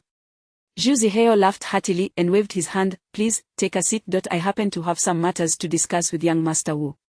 At once, Uncle Huzi and I took our seats opposite Brother Hao, while the others stood behind him. Uncle Huzi glanced at Brother Hao and directly stated, Brother Hao, since you are in good health now, we have no further need to remain here, do we? If not, could you arrange our flights back to Yanbei today? Brother Hao chuckled heartily and, with a gesture, a cigar was handed to him, which Long Mufei lit. He took a deep drag, exhaling a plume of smoke, and with a slight twitch of his eye, spoke in a tone that held a hint of menace. What is this? Have I, Brother Hao, not treated you well these past few days? Are you unhappy with your stay? If any of my brothers have offended you, speak up, and I shall deal with them right here and now. Brother Hao, you are being excessive. We merely have some business to attend to back in Yanbei. Now that you are well, we see no reason to linger, I replied. At that moment, Long Mufei stepped forward, smiling as she addressed Brother Hao. Brother Hao, young Master Wu has a point. Perhaps it would be best to let them return smack. Before she could finish her sentence, Zhu Zihao swiftly struck Long Mufei across the face, sending her staggering to the floor, the clear handprint blooming on her delicate visage. My expression darkened. I had not anticipated that Zhu Zihao would resort to violence against his own woman. I have always held a deep disdain for men who lay hands on women, especially when Long Mufei was merely advocating for us. Who are you to interject while I am conversing with young Master Wu? Get out of my sight. Zhu Zihao glared at Long Mufei. Tears brimmed in Long Mufei's eyes as she stood silently, too afraid to speak further. Brother Hao, there is no need for such violence against a woman. When you were under the influence of that curse, she was quite anxious for you, I said solemnly. A disobedient woman needs to be taught a lesson. Young Master Wu, do not be so formal, Zhu Zihao replied coldly. I understood Zhu Zihao's intentions. He was making an example of her, ruthlessly asserting his authority even over his own. After a moment of contemplation, Zhu Zihao continued, Young Master Wu, you possess genuine abilities, and I, Brother Hao, am a man of clear principles. You saved my life, and I am eternally grateful. The reason I wish to keep you here is that I have another matter for which I seek your assistance. If you agree to help, I am willing to offer an additional 3 million as a token of my gratitude. What do you say? Uncle Huzi and I exchanged glances, realizing the gravity of the situation. I then looked at Zhu Zihao and inquired, Brother Hao, please elaborate. Damn it, the curse placed upon me was undoubtedly the work of that scoundrel, Hua Hao. Recently, I have been vying for territory with him. Unable to confront me openly, he has resorted to underhanded tactics, employing a sorcerer from Southeast Asia to curse me. I cannot let this slide. Therefore, I wish to enlist young Master Wu's aid in eliminating that scoundrel, Hua Hao. If you agree to assist, I assure you the compensation is negotiable, Zhu Zihao said with a sinister glint in his eyes.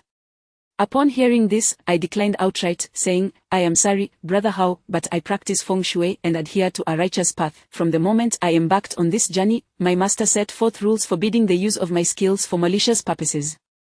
To do otherwise would betray the tenets of my discipline and result in expulsion from my sect. I am afraid I cannot assist you.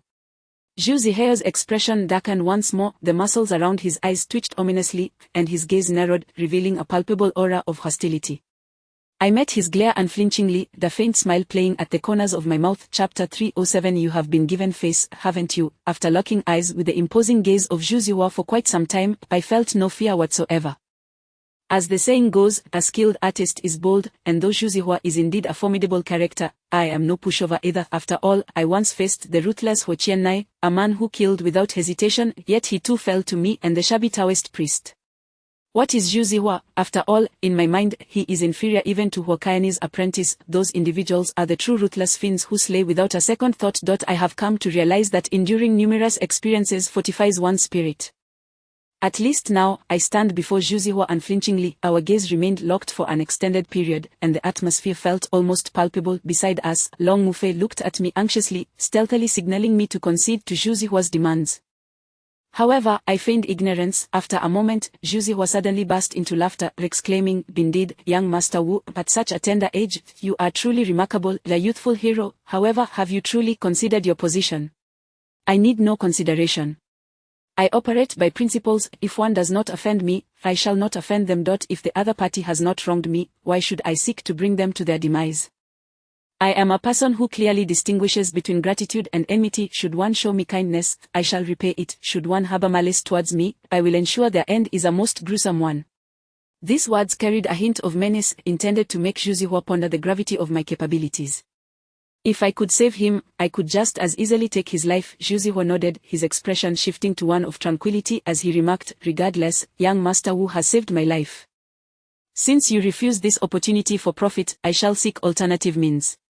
With that, Zhu Zihao turned to Anzai, stating, Young Master Wu was invited by you, therefore, you are responsible for ensuring his safe return to the airport. Do you understand? Rest assured, brother, I will ensure their safe passage, Anzai replied promptly. Young Master Wu, shall we depart for the airport now? Anzai inquired. Let us leave at once. I have matters to attend to in Yanbei, and I have already lingered here for several days longer than intended, I responded. Upon hearing this, Uncle Huzi began to gather our belongings, which amounted to little more than a single suitcase containing our change of clothes and identification. Just as I was preparing to leave with Uncle Huzi, I glanced back and noticed Zhu Zihao's two subordinates advancing towards Uncle Huzi, their hands reaching towards their chests. Uncle Huzi, oblivious to the impending danger, continued to organize our luggage. Sensing something amiss, I shouted, "Uncle Huzi, be careful." Without hesitation, I charged towards Zhu, determined to subdue him. Once he was under control, the rest would be trivial. However, to my astonishment, before I could reach Zhu, the middle-aged man clad in traditional attire swiftly stepped in front of him. I struck out at the man with a palm strike. The man in traditional garb responded in kind, meeting my attack with his own. Uncle Huzi also reacted, hurling the suitcase at one of Zhu's subordinates, striking him squarely on the head and knocking him to the ground. The middle-aged man proved to be a capable practitioner. After clashing with me, he emitted a muffled grunt, his expression shifting to one of shock as he staggered back, clearly taken aback by the depth of my cultivation at such a young age. Yet, just as I prepared to close in on Zhu once more, his two subordinates suddenly drew firearms, aiming them at Uncle Huzi. One of them bellowed, "Don't move, if you do, I'll shoot him dead." "Young master, don't worry about me. Take out these bastards." Uncle Huzi roared, brandishing a dagger and lunging at one of them. At that moment, a throng of armed individuals burst through the entrance, their guns aimed squarely at us. "Uncle Huzi, stop!" I shouted.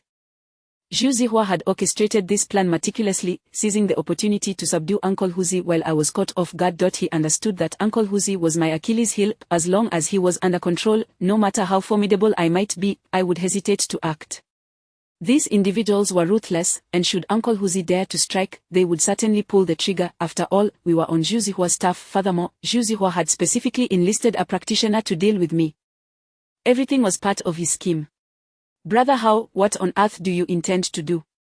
I inquired, my expression darkening. "Nothing much. I merely wish for young Master Wu to intervene and assist me in dealing with that scoundrel Huo Hao. I assure you, I will guarantee your safe departure from Hong Kong," Zhu proclaimed, reveling in his own confidence. "I assent. There a capable individual by your side. Would you still need my help?" I glanced at the man in the black traditional attire. "This Mr. Wang, while quite adept, pales in comparison to you, young Master Wu. If the two of you were to join forces against Huo Hao, our chances of success would surely be greatly enhanced," Zhu urged. At that moment, Uncle Huzi, held at gunpoint, glared at Zhu and exclaimed, "Zhu, have you no shame? We are all from the same underworld. Honor should be paramount. My young master saved your life, yet you repay kindness with malice. Do you possess no sense of brotherhood?" Zhu's expression darkened at Uncle Huzi's words as he retorted, "Do not preach to me about brotherhood. The underworld today is rife with deception. Who is not engaging in treachery, speaking of righteousness, will only lead to a quicker demise. I have no time for such nonsense. My sole aim is profit. Anyone who obstructs my path shall meet their end. That may be your underworld, but my underworld has its principles." Uncle Huzi shouted defiantly. Zhu cast a disdainful glance at Uncle Huzi before turning his attention back to me. "Young Master Wu, you currently have but one path before you. Assist me in eliminating Huo Hao, and I shall respectfully ensure your safe departure. Name your price, and I shall not flinch at the cost." "And what of the second option?" I inquired, fixating on him. "The second option," Zhu's voice turned sinister, "then you can blame me for being ruthless. If you refuse, I will first eliminate the individual beside you." Chapter 308. It wouldn't be a loss to strike you at this moment. My expression darkened to an extreme. Throughout my life, I had never felt such an intense desire to eliminate someone as I did with Zhu, who stood before me. I had never encountered such unabashed shamelessness. Fixing my gaze upon Zhu's eyes, I enunciated slowly, "Brother Hao, you're playing with fire. Young Master Wu, I am aware of your considerable capabilities. Otherwise, you wouldn't have so easily unraveled the curse upon me. My intention in persuading you to stay is not to confront Huo Hao, but rather to deal with the sorcerer by his side. You need only assist me in eliminating that sorcerer. I can handle Huo Hao myself. I understand the customs of your profession. Having aided me in lifting the curse, you would have irrevocably antagonized that sorcerer.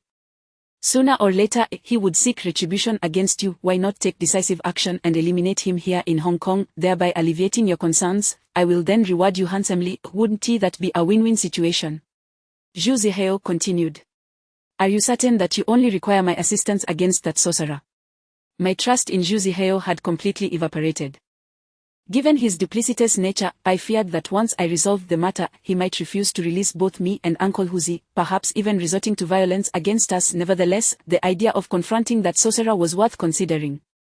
After all, it was a lingering threat that warranted attention. My master had once informed me that sorcerers are most averse to having their curses lifted. They must eliminate the one who breaks the curse to feel at ease. As the saying goes, one is not afraid of thieves, one is afraid of the thief's intent. Even if I were to return to Yanbei in the future, I would likely live in fear, particularly Uncle Huzi, who would undoubtedly become the sorcerer's primary target. It was indeed necessary to eliminate him.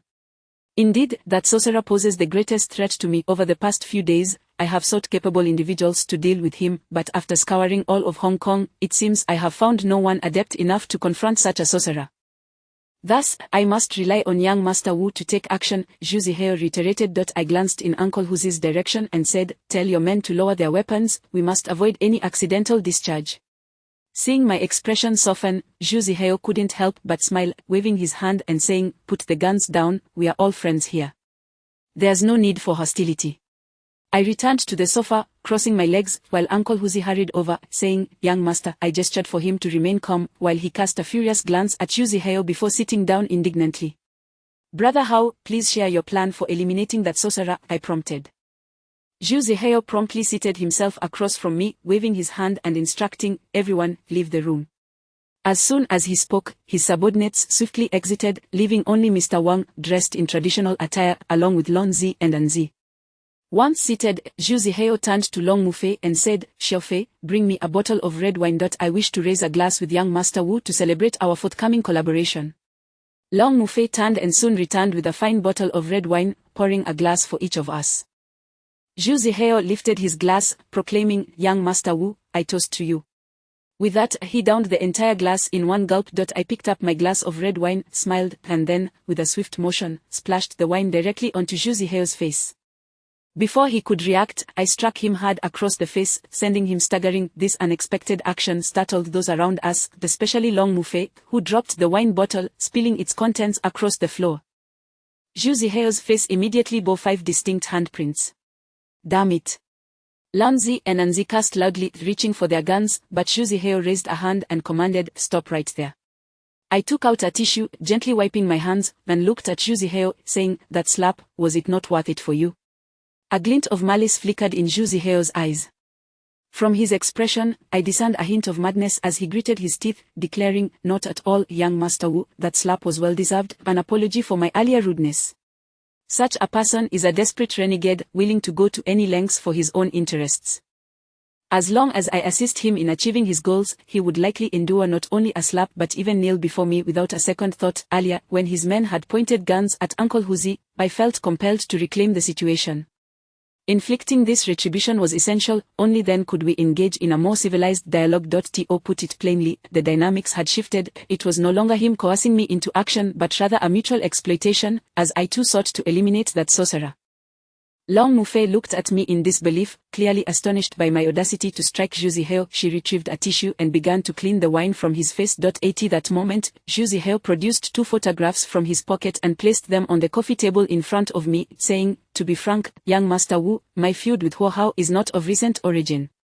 Recently, we have been vying for territory in Tsimsha Sui, with our strengths being nearly equal. I never expected him to resort to underhanded tactics. I've infiltrated his ranks with an undercover agent who has been monitoring them. Here are photographs of Huo Hao and that sorcerer. Please take a look and confirm their identities." I picked up the 2 photographs from the table and scrutinized them closely. Huo Hao appeared to be around 40, with a rotund face and a countenance that exuded malevolence, which was enough for me to dismiss him without further inspection.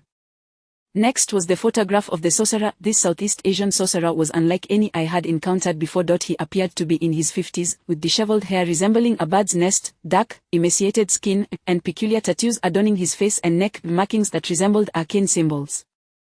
I understood that these tattoos were spells, meant to ward off evil spirits and protect him from the malevolent forces he frequently summoned. It was likely that he had to contend with vengeful spirits from his past misdeeds.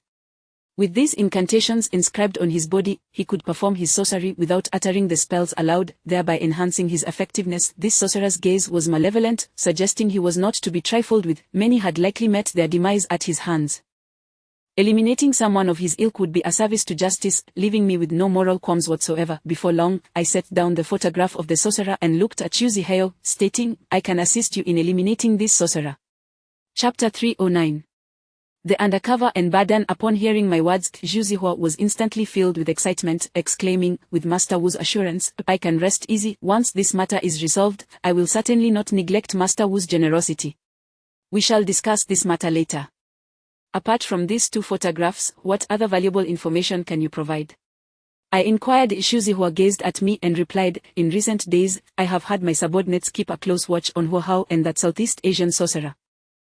They have managed to gather some intelligence. Given that I have been causing trouble for Hua Hao lately, he has been reluctant to show his face. However, I have uncovered some details about that sorcerer.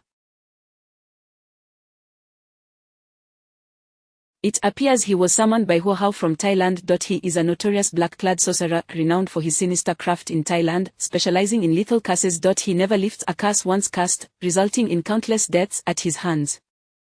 If it weren't for Master Wu saving my life, I might have met a similar fate at his hands. This sorcerer is known as Badan, and I have heard that his skills rank among the top 20 in Thailand, quite formidable indeed. Is that all? I asked. Not quite, Master Wu. Please allow me to elaborate. This sorcerer Badan has a particular penchant for women. According to an undercover agent I placed beside Hua Hao, Badan has sought out women several times since arriving on Hong Kong Island, sometimes even simultaneously pursuing 2. Remarkably, despite his age, his appetite is quite insatiable. Can he truly handle such demands? Ha ha ha, Zhu Zihua chuckled, clearly delighted by the topic. Uncle Hu, overhearing this, perked up and inquired, is that true? At 50 or 60, he still possesses such vigor. Indeed, it's absolutely true. My brother informed me firsthand that those women sent to him struggled to walk upon their return. That old fellow can certainly wear them out in a single night. Zhu Zihua laughed heartily. Uncle Hu turned to me, saying, Master, look at how vigorous he is at such an age. You should take care of your health. I shot Uncle Hu a glare and diverted the conversation. This doesn't seem particularly useful for dealing with the sorcerer, does it? Master Wu, the situation is as follows. The undercover agent I sent to Hua Hao has established a good rapport with Badan. In the coming days, my brother has been encouraging Badan to seek out women. If Badan agrees to go out, it will present us with the perfect opportunity to strike. At that time, you and Mr. Wang can confront Badan and deal with him accordingly. Zhu Zihua continued. If you already have a plan, do you need me to intervene?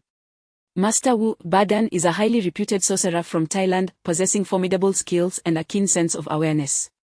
Ordinary individuals cannot approach him without risking detection. While we could attempt a surprise attack, it would only complicate matters with the authorities on Hong Kong Island. It would be best to eliminate Badan discreetly. Zhu Zihua asserted. How confident are you that your brother can lure Badan out? I inquired. It should be soon, likely within a day or 2. As soon as I receive any news, I will inform Master Wu. As he spoke, Zhu Zihua glanced at a middle-aged man in a tang suit beside him and introduced, Master Wu, allow me to present to you Mr. Wang Haomin, a highly esteemed figure on Hong Kong Island. You two should become acquainted, as you will need to cooperate in dealing with the sorcerer Badan. Mr. Wang extended his hand politely, saying, Master Wu, it is an honor to finally meet you. I apologize for any offense caused earlier. I stood and shook Mr. Wang's hand, acknowledging his greeting. At that moment, a thought struck me, and I turned to Zhu Zihua. By the way, could you have your brother procure some of Badan's hair and clothing, preferably items he has worn close to his body? It would be immensely useful when I confront the sorcerer. That is certainly manageable. I can arrange it within the next few days. For now, please make yourselves comfortable here, and we can communicate at any time. With that, Zhu Zihua rose to leave. Suddenly, I noticed the ruffian rummaging through our luggage and had unearthed the bag containing our identification documents, along with our charging phones. My expression darkened as I turned to Zhu Zihua. Brother Hao, it seems rather unfair for you to take our belongings. Master Wu, since we are now allies, a measure of sincerity is required. I will temporarily safeguard your documents and phones. Rest assured, they will be returned to you after you resolve the matter with the sorcerer, Zhu Zihua replied, waving his hand with a smile before departing with his companions. What nonsense! Uncle Hu exclaimed as soon as Zhu Zihua turned away, spitting disdainfully on the ground. Zhu Zihua undoubtedly had him but did not turn back, leading his group out and closing the door behind them. Once Zhu Zihua had departed, I turned to Uncle Hu. Uncle Hu, please check if there are any surveillance cameras or listening devices in this room. Uncle Hu immediately became alert, rising to inspect the room. After a couple of laps, he indeed discovered a hidden camera concealed behind the television, along with a listening device, which he promptly flushed down the toilet. Without hesitation, Uncle Hu ripped the camera down and crushed it underfoot. Zhu Zihua was exceedingly cunning. I had to remain vigilant, fearing that he might overhear our discussions. Once everything was settled, Uncle Hu returned to me, saying, "Master, do you truly intend to assist this scoundrel in committing murder? What other choice do I have?" I replied. "Even if we help him, he likely will not spare us easily." "Master, I have burdened you, otherwise you would have acted long ago," Uncle Hu expressed with deep regret. "Do not speak in such a manner. They are numerous, heavily armed. I cannot afford to act recklessly. Moreover, the Master Wang invited by Zhu Zihua is no ordinary character. We must proceed with caution. However, Master, resorting to sorcery to take a life may violate the rules set by our Master," Uncle Hu said with evident concern. "This does not count.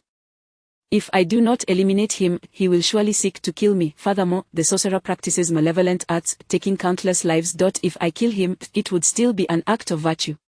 There is nothing to worry about." Uncle Hu maintained a worried expression. I noticed that since arriving on Hong Kong Island, he had been acting rather differently, appearing constantly anxious. Chapter 310 Feng Shui Sorcery. While I sensed that Uncle Huzi exhibited some peculiarities, I refrained from inquiring further.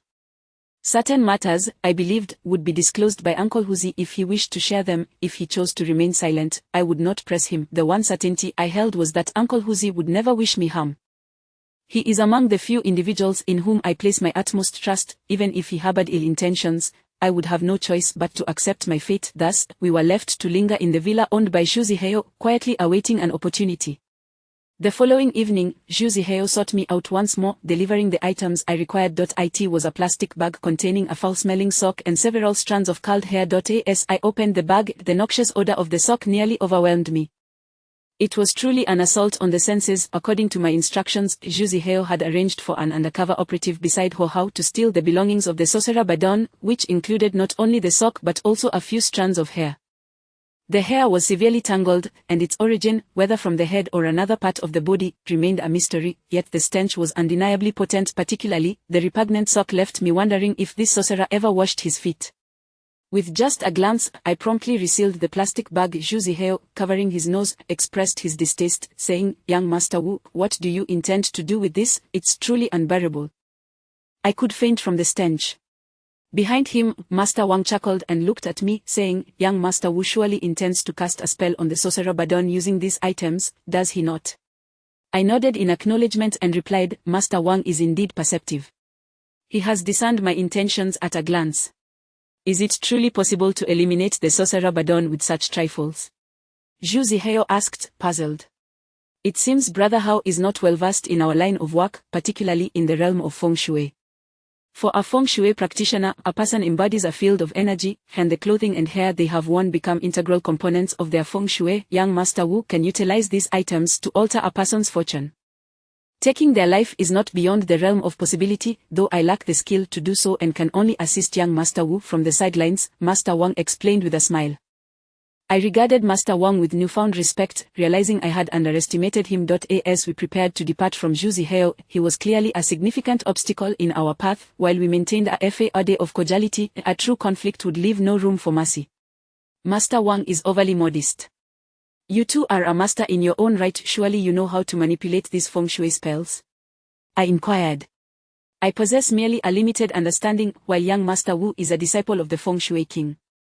The art of Feng Shui can both take lives and save them. Its lethal potential lies in the unseen. Truly formidable. You have inherited the genuine teachings of the Feng Shui king." "I am but a novice attempting to display my skills in your presence," Master Wang replied. I spoke solemnly. "In truth, my methods are akin to those of the sorcerer Badon. If he employs sorcery against me, he could easily do so through a similar approach, requiring only items such as my worn clothing or hair, even nail clippings, to invoke a deadly curse. However, this method is rather intricate. The simplest approach involves applying cursed powders or specially concocted potions, which would greatly amplify the sorcery's effectiveness." Upon hearing this, Zhu Zihao's eyes widened in alarm, and he inhaled sharply, saying, "It seems I must be increasingly cautious. I will need to safeguard my clothing, shoes, and even fallen hair." "Rest assured, Brother Hao, I will ensure everything is kept secure," Long Mufei interjected from the side. Indeed, the techniques and spells employed by sorcerers are rooted in the Taoist arts of our great land. However, Taoists tend to be discreet. Apart from a few practitioners of the dark arts, the genuine disciples of Taoism shun such malevolent sorcery, as it tarnishes their integrity. Those practitioners from Southeast Asia merely appropriated fragments of our Taoist teachings, amplifying them into something more sinister and lethal. Our nation is the true cradle of such arts, and with young Master Wu being a disciple of the Feng Shui King, any challenges posed by Badon would be a fool's errand. Wouldn't you agree, young Master Wu? Master Wang remarked, directing his gaze towards me. I raised my thumb in appreciation towards Master Wang, smiling. Your insights are profound, Master Wang, yet, as a novice, I lack absolute confidence in subduing Badon. I can only attempt it for now. While Master Wang's words were courteous, they concealed ulterior motives. By portraying me as formidable, he sought to exert less effort in confronting Badon. Even if I were to fail, it would bear no consequences for him. There is a term, flattery that kills, which aptly describes Master Wang's current strategy against me. He is undoubtedly a cunning fox, and I must remain vigilant. Although my academic performance has been steady, I am not novice. I can discern flattery from sincerity. Xu Zihao, having been swayed by Master Wang's grandiose assertions, grew increasingly confident in my ability to handle the sorcerer Badon. He promptly inquired, young Master Wu, do you require any additional items? Do not hesitate to ask, I shall arrange for them. I require some dry grass, the kind that is not rooted, merely the leaves. I intend to weave a straw figure for the impending ritual, I responded. Consider it done, I will have someone prepare it immediately. With that, Xu Zihao waved his hand, and Anzai hurried off to fulfill the request. Subsequently, Xu Zihao informed me, young Master Wu, my brother mentioned that tomorrow night at the Lijing Hotel, we are to lure the sorcerer Badon out. He has arranged for 2 women to accompany him, and it appears Badon will spend the night at the hotel, meaning we may strike tomorrow night. Excellent. Reserve a room adjacent to Badon's at the hotel. I will enter with Master Wang beforehand. Once Badon checks in, simply contact me, I instructed. Xu Zihao acknowledged my directive and hurried off to make arrangements. As night fell, Anzai delivered a bundle of dry grass to me. I took a portion and wove a rather crude straw figure. Then, I burned the strands of hair and the foul sock belonging to the sorcerer Badon, along with a piece of yellow talisman paper, reducing them to a powder which I sprinkled over the straw figure. After reciting an incantation, I wrapped it in a layer of plastic film. The sorcery I employed was indeed Feng Shui sorcery capable of taking a life, yet as it was my first attempt, I felt uncertain, using Badon's life as a test case. It could only be said that he was destined for misfortune. Soon, the afternoon of the following day arrived. Uncle Huzi and I were finally able to leave the villa and travel to the Lijing Hotel. For reasons unknown, I began to feel an unsettling anxiety. Chapter 3:11 Terrifying encounter. Our group boarded a spacious luxury van. Aside from myself and Wang Haomin, there were also 4 subordinates of Xu Zihao on board. Uncle Hu had initially intended to accompany us, but Xu Zihao kept him behind under the pretense of needing his company for drinks, when in reality, it was a ploy to use Uncle Hu as leverage, fearing we might flee after accomplishing our mission. Even though he had confiscated our identification and phones, his unease lingered. Following us was another van, occupied by 7 or 8 of Xu Zihao's trusted allies. However, Xu Zihao himself did not join us, exhibiting extreme caution, apprehensive that our plans might be thwarted and he could be ambushed as a consequence.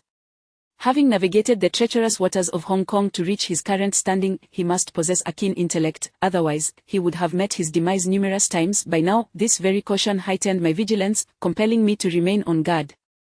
After dealing with the sorcerer Beten, I intended to make a swift exit, for a man like Xu Zihao was capable of the most treacherous betrayals. Before nightfall, our vehicle arrived at the Regal Hotel, a splendid 5-star establishment in Hong Kong. Xu Zihao had preemptively secured the room next to the one occupied by the sorcerer Beten. Knowing his whereabouts in advance, Wang Haomin and I obtained the room key and entered, preparing to await developments.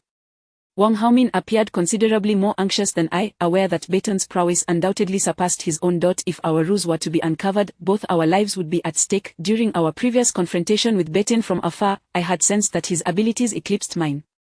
Without a strategic advantage, neither Wang Haomin nor I would stand a chance against Beten, who had honed his dark arts for decades, nearly as long as our combined ages.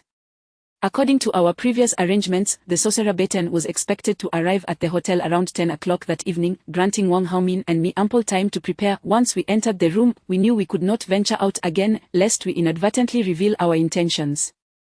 Upon entering, I placed the straw effigy I had prepared on the table in the center of the room, adorning it with offerings and incense. Given that this was a ritual meant for malevolent purposes, it was essential to set up a small altar to enhance its efficacy. Once arranged, I set a dagger atop the altar. Wang Haomin silently observed, his expression fluctuating as he seemed lost in thought. Once everything was in order, I took a seat and turned to Wang Haomin, inquiring, "Master Wang, we have known each other for several days now, yet I have not asked about your origins or your esteemed master." Wang Haomin chuckled softly at my question, replying, "I am but an unremarkable individual, unworthy of comparison to young Master Wu. My master is a local of Hong Kong, and he once mentioned that in his youth he trained alongside a disciple from Longhu Mountain for a few years. Thus, I am but a distant relative of that lineage, and my knowledge is not particularly profound. Please excuse my humility. True heroes do not concern themselves with lineage. I sense that your abilities are not inferior to mine, Master Wang. If I may be so bold, I have a question that weighs on my mind," I ventured. "Young Master Wu, please feel free to speak without reservation," Wang Haomin encouraged, his smile unwavering. "I cannot help but wonder what benefits Zhuziho has offered you, Master Wang, to compel you to serve him and accompany me with the intent to kill. Are you not aware of the considerable risks involved in such actions?" I remarked with a benign smile. Wang Haomin's countenance immediately shifted, his facial muscles twitching as he stared at me, momentarily stunned before stammering, "Wu. Young master, what do you mean? Why would I harm you? This makes no sense. We are allies in confronting the sorcerer Baiten." I let out a hearty laugh and said, "Master Wang, you appear quite anxious." "I was merely jesting. Did you truly take it to heart?" Wang Haomin exhaled, still somewhat tense, and replied, "Young Master Wu, such jesting is ill-advised. It could frighten someone to death. Even if I possessed immense courage, I would not dare to harm you. Should I truly succeed in killing you, what gain would I have? Your master is a master of feng shui, and offending him would surely lead to my demise, no matter where I might attempt to flee." My earlier remarks were intended to gauge Wang Haomin's loyalty. I sought to determine whether he was indeed an agent of Zhuziho sent to eliminate me. A person's hidden intentions often reveal themselves through subtle expressions. I possess an innate ability to discern truth from deception, and even the slightest hint of betrayal would not escape my notice. However, Wang Haomin's response left me uncertain. Given Zhuziho's cunning, it was entirely plausible that he had instructed Wang Haomin to act against me in secret. At the moment when I was wholly focused on confronting the sorcerer Baiten, I would be at my most vulnerable. If Wang Haomin chose that instant to strike, he stood a considerable chance of succeeding. Zhuziho's motives were clear. By forcibly detaining Uncle Hu and me, he had already incurred my wrath. A man of Zhuziho's caliber would undoubtedly suspect that I might seek revenge upon my departure, prompting him to preemptively strike. Should I eliminate the sorcerer Baiten, it could very well spell my own doom. By speaking to Wang Haomin in this manner, I aimed to send him a warning, urging him to reflect on his capabilities while reminding him that I was not without defenses. This way, he would be less inclined to act rashly. With fate hanging in the balance, I realized I had been somewhat negligent during this venture to the island. My greatest concern remained Uncle Hu. Should Wang Haomin indeed turn against me, it would signify certain death for Uncle Hu as well. However, prior to my arrival, I had left him a protective talisman, the Tian Gang seal, within which was sealed the spirit of a small infant, the seductive spirit, and the vengeful ghost Ruan No. If they genuinely sought Uncle Hu's life, Zhuziho would not escape unscathed either. In navigating the treacherous waters of this world, one must exercise utmost caution, always ensuring a path for retreat. This lesson, imparted by my master, resonated deeply within me. As time passed imperceptibly, darkness enveloped the surroundings. I briefly communicated with Wang Haomin, informing him that when the sorcerer Baiten arrived, I would swiftly invoke the feng shui incantations to claim his life, while he would stand by my side, channeling his thoughts to simultaneously attack Baiten, thereby increasing our chances of success. Chapter 312 The Disciple Salutation. I imparted the general steps of the incantation to Wang Haomin, who assured me that he had nearly memorized them all. Subsequently, we shared a modest meal of the provisions we had brought and continued to wait patiently. Unbeknownst to us, the clock inched towards 10 in the evening. At that moment, the unreliable informant stationed outside sent a text to Wang Haomin, revealing that the sorcerer Badon had entered the hotel, accompanied by 2 women of dubious repute. Wang Haomin promptly relayed this information to me, and we both made our way to the entrance, poised and silent in anticipation. Suddenly, an idea struck me. I wished to catch a glimpse of the true appearance of Badon. Without hesitation, I swung the door open and stepped outside. Wang Haomin quickly grasped my arm, exclaiming, "Young Master Wu, what are you doing?" "I merely wish to see what he looks like." I shall return shortly. Do you have a cigarette? Please lend me one, I replied. Young Master Wu, Badon is about to arrive. It may not be prudent for you to go out at this moment, Wang Haomin cautioned. I simply wish to observe his visage.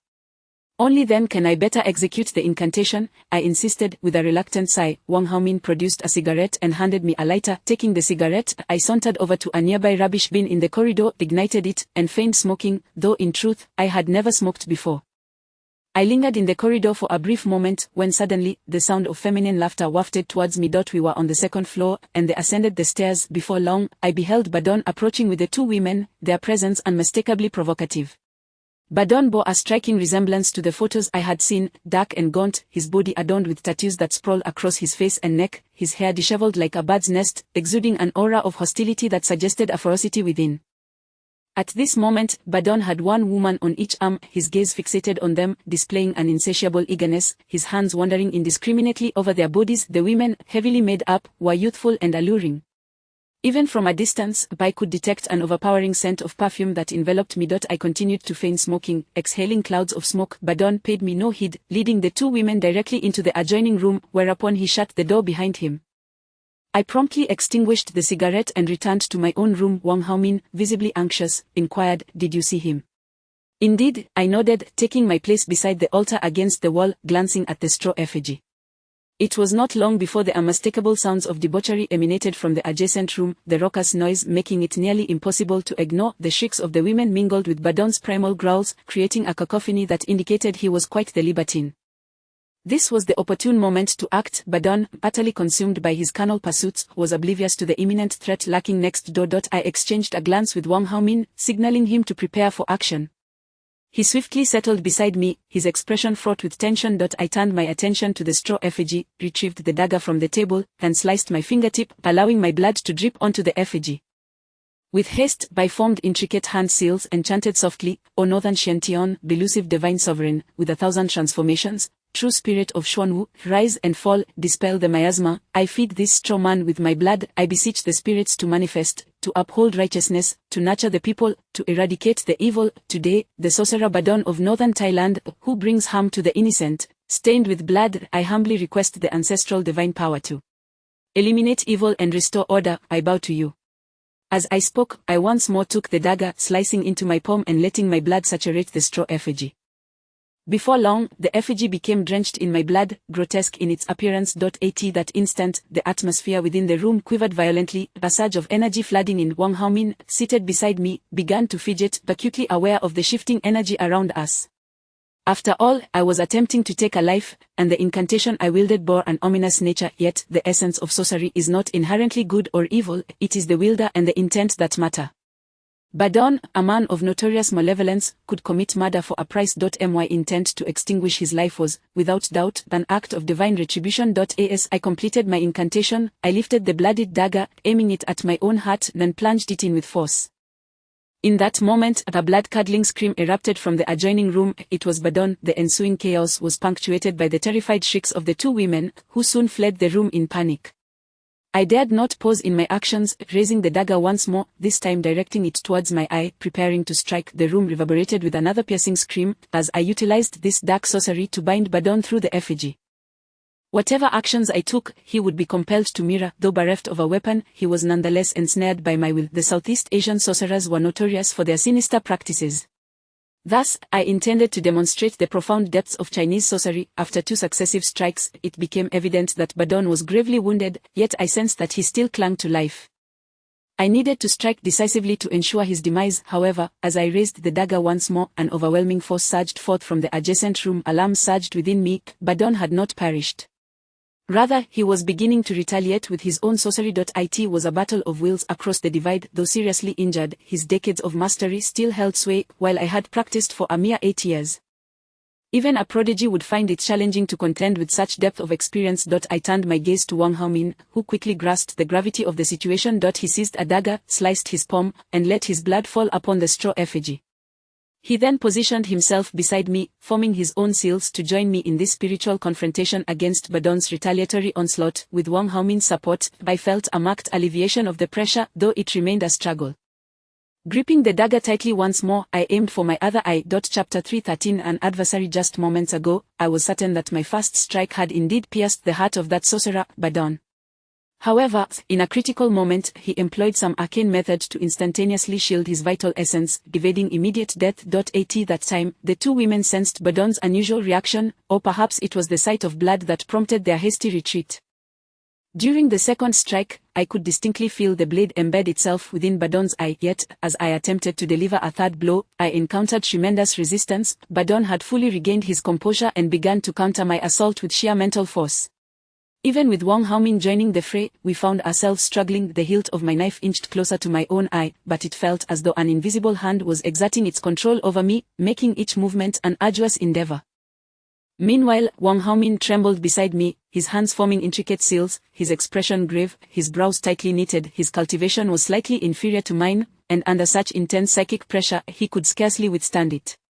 I, having absorbed a significant portion of the corpse's essence, had made considerable progress in my cultivation and could endure a while longer. However, after several more minutes of struggle, a horrifying revelation struck me. I sensed that the invisible force was intensifying, and I gradually lost control. My hand, clutching the knife, was being manipulated by that very power, turning the blade towards my own eye. In that fleeting moment, a cold sweat broke out over my entire body. Damn it, Badon was astonishingly formidable. Despite sustaining such grave injuries, he could still reverse the control upon me.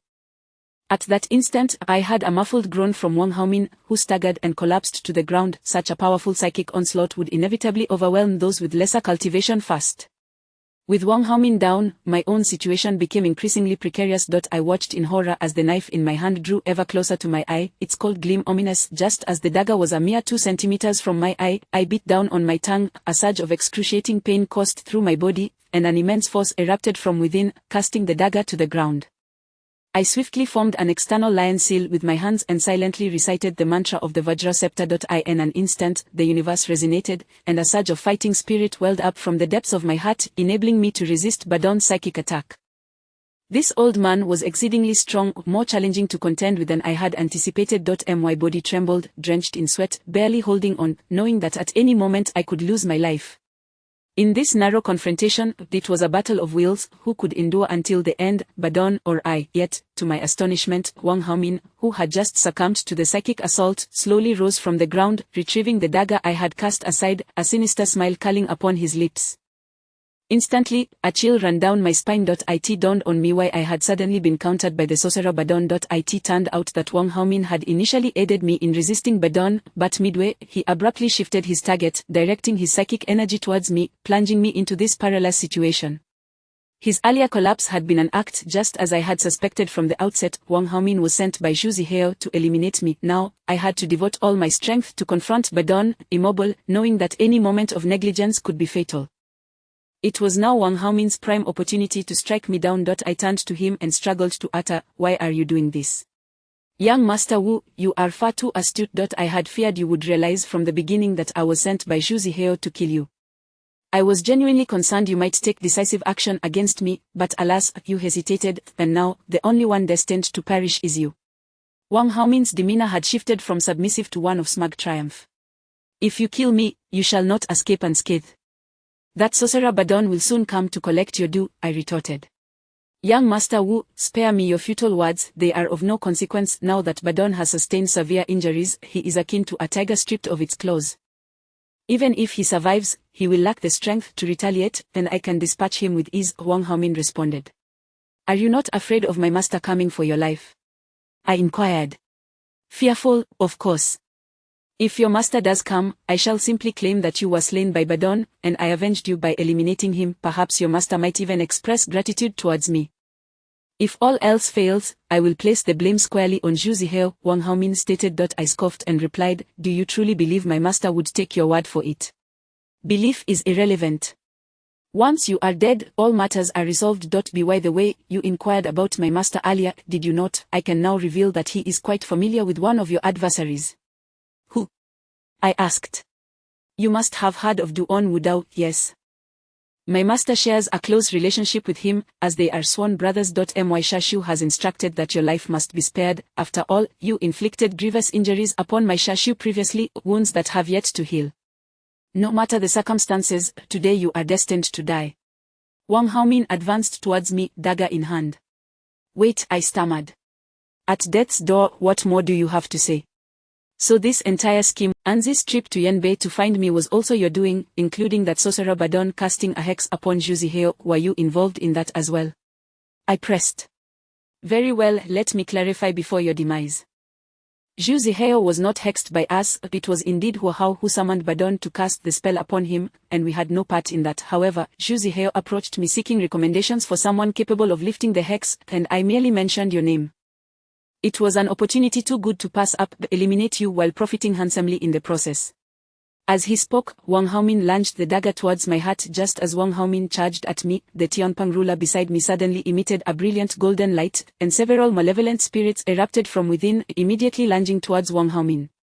Clearly taken aback by this unexpected turn, Wang Haomin's expression shifted, and he retreated several steps, producing talismans from his person. In that moment, I shouted, "Eight-tailed fox, lend me your aid." Unsure if the eight-tailed fox could assist me, I could only hope for the best.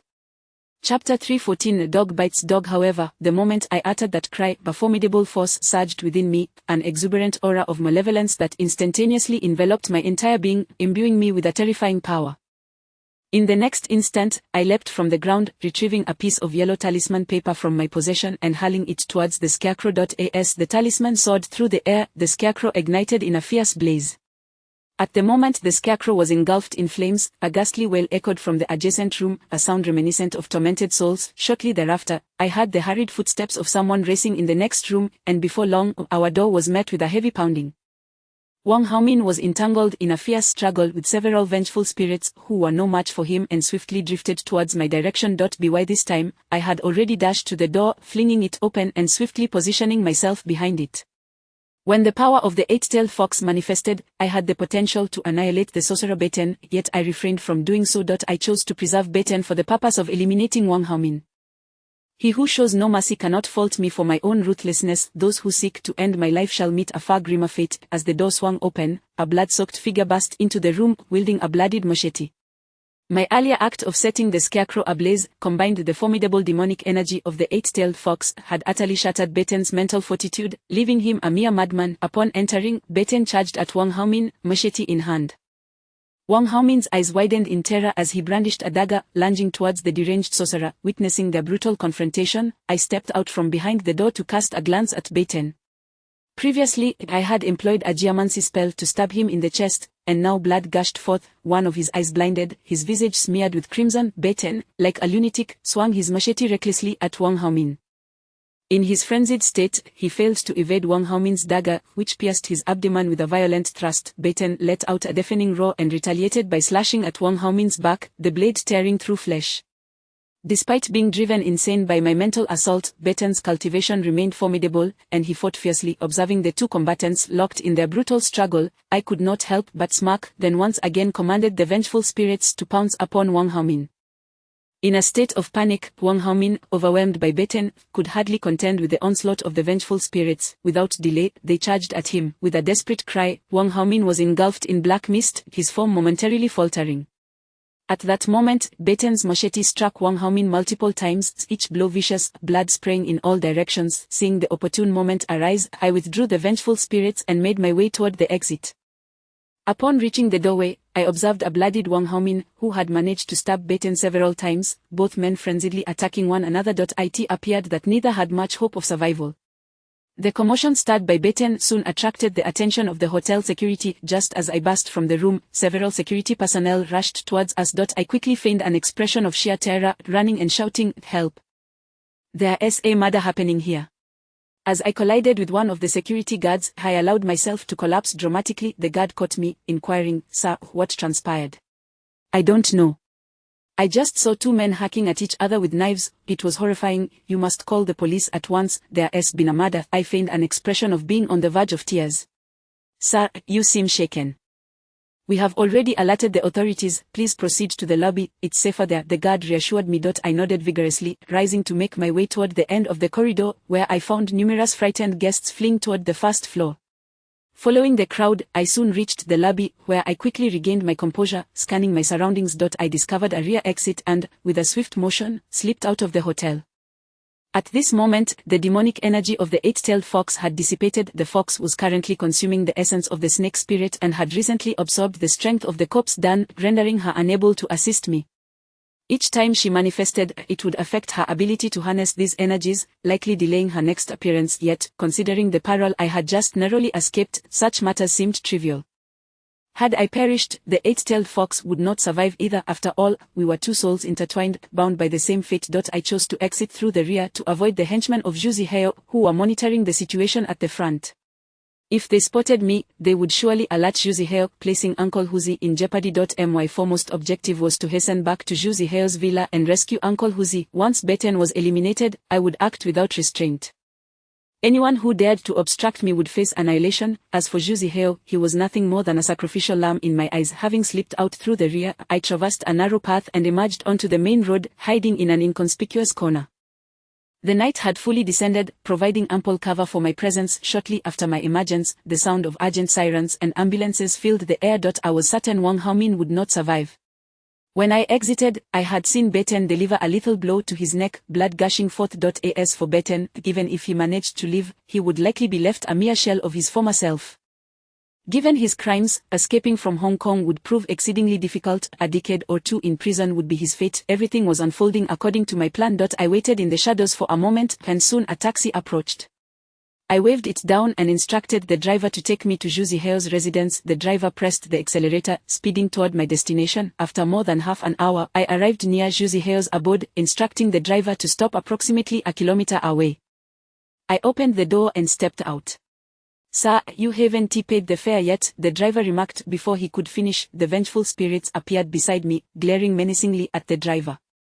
"Ghosts!" the driver shrieked, flooring the accelerator and vanishing from sight. Chapter 315 The Perils of the Jianghu. I found myself devoid of any money. Not a single cent remained in my possession, compelling me to resort to an unlicensed ride. Both my cash and phone had been left behind by Xiao. Even if I had funds, they were safely held by Uncle Huzi, leaving me essentially broke. Apologies, but I have no money. I have lost all sense of shame. With that, I gathered a few restless souls that had met untimely ends and stealthily made my way towards Xiao's villa. However, as I neared the villa, an unsettling sensation washed over me. Just a few hundred meters away, I noticed several vehicles parked inconspicuously nearby, including several vans. Among them was a sleek black Mercedes, resting beneath a large tree not far from my position. These vehicles certainly did not belong to Xiao's henchmen. Though I had been confined within the villa for several days and had not ventured out much, I was still familiar with the cars driven by his subordinates, and I could gauge their numbers fairly accurately. This raised a pressing question: if these individuals were not affiliated with Xiao, then who were they? With this thought in mind, I sought refuge in a concealed corner, directing my gaze towards the Mercedes. While the other vehicles were merely vans, the presence of the Mercedes indicated that an important figure must be inside. I recalled the enmity between Xiao and a man named Hua Hao, who had been embroiled in a deadly feud.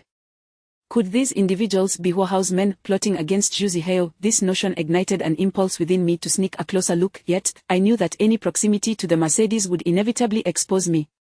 Just as I grappled with this dilemma, a sudden croak from a frog nearby caught my attention. I turned to see a toad hopping about beside me. It was just what I needed. I swiftly captured the toad, pricked my middle finger, and inscribed a talisman upon its skin. The method I employed was reminiscent of my prior encounter at Wang Duan's residence, where I had infused a fragment of my spirit into a parrot.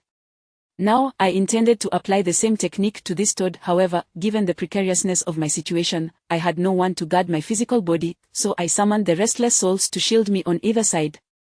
After performing the necessary incantation, I placed the toad on the ground, compelling it to hop toward the Mercedes. At this moment, I shared a body with the toad. This maneuver could not be sustained for long, or merely a matter of minutes. Soon enough, I guided the toad close to the Mercedes and overheard voices emanating from within. The window was open, and a figure was smoking. I directed the toad to leap onto a nearby stone. Upon closer inspection, I recognized the smoker. Xiao had once shown me two photographs, one of Hua Hao and the other of the voodoo practitioner, Beten. The man smoking in the Mercedes was none other than Hua Hao himself. I discerned that Hua Hao was engaged in conversation with someone inside the car. I could grasp snippets of their dialogue. Hua Hao suddenly remarked, "I have long suspected that Xiao Wei is a traitor, a pawn placed by that scoundrel Xiao to undermine me. If he wishes to confront me, he must possess the means to do so." Boss, Beten has likely been eliminated by Zhu Zihai's men. I just received a call indicating that there were fatalities at the Lijing Hotel, another voice chimed in. Let Beten die. The Thai fellow is so fond of women that he was bound to meet his end through them. This is fortuitous. With Beten gone, we save a significant sum in his hiring fees, Hua Hao sneered. Boss, I've heard that Beten has several disciples, and his master is formidable. What if they seek revenge against us? Let them come. Beten courted death himself. His inadequacy cannot be blamed on us. As long as we refrain from provoking them, it suffices. If Zhu Zihai's curses did not suffice to eliminate him, I shall have to take matters into my own hands, Hua Hao retorted disdainfully. At this juncture, Hua Hao paused momentarily before continuing. How is the Myanmar sorcerer you found? Is he reliable for this task? Rest assured, as long as Zhu Zihai remains in this villa, he is surely doomed, the other person assured him. Currently, a portion of Zhu Zihai's forces are at the Lijing Hotel, rendering him vulnerable here. Prepare to have the Myanmar sorcerer act swiftly, eliminate Zhu Zihai's subordinates fast, and I shall personally deal with Zhu Zihai in the end. Understood, boss. I will inform Songda to proceed, the individual replied. Hearing this, I couldn't help but draw a sharp breath. It appeared Hua Hao was aware of Zhu Zihai's planted spies. He also knew of Zhu Zihai's intent to eliminate the sorcerer Beten. Thus, Hua Hao had devised a cunning countermeasure, planning to ambush Zhu Zihai while he dispatched men to deal with Beten. How insidious! I had not anticipated the Jianghu of Hong Kong to be so treacherous. This place was no longer tenable for me. With this realization, I hastily directed the toad to leap back, allowing my spirit to return to my own body. I took a deep breath, opened my eyes, and casually tossed the toad into the brush. I needed to find Uncle Huzi at once, rescue him, and distance myself from this perilous locale. Once Hua Hao and Zhu Zihai's men clashed, we could easily become collateral damage. With this thought, I hastened my steps and soon arrived near Zhu Zihai's villa. I searched for a concealed spot and scaled the wall to enter. Once inside, I made my way to the rear of the villa, ensuring no one was around, before employing the wall climbing technique my master had taught me. I pressed my hands against the wall and ascended to the second floor, perching on a ledge that housed an air conditioning unit adjacent to the room where Uncle Huzi and I had previously stayed. Peering cautiously inside, I was alarmed to find the room completely deserted. Where had Uncle Huzi gone? A sense of dread enveloped me, and I feared the worst, that Zhu Zihai had dispatched him. The mere thought was unbearable. Should anything happen to Uncle Huzi, none within this villa would escape unscathed. As I crouched on the second floor, I soon heard voices from the adjacent room. Listening intently, I discerned that Zhu Zihai was conversing with someone. I strained my ears to catch their words. Zhu Zihai's voice was dark and brooding as he inquired, "What is the situation? Has the sorcerer Beten been eliminated?" "Boss, it seems he has. I just received a call from a brother who reported that 2 individuals were carried out from the Lijing Hotel, one dead on the spot, the other gravely wounded. They must be Wu Jie and Beten," the speaker revealed. Chapter 316. Sending him on his way. Zhu Zihai expressed his uncertainty, saying, "But I called Wang Haomin, and no one answered. Could it be that he has also encountered some misfortune?" "Boss, Wang Haomin's fate is of little consequence to us. If he is dead, it would actually be more beneficial. We would save a considerable amount of money." Lon Zai chuckled. Zhu Zihai quickly felt a sense of pride, replying, "Indeed, that would be a double-edged sword. Since that sorcerer, Badon, has been dealt with, let us withdraw our brothers stationed near Lijing Hotel. I can't shake this feeling of unease. Everything seems to be going too smoothly. Boss, do not overthink it. After all, Wu Jie is the disciple of the Feng Shui master Li Shentong. Although he is somewhat younger, he possesses genuine skills and should have no trouble dealing with that sorcerer, Badon. However, Badon is indeed quite formidable, and it is entirely plausible that while they duel, Wang Haomin could take advantage and benefit from the situation. The reason we cannot reach him likely means he has fallen into the clutches of the authorities. Under such circumstances, even if Wang Haomin were to jump into the Yellow River, he would not be able to clear his name. He is destined to rot in prison," Lon Zai added. "Ha ha ha. Precisely, if that is the outcome, it truly would be a case of killing 3 birds with 1 stone," Zhu Zihai laughed heartily. "Boss, what shall we do about Wu Jie's attendant?" Lon Zai suddenly asked with seriousness. This question momentarily stumped Zhu Zihai, and I too let out a sigh of relief. Lon Zai's inquiry indicated that Uncle Hu was now safe. After a lengthy pause, Zhu Zihai finally spoke. "For some reason, I feel that this brother Hu is not to be underestimated. When I locked eyes with him, I felt a twinge of fear. He is undoubtedly a formidable character. However, now that Hu is dead, this person cannot be allowed to live. He must be eliminated and buried in the backyard." "Understood, boss." I will take care of it right away, Lonzai said, departing from the room. I remained crouched near the air conditioning unit on the second floor, quietly awaiting the arrival of Ho Hao to deal with Zhu Zihao, feeling that his actions were rather slow. After a brief moment, Zhu Zihao's two lackeys suddenly appeared in the backyard, each wielding a hoe, and without uttering a word, they began to dig. The pit they were excavating was presumably intended for Uncle Hu's burial. Moments later, I heard footsteps approaching from a distance, and soon after, Uncle Hu came into view. His hands were bound, and Lonzai, along with another individual, was escorting him directly towards the pit they had dug. Uncle Hu's expression remained remarkably calm as he approached the spot before me. Lonzai, brandishing a gun, pointed it at Uncle Hu and declared, "Brother Hu, I'm sorry, but my brothers do not wish to harm you. If there is blame, it lies with your choice to come to Hong Kong Island. Your young master is already dead, you shall join him now." Uncle Hu coldly retorted, "Shut your foul mouth. Your entire family is dead, yet my young master could not possibly be dead. He may be lurking nearby, waiting to settle accounts with you." Upon hearing this, Lonzai and his companions were visibly unsettled, glancing around in fear, yet they found nothing amiss. They certainly could not detect my presence, crouched as I was beside the air conditioning unit on the second floor, and it was evident they could not fathom that I had returned. I must admit, Uncle Hu was quite impressive. He had struck a nerve, for I was indeed right above him. 81 moment, I thought Uncle Hu had realized I was there. "Brother Hu, stop joking. Previously, your young master was sent by Boss Hao to confront the sorcerer Badon. The news has just come through that your young master and Badon both perished in their duel. Even if he were to return, he would merely be a wandering spirit," Lonzai proclaimed triumphantly. "Enough of your nonsense," Uncle Hu shouted, suddenly kicking in Lonzai's direction. Unprepared, Lonzai was sent flying a considerable distance. As Lonzai scrambled to his feet, fury consumed him, and he aimed his gun at Uncle Hu, shouting, "Send him on his way, don't spill blood, be swift and decisive." With that, the others lunged at Uncle Hu, restraining his arms and legs. One individual produced a rope, swiftly looping it around Uncle Hu's neck and forcing him to the ground. Uncle Hu began to struggle violently. His brute strength made him a formidable opponent, and even three of them were struggling to subdue him. While they grappled with Uncle Hu, a sinister aura suddenly enveloped the area, causing the temperature to plummet by several degrees. Then, behind the three men, a small ghostly infant, emanating dark malevolence, began to crawl towards them. Lonzai was the first to notice the spectral infant. Upon seeing it, he trembled in fear and exclaimed, "What the hell is that thing?" The infant's appearance was terrifying. Its skin was pallid, and its head was grotesquely deformed, with half its face replaced by a mouth filled with sharp, pointed teeth. As it crawled closer to the three men, it emitted a chilling, cackling laugh. Soon, the other three attempting to subdue Uncle Hu sensed something was amiss and turned to look, only to be horrified, crying out in panic. One of them fainted on the spot, collapsing to the ground in a convulsion. The ghostly infant immediately leapt onto the fallen man, its mouth widening grotesquely. As Lonzai raised his gun to shoot the infant, he suddenly felt a hand on his shoulder.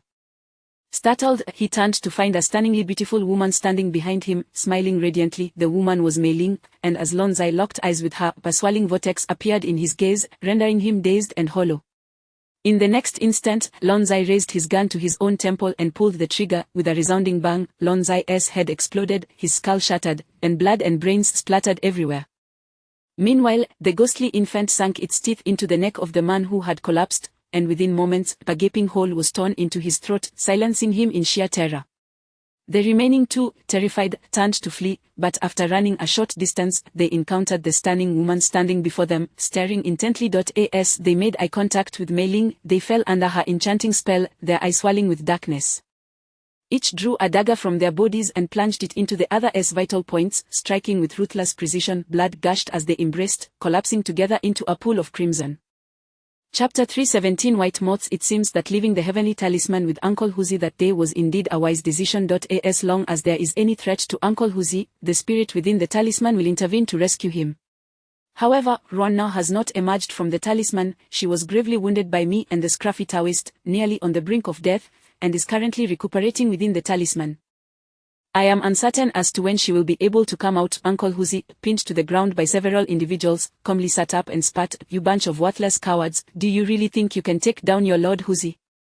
You recording death, you truly have no idea of my young master's capabilities. Indeed, your young master excels not only in academics but also possesses remarkable skills," I chuckled, leaping down from the second floor and landing effortlessly beside Uncle Huzi. Upon seeing me suddenly appear before him, Uncle Huzi was momentarily taken aback, gazing at me in disbelief. "Young master, you were here all along." "Yes, I've been crouching up there for quite some time. My legs have gone numb," I replied. "You didn't see those men attempting to kill me, yet you chose to watch the spectacle from above. What if they had succeeded?" Uncle Huzi glared at me. "Do you not have the spirits within the heavenly talisman to protect you? Who could possibly harm you?" I smiled. "Did you not see the guns in their hands? If they had fired, my life would have been forfeit, and the two spirits would not have been able to assist me," Uncle Huzi retorted. "Wait a minute, Uncle Huzi, you were quite brave just now. Why are you suddenly so fearful?" I inquired. "This isn't merely a matter of fear. I'm disheartened." "Young master, you watched as they dealt me such harsh blows, and you stood by, merely observing." "It's truly," Uncle Huzi lamented, looking quite aggrieved. "All right, enough with the dramatics. Aren't we fine now? I was nearly on the verge of losing my life as well, and you didn't even inquire about my situation." As Uncle Huzi and I were engaged in this banter, an overwhelming sense of danger suddenly enveloped me. Instinctively, I tensed up, and without a moment's hesitation, I tackled Uncle Huzi to the ground. Almost immediately, the gunshot rang out, and the bullet whizzed past my scalp, causing my eardrums to ring with a deafening buzz. After tackling Uncle Huzi, I dared not pause, rolling him toward the thicket in the back garden. When I glanced up, I saw Zhu brandishing a gun, glaring at us with malevolence. Once we tumbled into the grass, he fired several more shots, but his aim was abysmal, failing to hit us. Just as Zhu was targeting us, a series of chilling screams suddenly echoed from the front of the villa. Upon hearing the commotion, Zhu cast a fierce glance in our direction before vanishing from sight. Uncle Huzi, still somewhat shaken, looked toward Zhu and said, "Young master, as long as you are unharmed, we should make our swift exit. This place is no longer safe." "We cannot leave just yet. My heavenly talisman is still upstairs. When Zhu has taken our credentials. We cannot escape until we retrieve those items," I replied. "They're armed with guns and outnumber us." "How can we possibly retrieve them?" Uncle Huzi questioned, perplexed. "Fear not, we shall not need to lift a finger. Zhu and his crew are finished," I assured him, leading Uncle Huzi cautiously from the back garden toward the villa's front yard, where we crouched behind a large tree, peering toward the villa's grand hall. Before long, Uncle Huzi and I were witness to a most bizarre sight. A swarm of white moths, seemingly emerging from nowhere, surged toward the villa in a dazzling white cloud. At the entrance, two individuals lay writhing in agony, rolling on the ground in excruciating pain. Surrounding them were countless white moths flitting about. Simultaneously, I sensed that people were drawing closer from all directions around the villa. It appeared that Hao was preparing to take action against Zhu. Upon seeing the white moths, Uncle Huzi gasped in terror. "Young master, why are those white moths attacking people? Where did they come from?" "They are the venomous creatures conjured by a spirit medium. A mere bite could prove fatal," I explained. "A spirit medium, that fellow Badon, is still alive. Has he come seeking revenge?" Uncle Huzi exclaimed in fear. "It is likely that Badon is already dead, and even if he were alive, he could not possibly appear here," I said, observing the two individuals who were convulsing on the ground. At that moment, the pain they were experiencing was palpable. Even from a distance, I could discern the swarm of white moths swirling around them. Soon, their bodies began to swell, particularly their heads, which inflated grotesquely like that of a pig, with grape-sized blisters emerging and bursting, splattering fluid everywhere. A truly harrowing sight. Uncle Huzi, unaware of the events that transpired at the Lijing Hotel, could not help but ask, "Young master, what exactly happened at that hotel?" I succinctly recounted the events involving Wang Haoming and the spirit medium Badon. Upon hearing the details, Uncle Huzi was left utterly astonished. He had not anticipated that the seemingly polite Wang Haoming would covertly conspire against me, nor that he had connections with my previous adversary, Duan Wudao. Though I spoke lightly of the matter, the inherent dangers were all too evident. "Young master, it seems you are quite fortunate to be alive," Uncle Huzi remarked, somewhat wistfully. "Earlier, I encountered Hao, Zhu arch-nemesis. He has summoned a more formidable spirit medium, and these moths are the result of their machinations. Zhu is undoubtedly doomed. We should remain here for a while, waiting until Hao has dealt with the intruders before reclaiming our belongings and making our escape," I advised. Uncle Huzi nodded, wanting to say something further, but suddenly fell silent. At that moment, the white moths were multiplying in the courtyard, with some already flying directly into the ground floor hall of the villa. Shortly after their entrance, anguished screams echoed from within, indicating that yet another victim had succumbed to their attack. Hao is no simple character. The spirit medium he has summoned is formidable. With the medium's prowess alone, it is likely that a significant portion of Zhu's forces will be decimated, after which Hao will charge in to tidy up the aftermath. Chapter 318 The Black Monk. A practitioner possesses the capacity to inflict considerable harm upon ordinary individuals. For instance, just moments ago, I refrained from intervening, yet the two spirits emanating from the heavenly talisman effortlessly eliminated 4 people.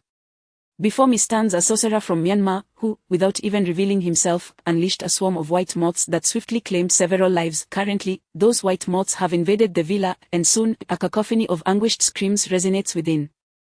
Had Wang Haomin been present, perhaps he would have devised a countermeasure, but alas, he has already met his demise. Zhu Zihao finds himself devoid of any means to contend with practitioners and is left vulnerable to Ho Hao's onslaught. Ultimately, Zhu Zihao's strategic blunders have led him to such a dire fate. Those who engage in unjust deeds inevitably meet their end. Within the villa, the air is thick with terror and suffering, and the cries gradually diminish in frequency. Ho Hao, a man of keen intellect, has summoned only a single sorcerer and suffered no injuries himself, thus easily breaching Zhu Zihao's defenses. Their reluctance to engage in open conflicts likely stems from a fear of gunfire attracting law enforcement. Such a violent spectacle would undoubtedly make waves even in the bustling city of Hong Kong. As the screams within the villa began to subside, I soon spied an individual emerging from the front gate of the villa.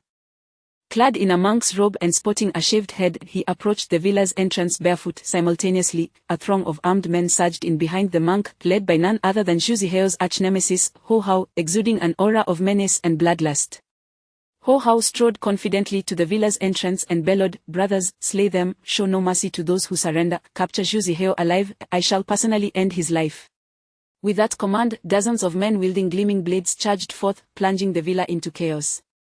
Uncle Huzi, having spotted the monk, whispered in astonishment, "Young master, Ho Hao has brought a monk. Aren't they supposed to be peace-loving and non-violent? Why is this monk so vicious?" "That is no ordinary monk. He is the infamous Black Monk from Southeast Asia, known for his nefarious practices aimed at causing harm, far more malevolent than a typical sorcerer." I heard Ho Hao mention that he was summoned from Myanmar, and he is exceedingly difficult to handle. My master previously warned me to avoid provoking such black monks, as the spirits they summon are exceptionally formidable, I replied, casting a glance at the black monk. To my surprise, after merely observing him for a short while, the monk seemed to sense my scrutiny and turned his gaze toward the hiding spot of Uncle Huzi and me. I quickly averted my eyes, urging Uncle Huzi to do the same. Practitioners possess a heightened sixth sense. Even a distant gaze can alert them to one's presence. Should he discover us, I could anticipate no favorable outcome. Fortunately, the black monk merely cast a fleeting glance our way before redirecting his attention. Within the villa, the sounds of battle echoed, followed by a few muffled gunshots. After approximately 10 minutes, I witnessed Ho Hao's men escorting 6 or 7 individuals out of the villa. Leading the group was Zhu Zihao, his hands clasped atop his head, with a blade pressed menacingly against his throat. The others were Zhu Zihao's subordinates, who, recognizing Ho Hao's overwhelming numbers, opted for surrender. What astounded me was that among those being escorted was Long Mufei. She stood beside Zhu Zihao, her complexion pale and her expression one of sheer terror. To be honest, I held a favorable impression of Long Mufei. Since our arrival, she had treated both Uncle Huzi and me with utmost courtesy. After healing Zhu Zihao, she even gifted us an additional 1 million and advocated for our release. However, Zhu Zihao chose not to let us go, leading to the subsequent chain of events. Now, with Long Mufei in Ho Hao's clutches, I could only dread her fate. A sense of unease washed over me.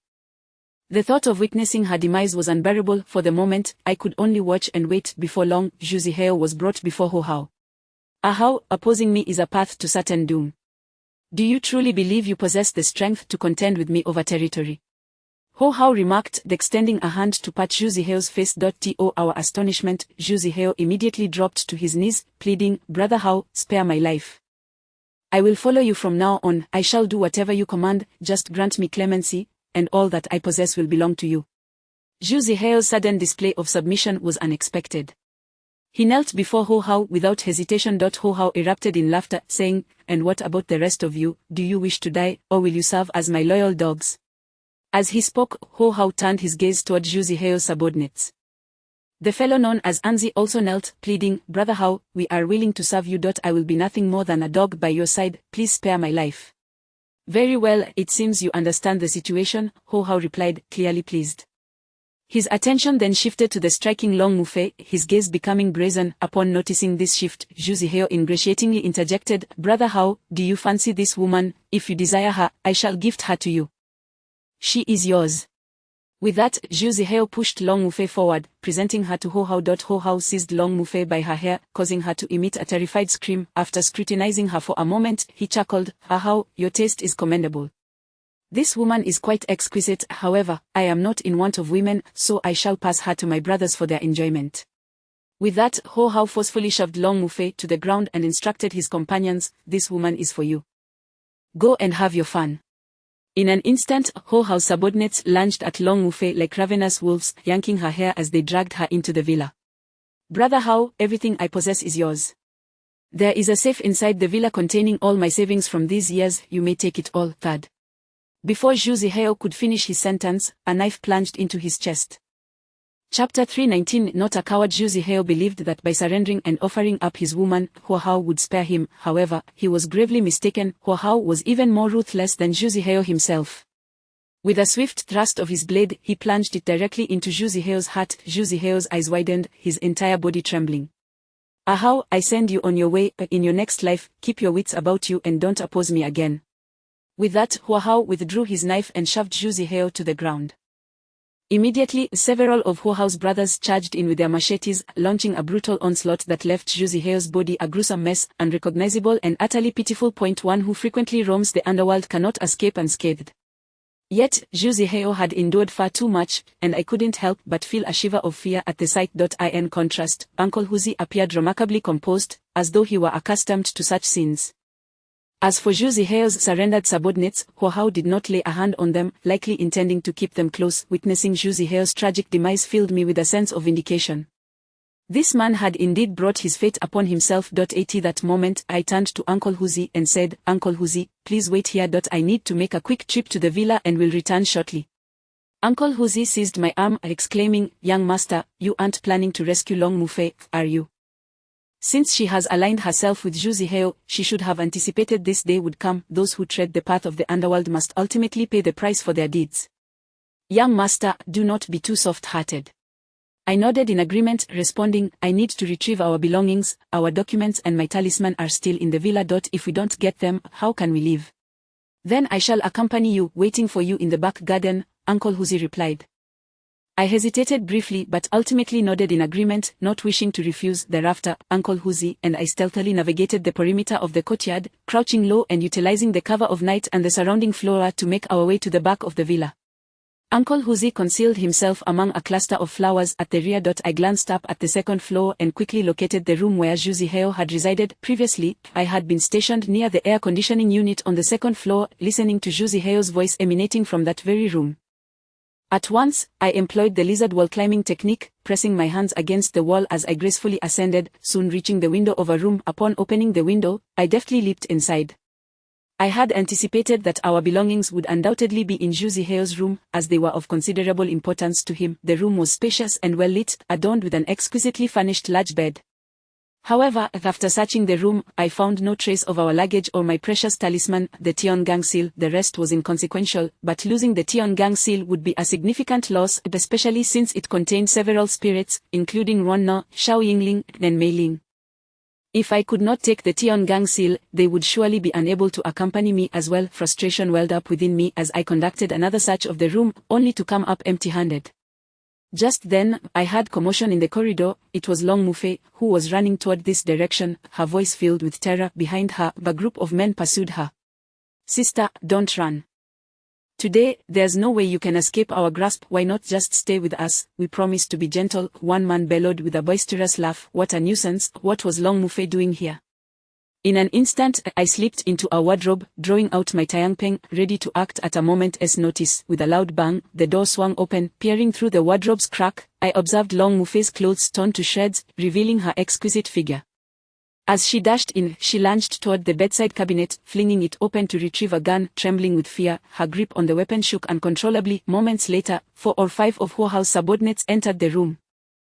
Upon seeing the gun in Long Mufei's hands, their expressions momentarily froze, but they quickly regained their composure upon noticing her panic. One chubby fellow with dyed yellow hair approached her with a smirk, saying, "Big sister, you really know how to find a spot for us. This big bed is just perfect. We'll make sure you have a delightful time." Long Mufei shakily pointed the gun at them. "Stay back, don't come any closer, or I will shoot." "Big sister, can you even shoot?" If not, we can teach you, a burly man with a scarred face chuckled, suddenly advancing toward her. In a moment of desperation, Long Mufei squeezed her eyes shut and pulled the trigger, a dull gunshot echoing, prompting the men to scatter in panic. In their fright, the scar-faced man's expression twisted into a malevolent grimace as he lunged at Long Mufei, tackling her onto the bed. With a swift motion, he knocked the gun from her grasp. "You little slut, think you can shoot? Let me show you the taste of my weapon." He seized her by the throat, landing several harsh slaps across her face. Meanwhile, the others began to busy themselves with undressing, approaching Long Mufei while debating who would go first. I witnessed everything unfold before me. To be honest, had I not seen this scene, I would have been indifferent. Such matters were none of my concern. I was merely there to do my job and collect my pay. The life and death of others did not pertain to me. Yet, when a group of men bully a defenseless woman, resorting to violence, I found it utterly intolerable. Can one truly consider themselves a man if they stand idly by in the face of such injustice? Though I was still a few months shy of 18, I was no coward. I was a man, and I would not turn away. Seizing the moment as the men pounced on Long Mufei, I slowly opened the wardrobe and stepped out. "Gentleman, busy with something? Mind if I join in?" I wore an innocent smile as I addressed the ruffians. Hearing my voice, the excited men paused, turning to face me in shock. The yellow-haired fellow strode toward me. "Who the hell are you?" he began, extending his hand to grab me. Bang! I brought my Xiao crashing down upon his head. Chapter 320 Seized the living. As soon as the yellow-haired man approached me, I struck his forehead with the Tiongong staff in my hand. He made not a sound and collapsed to the ground, never to rise again. When I unleashed the Tiongong staff, I channeled my spiritual energy into it, infusing it with internal force. Although the yellow-haired man appeared unscathed, without even a drop of blood flowing from his head, his brain had already been reduced to a pulp by my strike. He was irrevocably deceased. This time, I had no intention of releasing the few spirits. I was determined to personally vanquish these beasts. The other three individuals, witnessing the yellow-haired man fall, immediately lunged toward me. However, at this moment, they were unarmed, lacking both guns and knives, and were even without clothing. They charged at me with their bare hands. Despite their ferocity and apparent experience in brawling, confronting a cultivator like myself was tantamount to a death wish. Their movements appeared to me in slow motion. The first assailant rushed toward me, and with a swift motion, I executed the thunderclap palm, sending him flying. The second one approached, and once more I swung the Tiongong staff, striking him on the forehead, resulting in his immediate collapse. As the third individual came forward, I raised my leg and delivered a kick to his groin, contorting his face in agony, his complexion turning crimson as he clutched his vital area, seemingly wishing for death. Before he could utter a sound, the Tiongong staff whistled through the air and landed heavily on his forehead. Within a minute, all four adversaries were dispatched, achieving a flawless victory. Only the one struck by the thunderclap palm remained, gasping on the ground, his body trembling, blue electricity coursing across him. I approached him with a stern expression and once again used the Tiongong staff to send him on his way.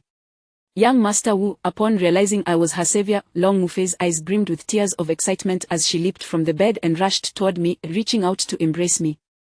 I thrust the Tiongong staff forward to block her, saying, "Sister Fei, I'm not here solely to rescue you. I wish to know where our documents and that Grand Seal have been placed by Zhu Zihao." A flicker of disappointment crossed Long Mufei's face, yet she still fervently grasped my arm, pleading, "Young Master Wu, Hao Gu has been killed by Hu Hao, and the place is swarming with his men. I implore you to save me, you are my only hope." While I conversed with Long Mufei, I suddenly heard Uncle Huzi's voice calling softly from downstairs, "Young Master." Young Master. I glanced at Long Mufei, signaling her to dress properly, then moved to the window to look down, spotting Uncle Huzi standing below, gazing upward. "Young Master, what just transpired?" I heard commotion from within. "A few of Hu Hao's men came. I've dealt with them. Everything is fine now, but Long Mufei is here," I said, feeling somewhat vexed. "Young Master, please give me a phone. It may prove useful," Uncle Huzi requested. Although I was unaware of his intentions, I turned back, rummaging through the clothing of the fallen men and retrieved a phone, tossing it out the window. Uncle Huzi caught it and asked, "Young Master, have you not found what you seek? If you do, hurry and leave. Don't concern yourself with that woman. She may become a liability and could endanger us." I nodded and looked again at Long Mufei. By now, she had composed herself, her expression filled with anxiety as she gazed at me, her eyes pleading, "Young Master Wu, please, for the sake of my earlier plea on your behalf, take me with you. If I fall into their hands, my fate will be dire. With that, she began to weep anew. I felt helpless, saying, "Sister Faye, let us first locate our belongings." Long Mufei then nodded, stating, "Your items are not in this room. Hao Gu has a designated secret chamber. I will lead you there." With that, Long Mufei approached the bedside, retrieving a box from beneath it. Opening it, she produced a key, presumably for the secret chamber. I followed closely behind her, crouching as we exited the room. However, as we stepped outside, we were met with a group of individuals entering the hall on the first floor, casting their gaze upward toward us. Among them were the Black Sorcerer and Hua Hao. Damn it. Upon sighting me, one of Hua Hao's men raised his gun to fire. Our misfortune was palpable. We had just emerged and stumbled right into Hua Hao's entourage. Yet Hua Hao halted him, saying, "Do not fire, it will attract the authorities. He is alone, capture him alive." At his command, over a dozen men surrounding Hua Hao brandished their machetes and charged up the stairs. I urged Long Mufei to move forward, calmly stating, "I will hold them off. You quickly retrieve my belongings, and I will take you with me." Long Mufei nodded, turning toward a direction on the second floor, opening a door and slipping inside. After confirming her entry, I turned back, gripping the Tiangong staff, and faced the fierce onslaught of Hua Hao's men. Before they could reach me, I waved the Tiangong staff, sending several strands of dark malevolence toward them. The foremost individuals trembled violently as they were struck by the black energy. These dark energies contained the spirits I had sealed within the Tiangong staff, directly possessing their bodies. Instantly, 4 men fell under their influence, their expressions turning menacing as they raised their machetes and began to attack their comrades, resulting in 2 of them collapsing in a pool of blood.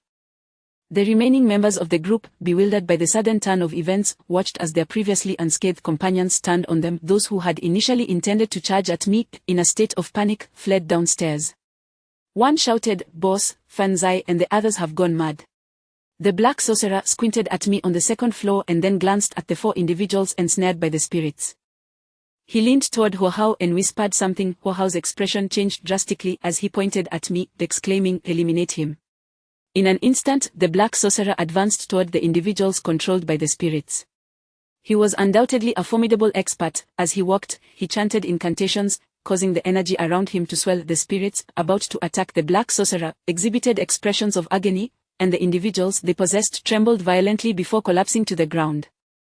Chapter 321 The Strange Tattoo. Not long after the Dark Monk began to chant his incantations, the malevolent spirits possessing Hua Hao's henchmen could no longer withstand the pressure and swiftly detached from their hosts, floating towards my direction.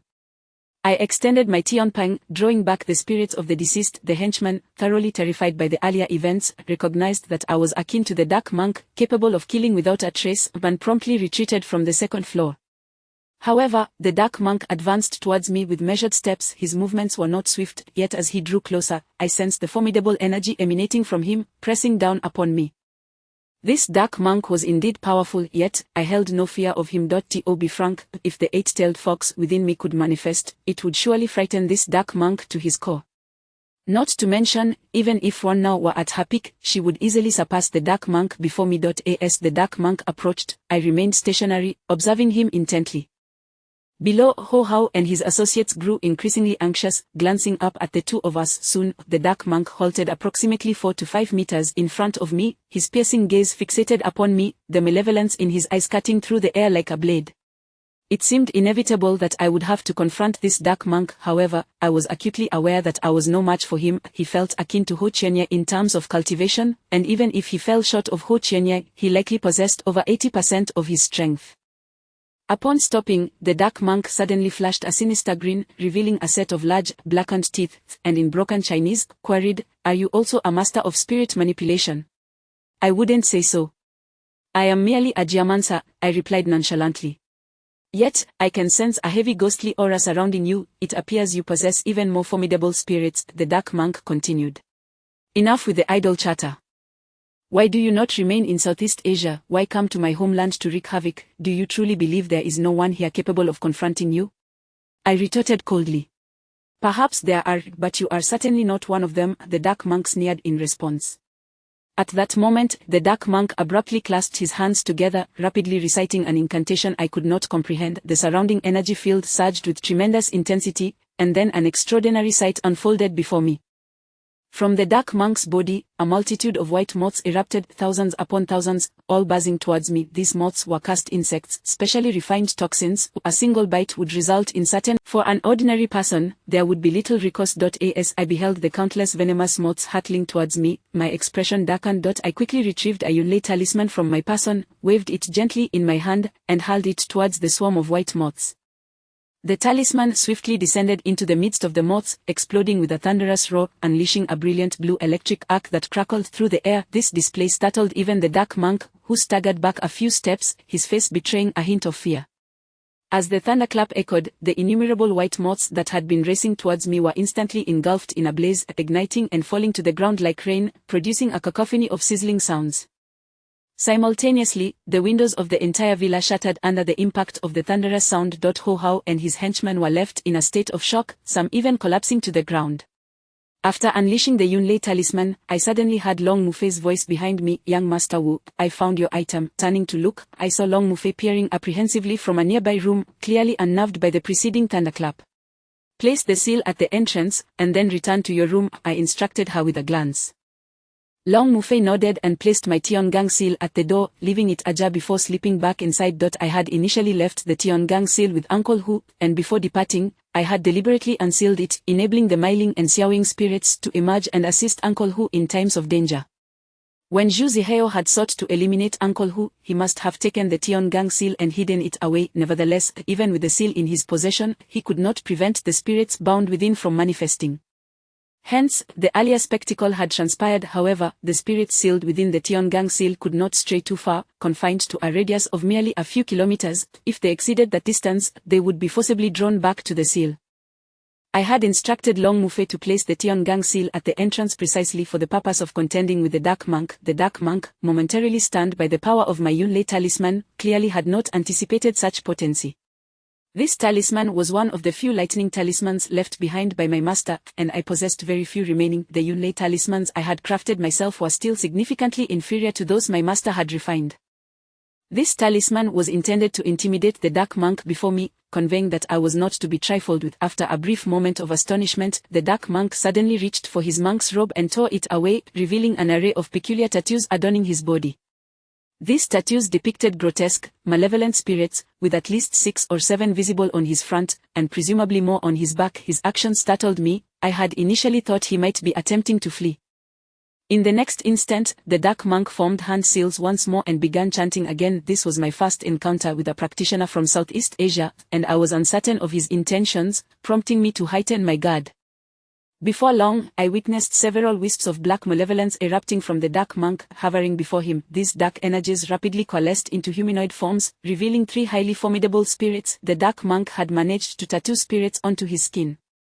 How was that even possible? As I marveled at the dark monk's extraordinary abilities, the 3 spirits, exuding an intense and chilling aura, surged towards me. I hastily retreated, forming hand seals as I called out, "Xiaoying, Mailing, it's time for a feast."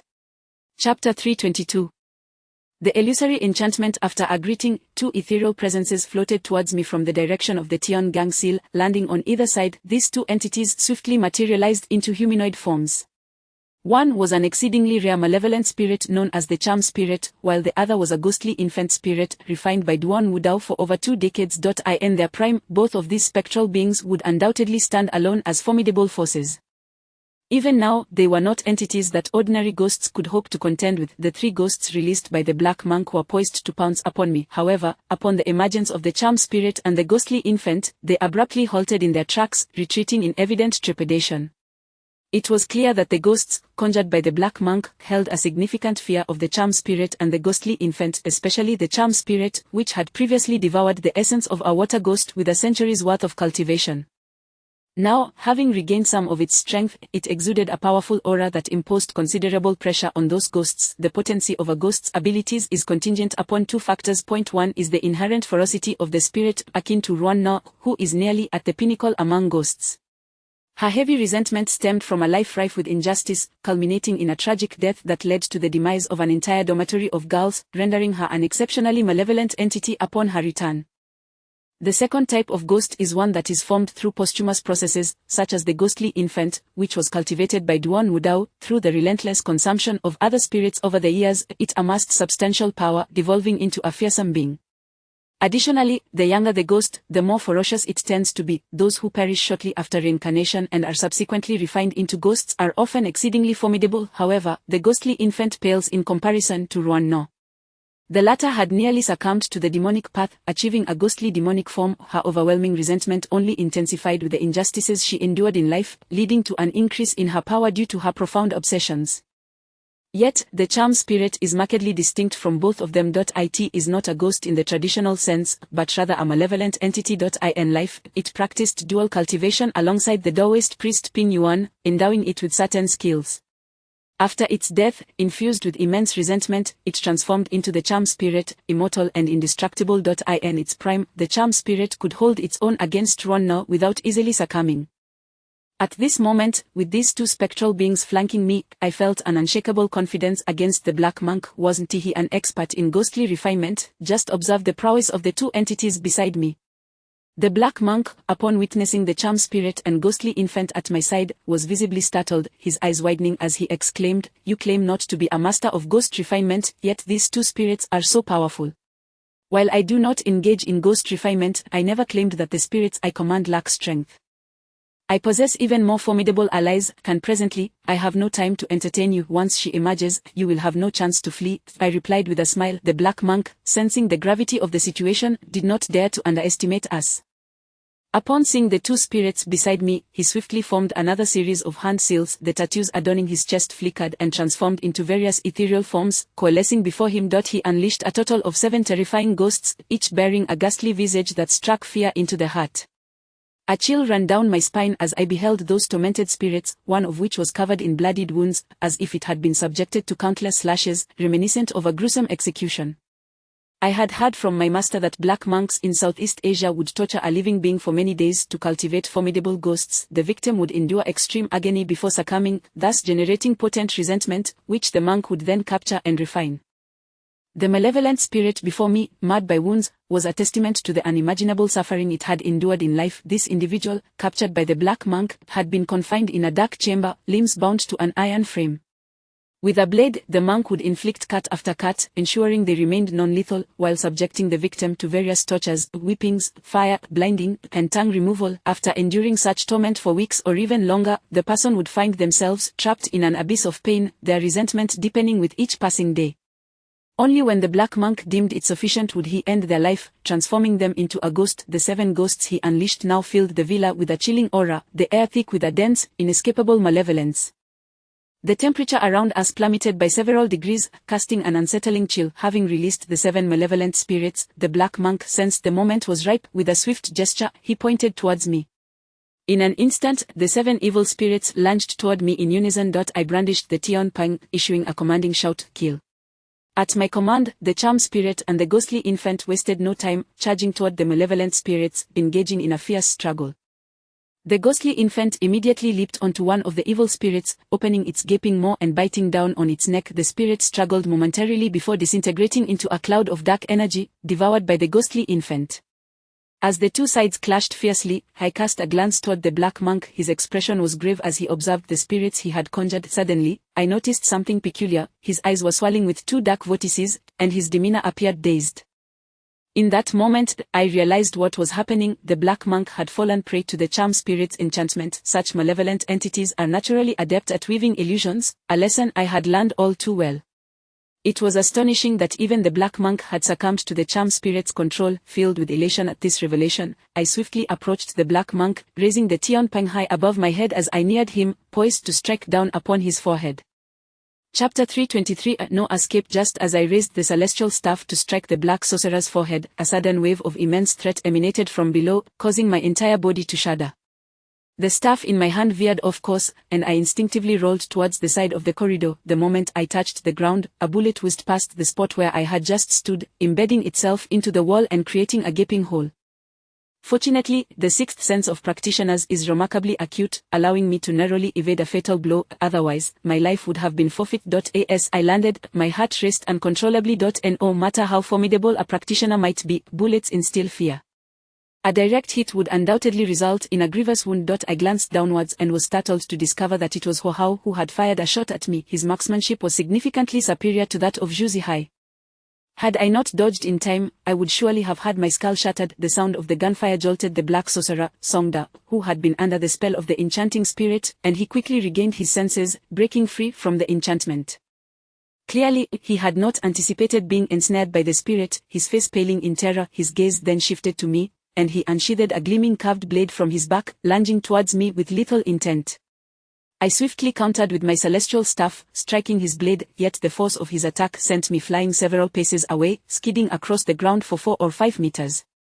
Song Do's formidable abilities were evident. As a dark practitioner, he was inherently stronger than ordinary cultivators, unrestrained in his pursuit of power, unlike the righteous practitioners who adhered to moral conduct. After I had slid a considerable distance, I heard the rapid approach of footsteps. Ho Hao, accompanied by dozens of others, charged towards me. Half of them bore firearms, exuding a palpable aura of menace. With Songda coordinating with these fierce individuals against me, I knew I stood no chance. Moreover, Songda undoubtedly had more tricks up his sleeve. "Wu Xiaoye, over here," came the anxious voice of Long Mufei from behind. I turned to see her peeking out, frantically waving me over. Without hesitation, I sprang to my feet and sprinted towards her, staff in hand. Just a few steps into my flight, gunfire erupted behind me. In their fervor to eliminate me, Hu Hao and his group had cast aside any restraint. I quickly rolled to the ground, hearing the sharp whoosh of bullets whizzing overhead. The gunfire was not dense, suggesting 3 or 4 individuals were shooting simultaneously, and the sound was muted, likely due to suppressors. By this point, I had reached Long Mufei's side. I swiftly stowed away the celestial staff and darted beside her. Upon my arrival, she gripped the doorknob tightly, and with a forceful pull, the door emitted a deep thud as it slammed shut. I inhaled deeply and formed a seal, summoning back the enchanting spirit and the infant spirit from outside. Without my presence, Songda would surely annihilate them. Once inside, I exhaled a sigh of relief, feeling the cold sweat trickling down my forehead. "Wu Xiaoye, we are temporarily safe here.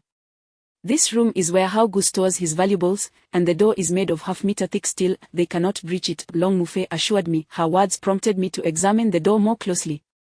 Indeed, it was unlike any other in the villa, appearing exceedingly robust. After closing it, Long Mufei bolted several locks in succession. Not long after we secured the door, a cacophony of banging echoed from outside, a chaotic noise that was quite alarming.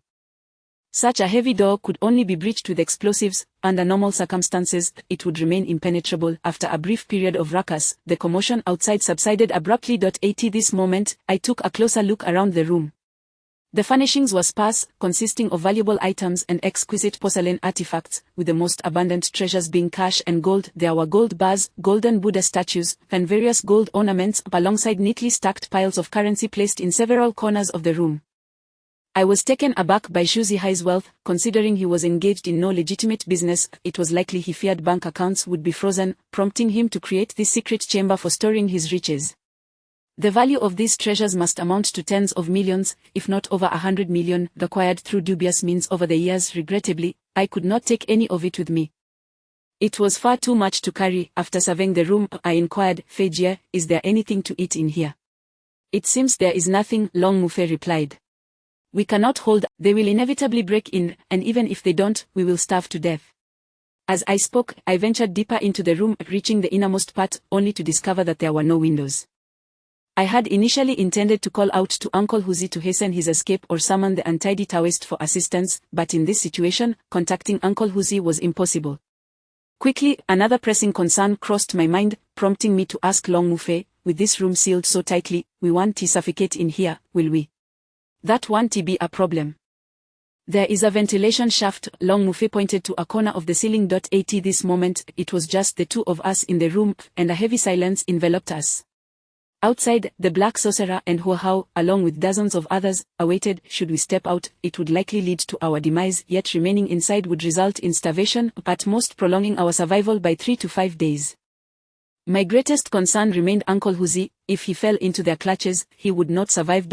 As I pondered how to extricate ourselves, a sudden, heavy knocking reverberated from the wall behind me. "Wu Xiaoye, they are smashing through the adjacent wall," Long Mufei exclaimed in terror. The door may have been impenetrable, but the walls could be breached. It was clear that Hu Hao's group was intent on our extermination. I turned to Long Mufei, reassuring her, "Do not worry. They will need to hammer away at the wall for a while longer. I shall handle this. As I spoke, a resounding boom echoed, and a hole the size of a bowl was smashed into the wall. The relentless sound of a hammer continued to strike, and I cursed inwardly, realizing they truly left us no avenue for escape. Chapter 324 Escape for your life. Initially, I believed that with the protection of these formidable walls, we could endure for a while, perhaps until dawn, when Ho Hao would arrive with his henchmen and the dark sorcerer Song Da to make their exit. However, to my dismay, they somehow procured a sledgehammer and commenced demolishing the walls. Just as I had uttered that we could hold on a little longer, a massive hole suddenly appeared, a striking contradiction to my words. Witnessing this scene left me momentarily bewildered. These walls were alarmingly fragile, akin to a shoddy construction. The assailants outside continued their relentless assault on the walls, and the gaping hole only grew larger. In response, I swiftly retrieved a thunder talisman from my possession and hurled it through the breach. A resounding explosion echoed from outside, accompanied by a cascade of sparks. Soon after, the sounds of chaos erupted, punctuated by anguished cries. With the deployment of the thunder talisman, the commotion from outside finally subsided somewhat, likely deterring them from approaching for the time being. Nevertheless, this was not a sustainable solution. With so many adversaries outside, including the formidable dark sorcerer Song Da, it was only a matter of time before they breached our defenses.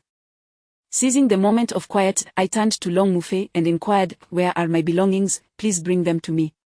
Long Mufei promptly retrieved my identification and phone. Upon inspecting my phone, I discovered it had already run out of battery. Fortunately, the room still had power, and I hurriedly sought a place to charge it. Earlier, I had tossed a phone to Uncle Huzi and informed him I was going to retrieve our identification and belongings.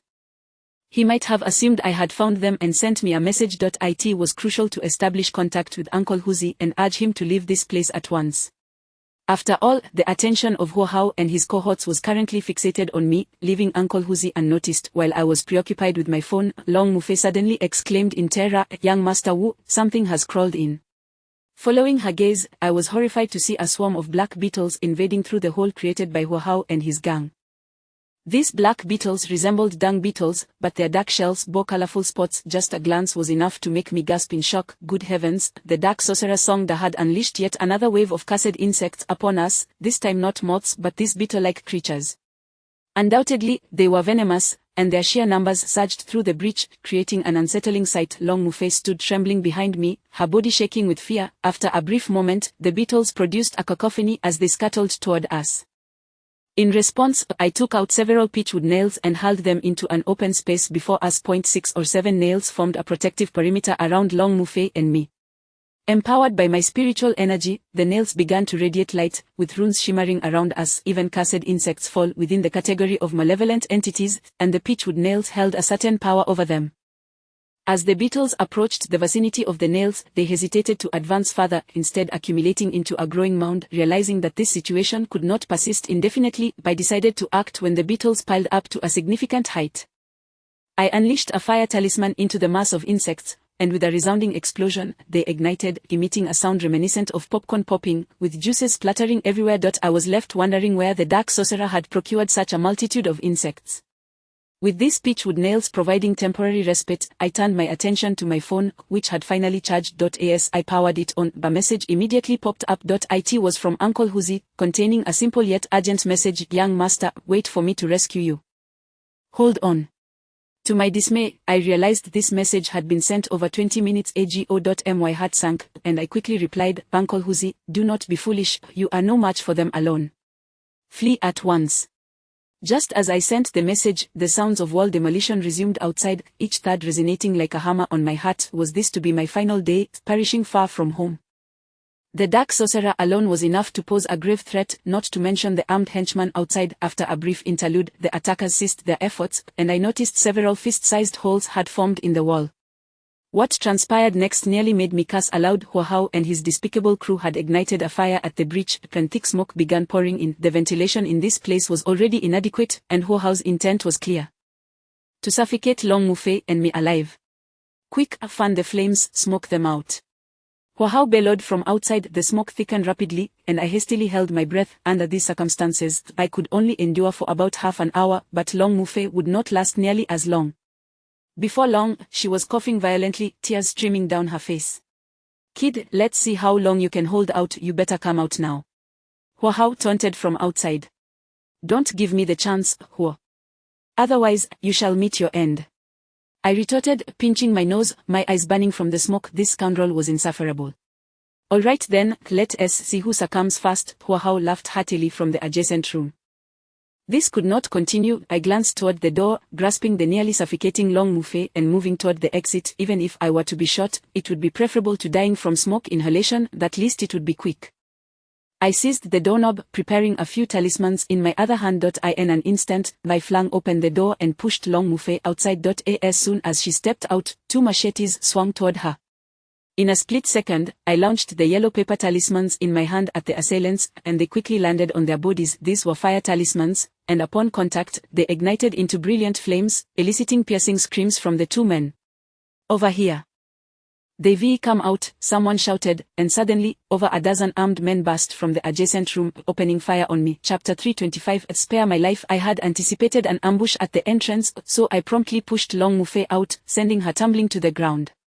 The 2 men wielding machetes swung dangerously close to her scalp, but I quickly unleashed 2 fire talismans that ignited upon contact, engulfing them in flames as they screamed in agony. I pulled Long Mufei up and dashed forward a few paces, spotting an open door down the corridor. I thrust her inside, commanding, "Shut the door and do not come out." Long Mufei, propelled by my push, rushed into the room, hastily scrambling to her feet. She cast a deep glance at me before firmly closing the door. At that moment, gunfire erupted. I leaped over the railing of the 2nd floor, landing in the hall below. My body moved with agility as I sprinted toward the exit, weaving in an S-shaped pattern. I felt bullets whizzing past me, some merely grazing my clothing.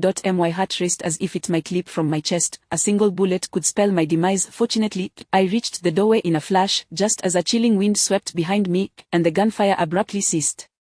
Turning back, I beheld 5 or 6 spectral entities rushing toward me, with the black sorcerer hot on my heels. The spirits moved with alarming speed, exuding a malevolent aura. As I ran, I retrieved 5 pitchwood nails from my person, gripping them tightly. I muttered incantations under my breath, not daring to look back, and hurled them toward the pursuing phantoms. The nails soared from my hand, hovering in midair, radiating a brilliant golden light. Runes shimmered upon them, transforming into golden daggers that scattered and shot toward the advancing spirits. Those pitchwood nails, gifted by my master, were precious artifacts, dear to his heart. Their power was undeniably formidable. Upon sensing the might of the pitchwood nails, the spirits shrieked in terror, swiftly altering their course and drifting toward the black sorcerer instead. However, it was too late. The nails, gleaming like daggers of light, struck the phantoms in an instant. As the nails pierced their forms, the spirits did not have time to utter a cry before they disintegrated into wisps of black mist, dissipating into the air. I then performed a hand gesture, summoning the nails back to me, where they floated before me once more. With a swift motion, I reclaimed them and secured them back on my person. Ever since I had consumed the corpse den of the Zombie King, my cultivation had significantly improved, granting me greater mastery over these nails, yet their potential extended beyond this, with even more powerful control techniques awaiting my discovery. Damn it. You have destroyed my refined spirits. I will surely kill you. The black sorcerer, incensed at the loss of his phantoms, pursued me with great fervor. If I did not flee now, falling into his hands would undoubtedly lead to my demise. I quickened my pace, soon reaching the villa's courtyard, where the black sorcerer and Hua Hao, accompanied by dozens of men, followed in hot pursuit. This worked to my advantage. With them in pursuit, Long Mufei was temporarily safe. If I could escape this villa, the vastness of the outside world would be my ally, making it far more difficult for them to capture me. However, to my astonishment, just as I neared the entrance, the villa's main door was suddenly flung open. A throng of people emerged, marching toward me with an intimidating presence. Each one brandished machetes and iron rods, some carrying firearms, their demeanor aggressive. As they approached, the crowd appeared to consist of no fewer than 100 individuals. Upon seeing them, a chill ran down my spine. Good heavens, how many men does Hua Hao have at his disposal? Is it really necessary to assemble such a force just to deal with me? Realizing I could not escape, I halted, raising the Xiao Pang in my hand, prepared to confront them. Even in death, I would take a few with me. As I stood my ground, the crowd surged forward, but shortly after, a figure pushed through the throng. I squinted, nearly dropping my jaw in disbelief. It was Uncle Huzi. "Young master, I've brought people to rescue you." Upon spotting me, Uncle Huzi hurried a few steps closer, grasping my arm and inspecting me anxiously. "Young master, are you unharmed? If you've lost even a single hair, I will tear every one of these people apart." I stood momentarily stunned, struggling to comprehend. "Wait, are all these people you're doing? Yes, they are all my former brothers and their subordinates, Uncle Huzi replied nonchalantly. At that moment, I was utterly astounded by Uncle Huzi's influence. To command over 100 men was no small feat. Behind him stood a burly man wielding a machete, pointing it toward Ho Hao and his associates, bellowing, "Ho Hao, you scoundrel! Kneel before me at once, or I will have you all slaughtered." The force Uncle Huzi brought was several times that of Ho Hao's group, and they were well equipped. Upon seeing Uncle Huzi's men, Ho Hao and his associates were struck dumb with fear. The men accompanying Uncle Huzi shouted vehemently, demanding Ho Hao's group lay down their weapons and surrender. Even the black sorcerer appeared dazed by this overwhelming show of force. Faced with such numbers and firepower, Ho Hao hastily discarded his firearm and knelt, pleading, "Wangu, spare my life. I had no idea they were your people." As Ho Hao knelt, his subordinates followed suit, discarding their weapons and surrendering. The men Uncle Huzi brought swiftly encircled Ho Hao's group, launching into a furious assault, delivering punches and kicks without mercy. Seeing that I had not sustained any injuries, Uncle Huzi finally sighed in relief and said, "Young master, I'm glad you are safe. I was terribly worried." At that moment, a man named Wangu approached me. Adorned with a large gold chain and dressed flamboyantly, he radiated an intimidating aura while resting a machete on his shoulder. He glanced at me and said, "Young Master Wu, it's a pleasure to meet you. You can call me Wang Zai." Chapter 326 The Hidden Big Shot. As I gazed at the figure before me, a familiar visage reminiscent of Wang Zai emerged in my mind, conjuring an array of delectable treats such as Wang Zai milk, Wang Zai steamed buns, and Wang Zai QQ candy. Yet, I found it utterly impossible to associate these delightful confections with the robust individual before me. He was built like a bull, appearing even more rugged than Uncle Hu, exuding an air of fierce intimidation akin to that of a bandit. This dissonance left me momentarily disoriented, struggling to reconcile the image of these charming delights with the imposing figure standing there. "Greetings, I am Wu Jie," I extended my hand in introduction. With a hearty chuckle, the man tossed the hefty machete from his shoulder onto the ground, wiped his hands on his clothing, and eagerly reciprocated, "Young Master Wu, there is no need for such formality. Brother Hu has informed me that you are a person of great capability, a disciple of the Feng Shui King. I am but a rough man, lacking in education, possessing only the skill to wield a blade. I hope you will not take offense. Indeed, my young master is quite the scholar. In his school days, his academic performance was consistently stellar. Though he now practices Feng Shui, he is undoubtedly a first-rate master," Uncle Hu proclaimed with a hint of pride. I glanced at Uncle Hu, taken aback by his tone, which seemed drastically different from his usual teasing about my academic endeavors. Today, he was lauding me as if I were a blooming flower, which surprised me greatly. To my astonishment, Wang Zai chimed in, Indeed, Brother Hu has spent many years at the side of the Feng Shui King, and it seems he has acquired a certain scholarly demeanor, truly a far cry from his former self." Uncle Hu basked in the praise, nodding appreciatively, as if he genuinely believed himself to be cultured. Uncle Hu then introduced, "This brother's name is Ma Yuanwang.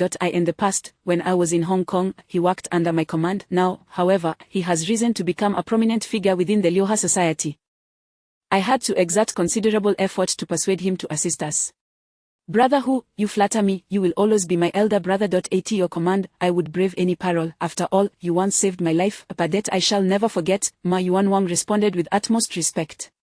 "Uncle Hu, what was your occupation in the past?" I inquired, increasingly perplexed. Before Uncle Hu could respond, Ma Yuanwang excitedly interjected, "Young master, you may not be aware of Brother Hu's past, but over a decade ago, he was a dual-blossom red stick of the Liuha society, unmatched throughout Hong Kong. He once single-handedly pursued a group of over 10 men with a machete, wreaking havoc for several streets. His reputation was legendary. Many would tremble at the mere mention of his name." "Yuanwang."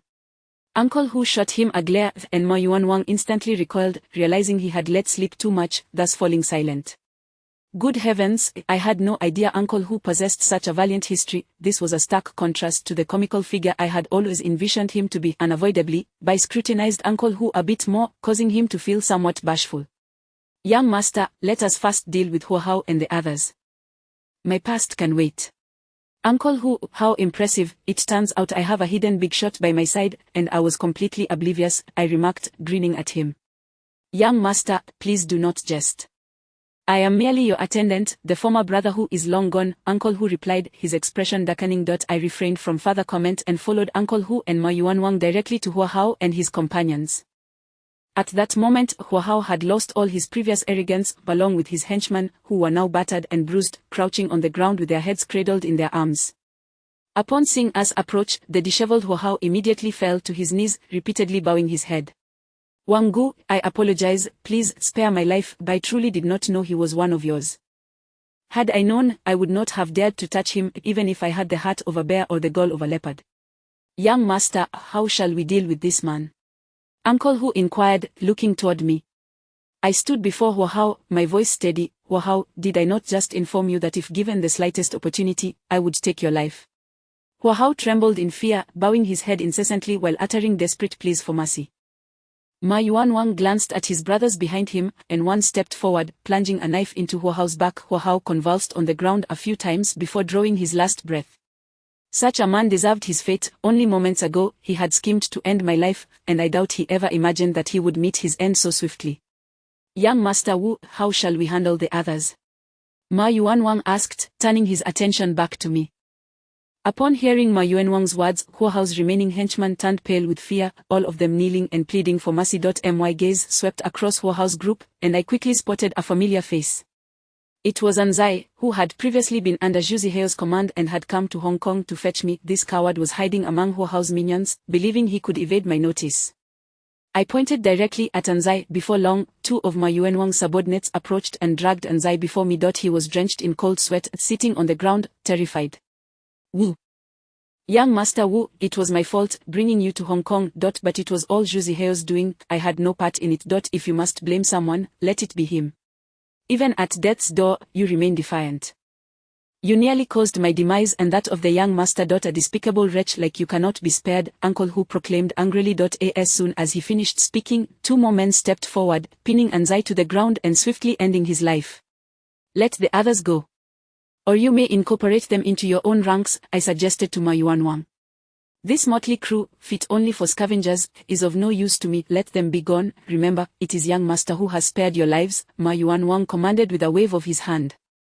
Huahao's gang, as if granted a reprieve, quickly bowed multiple times before scrambling to their feet and stumbling toward the exit, vanishing from sight in no time. These individuals would surely not dare to seek the authorities. With Ma Yuanwang's influence, even if they fled, he could easily track them down. Lastly, there remained one unresolved matter, the Burmese black sorcerer, Songda. Even Ma Yuanwang's men appeared wary of him.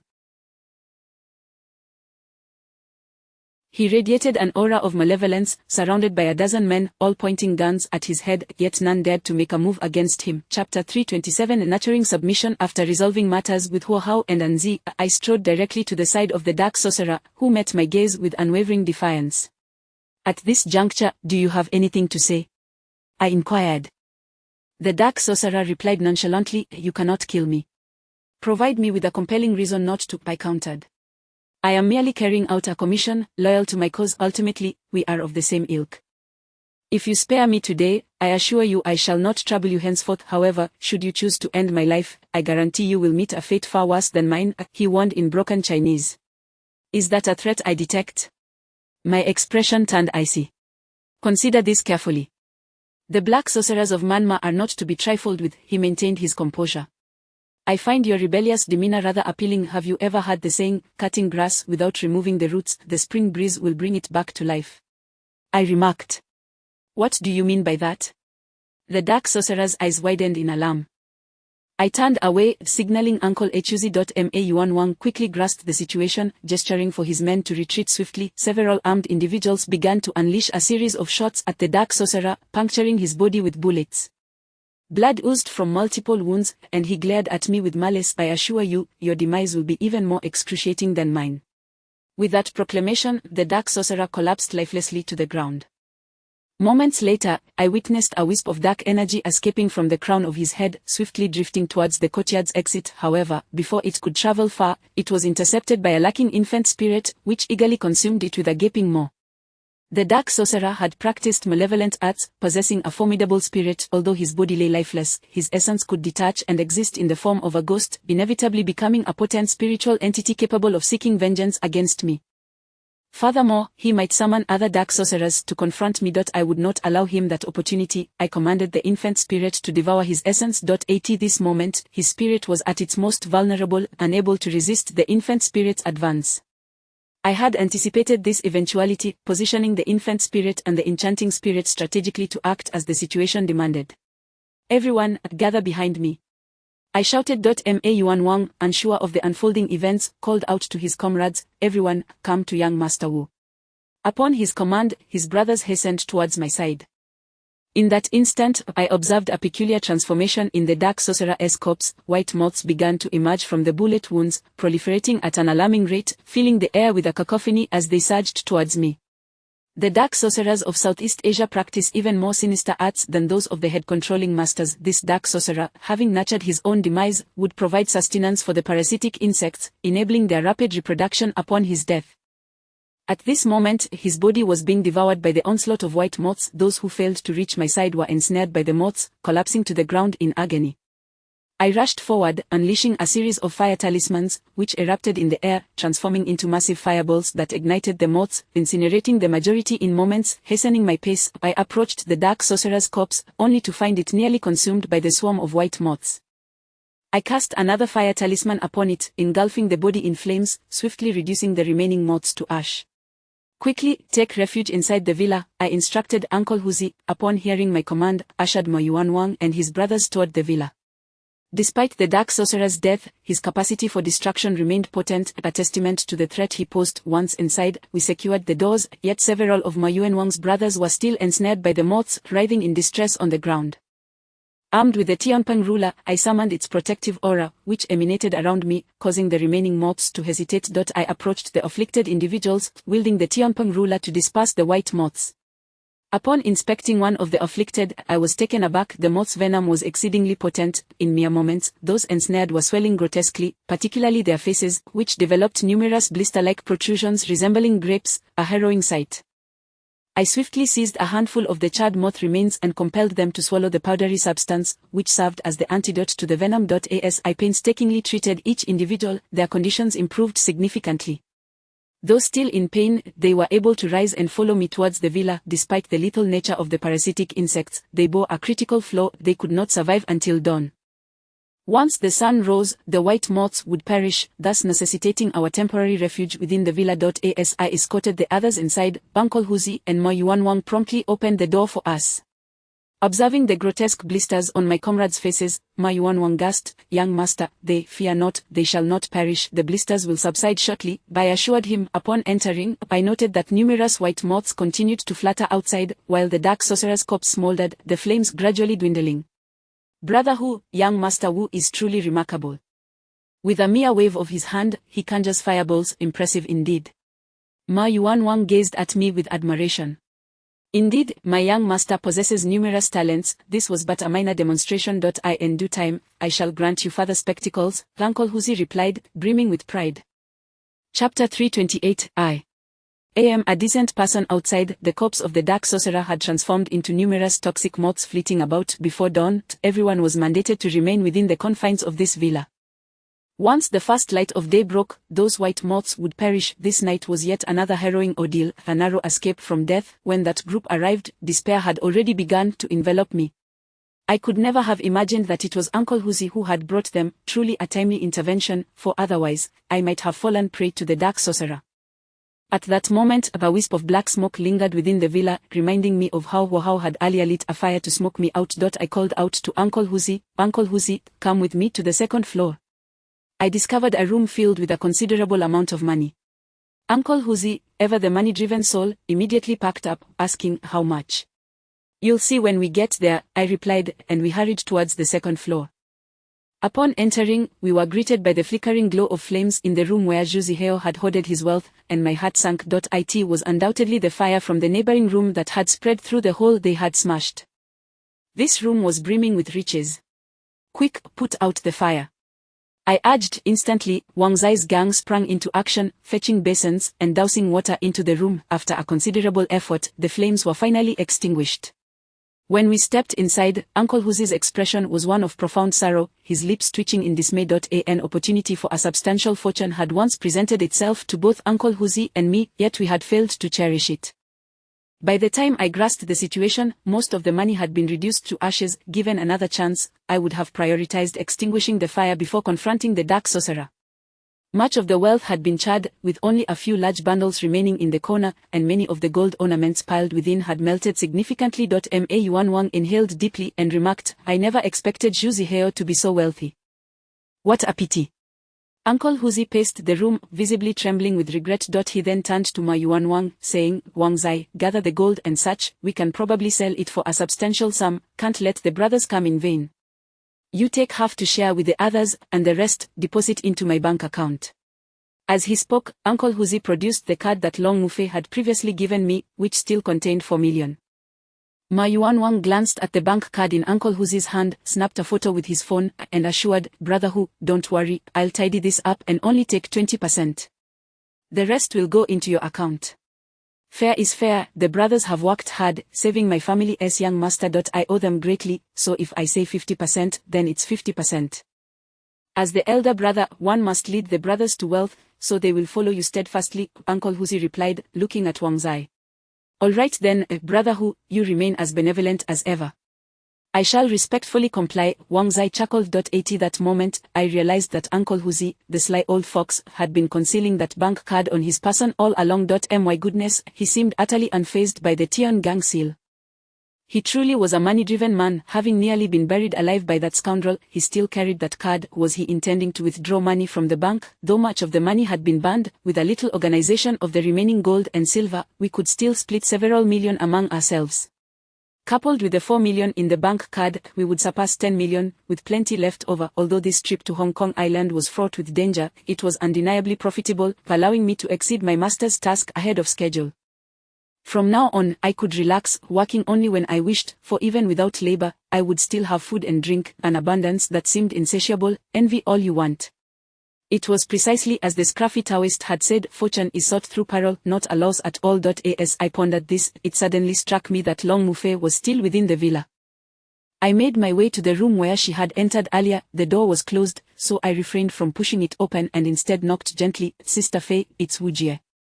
It is safe now, you may come out. Young Master Wu. Is it truly safe? Long Mufei's voice trembled with uncertainty. Rest assured, all is well, I reassured her. If I fell into their hands, it would be better to die, young Master Wu. Are you certain you weren't coerced by Hu Hao? She continued to express her doubts. Do you think they could coerce me? I replied, somewhat displeased. At that moment, I heard footsteps, and the door slowly creaked open. Long Mufei glanced back at me in terror, and upon seeing no one behind me, tears streamed down her cheeks. She flung open the door and suddenly threw herself into my arms, exclaiming, Young Master Wu, thank you. If it weren't for you, I would have certainly met a dreadful end tonight. I was momentarily taken aback, glancing back at Uncle Huzi and Wang Zai, who were exchanging knowing looks and smiles laden with meaning. Sister Fei, you are safe now. You should leave quickly. I gently pushed Long Mufei away and turned towards Uncle Huzi. Long Mufei suddenly grasped my arm, her voice filled with urgency. Master, now that Brother Hao is dead, I have no one to rely on. Please take me back. I will do anything you ask. I cannot remain in Hong Kong Island any longer. Without Brother Hao to protect me, I will surely be bullied. I'm sorry, I cannot assist you with that. Saving your life was already a great act of kindness. I have no obligation to support you indefinitely. Perhaps we may meet again under different circumstances, but I leave tomorrow, I stated firmly before turning back towards Uncle Huzi. Young Master, you are quite impressive. It seems you never lack for admirers wherever you go. We certainly don't share your luck, Uncle Huzi chuckled. Brother Hu, you were quite the charmer in your youth, weren't you? Who doesn't know of your legendary status? You had countless suitors vying for your attention. You were the groom every night back then, Wang Zai added with a smirk. Enough. Uncle Huzi's expression darkened as he shot a glare at Wang Zai, who immediately changed the subject, saying, Young Master, you all carry on. I'll attend to other matters. Uncle Hu, you truly are something. I had no idea you once lived so grandly. What was it like being the groom every night? I teased with a mischievous grin. Uncle Huzi looked visibly embarrassed, waving his hand dismissively. Don't listen to Wang Zai's nonsense. Although I was quite the heartthrob in my youth, but dreamboat for many young ladies, I assure you, Uncle Huzi is a decent man. Pfft. You chased and slashed at a dozen people across several streets, and you dare tell me you are a decent man. Do you expect me to believe that? I rolled my eyes in disbelief.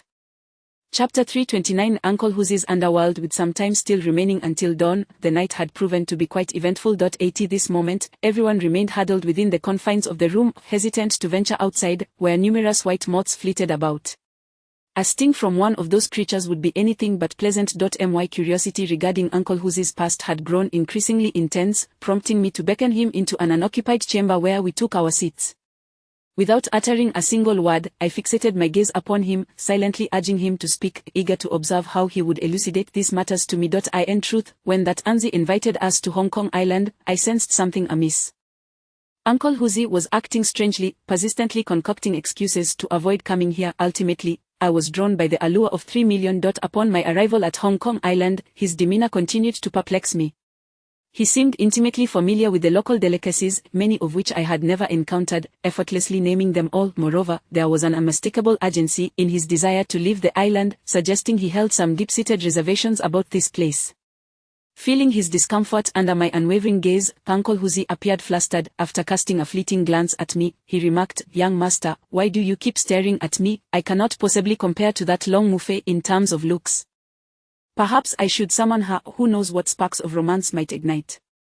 "Spare me the frivolous banter, you know precisely what I wish to inquire about. Will you divulge it willingly, or shall I persist?" I replied, wearing a sly smile. Uncle Huzi, visibly agitated, scratched his head and said, "Young master, I assure you, there is nothing significant to share. I merely have a few acquaintances here on Hong Kong Island." "A few acquaintances? You call upon over 100 individuals who all address you as Big Brother," I countered. "Alas, those are merely events from over a decade ago. There is little worth discussing." He deflected once more. "What does Shuanghua Hongquan mean?" I pressed. "It indicates exceptional fighting prowess," Uncle Huzi responded. "Is that all?" "Indeed," he nodded. "Very well, you may remain here as their Big Brother. I shall return to Yanbei at dawn." "That is settled." I rose to leave. "Wait, young master, do you truly wish to part ways with me? I have watched you grow since childhood. I once vowed to the family head that I would remain by his side for life, forsaking any involvement in the underworld," Uncle Huzi expressed with a hint of panic. "Surely, you must share some details about your circumstances. Otherwise, I shall be left with lingering concerns," I insisted. All right, I will tell you, but it is all in the past, and I would rather not revisit it," Uncle Huzi sighed, his eyes suddenly glistening with moisture. He stepped outside to procure a cigarette from one of Wang Zai's subordinates. After lighting it, he inhaled deeply. In the past, Uncle Huzi never smoked, yet now, he exhibited a familiarity with the habit, suggesting he had once been a chain smoker. After a few puffs, Uncle Huzi turned to me and said, "Young master, my story is quite simple. I hail from the northeast. My mother passed away when I was young, and it was my father who raised me. Our family was small, just he and I, and we often faced bullying from the villagers. In my teenage years, I was tormented by the sons of the village chief. My father stood up for me, confronting them, but the village chief summoned a few thugs, who severely beat my father. He lay injured at home for mere days before succumbing to his wounds. After burying my father, I vowed to avenge him. One night, I took a kitchen knife and, under the cover of darkness, scaled the village chief's wall while he slept.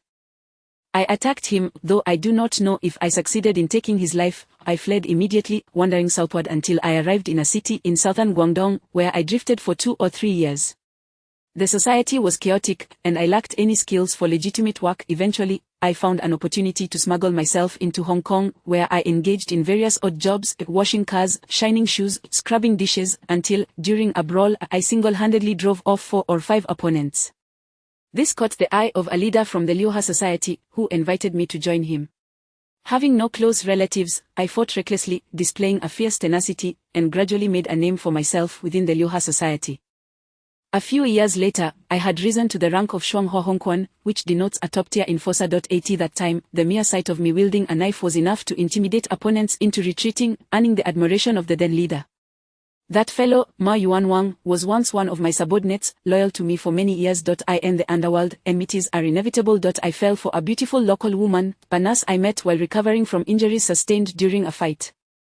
We grew close through frequent visits, and our relationship blossomed. However, my good fortune was short-lived. I incurred the wrath of a formidable enemy who hunted me down. Unable to locate me, they targeted my beloved instead, abducting her.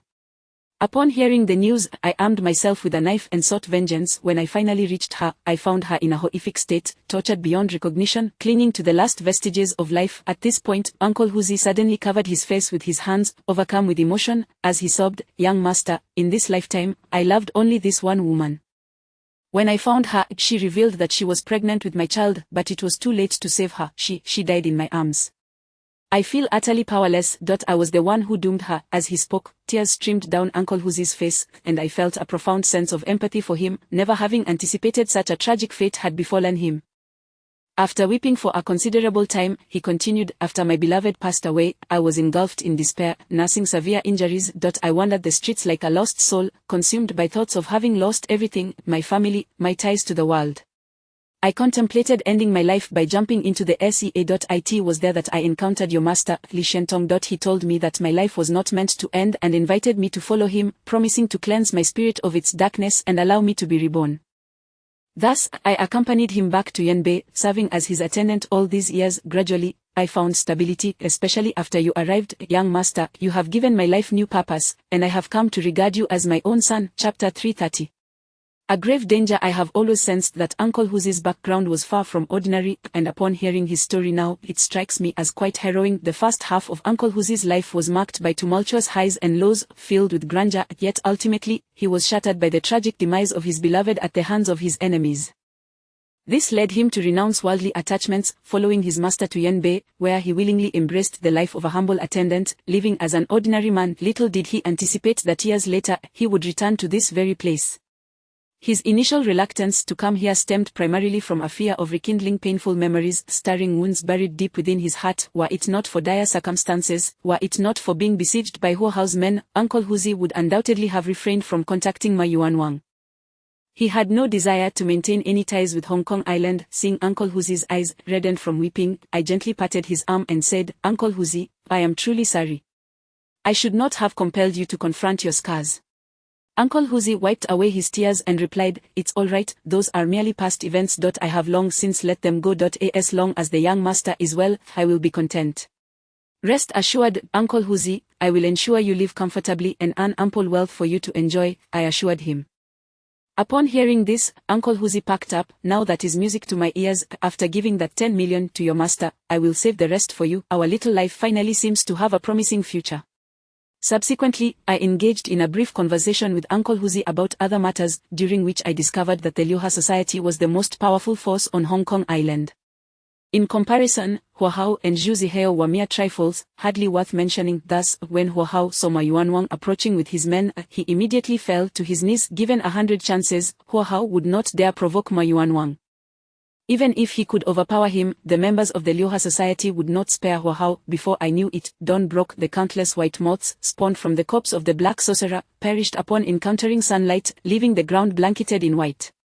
Ma Yuanwang called upon his underlings to bury the deceased or cremate them as necessary. After tidying up, Uncle Huzi and I prepared to depart. Ma Yuanwang, once a brother under Uncle Huzi's command, remained deeply loyal and regarded Uncle Huzi as his elder brother, despite the latter's long absence from Hong Kong Island. Hence, when we expressed our intent to leave, Ma Yuanwang, with an expression of reluctance, grasped Uncle Huzi's hand and said, Brother Hu, it has been over a decade since we last met. You cannot leave so soon. Why not stay a while longer? I will gladly relinquish my position to you, and I shall remain your subordinate. Enough of this nonsense. The Brother Hu of old has long since passed. I am now merely an attendant by my young master's side. Let us refrain from such talk. Even if I were to assume your position, I would struggle to command respect. They dare not. Who would defy me? I would slay them, Ma Yuanwang retorted, his eyes wide with determination. You ought to consider your own future. You are no longer young. Do not linger in the underworld. It is time to retire. Those of our profession seldom meet a good end. If you withdraw early, you might yet enjoy a peaceful old age. Should you choose to retire, you are always welcome to seek me out in Yanbei. My young master is a veritable cash cow, and I guarantee you will live well. I glanced at Uncle Huzi, pondering how shrewd he was, treating me as his own son and entrusting me with his retirement. Brother Hu, how about we spend a few more days together? We have much to reminisce about. Then once you leave, who knows when we shall meet again? Ma Yuanwang sighed. Wang Zai, let me remind you, spare yourself from unnecessary bloodshed. Everything in this world has consequences.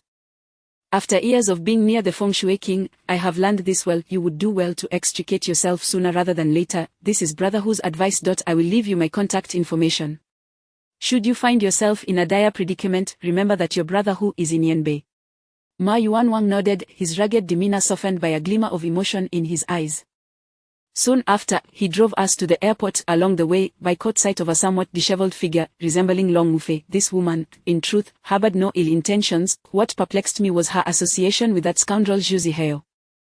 I turned to Ma Yuanwang and said, Uncle Ma, please keep an eye on that woman named Long Mufei. During our time in Hong Kong Island, she assisted us. Young master, do not be so formal.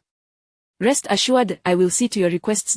As long as I, Wang Zai, am alive, no one will dare lay a finger on her, Ma Yuanwang replied earnestly. I had faith in his capabilities.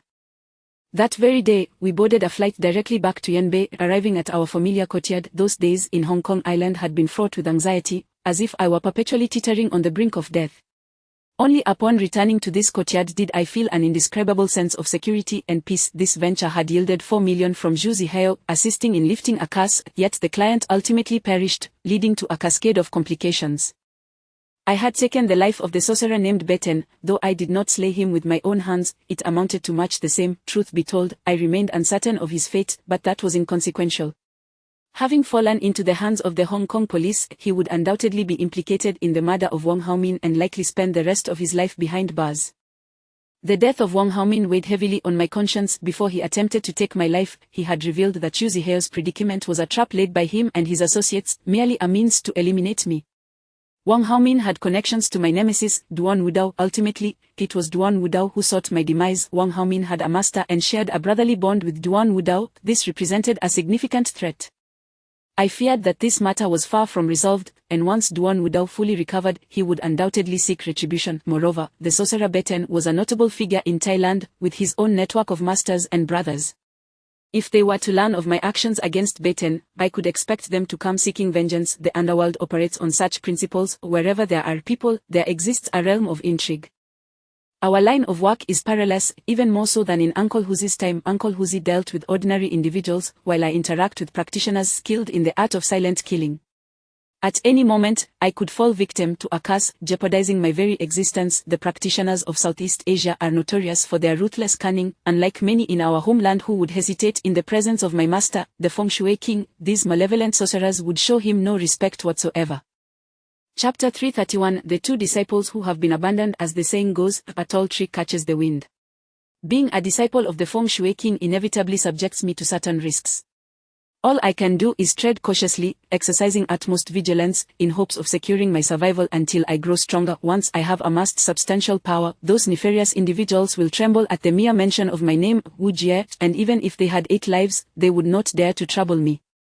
Upon my return, I resolved to rest for a few days, instructing Uncle Huzi to hang a "no disturbance" sign at the entrance. For the time being, I planned to do nothing at all, simply lying low. After all, I had successfully gathered the 10 million my master tasked me with, which alleviated a significant burden from my mind. Furthermore, I intended to devote these days to diligent training, as I had only absorbed 2 or 3 tenths of that corpse pill, and I had yet to fully digest it. After a few days, Brother Hu informed me that Ma Yuanwang had organized the funds acquired from Zhu Zihao and transferred an additional 6 million to us. Thus, our trip to Hong Kong had netted us a total of 10 million, despite the numerous life-threatening encounters we faced. This sum rendered the journey worthwhile. I instructed Uncle Huzi to deposit the 10 million into the account left to me by that elderly man, allowing me to consider the task accomplished, with over 3 months remaining until our year-long agreement. No one knew where that old man had wandered off to, but upon discovering an additional 10 million in his bank account, he would undoubtedly be overjoyed, perhaps exclaiming, "My disciple has not wasted 8 years of my teachings. How commendable." This thought brought me great satisfaction. Having gifted the old man 10 million, Uncle Huzi and I still had over 500,000 left. Uncle Huzi pondered it was time to purchase a vehicle, as it would facilitate our travels. Previously, we had refrained from buying one due to financial constraints, but now that we had the means, acquiring a car was essential. I had but one requirement: it had to be a luxury car, as it would enhance our stature. Uncle Huzi nodded in agreement, stating, "Indeed, as disciples of the Feng Shui King, only a luxury car befits your status, young master. Just wait and see." However, I was utterly unprepared for what Uncle Huzi presented to me 2 days later. A luxury car that bore little resemblance to the one I had envisioned. While it was indeed a luxury vehicle, it was an aged second-hand Mercedes that was on the verge of falling apart. Aside from a horn that was silent, every other part seemed to emit noise, and driving it felt akin to operating a tractor, belching black smoke. Upon seeing this vehicle, I was infuriated and exclaimed, "Uncle Huzi, is this truly the luxury car you bought?" It's a Mercedes, does it not look like one? Uncle Huzi replied. I wanted the latest model. This car is practically scrap metal, no one would want to buy it. We can't claim to be wealthy and afford a Rolls-Royce, but surely you could manage to get me a new car. I said, nearly in tears. Young master, even though we have come into money, we must be prudent. The experience of living in hardship is not pleasant. Do you not recall how we survived on merely $10? Uncle Huzi replied resolutely. Return this car to where it came from and exchange it for another. I commanded. Young master, this car can still be repaired and driven. When I was navigating the underworld, I dreamed of owning a car like this, Uncle Huzi insisted. Please spare me, you were in Hong Kong over a decade ago. This car is older than I am, I retorted. I can take it for repairs, and it will be as good as new, Uncle Huzi stubbornly stated. Having no alternative, I reluctantly acquiesced. Later, he informed me that the car had cost $30,000 at purchase and an additional $50,000 for repairs, leaving me utterly disheartened, feeling it would have been better to buy a new van for the sake of appearances. Nevertheless, having something was preferable to nothing. At least I would not have to rely solely on my legs for transportation. After resting at home for a few days, I took Uncle Huzi, driving the smoke-belching Mercedes, to pay a visit to Sister Hua. Throughout the journey, Uncle Huzi was elated, refusing to turn on the air conditioning, boasting about how prestigious it felt to drive the car, attracting envious glances from passers-by. I, however, sank into the back seat, feeling a bit embarrassed. The primary purpose of this visit was to inquire about the whereabouts of Duan Wudao. Ever since he had attempted to sabotage me and fled, I had been searching for any trace of him, and Sister Hua had yet to provide me with any information. After discovering his covert machinations during my trip to Hong Kong, my resolve to eliminate this potential threat only solidified. Perhaps I could not confront him alone, but summoning the untidy Taoist should suffice. When I met Sister Hua again, she greeted us warmly, serving us exquisite Westlake Longjing tea. The moment Uncle Huzi laid eyes on her, his eyes sparkled, and he deliberately placed the keys to his dilapidated Mercedes prominently to catch her attention. Unfortunately, Sister Hua did not even spare it a glance. A person of her caliber had certainly seen far better things, let alone a decrepit Mercedes that had been out of production for who knows how long. As we exchanged pleasantries, Sister Hua, with her twinkling peach blossom eyes, smiled at me and remarked, Young Master Wu, I heard you spent a few days in Hong Kong, stirring quite a storm. Truly impressive. I was taken aback. I had not anticipated Sister Hua would be so well informed about my affairs. Maintaining my composure, I replied, it was merely a minor affair. Sister Hua, please do not exaggerate. Did you come here regarding Duan Wudao? Sister Hua asked directly. Indeed, your intuition is remarkable, Sister Hua, I acknowledged. In fact, I suspected it might be a trap while you were in Hong Kong.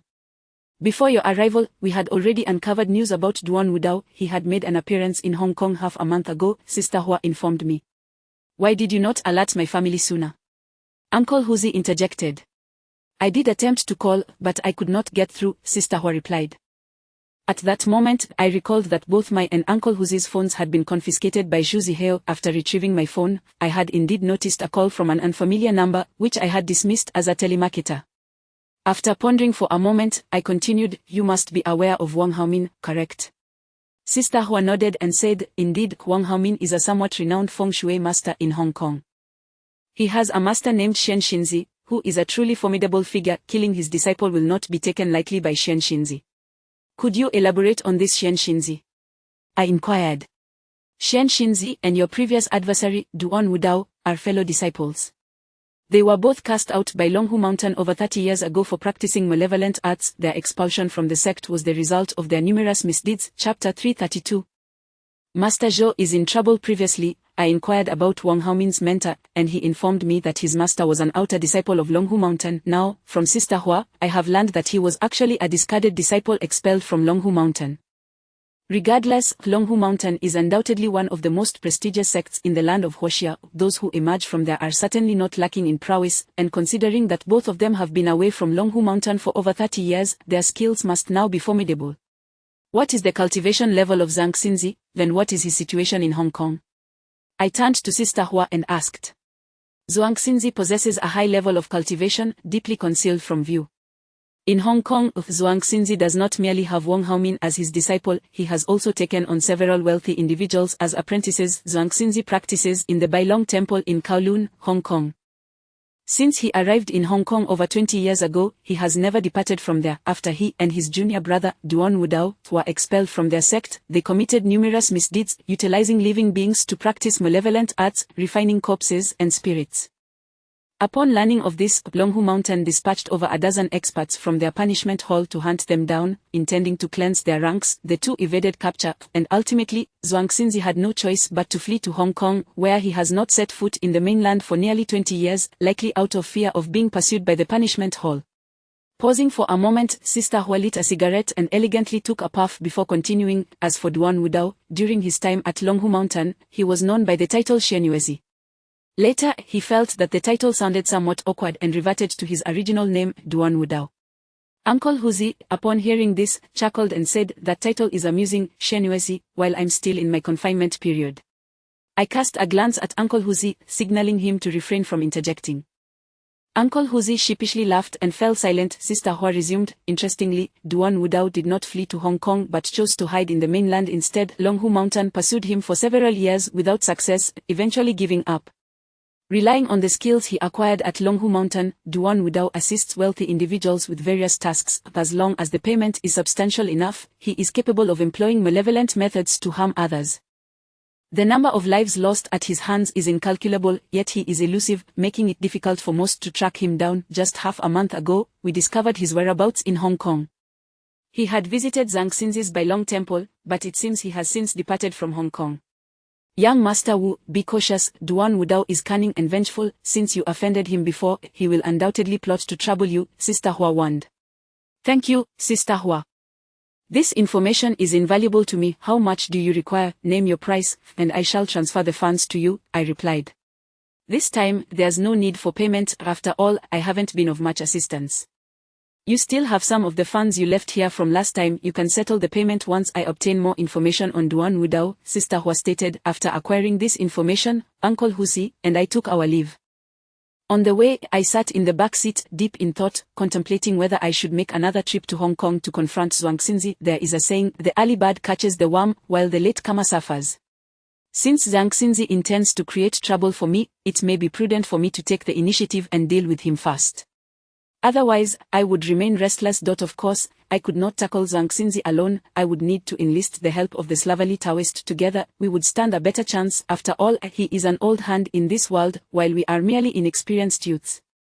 Moreover, with Uncle Huzi's influence in Hong Kong, we would have a viable plan. Nonetheless, I harbored a faint hope that Zhuangxinzi might not pursue me, considering that Wang Haomin was not a particularly significant disciple to him. Perhaps Zhuangxinzi would hesitate to risk confronting me over him. After all, I am situated in Yanbei, within the capital region, a place where not just anyone dares to act recklessly.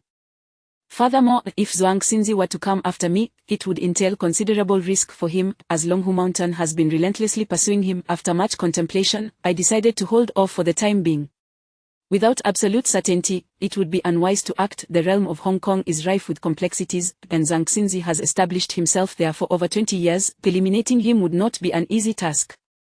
I could only ask Sister Hua to keep an eye on both Zhuangxinzi and Duan Wudao, so that I might be prepared should anything arise. After a few days of relative tranquility at home, I found myself missing the slovenly Taoist.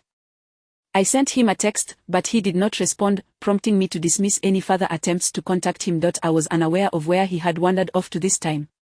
Following my return, young Mengfan visited me several times, primarily to play with the mischievous minor bird. Uncle Huzi harbored a fondness for young Mengfan. After she arrived, the minor bird ceased to pester him. Each time, Uncle Huzi would prepare a sumptuous feast to entertain her. During this period, Xiao Pang also came by a few times, suggesting an outing for Uncle Huzi and me. However, both of us expressed disinterest, primarily due to concerns about potential accidents. Xiao Pang, upon seeing the dilapidated car parked at the entrance, expressed a desire to take it for a spin, claiming he had never driven it before. Uncle Huzi, treating the old vehicle like a prized possession, was reluctant to let Xiao Pang touch it. Nevertheless, Xiao Pang sneaked off to take it for a short drive, resulting in a blown engine. The car not only emitted black smoke but also began to spew white smoke from the front, causing Uncle Huzi great distress. After repairs, he ended up spending an additional 20,000 yuan, leaving me perplexed about Uncle Huzi's motivations.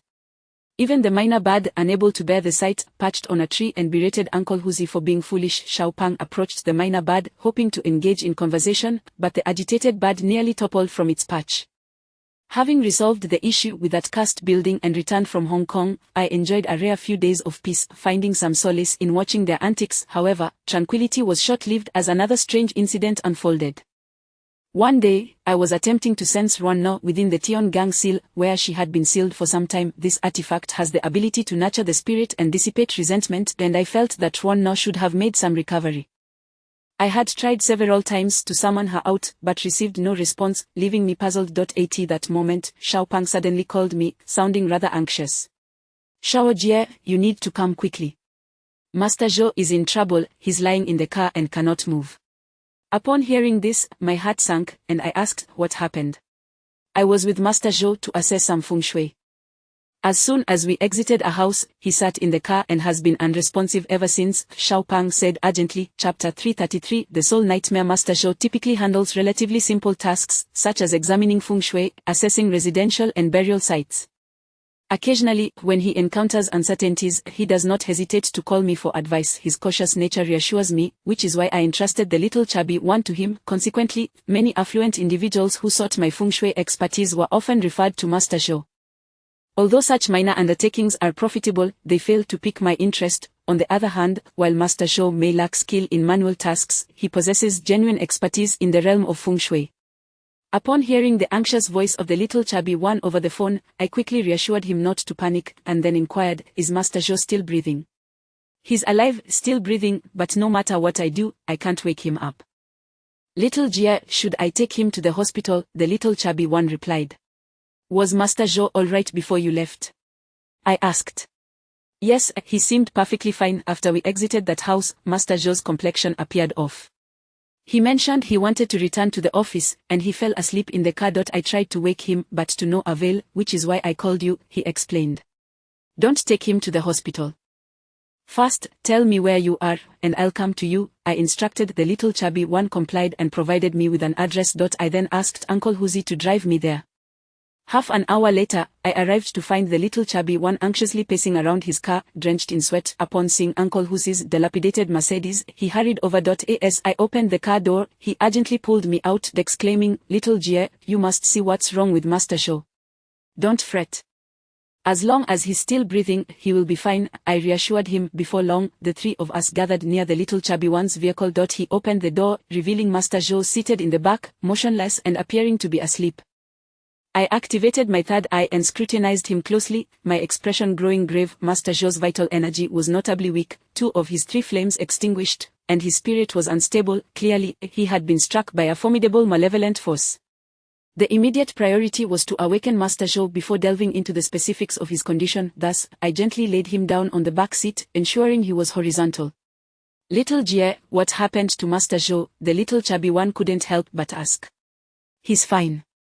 He merely encountered a malevolent force and is somewhat haunted. Please fetch me a bottle of mineral water," I instructed the little chubby one. With a hint of concern, he replied, "Little Jie, can you truly help Master Zhou?" "There's nothing to worry about.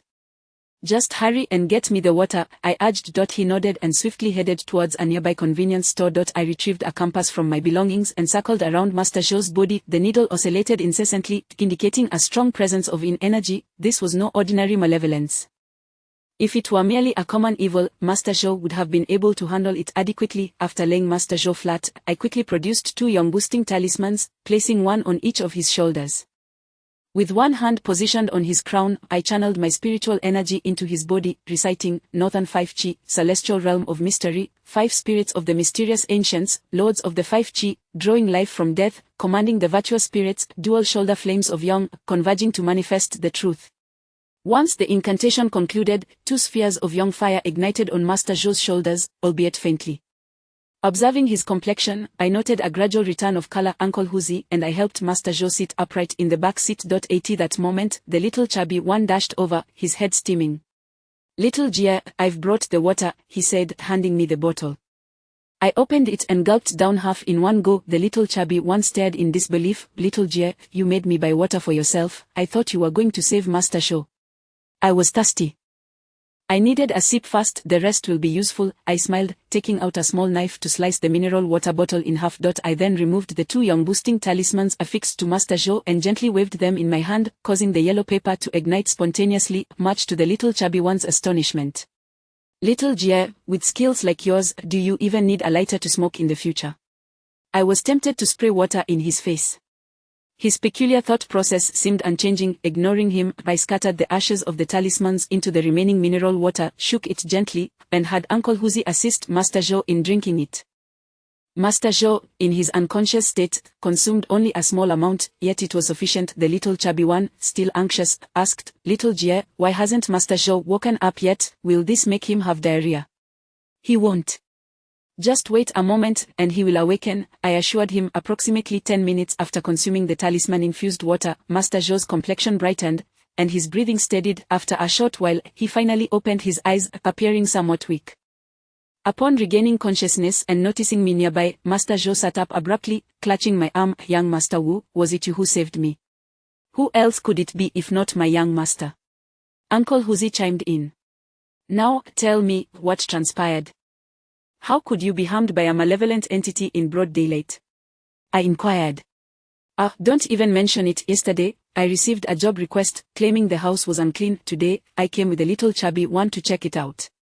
Shortly after entering that house, I sensed something was amiss and intended to set up a feng shui array to dispel the evil energy. Before I could complete the arrangement, I felt an eerie wind sweeping through the room, and I could sense multiple pairs of eyes watching me from the shadows. While I was establishing the feng shui formation, strange noises echoed throughout the house, and it felt as though someone tapped my shoulder. Knowing it was a ghostly touch, I dared not look back. However, moments later, something collided with my body, sending a chill through me, rendering my limbs weak. In that critical moment, I gritted my teeth and managed to expel that entity, hastily fleeing the house. Just as I sat in the car, ready to call you, everything went black, Master Zhou recounted, visibly frustrated. You've been haunted, your spirit has been compromised. It seems you'll need to rest for a while. What about your employer, did they not accompany you? I asked. Chapter 334. At the haunted house, the employer did not come along, stating that they have already vacated the premises. Their elderly mother has been gravely ill from the fright and is currently hospitalized, Master Zhou remarked. Before arriving here, did you not inquire about the circumstances surrounding the house from that employer? Moreover, did they provide you with any payment? I suddenly sensed that something was amiss, prompting me to delve deeper into the matter. Master Zhou pondered for a moment and replied, I did pose a simple question.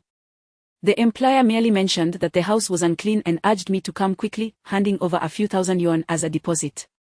Quickly call him and ask him to come over, I instructed. Master Zhou appeared puzzled but retrieved his phone and made a call. Moments later, his expression shifted dramatically as he turned to me and said, that person's phone is turned off.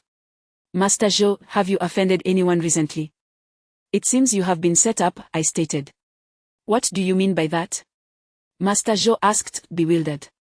Someone must have entered that haunted house previously and left unresolved issues, which has led to your involvement. The fact that the employer is now unreachable serves as compelling proof, I explained. Master Zhou contemplated for a moment before concluding, there is indeed a possibility.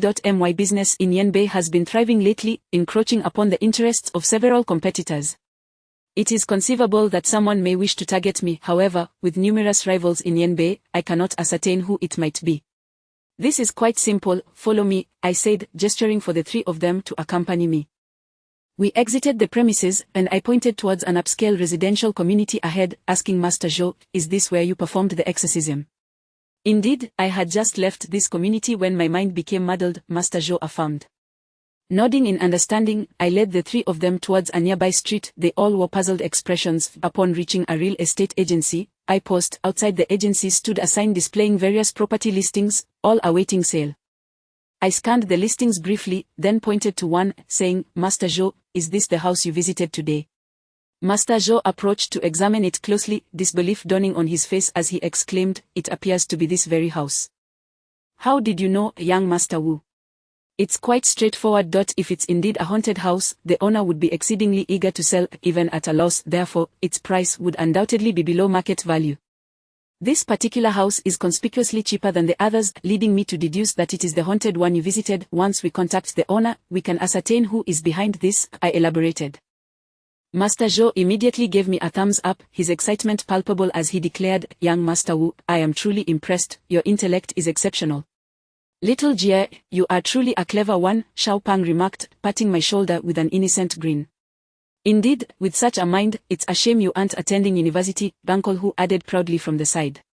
Thus, I instructed Uncle Hu and Xiao Pang to remain outside while Master Zhou and I entered the real estate agency, pretending to be a father and son duo. Upon entering, we were warmly greeted by 2 staff members. Master Zhou pointed to the property listing we had just seen, stating, "Is the cheapest unit in the Xingfu community still negotiable? I wish to purchase it as a wedding gift for my son." The staff members, upon hearing this, became immediately enthusiastic and ushered us into a private room, offering us tea and water with great hospitality.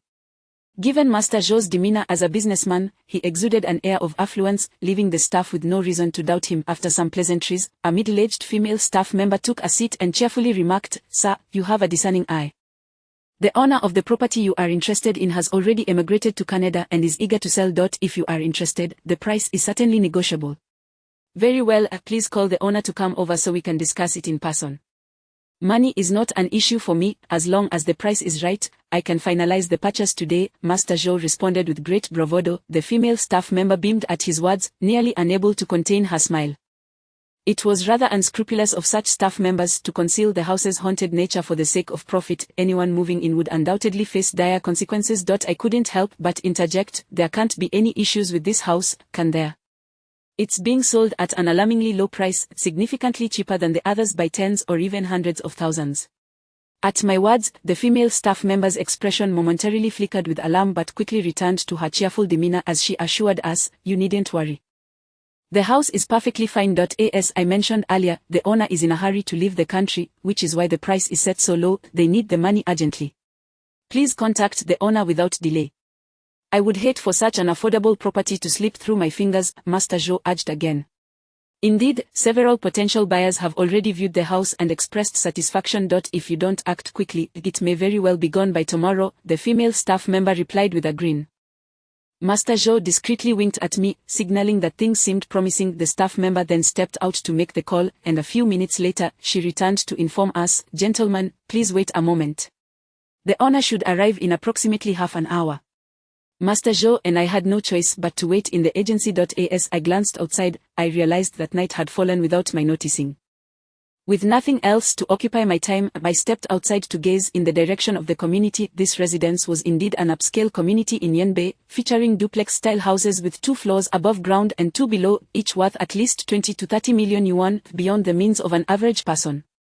Taking advantage of the darkness, I activated my celestial vision to scan the community. In the central area, I observed a particularly ominous spot, shrouded in a malevolent aura with red malevolence swirling about. It was undeniably perilous. Fortunately, I had arrived in time, or had I delayed any longer, Master Zhou might have faced life-threatening danger. After waiting for over half an hour, a BMW pulled up outside the agency. A young man, appearing to be in his mid-20s, emerged from the vehicle, dressed in designer attire, unmistakably a person of wealth. Upon entering, the female staff member greeted him enthusiastically, engaging in polite conversation. I noted that the young man was enveloped in a shroud of dark, sinister energy. Chapter 335. To save your son's life, Master Zhou cast a discerning glance at the young man, recognizing that there was something amiss. However, both of us were acutely aware of the underlying tension, and thus refrained from further comment. After exchanging a few words with the female attendant, the young man approached us. The attendant smiled and said, "Mr. Zhou, this is the owner of the property you are interested in. You can discuss the price, and once an agreement is reached, we can proceed with the contract." I glanced at the middle-aged female attendant, feeling a twinge of disdain. It was outrageous that such a property was even up for sale, purely a scheme to extort money. The young man looked at us both and extended his hand towards Master Zhou, saying, "Hello, my name is Lu Yongjie, and I am the owner of that house. Shall we discuss it inside?" Master Zhou shook his hand, and we proceeded into the small room we had visited earlier. Once seated, Lu Yongjie got straight to the point. "I am eager to sell that house. If you are interested, I can lower the price by 500,000. This is the lowest I can go. I am already selling at a loss. Mr. You are quite forthright. Reducing the price by such a significant amount demonstrates your sincerity," the female attendant chimed in, clearly eager for us to secure the deal immediately.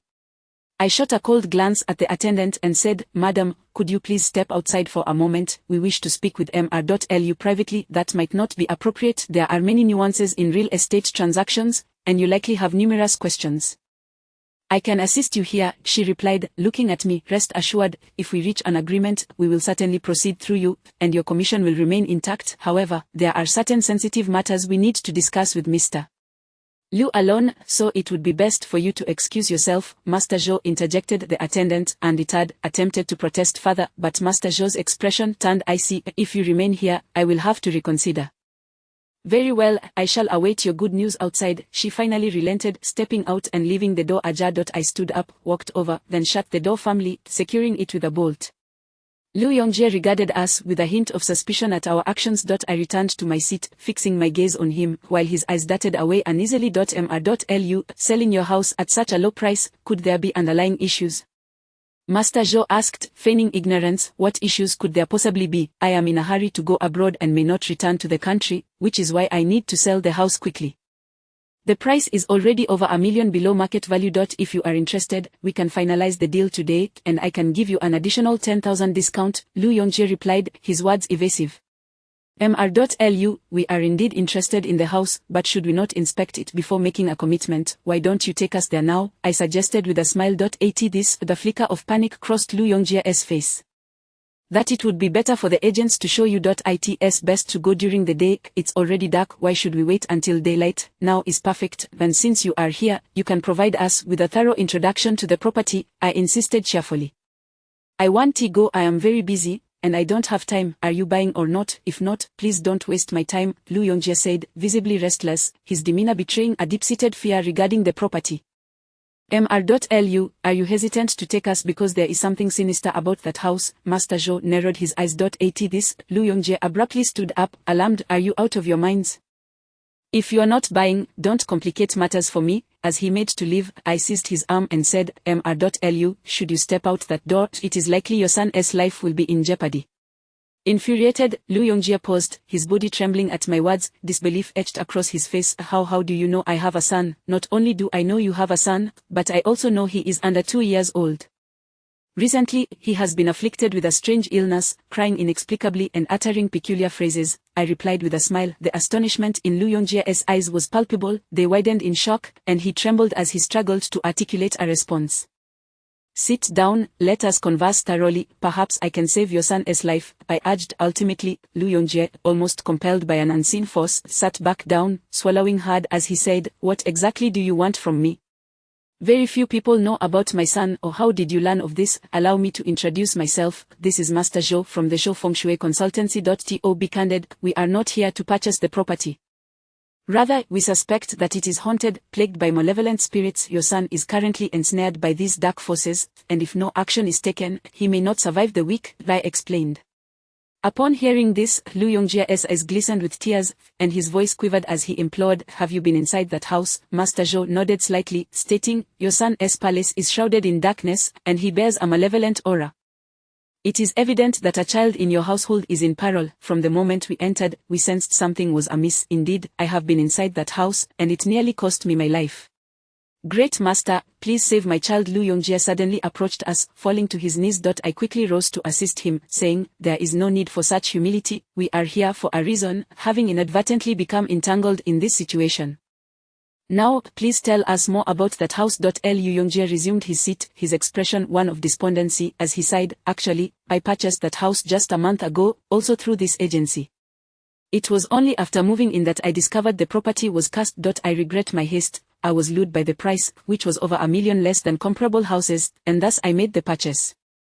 Could you elaborate on the specifics? Master Zhou inquired. I am from Yanbei. My father is a businessman who, after years of success, decided to buy us a house to improve our living conditions. My wife and I visited many agencies, and ultimately chose this property, tempted by its low price, not realizing the dire consequences that awaited us. Since moving in, our family has faced numerous troubles. Chapter 336. The homicide case. According to Liu Yongjie, when he initially purchased this house, his intention was to save some money for his family. After all, the funds for buying the house were predominantly earned by his father through business endeavors, and he did not wish to burden his father excessively. Prior to this, Liu Yongjie owned a 3-bedroom apartment spanning over 100 square meters, which was more than sufficient for the couple. However, after the birth of their child, both parents became preoccupied with work and sought assistance from their elders in caring for the baby. Thus, they deliberated on acquiring a larger residence to accommodate their parents, making it more convenient for the family to live together. After several days of perusing various properties, Lu Yongjie and his spouse settled on a charming duplex villa. The upper 2 levels were designated for living, while the lower 2 were intended for recreation and play for their child. The following day at noon, the real estate agent took them for a viewing. Upon arrival, a sense of unease enveloped them. Despite the house's prime location and comprehensive amenities, they noticed a conspicuous lack of neighbors in the vicinity. The agent explained that the house had been purchased by affluent individuals as an investment, awaiting an increase in value for resale, and thus remained unoccupied and unleased to avoid potential damage from tenants. The couple, not dwelling on these concerns, proceeded to explore the property. Upon entering, a chilling atmosphere permeated the air, evoking an indescribable sensation. Nevertheless, they were soon captivated by the opulent furnishings. The spacious interior was adorned with lavish decor, highlighted by a magnificent crystal chandelier, the mere value of which exceeded 100,000. The materials used throughout the renovation were from prestigious brands, likely costing well over $1 million, and everything appeared remarkably new, as if scarcely utilized. The villa also boasted 2 small courtyards, one in the front and one in the back, complete with a swing for children and an array of meticulously tended flowers and plants. In the precious land of Yanbei, particularly in such a prime area, the property was priced significantly lower by over $1 million compared to similar homes, while also including luxurious renovations valued at over $1 million, representing a substantial saving. The couple felt as if they had stumbled upon a hidden treasure. After the agent hastily guided them through the property, he urged them to make a decision quickly, citing that several other potential buyers were scheduled to view the house that afternoon. If they were interested, they would need to secure the property that day, lest it be sold by the next morning. However, the couple remained perplexed and inquired why such a splendid house was up for sale. The agent claimed that the owner was a senior executive of a large corporation, earning an annual salary exceeding $10 million, but had recently been transferred abroad for work, thus necessitating a swift sale. Agents often employ various tactics to entice buyers, making it difficult to discern the truth, yet the couple was genuinely smitten with this property. That day, they called their parents, sending them photographs of the house, which they also admired, particularly due to the appealing price. Lacking substantial life experience, the young couple promptly placed a deposit and completed the necessary procedures within 3 days, allowing their family of 5 to move in. Little did they know, on the very night of their move, a harrowing incident would unfold. Both husband and wife experienced a shared nightmare, wherein they beheld 2 bloodied figures with indistinct features standing at the foot of their bed, staring intently at them. The figures incessantly commanded them to leave, threatening dire consequences if they dared to sleep in their bed. They awoke the next morning feeling utterly drained, exchanging accounts of their similar dreams, which left them trembling in fear. Alarmingly, their parents had also endured a frightful experience that same night. The elderly, typically having fragile sleep, were disturbed by strange noises emanating from the living room, as if someone were wandering about. Lu Yongjie's father, upon rising for a midnight visit to the bathroom, spotted a shadowy figure crouched inside, its back turned to him, swaying as if consuming something. Mistaking it for his son, he reached out to tap its shoulder, only for a bloodied face to abruptly turn and lock eyes with him. Overcome with terror, he nearly fainted, yet when he glanced again, the figure had vanished without a trace. This incident nearly triggered a heart attack, but Lu's father, possessing a stout heart, attributed it to fatigue from the move, dismissing it as a mere hallucination, and kept silent. The following day, upon hearing of his son and daughter-in-law's nightmares, Lu's father finally divulged his own encounter. Simultaneously, Lu Yongjie's mother recounted her own ordeal, claiming she experienced sleep paralysis, feeling as though someone was pressing down on her chest, nearly suffocating her. In her dream, when she reached out, she felt something damp, reminiscent of a woman's hair, leaving her exhausted after a night of fitful sleep. After that night, the family was consumed with unease, convinced that the house was haunted.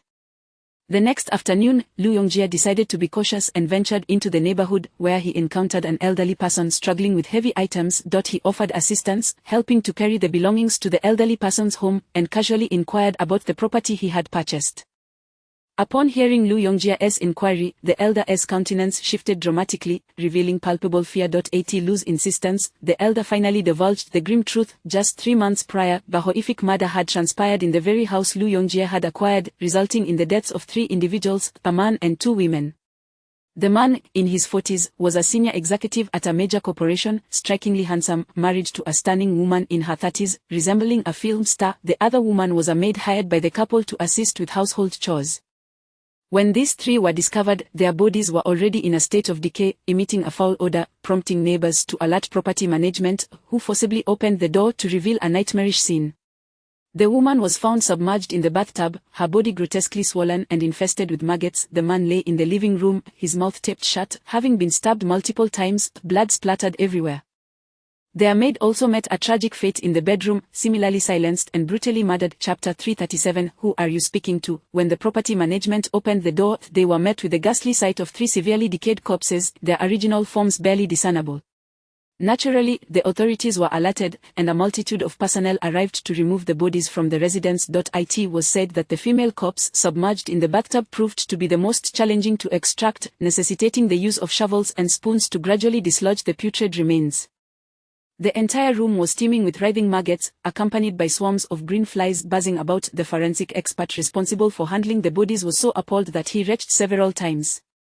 Even seasoned forensic professionals, with over a decade of experience, were taken aback by the horrific scene of the three corpses. However, as time passed without any leads on the murderer, and with the community surveillance footage failing to capture any suspicious individuals entering the area, the families of the deceased eventually came to clear out the house, promptly placing it on the market at a reduced price.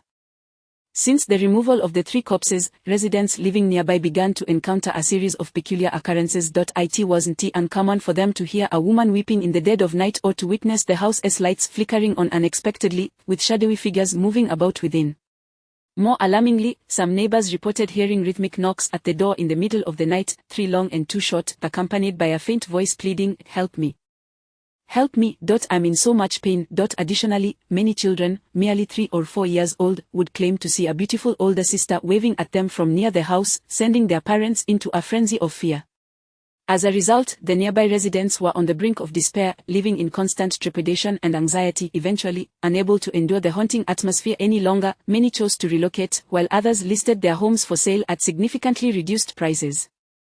The family of the house's owner initially intended to sell the property, but after more than a month of unsuccessful attempts, they realized that it simply wouldn't sell. The notorious murder that had taken place in the house had become widely known, with many discovering through various channels that it was indeed a haunted dwelling. Faced with the inability to sell, the owner's family cleaned the house thoroughly and decided to rent it out instead.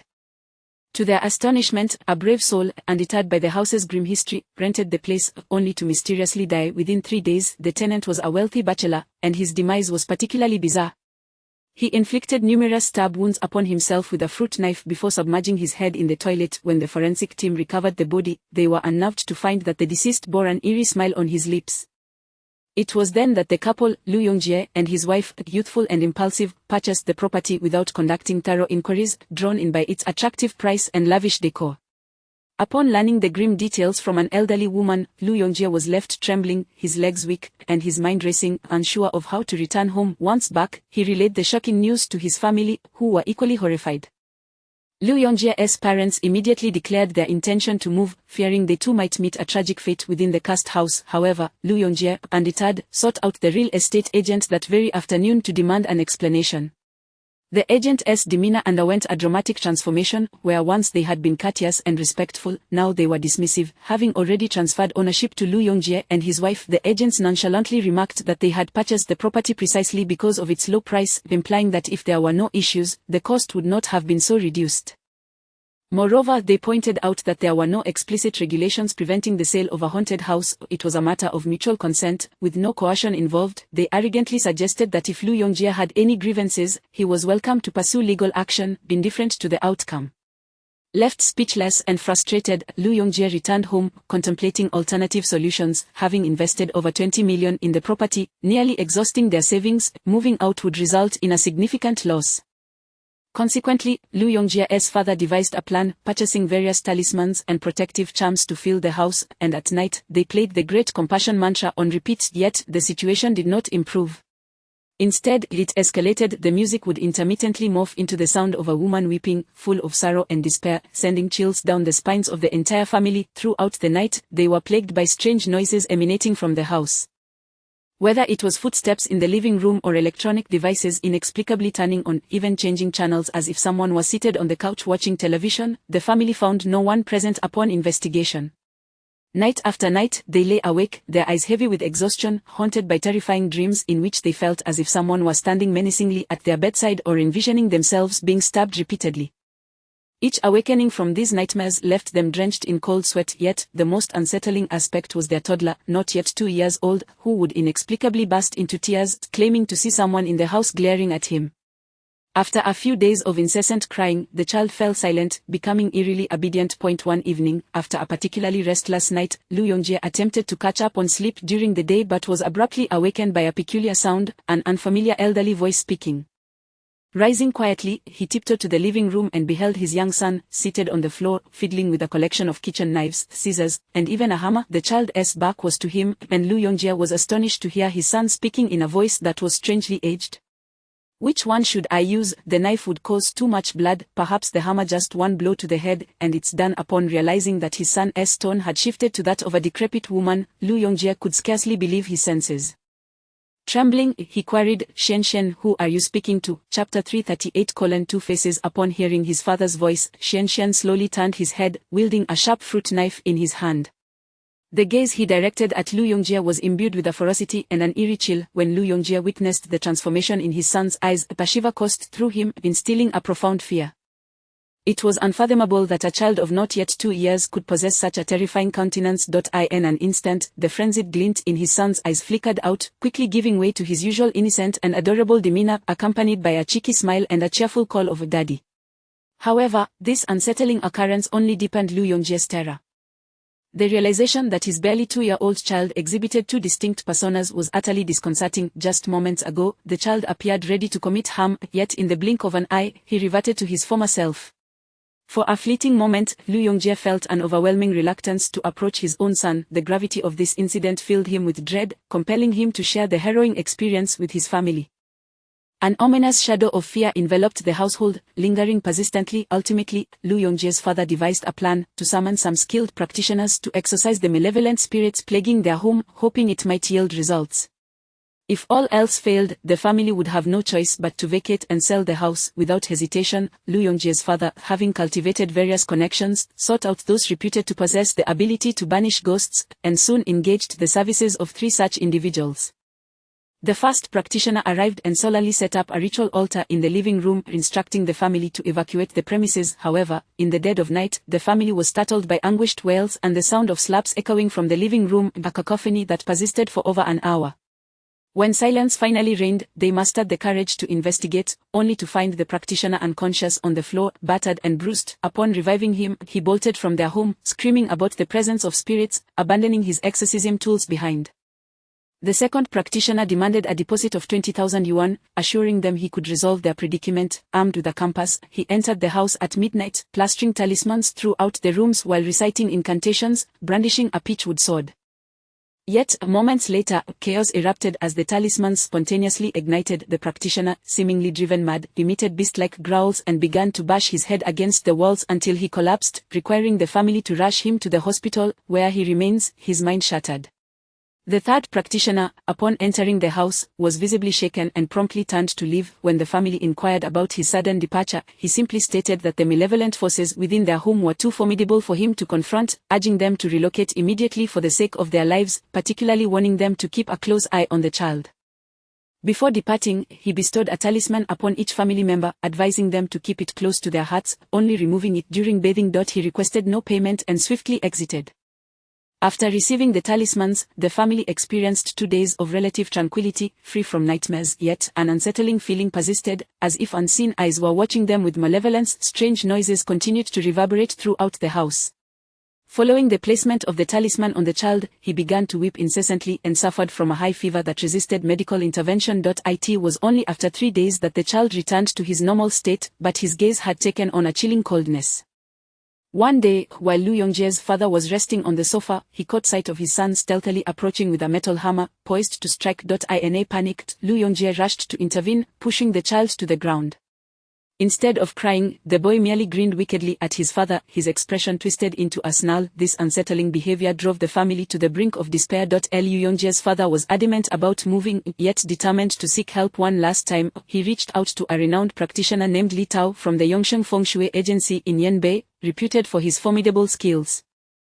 Liu Yongjie and his father visited the Yongsheng Feng Shui agency, recounting their harrowing experiences to Li Tao. His demeanor shifted dramatically as he listened, and he agreed to visit their home but hesitated to do so at night.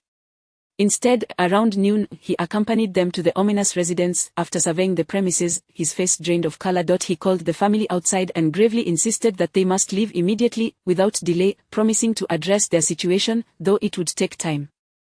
He explained that they had become tainted by malevolent energies that needed to be cleansed. Upon arriving at the Feng Shui agency, Li Tao commenced a ritual, placing his hands atop each family member's head while reciting a spell. Liu Yongjie felt a peculiar sensation as Li Tao's hand rested on him. His mind blanked, filled only with the sound of flowing water. When Li Tao finally withdrew his hand, Liu Yongjie felt an overwhelming sense of relief. After completing the ritual, Li Tao requested 80,000 yuan as compensation for his services. That very day, the family relocated back to their previous residence. Since returning, they have not encountered any further bizarre occurrences. However, Liu Yongjie's son, since their return, has been plagued by bouts of inconsolable crying. When left alone in his room, he utters incomprehensible phrases and occasionally mimics the voice of an elderly woman, instilling fear in those who hear him. In light of these unsettling developments, Liu Yongjie sought assistance from Li Tao once more, only to be informed that he could not help the child until the issues related to the haunted house were resolved. Chapter 339 The Terrifying Human Heart. When Liu Yongjie mentioned Li Tao from the Yongsheng Feng Shui office, I noticed a slight twitch at the corner of Master Zhou's mouth, indicating that he was clearly acquainted with this individual. It seems that the mastermind behind this scheme to target Master Zhou must indeed be him. After elaborating on the details surrounding this haunted residence, Liu Yongjie spoke for over an hour.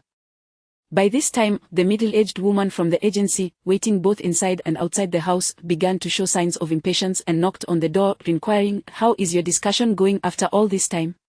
We all paused, and I suggested to Liu Yongjie, "Let us discuss this in another location. Master Zhou will take care of your matters and ensure they are resolved satisfactorily." Upon hearing this, Liu Yongjie was immensely pleased and expressed his gratitude profusely. Consequently, the three of us opened the door and stepped outside. The client manager from the agency greeted us with a beaming smile, asking, "How did your conversation go?" Master Zhou, being a perceptive individual, naturally refrained from offending anyone. With a smile, he replied, "It went quite well. We have nearly concluded our discussions. Tomorrow, we will come with Mr.Lu to sign the contract." "Then, please provide a deposit," said the client manager, her face lighting up with excitement. Master Zhou, feigning concern, lamented, "Oh dear, in my haste today, I forgot to bring any money or my bank card. We initially intended merely to take a look and did not expect to find such a remarkable property. How about this? You leave me your business card, and we will come by first thing tomorrow morning to sign the contract and pay the full amount.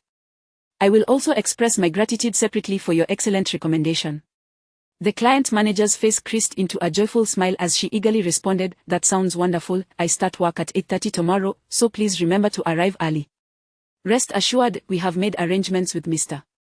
Liu. We will return home to prepare the necessary documents and come directly to sign," Master Zhou said with utmost seriousness. I then realized that Master Zhou's acting skills were exceptional, conveying sincerity comparable to that of a disheveled Taoist priest. The client manager accompanied us to the agency's exit, waving goodbye until we were a considerable distance away. This haunted house had been sold twice already, serving as a veritable cash cow for them, and each sale brought in a handsome commission, surely making them elated. Not long after we left, however, Master Zhou casually discarded the business card into a nearby trash bin. Even Liu Yongjie decided to block the agency's contact information. After all, if he were to sell again, there were plenty of other agencies available. Outside, Xiao Pang and Uncle Hu had been waiting for quite a while. Upon seeing us emerge, they rushed over. "Young master, how did your discussion go? Why did it take so long?" Uncle Hu inquired with concern. "I'm starving.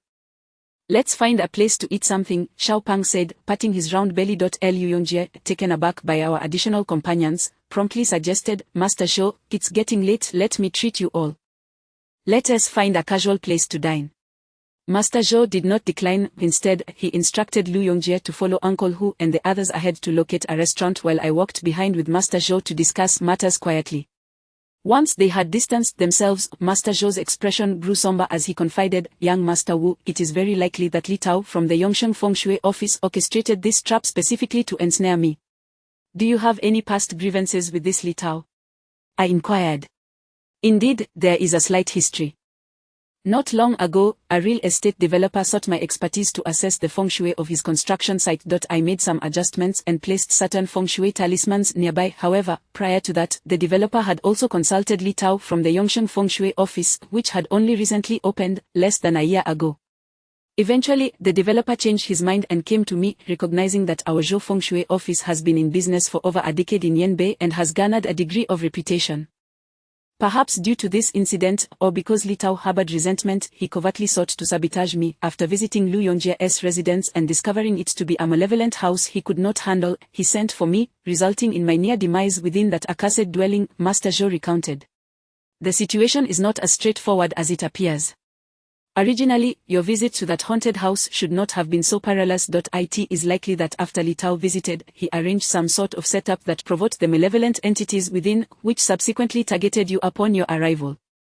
This indicates that Li Tao is quite malicious, indeed intent on your demise, I said solemnly. Alas! Master Zhou sighed, in this world, it is not the spirits that are most fearsome, rather, it is the treachery of human hearts.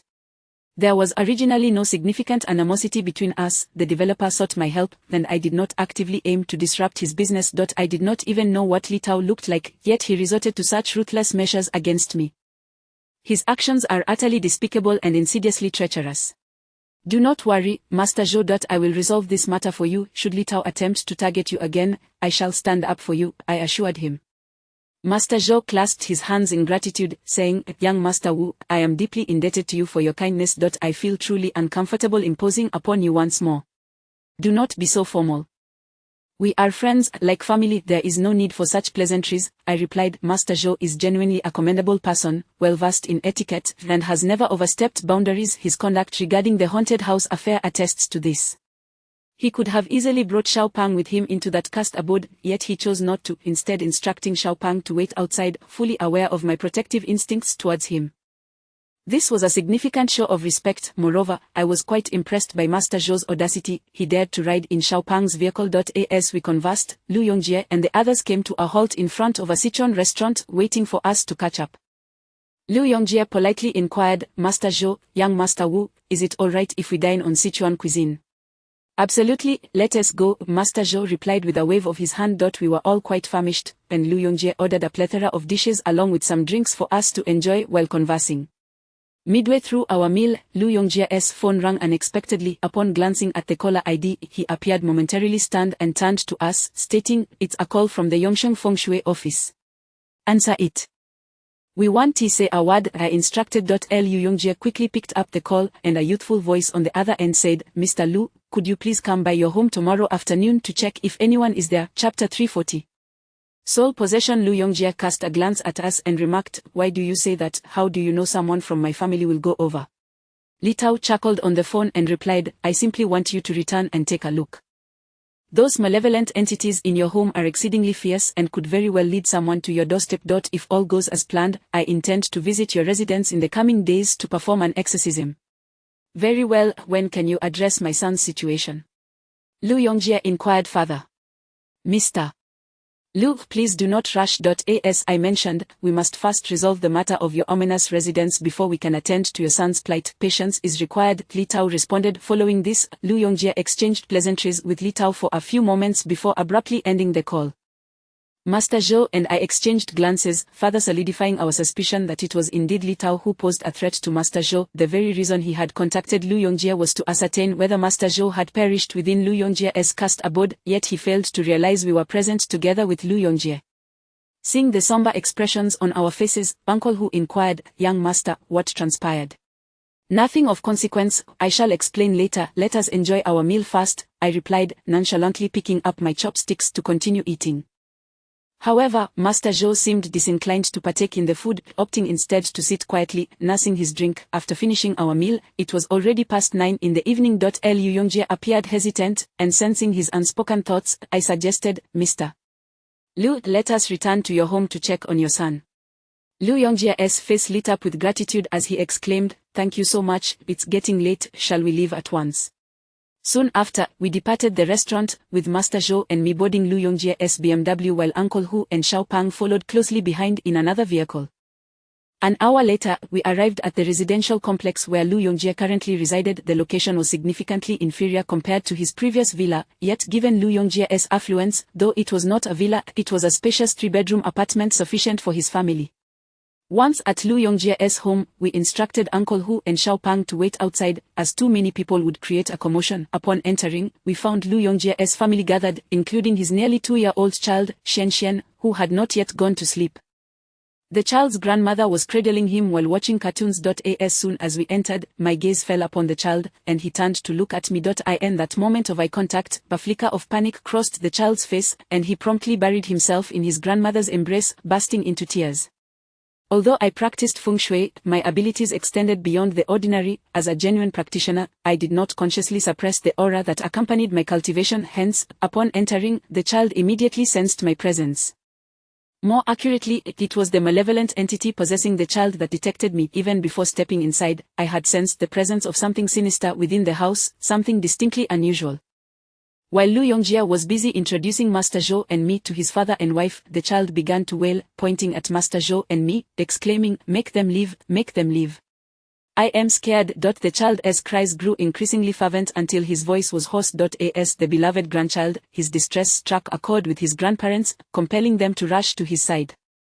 Lu Yongjie's father quickly instructed the child's grandmother to carry him to the bedroom. However, the heart-wrenching cries continued to echo from the room. After a moment, Lu Yongjie's father approached us, his expression filled with regret, and said, "Masters, my grandson is afraid of you.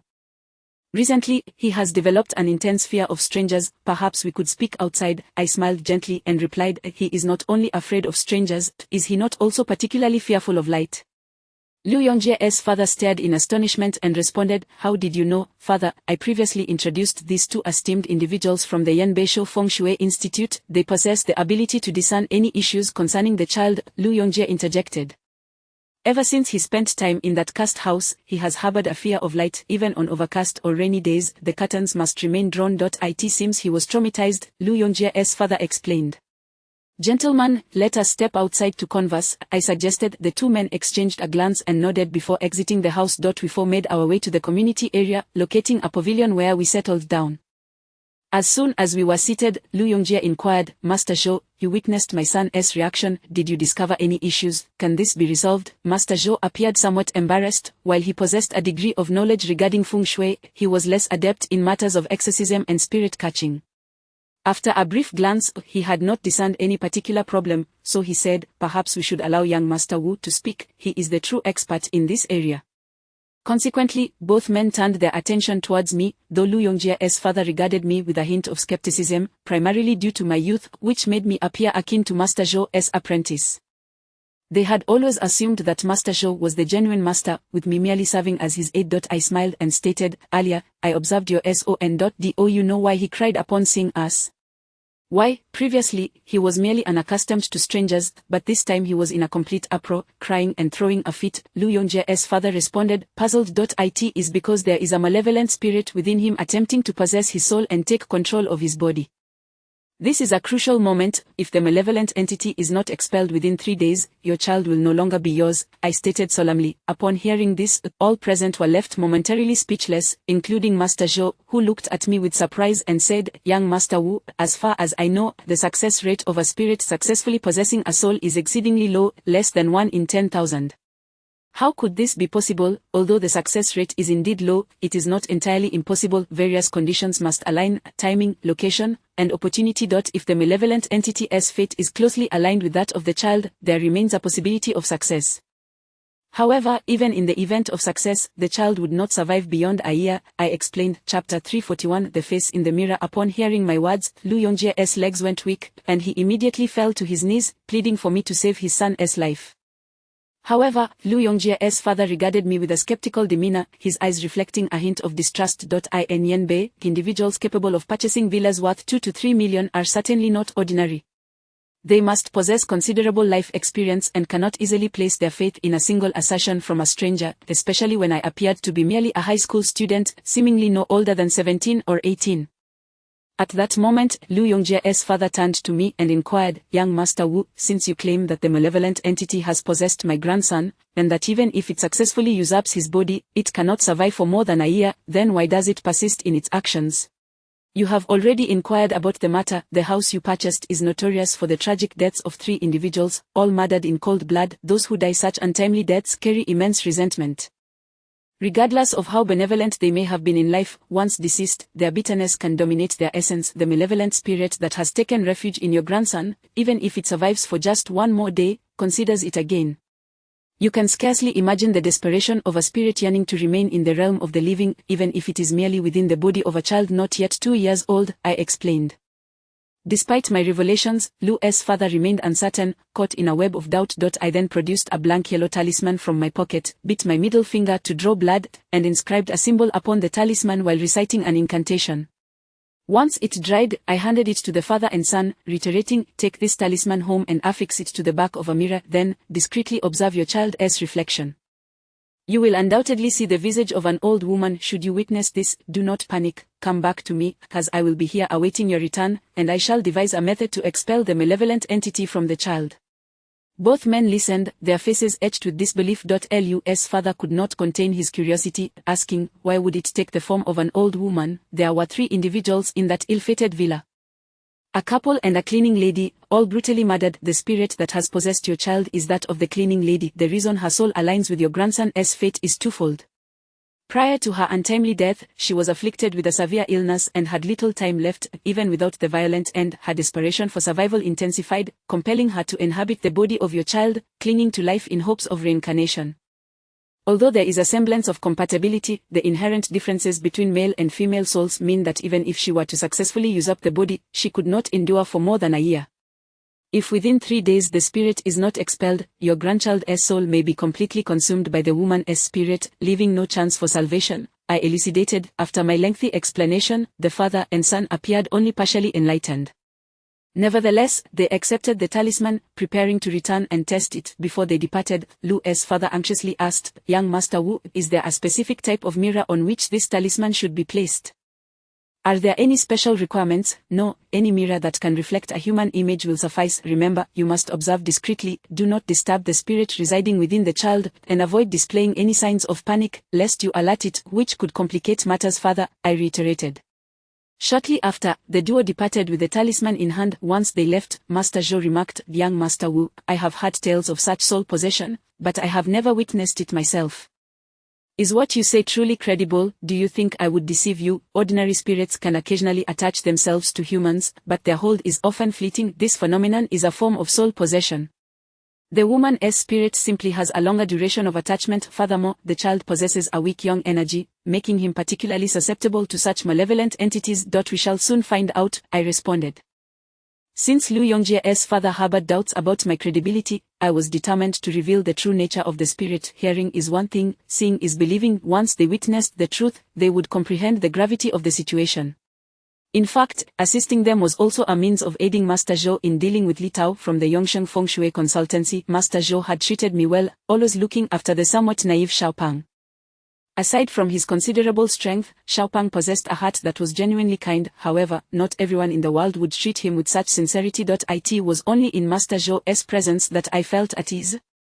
Had he been among others, I would have worried that Xiao Pang's naive nature could be exploited, leaving him oblivious to his own peril. After conversing with Master Zhou for a while, approximately 10 minutes later, Lu Yongjie and his father approached us. Observing their unsteady gait, I surmised the outcome. Before long, they stood before me and Master Zhou, both pale as ghosts, drenched in cold sweat. Upon seeing me, Lu Yongjie's father nearly broke into tears, his voice trembling. "Young Master Wu, I saw it just now." I affixed the talisman to the back of the mirror and discreetly glanced at my beloved grandson. I was nearly frightened to death. The face in the mirror was that of an old woman covered in corpse spots, with blood streaming from her eyes. It terrified me so profoundly that I almost threw the mirror away. Lu Yongjie, too, went weak at the knees and fell to the ground, pleading, "Young Master Wu, Master Zhou, please save my son." I also saw the face of that old woman. It was too horrifying. "If you can rescue my child, I will do anything you ask, even if it means losing everything I have." "There is no need for such drastic measures. Saving a life is more meritorious than building a pagoda. Once your son is healed, simply compensate Master Zhou according to market rates, and in the future, you can refer more business to his Feng Shui consultancy," I replied. Of course, young Master Wu, please hurry. I cannot bear the thought of that thing lingering in my grandson's body any longer." Lu's father stammered. Let us wait a moment, we can act once the child has fallen asleep. What time does he usually go to bed? I inquired. Typically, he sleeps around 10 o'clock, so it should be about that time now, Lu Yongjie responded.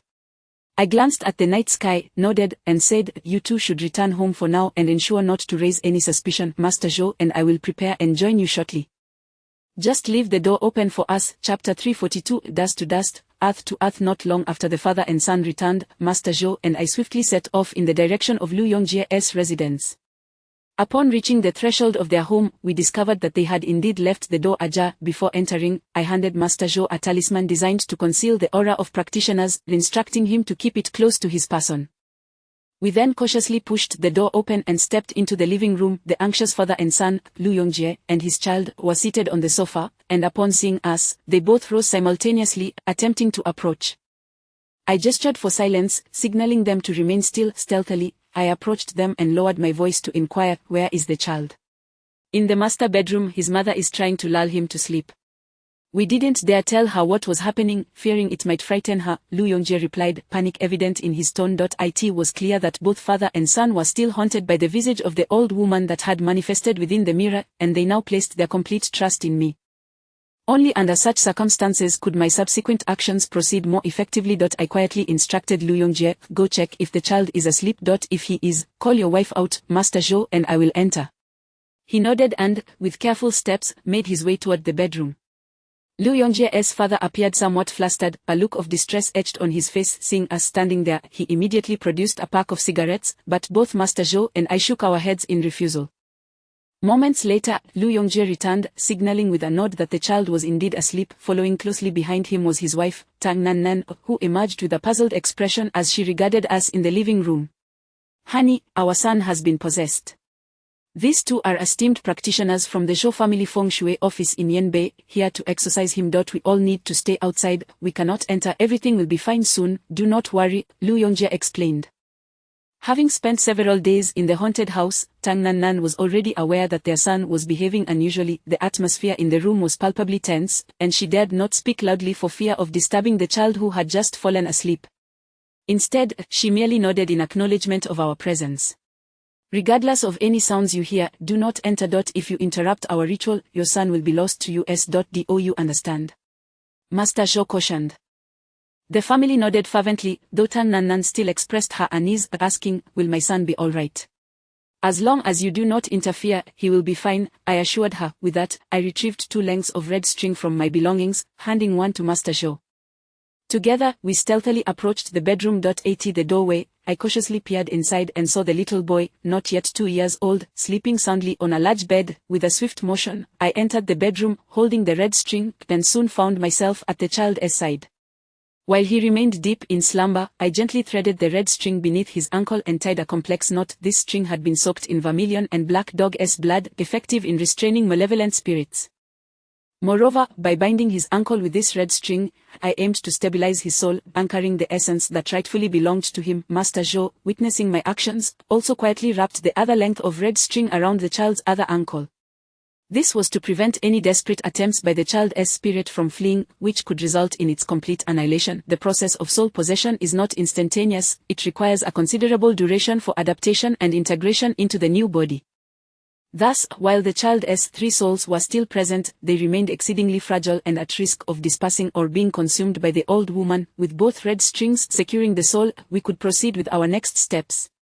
Once the red strings were fastened, I produced several copper coins from my belongings, specifically the 5 emperor coins. These coins, embodying pure young energy and having passed through countless hands, were also capable of countering evil spirits. I placed the coins gently at specific acupoints on the child. The Zhongfeng, Qiuquan, Zhongmen, Chenqi, and Shenmen points. These coins served to anchor the spirit and compel the old woman's essence to vacate the child's body. However, to my astonishment, before I could place the final coin, the child, who had been peacefully asleep, suddenly opened his eyes. In an instant, his expression shifted to one of alarm, followed by resentment and hatred, and he began to thrash violently. Nevertheless, the coins I had placed upon him acted as a weight, pinning him down as if burdened by immense mountains, rendering him incapable of movement. He could only flail his arms and begin to wail. Let me go, let me go.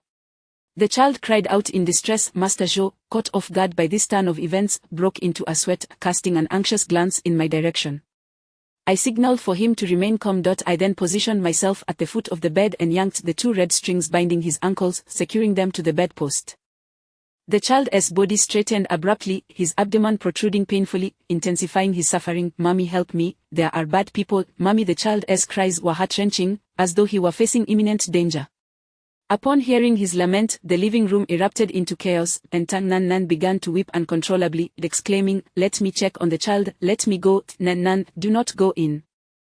The masters have said that no matter what we hear, we must not enter, otherwise, we will endanger our son," Lu Yongjie implored anxiously. "I don't care, I want to sit idly by my child." Tang Nan Nan, overwhelmed by her maternal instincts, could no longer restrain herself. The cries of a child are a mother's greatest anguish, and hearing such sorrowful wails, how could any mother remain composed? In a moment of heightened awareness, I perceived the child's face contorting as the ghastly visage of the old woman materialized, her eyes glaring at me, blood tears streaming down her cheeks as she hurled curses in my direction. "Dust to dust, earth to earth, this world is no longer your domain, come forth obediently, and perhaps I shall grant you a chance at salvation. Continuing this standoff will only bring you harm," I addressed the old woman. "Mind your own business, if you don't leave, I will kill this child right now." The old woman spat venomously. Chapter 343. The Enchantress. Dinner is served. Though I am acutely aware that each reminder to these malevolent specters is in vain, it is a formality I must observe. Should they choose to disregard my warnings, I shall have the justification to annihilate them. Ultimately, my cultivation is rooted in Taoist practices, which differ significantly from the compassionate and self-sacrificing ethos of Buddhism. The Taoist philosophy advocates for the transformation of those who can be saved. If they cannot be reformed, then extermination is the course of action. In stark contrast, Buddhists are averse to taking life. Even when faced with intractable souls, they persist in their earnest attempts to persuade and guide them towards redemption. I possess neither the patience nor the inclination for such protracted discourse. Disobedience warrants immediate termination, and I have no time to squander on idle chatter. At this moment, the child before me contorts with a ghastly visage, oscillating between the form of an elderly woman and that of a tormented, struggling youth. Presently, Master Zhou and I have successfully stabilized the spirit within the child. Our next objective is to expel the malevolent entity residing within. Observing its obstinacy, I dispense with pleasantries. Extending my hand, I retrieve a pitchwood nail, and as I channel my spiritual energy, runes flicker upon its surface, emanating a formidable power of extermination. The spectre, sensing the overwhelming aura of the pitchwood nail, seizes control of the child once more, prompting a heart-wrenching wail that rends the air. "Mother, mother. Save me, they wish to kill me," the child cries out in desperation. What mother could endure such a plea? Before I can act, I witness Tang Nan Nan, in a frenzy, burst through the door and hurl herself towards me. Fortunately, at that moment, Lu Yongjie and his father arrived just in time to restrain her. Tang Nan Nan, distraught over her son, weeps inconsolably, her tears falling like rain. Upon entering, she is confronted with the sight of her son, propped up with his legs bound by crimson threads, and I, brandishing a pitchwood nail as I prepare to plunge it towards him, eliciting a shriek of pure agony from the child. "Do not harm my son!" Tang Nan Nan suddenly screams, biting down on her husband's arm in a fit of desperation. Lu Yongjie, taken aback by the pain, releases her, and she immediately lunges toward me. Without a moment's hesitation, I direct the pitchwood nail towards the child's heart, though not to pierce it. Rather, I aim to leverage the nail's exorcising power to deliver a crushing blow to the elderly woman's spirit. Before Tang Nan Nan can draw near, Master Zhou, standing beside me, springs into action, seizing Tang Nan Nan in his arms and propelling her back to the doorway. As a capable practitioner, he effortlessly neutralizes her attempts. Lu Yongjie and his father once again manage to restrain Tang Nan Nan, while Master Zhou, visibly displeased, admonishes, "Did I not instruct you to refrain from interrupting us? Do you not wish to have the child any longer?" My apologies. My apologies, we shall take her away at once," Lu Yongjie responds, straining to pull Tang Nan Nan back into the living room. Meanwhile, I drive the pitchwood nail into the child's heart, and the spirit of the elderly woman emits a piercing scream that reverberates through the air, a sound both jarring and distressing. "I will not depart. I wish to live, I still desire to exist," the elderly woman bellows, her voice hoarse and frantic. In that moment, not only I but also those in the living room, including Lu Yongjie and others, hear her anguished cry. Tang Nan Nan's wailing abruptly ceases, clearly startled by the elderly woman's outburst. With the sound of her lamentation, a faint shadow begins to emerge from the child, initially taking the form of a head. Without hesitation, I produce another pitchwood nail and drive it into the child's abdomen. The runes upon the nail shimmer with extermination power, and the elderly woman lets out another agonizing howl, her head beginning to detach from the child's body. Seizing the opportunity, I thrust yet another pitchwood nail into her, and at last, she can no longer withstand the onslaught. Her upper body begins to materialize. At that moment, Master Xiao, ever vigilant, retrieves a special red thread from his possession and swiftly wraps it around the elderly woman's neck. With a decisive pull, he yanks her spirit backward, forcefully extracting it from the child. As the elderly woman's essence is fully liberated from the boy's body, he slumps down, his form collapsing and falling into a deep unconsciousness. However, the elderly woman, brimming with resentment, quickly shifts her focus upon her extraction, seizing Master Xiao by the throat with a grip like iron, her countenance twisted in a terrifying grimace. "I shall kill you. I will end your lives." Master Xiao, confronted with the ghastly visage of the woman, her face marred by decay and her eyes weeping blood, is momentarily struck with fear. "Young Master Wu, save me," he pleads, panic evident in his voice. Observing this dire predicament, I swiftly activate the Tiangang seal, commanding "Enchantress, dinner is served." In response, a radiant white light bursts forth from the Tiangang seal, materializing behind the elderly woman in mere moments.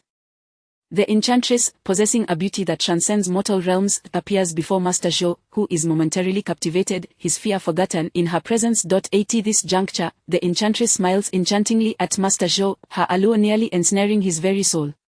"Hurry, get to work," I urge her, prompting the enchantress to rein in her beguiling aura. She extends her hand and gently places it upon the elderly woman's shoulder. The woman glances back in terror, her voice trembling. "No.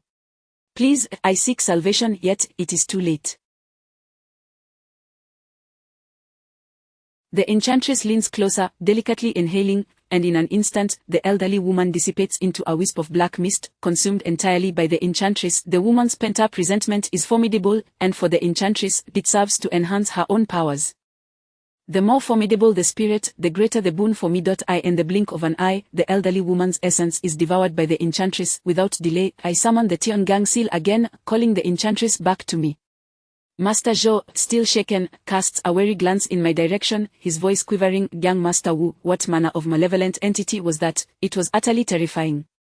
The enchantress, a malevolent spirit I subdued months prior with the Tiangang seal. "Fear not, she poses no threat to the innocent," I clarify. "Young Master Wu, your prowess is truly remarkable. To wield such a malevolent force for your own ends is nothing short of extraordinary," Master Xiao exclaims in admiration. As we converse, Lu Yongjie cautiously appears at the doorway, inquiring, "Young Master Wu, is the child well?" I no longer hear him crying.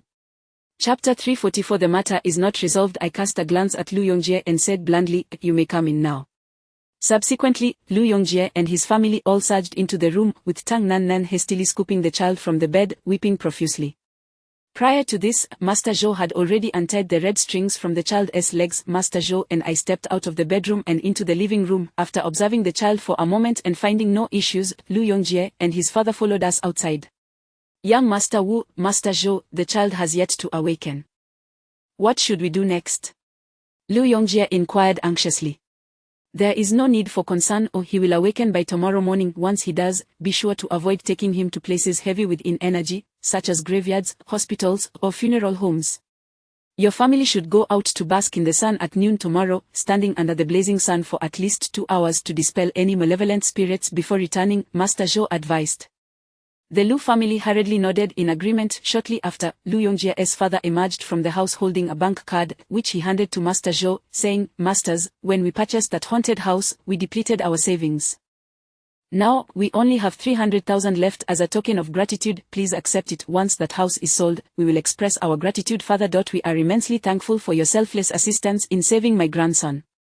Master Xiao glanced at me, and I nodded slightly. He then accepted the bank card. At this moment, I spoke, "Regarding the matter of your haunted house, Master Xiao, and I will assist you further tomorrow to deal with the malevolent entities inside. I will contact you in the afternoon." I turned to Lu Yongjie. "Masters, your compassion is akin to that of bodhisattvas. If you could rid the haunted house of its sinister presence, it would be most fortuitous.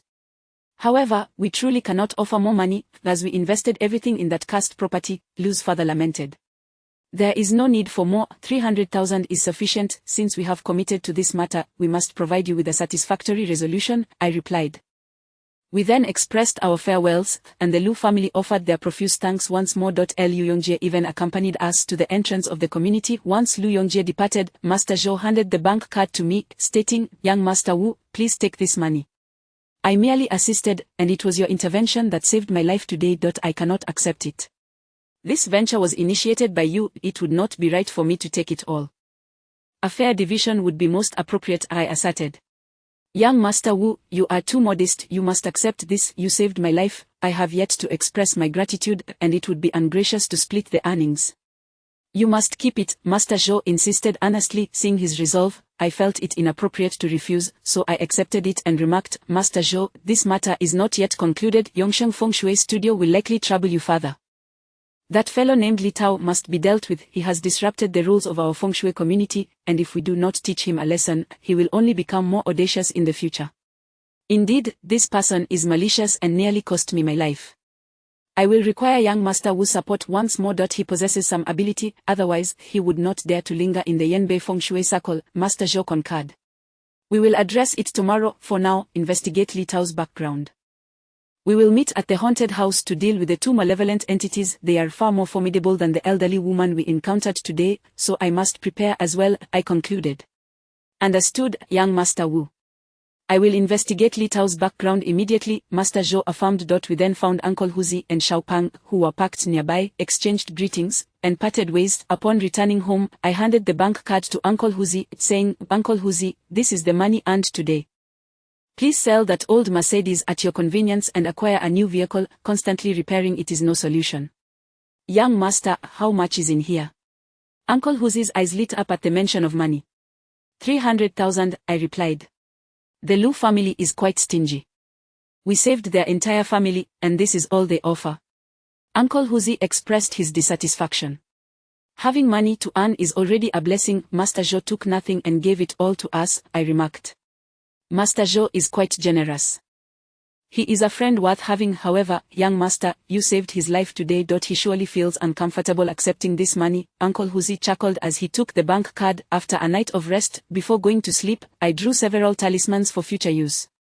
As I lay in bed, I pondered how to deal with Li Tao. This individual is truly unscrupulous. Although he has some disputes with Master Zhou, it is unlikely he would resort to such a nefarious scheme.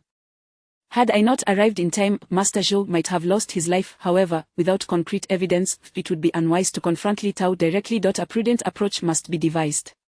I slept soundly until the sun was high in the sky. Upon awakening, I was greeted by the raucous squawking of a minor bird. Stupid who, both foolish and ugly. What a piece of junk car you bought, spewing black smoke and driving daddy crazy. Come down if you dare. Watch how I deal with you. Come up if you dare, I'll scold you to death. Just wait for me." The cacophony roused me from my slumber. Looking out the window, I saw Uncle Huzi had brought a ladder and was climbing up the large tree in the yard, while that pesky bird perched on a branch, incessantly taunting him. Seeing this, I knew Uncle Huzi was bound to suffer. His intellect was no match for the miner. As expected, once Uncle Huzi finally climbed the tree, the miner flew to the roof, continuing its insults and, before departing, relieved itself right on Uncle Huzi's head. With nowhere to hide, Uncle Huzi was left seething, nearly in tears. Just then, the gate swung open, and a graceful figure entered. Upon closer inspection, I realized it was young Mengfan, bouncing joyfully as she walked in. The miner, spotting her, immediately flew over to land on her shoulder, rubbing its little head against her delicate cheek, and lamented, "Little Mengfan, you have finally arrived. Stupid who is bullying me, threatening to pluck all my feathers.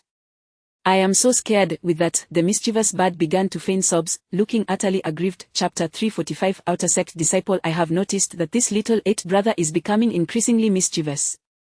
His knack for playing the victim is simply remarkable. Upon hearing the eighth brother's words, young Mengfan let out a peal of laughter reminiscent of silver bells. "Oh, little eighth brother, do spare me.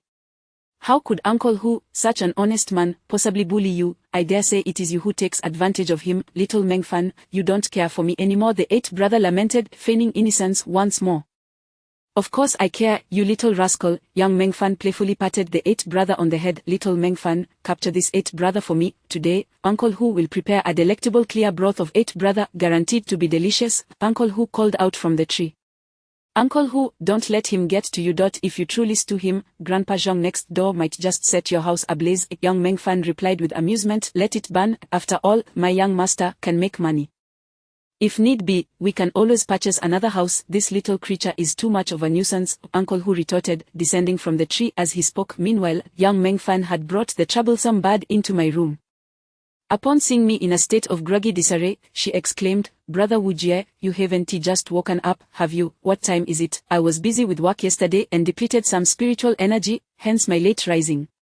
I have more tasks to attend to today," I replied. "What do you have planned for today? A feng shui consultation or perhaps ghost hunting?" Young Mengfen asked, her curiosity evident. "Mind your own business and focus on your studies," I replied brusquely, gathering my toiletries to tidy up in the bathroom. From outside, young Mengfen chimed in, "Brother Wu Jie, take me along today. School is simply too dull. You cannot go." "I certainly do not wish for your father to come after me," I stated firmly. "Do not worry, that will not happen. The situation at the ghost building has been resolved, and what you have to handle today cannot possibly be more troublesome than dealing with Ron No, can it?"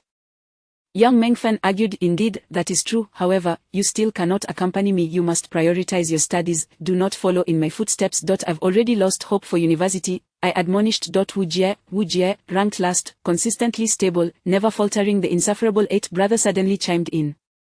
I rushed out, clutching my toothbrush container, desperately wanting to retaliate against that wretched bird. At that moment, seeing my furious expression, the eighth brother took flight from young Mengfen's shoulder. I dashed outside, gripping my pitchwood nail. I dare to mention my schooling again, and see what happens. Inside the house, young Mengfan was already in stitches from laughter. By the time I finished my morning routine, my uncle Hu had prepared lunch, and young Mengfan arrived just in time for us to feast together. This girl had clearly come over for a free meal, primarily due to Uncle Hu's exceptional culinary skills. I truly cannot fathom how a prominent figure of the Hong Kong Island Liuha society, a master in his own right, could also be such an accomplished chef. These two professions seem worlds apart. No sooner had we finished eating than Uncle Hu began tidying up, and young Mengfan joined him to lend a hand. Suddenly, my phone rang. It was Master Zhou. Upon answering, Master Zhou greeted me with utmost courtesy. "Young Master Wu, have you dined yet? I just finished. Have you gathered any information regarding Li Tao?" I inquired. "Indeed, young Master Wu, I was just about to discuss this matter with you. I've learned from several acquaintances in the industry that this Li Tao seems to have studied for a few years under an outer sect disciple of the Maoshan sect named Daoist Songha. He is reputed to possess genuine skills, which makes him quite formidable," Master Zhou explained. Hearing the mention of the Maoshan sect reminded me of the disheveled Daoist, and I wondered where that scoundrel had vanished to. He was unresponsive to both texts and calls. This individual, while also affiliated with the Maoshan sect, was a fully fledged inner disciple, unlike Li Tao, who was merely an outer disciple's apprentice and surely inferior. As I recalled what the disheveled Daoist had said, I remembered that the generational hierarchy of the Maoshan sect consists of Xian, Qing, Chen, Long, Dao, Yun, and Song. The disheveled Daoist was the youngest, going by the title Chiwen. Thus, it follows that this Li Tao must share the same generation as old Luo. I pondered for a moment before asking, "Have you uncovered any other information?" "Yes, it appears this Li Tao has been in Yanbei for less than a year, yet his Yongsheng Feng Shui agency is thriving. However, his pricing is exorbitant, and his reputation is rather poor. There are even instances where he employs Maoshan techniques to commit fraud, coercing clients into hiring him and extorting a fee. Given his modus operandi, it is hardly surprising that he would target me," Master Zhou continued. An outer disciple of the Maoshan sect dares to be so brazen. "If the Maoshan sect turns a blind eye, then I shall intervene on their behalf," I declared. After conversing with Master Zhou about Li Tao, I concluded the call, arranging to meet around 4 or 5 in the afternoon near the haunted house. At that moment, young Mengfan and Uncle Hu had finished tidying up and came running over, exclaiming, "I want to go too. I heard you mention the haunted house. You should return to class, otherwise, I will call Principal Jin to report your truancy," I said sternly. "Go ahead, I have no classes this afternoon," young Mengfan retorted smugly. "Then I will not take you with me," I responded. "Oh, Brother Wu Jie," young Mengfan began to whine, sending a chill down my spine. Very well, I shall take you, but you must not interfere. Just observe from the sidelines," I relented. "Great, I promise I won't cause any trouble," young Mengfan replied, her joy evident. After lingering at home for a while longer, around 4 in the afternoon, I instructed Uncle Hu to take us towards the haunted house. Upon arriving at the entrance of the neighborhood, we discovered that Xiao Pang and Master Zhou had already arrived ahead of us. Next to their vehicle was a BMW, unmistakably belonging to Lu Yongjie. I stepped out of the car and approached Master Zhou, accompanied by young Mengfan. The moment Master Zhou laid eyes on young Mengfan, he instantly recognized her as a practitioner and inquired, "Young Master Wu, may I ask who this is?" This is young Meng Fan, the daughter of Young Gaoi from the prestigious Young Feng Shui family. I introduced her. Upon hearing this, Master Zhou visibly trembled, cupping his hands in respect towards young Meng Fan and exclaiming, "Ah, so you are a scion of a renowned family. No wonder you possess such an extraordinary demeanor." My apologies, Master Zhou is too kind. I'm merely accompanying Brother Wu Jie for a visit. There is no need to mind me, young Meng Fan replied graciously, returning his gesture. At that moment, Lu Yongjie approached us, politely asking, "Shall we head inside now?" "There is no rush. First, call Li Tao and tell him that someone is lying down at home and that you are afraid to enter. Ask him to come take a look," I instructed. Chapter 346 Data Vigilance. After hearing my words, Lu Yongjie hesitated for a moment, but ultimately retrieved his phone and called Li Tao. The phone rang twice before being answered. "Mr.Lu, hello, is there something you need?" "Master Li, I just exited that house and saw someone lying inside. I'm frightened and dare not enter. Could you come over?" Lu Yongjie feigned terror as he spoke. "Did you see clearly? Are you certain someone is inside?" Li Tao replied, his tone slightly agitated. "Yes, I observed for quite a while. The person is lying in the living room, motionless for a long time. I do not know if they are dead," Lu Yongjie continued. "All right, it must be that malevolent entity from the haunted house luring someone in again. Wait there, I'll come take a look," Li Tao said before abruptly ending the call. After hanging up, Lu Yongjie turned to us, uncertain of what to do next. "Everyone, let us wait in the car. Once Li Tao arrives, you can lead him directly into that house, and I will handle the rest," I suggested to Lu Yongjie. Still unaware of the gravity of the situation, Lu Yongjie asked uneasily, "Young Master Wu, do you think something will go wrong?" "Rest assured, it will be fine," I reassured him. Subsequently, we all returned to the car and waited patiently. Young Meng Fan joined me in the backseat and curiously inquired, "Brother Wu Jie, why is another person getting involved? Aren't we supposed to be capturing ghosts in that haunted house?" I glanced at her and briefly recounted the situation. Young Meng Fan's expression shifted, and she remarked, "To think there are such people, willing to take lives for a mere business deal, how wicked." "Indeed, that is why I plan to teach him a lesson today, so he remembers," I replied. "This sounds interesting. How do you plan to go about it?" Young Meng Fan packed up. "Naturally, I shall use his own methods against him. I will release a couple of spirits to give Li Tao a proper scare," I said with a smile. "Brother Wu Jie, you are rather mischievous. I didn't expect you to be so cunning," young Meng Fan teased. "Little girl, this is the way of the world. Men must be a little bad for women to care. Now you understand why so many beautiful women are fond of your brother Wu Jie," Uncle Hu chimed in. I couldn't help but chuckle and replied, "That is true, but it pales in comparison to Uncle Hu. You were truly notorious in your youth, rumored to have been a bridegroom every night." Uncle Hu's face darkened at the remark, and he retorted, "Young master, can we avoid inflicting wounds upon each other? We are family. You drew fast blood, you can't blame me," I replied with a grin. "What do you mean by being a bridegroom every night, Brother Wu Jie? Do tell me." Uncle Hu seems to have quite the story. Young Meng Fan seized my arm, her eyes sparkling with curiosity.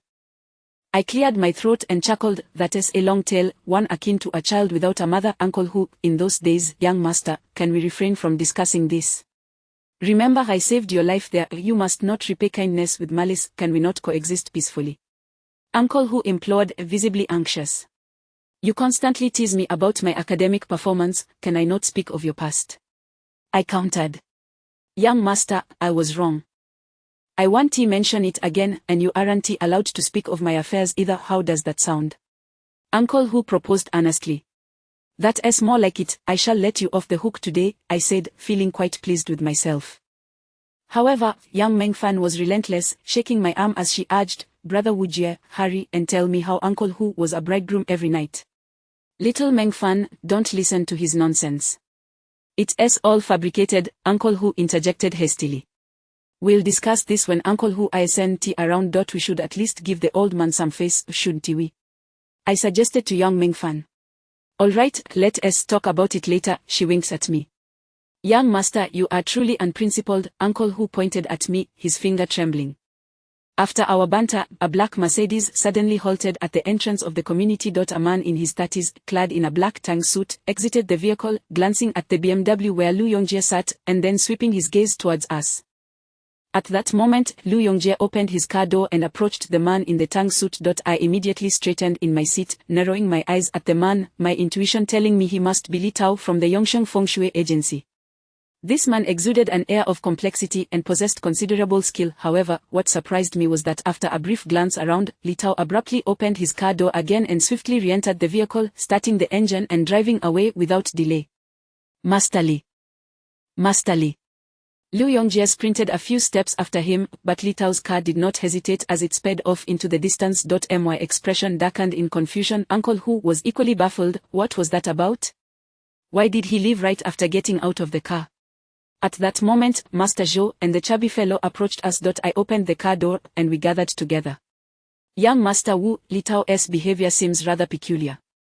Could he have discovered our presence? Master Zhou speculated.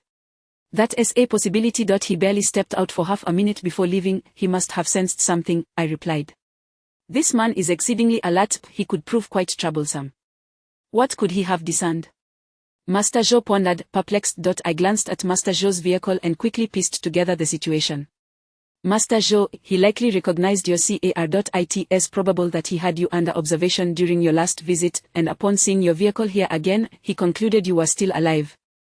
We were careless, none of us anticipated this. Alas, how careless of us, this fellow is too perceptive. What shall we do next? Master Zhou lamented. I turned to Lu Yongjie and instructed, call Li Tao again and inquire about the situation. Lu Yongjie dialed Li Tao once more. I expected him not to answer, yet to my surprise, the call connected. Master Li, what is going on? Why did you leave as soon as you arrived? I have urgent matters to attend to at my company. I apologize, but we will discuss your issue another day, Li Tao replied coldly before abruptly hanging up. Chapter 347 The Restoration of Misery. Lu Yongjie hung up the phone, gazing at us with a look of bewilderment. No one could have anticipated that Li Tao would be so astute. He merely surveyed the entrance before promptly departing in a vehicle. This demonstrated that he was an exceptionally vigilant and perceptive individual, making it indeed a challenging task to contend with him. Master Zhou sighed and remarked, it appears we have startled the snake in the grass. Li Tao is already on guard against us, and it will be increasingly difficult to deal with him from this point onward. There's no need for haste. Even the cleverest of foxes eventually reveals its tail. We shall have our opportunity to confront him, I responded calmly. What shall we do next? Uncle Huzi inquired. Let us proceed. Since we are here, we might as well explore that haunted house and retrieve those two malevolent spirits, I suggested. With that, our group made its way toward the ominous residence. This time, we chose to leave Uncle Huzi and Little Pang behind, for that was indeed a site of malevolence. Entering would inevitably expose them to the sinister energies, which would adversely affect their health to some extent. Lu Yongjie and his family had resided in that haunted house for several days. Initially, Li Tao had indeed performed a service by charging them 80,000 yuan to dispel a portion of the malevolent energy afflicting them, though the price was rather exorbitant. Furthermore, Li Tao had been delaying the exorcism for Lu Yongjie's son, clearly waiting to inflate the price further. By the time Lu Yongjie's son was gravely ill and on the verge of being possessed by the old woman's spirit, Li Tao would then demand an exorbitant fee, knowing that Lu Yongjie's family would have no choice but to comply. After all, this was the only continuation of the Lu family's lineage. As Lu Yongjie approached the villa's entrance, he took out the key, ready to enter, when I interjected, hand us the key. You wait outside. Young Master Wu, isn't that inappropriate? Lu Yongjie hesitated. Leave this to us, the spirits within are exceedingly fierce and have been thoroughly incited by Li Tao. You would be in grave danger if you were to enter. It is best for you to wait here, Master Zhou asserted as he took the key from Lu Yongjie's hands. Subsequently, the three of us proceeded directly to the villa's entrance, where Master Zhou unlocked the door. A chilling gust of wind rushed out, carrying with it an unsettling coldness. Young Mengfan immediately furrowed her brows and remarked, the malevolent energy here is overwhelming. The spirits within must have met with a most unjust demise. By this time, darkness had gradually enveloped the surroundings, the house standing in eerie silence. Even the neighboring two villas appeared uninhabited. One after another, we entered the villa's grand hall, and the door emitted a piercing sound before closing abruptly. During Master Zhou's previous visit, he had been caught off guard and swiftly fell victim, but this time he was fully alert, wielding a pitchwood sword and scanning the vicinity with vigilance. Young Meng Fan, too, produced the soul-controlling bell and adorned it on her wrist. Upon stepping into the grand hall, an inexplicable chill swept through, causing the curtains to billow and strange noises to echo from all corners of the room, cups clinking together, paintings crashing to the floor, and windows slamming open and shut, shattering glass in the process. Calm yourselves, I come to exorcise you. If you bear any grievances, feel free to express them, and perhaps I may assist you, I announced, activating my celestial vision. Before me lay a dense swirl of malevolent spirit energy, yet the two spirits did not manifest within the hall.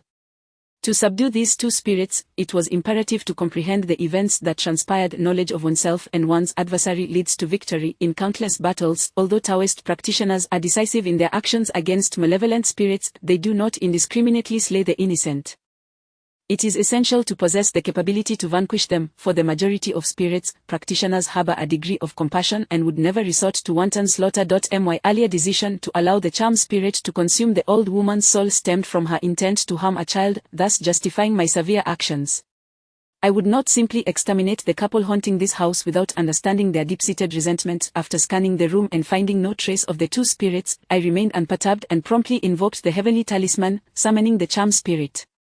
Young Meng Fan and Master Zhou were familiar with her, yet the moment she appeared, both were understandably startled, for this was no ordinary malevolent entity. Without the heavenly talisman to restrain her, I could scarcely control her. Master Zhou, avert your gaze. Do not look at the charm spirit. You two must safeguard me while I uncover what transpired in this villa, why the three were murdered, and then decide how to deal with them, I instructed. Rest assured, young Master Wu. With Yang and I present, you can focus on your incantations without worry, Master Zhou assured me. I nodded and seated myself in the center of the villa, allowing the charm spirit to stand beside me.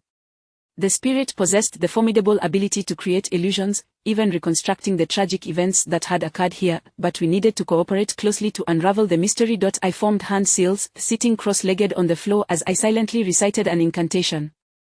Glancing at the charm spirit, she nodded and placed a hand upon my crown. I then shut my eyes tightly, entering the illusion crafted by the charm spirit. That night, darkness enveloped everything.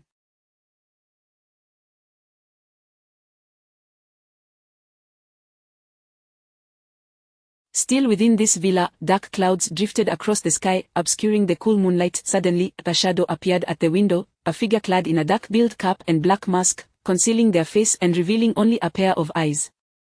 Dressed entirely in black, the figure approached the window, delicately unscrewing the screws with a screwdriver. Before long, the window creaked open, and the figure deftly climbed inside. This individual was exceedingly cautious, wearing shoe covers and black gloves, silently infiltrating the villa. The shadow roamed through the living room before extracting a dagger, stealthily making their way toward a bedroom on the first floor. Just as the shadow neared the bedroom door, footsteps echoed from within. The figure swiftly concealed themselves to the side. It was the elderly cleaning woman, rising in the middle of the night to use the restroom, appearing drowsy in her nightgown. As she stepped out, the shadow emerged from behind, covering her mouth before she could react, plunging the dagger into her chest with a swift twist. The elderly woman trembled, struggling momentarily before being dragged into the bedroom by the shadow. Chapter 348. Do not blame me. After the figure cloaked in black committed the heinous act against the cleaning lady, a palpable sense of panic overtook him.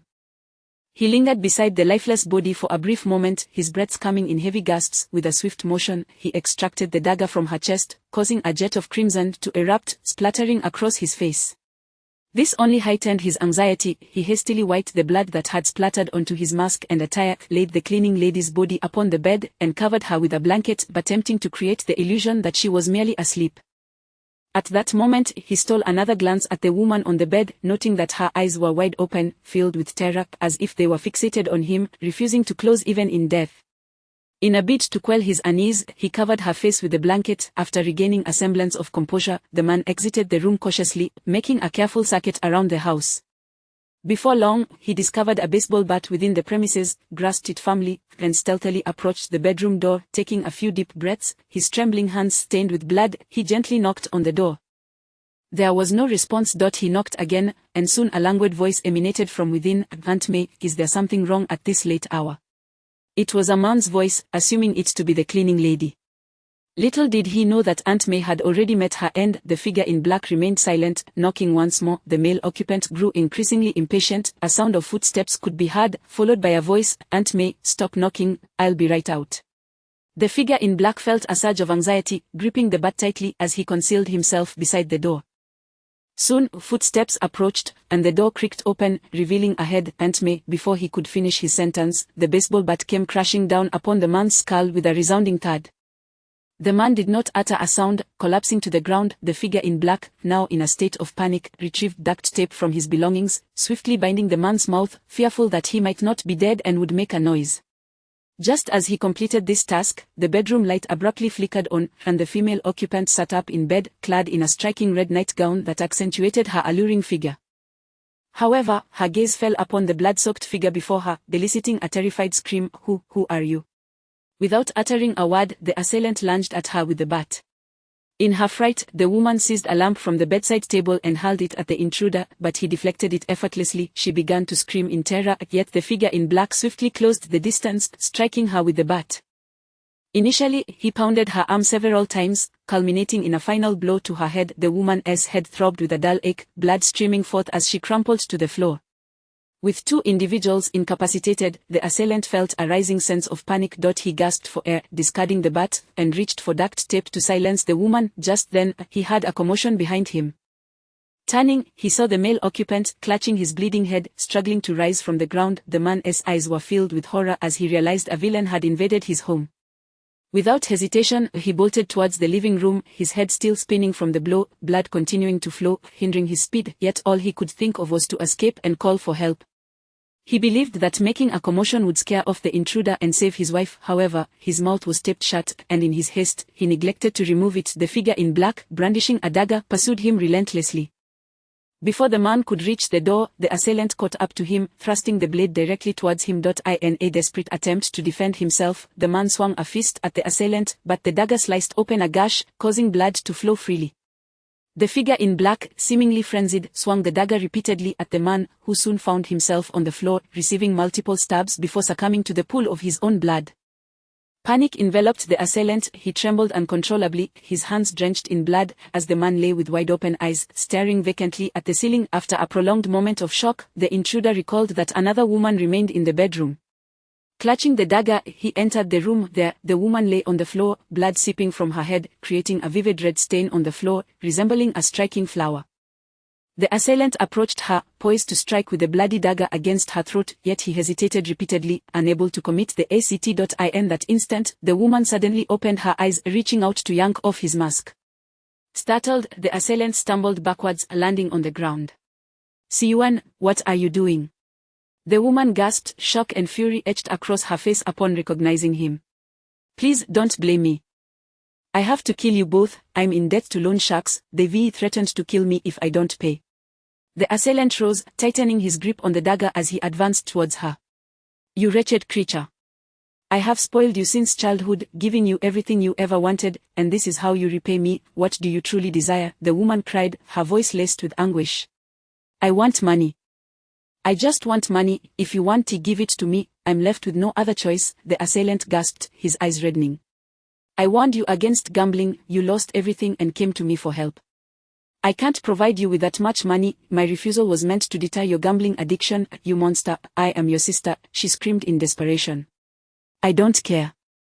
I am out of options, sister. Don't blame me, it won't hurt much." As he spoke, he lunged at her once more. Chapter 349, unveiling the truth. At the moment when the man in black, brandishing a dagger, lunged towards the mistress of the house, she abruptly seized the baseball bat that he had carelessly left on the floor. With all her might, she swung it down upon him. The bat struck the man sharply on the knee, eliciting a muffled groan of pain as he collapsed to the ground. Seizing the opportunity, the mistress hastily scrambled to her feet and staggered out of the bedroom. However, the man in black quickly regained his footing and pursued her. Initially, the mistress intended to flee the house and cry out for help, but the sound of her brother's footsteps and heavy breathing behind her made her reconsider. Spotting the open bathroom door not far away, she dashed inside and slammed it shut, attempting to lock it in hopes of securing a brief respite. Yet, before she could fasten the lock, the man in black crashed against the door with tremendous force, shattering her fragile sanctuary. In a state of sheer terror, the mistress fell to the floor, desperately scooting backward. "Siuan, Zhu Siuan, you wretched beast, why are you doing this?" "I'm sorry, sister, I had no choice. It's your fault for not giving me money. I owe a fortune to loan sharks, and if I don't repay them, I might as well be dead. By killing you, your wealth and this house will belong to me. I've done my research, your husband's parents are deceased, and you have no siblings. You're my only family, and once you're gone, everything will be mine, all of it. The man in black raved, his eyes wild with madness, as he lunged toward her with the dagger in hand. With nowhere left to retreat, the mistress took a couple of steps backward, only to stumble into a large bathtub, losing her balance and falling into the cold confines of the porcelain. In her panic, she flailed her arms, inadvertently turning on the faucet. Chilly water gushed forth, cascading around her. At that moment, the assailant had closed in, one hand gripping her throat tightly while the other plunged the dagger into her repeatedly. Blood surged forth, mingling with the water that pooled around her. Though the mistress struggled, the man in black held her throat in a vice-like grip, pressing her head beneath the water. Time seemed to stretch endlessly, and her desperate thrashing gradually diminished until, at last, she lay still, her body floating lifelessly on the surface of the tub. Shaken, the man in black donned a blood-stained mask once more and turned off the faucet. He lingered in the bathroom for a moment, trembling as he gazed at his sister's lifeless form in the tub, the flicker of remorse and sorrow flashing in his bloodshot eyes. Perhaps he recalled a time from their childhood when she had held him close as they traversed the village paths, a memory filled with warmth. Yet, in the next instant, he shook his head, unwilling to dwell further on the past. He sheathed the dagger and cast one last glance at the woman in the bathtub before ransacking the entire villa. He discovered some cash and a collection of jewelry, leaving the place in disarray to simulate a scene of a burglary gone awry. With that, he slipped out of the house, vanishing into the shadows of the night. Now well past midnight, familiar with the layout, he evaded all surveillance cameras and found a secluded corner within the neighborhood, scaling the wall to escape. The man hurried away, and upon exiting the gated community, he entered a narrow alley where he mounted an old, unregistered motorcycle. He sped away, racing out of the bustling city until civilization faded into the distance. After more than half an hour, he arrived at the edge of a lake, revved the motorcycle, and cast it into the water. He stripped off his blood-stained clothes, mask, and shoe covers, bundling the stolen valuables and jewelry with a rock before tossing them into the depths as well. Watching the motorcycle sink beneath the lake surface, he turned and departed. He ran swiftly, and after more than 30 minutes, he reached his rural hometown. Upon entering his house, he found two young men slumped in a stupor, remnants of a meal scattered across the table, and empty bottles strewn haphazardly on the floor. Zhu Xiyuan had deliberately invited these two acquaintances to drink with him, lacing their drinks with sedatives. Once inebriated, they had succumbed to a deep slumber. This was all part of his scheme to establish an alibi. He intended to appear as though he had spent the entire night drinking with friends. As he surveyed the scene in the house, a sinister smirk crept across Zhu Xiyuan's face. He returned to his bed, quietly consuming several bottles of beer until he began to feel the effects of intoxication, eventually collapsing into a deep sleep. Moments later, the door was thrust open by a group of uniformed officers, 7 or 8 of them storming inside. "Who is Zhu Xiyuan?" a stern middle-aged officer demanded. The 3 young men were jolted awake, groggy, and still under the influence of alcohol. However, upon seeing the swarm of police officers, their senses sharpened significantly. Zhu Xiyuan feigned alarm as he slowly sat up. "I am Zhu Xiyuan. What is the matter? Please accompany us for questioning." "Where were you last night?" the officer inquired, his voice grave. "I didn't go anywhere. I was drinking with 2 friends until we fell asleep in the early hours," Zhu Xiyuan replied. "Come with us," the officer insisted. All of this transpired just as Zhu Xiyuan had anticipated. Yet, the scene shifted again, revealing several days later, where Zhu Xiyuan found himself cornered in an alley by a group of men wielding clubs, subjected to a barrage of punches and kicks. "When are you going to repay us? You owe over $1 million in gambling debts. If you don't pay up, it'll cost you your life," one bald man barked. "I will pay, I promise, just give me a few more days. My sister and brother-in-law were murdered, and their inheritance will soon be mine. I swear I'll repay you all." Zhu Xiyuan, battered and bruised, cowered in the corner. "You monster, you didn't kill your sister and brother-in-law, did you?" the bald man spat venomously. "No, I didn't. They were killed during a burglary. Please, just wait a few days until I sell the house, then I'll give you your money." "Fine, we'll grant you a few more days. But when the time comes, the amount won't be the same as it is now." Through the powers of the spirit, the events of that fateful night were laid bare before me, and I was rendered powerless to intervene, forced to bear witness to the unfolding tragedy. As the truth dawned upon me, my breath grew heavy, and a surge of fury welled within. In an instant, I opened my eyes, startling young Mengfan beside me, who was taken aback by the unmistakable fury etched across my face. "Wretched beast. I could no longer contain my outrage. Chapter 350 The Top Door Killing. A young Master Wu, what has incited such fury in you, what have you witnessed? Master Zhou inquired, his back turned to me. Rising to my feet, I clapped the Tian Gang seal and summoned the spirit of Mei Ling back.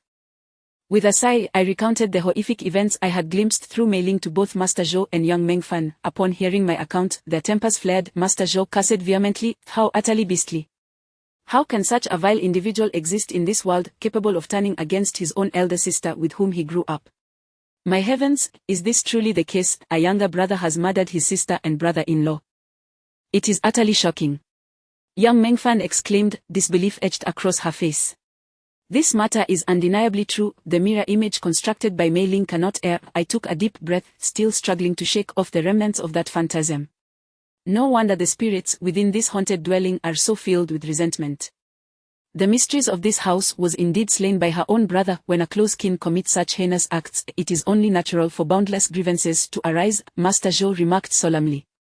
Brother Wu Jie, if the opportunity presents itself, please grant the mistress a chance at redemption. Endeavor to help her transcend. She is indeed pitiable, caught in a disaster not of her own making, young Mengfen suggested. To help a spirit who has met such a tragic end, one must first quell her resentment, which is no simple task. I shall do my utmost, I replied. As we spoke, a chilling gust of wind swept through the room, rendering the atmosphere even more frigid. The objects scattered about began to tremble once more, particularly those in the dining area, with chairs and tables scraping against the floor, producing a most jarring sound. Yet, even with my third eye opened, I could not perceive the presence of the two spirits.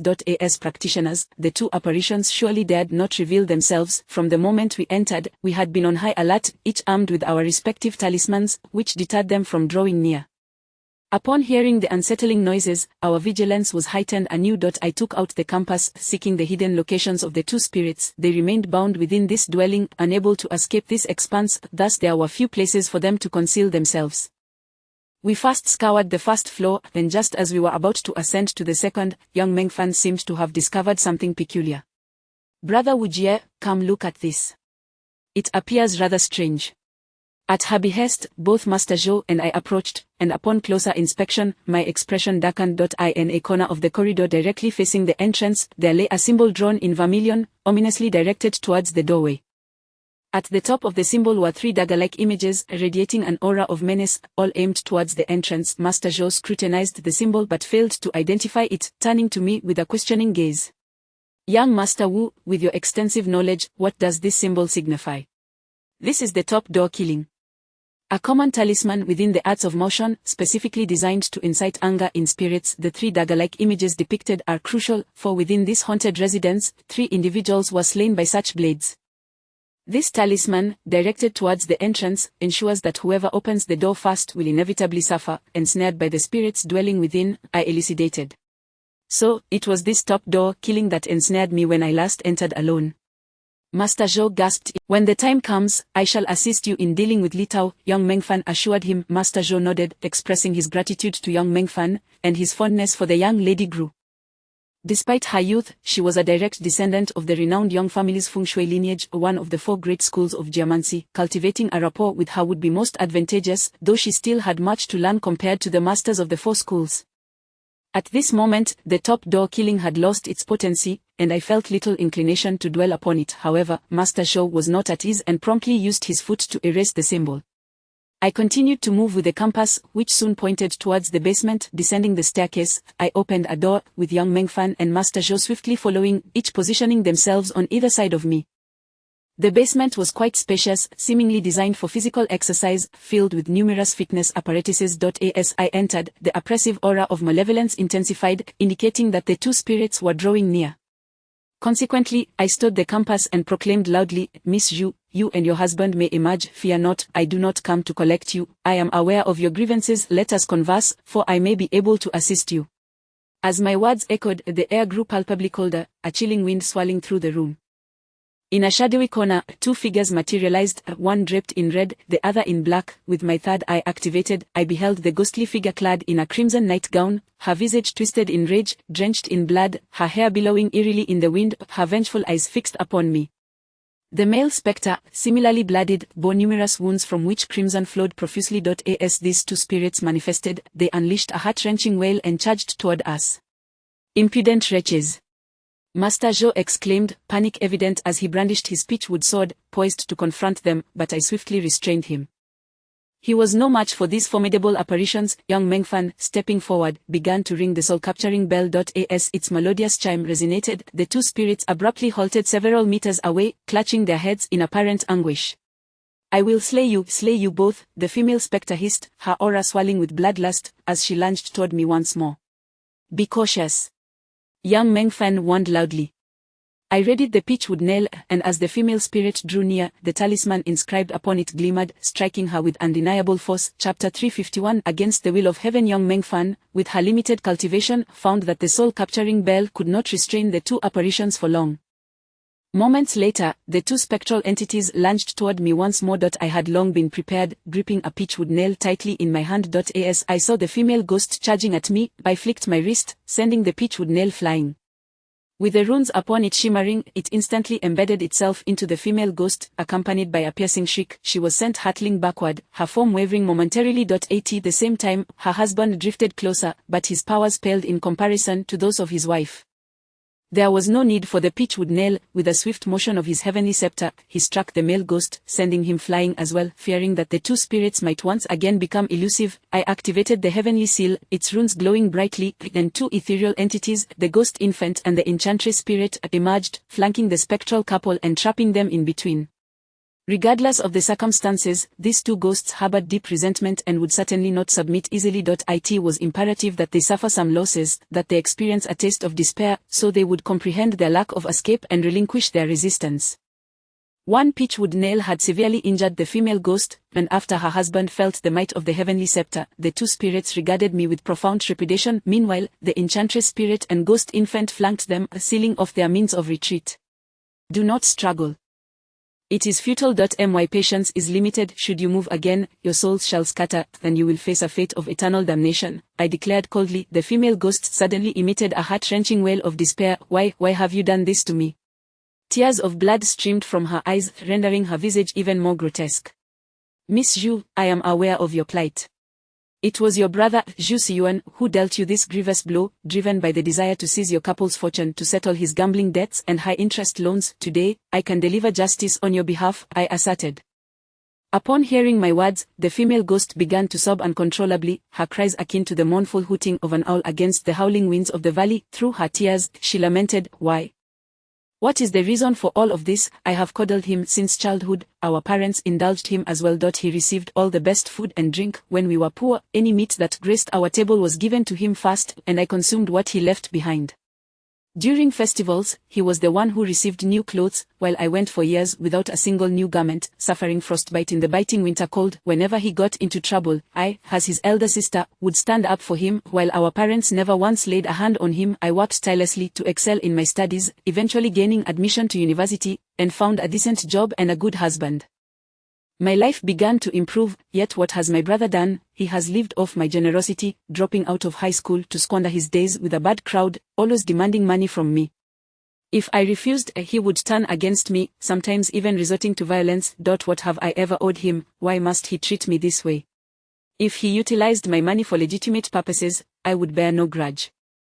Yet, he squandered it on gambling, frequenting bars and upscale venues. I warned him countless times that gambling is a losing game, yet he refused to listen. He accrued a mountain of debt, and when I refused to pay his gambling debts and high-interest loans, he resolved to kill me. He wants to kill me. His motive for my murder is purely financial. He covets my and my husband's inheritance. Is he even human? He is a beast. I must kill him. I will kill him. As she continued, the female ghost's demeanor grew increasingly frenzied, her resentment intensifying, and a crimson aura began to envelop her. Upon hearing her lament, Master Zhou and young Mengfan could not help but feel a pang of sympathy. Master Zhou sighed and remarked, There is often a reason behind the plight of the wretched. Your family's excessive indulgence has left him a perpetual child, leading to this unfortunate outcome. Your brother is nothing short of a beast. Indeed, he is a beast. I will kill him. I will take his life with my own hands. The female ghost's countenance twisted with rage, the crimson threads of resentment weaving across her face, rapidly engulfing her features. Should her fury continue to escalate, I would find myself unable to control her. At that moment, I turned to the female ghost and said, "Very well, I promise to assist you in avenging yourself, allowing you to exact your revenge upon him. What say you?" Surprised by my offer, the female ghost's mounting rage began to subside slightly. "How will you help me? I am a bound spirit, confined to this place, unable to leave this villa." "He will surely not return here." "I shall take you outside," I replied. "Can you truly assist me?" she inquired. I nodded and stated, "I never deceive, nor do I mislead spirits." With that, I brandished the heavenly scepter, its runes glowing with formidable power. The ghostly couple glanced at the scepter in my hand, revealing a flicker of fear in their eyes. "Do not be afraid. If you relinquish your resistance, I will place you within this scepter and lead you to your brother. When you encounter him, you may deal with him as you see fit," I assured them. "Do not deceive me. Once we enter your artifact, my husband and I will be obliterated," the female ghost warned sharply. "I swear by the heavens that I shall not harm you in the slightest."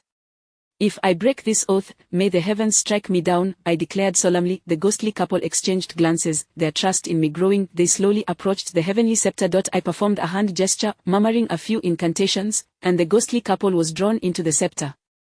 I retracted the scepter and turned to them, saying, "Let us proceed to confront that scoundrel, Zhu Xiyuan. Young Master Wu, do you truly intend to assist them? Helping ghosts commit murder defies the natural order. Surely, you must confront the consequences." Master Zhou expressed his unease. "Am I killing a man who has slain his own sister and brother-in-law? Such a being cannot be called human. To label him a beast would be an affront to the term," I retorted angrily. "Brother Wu is right. I stand with him. I wish to see the nature of this individual who could so ruthlessly turn against his own sister," young Mengfan added. "In that case, I shall accompany you into danger.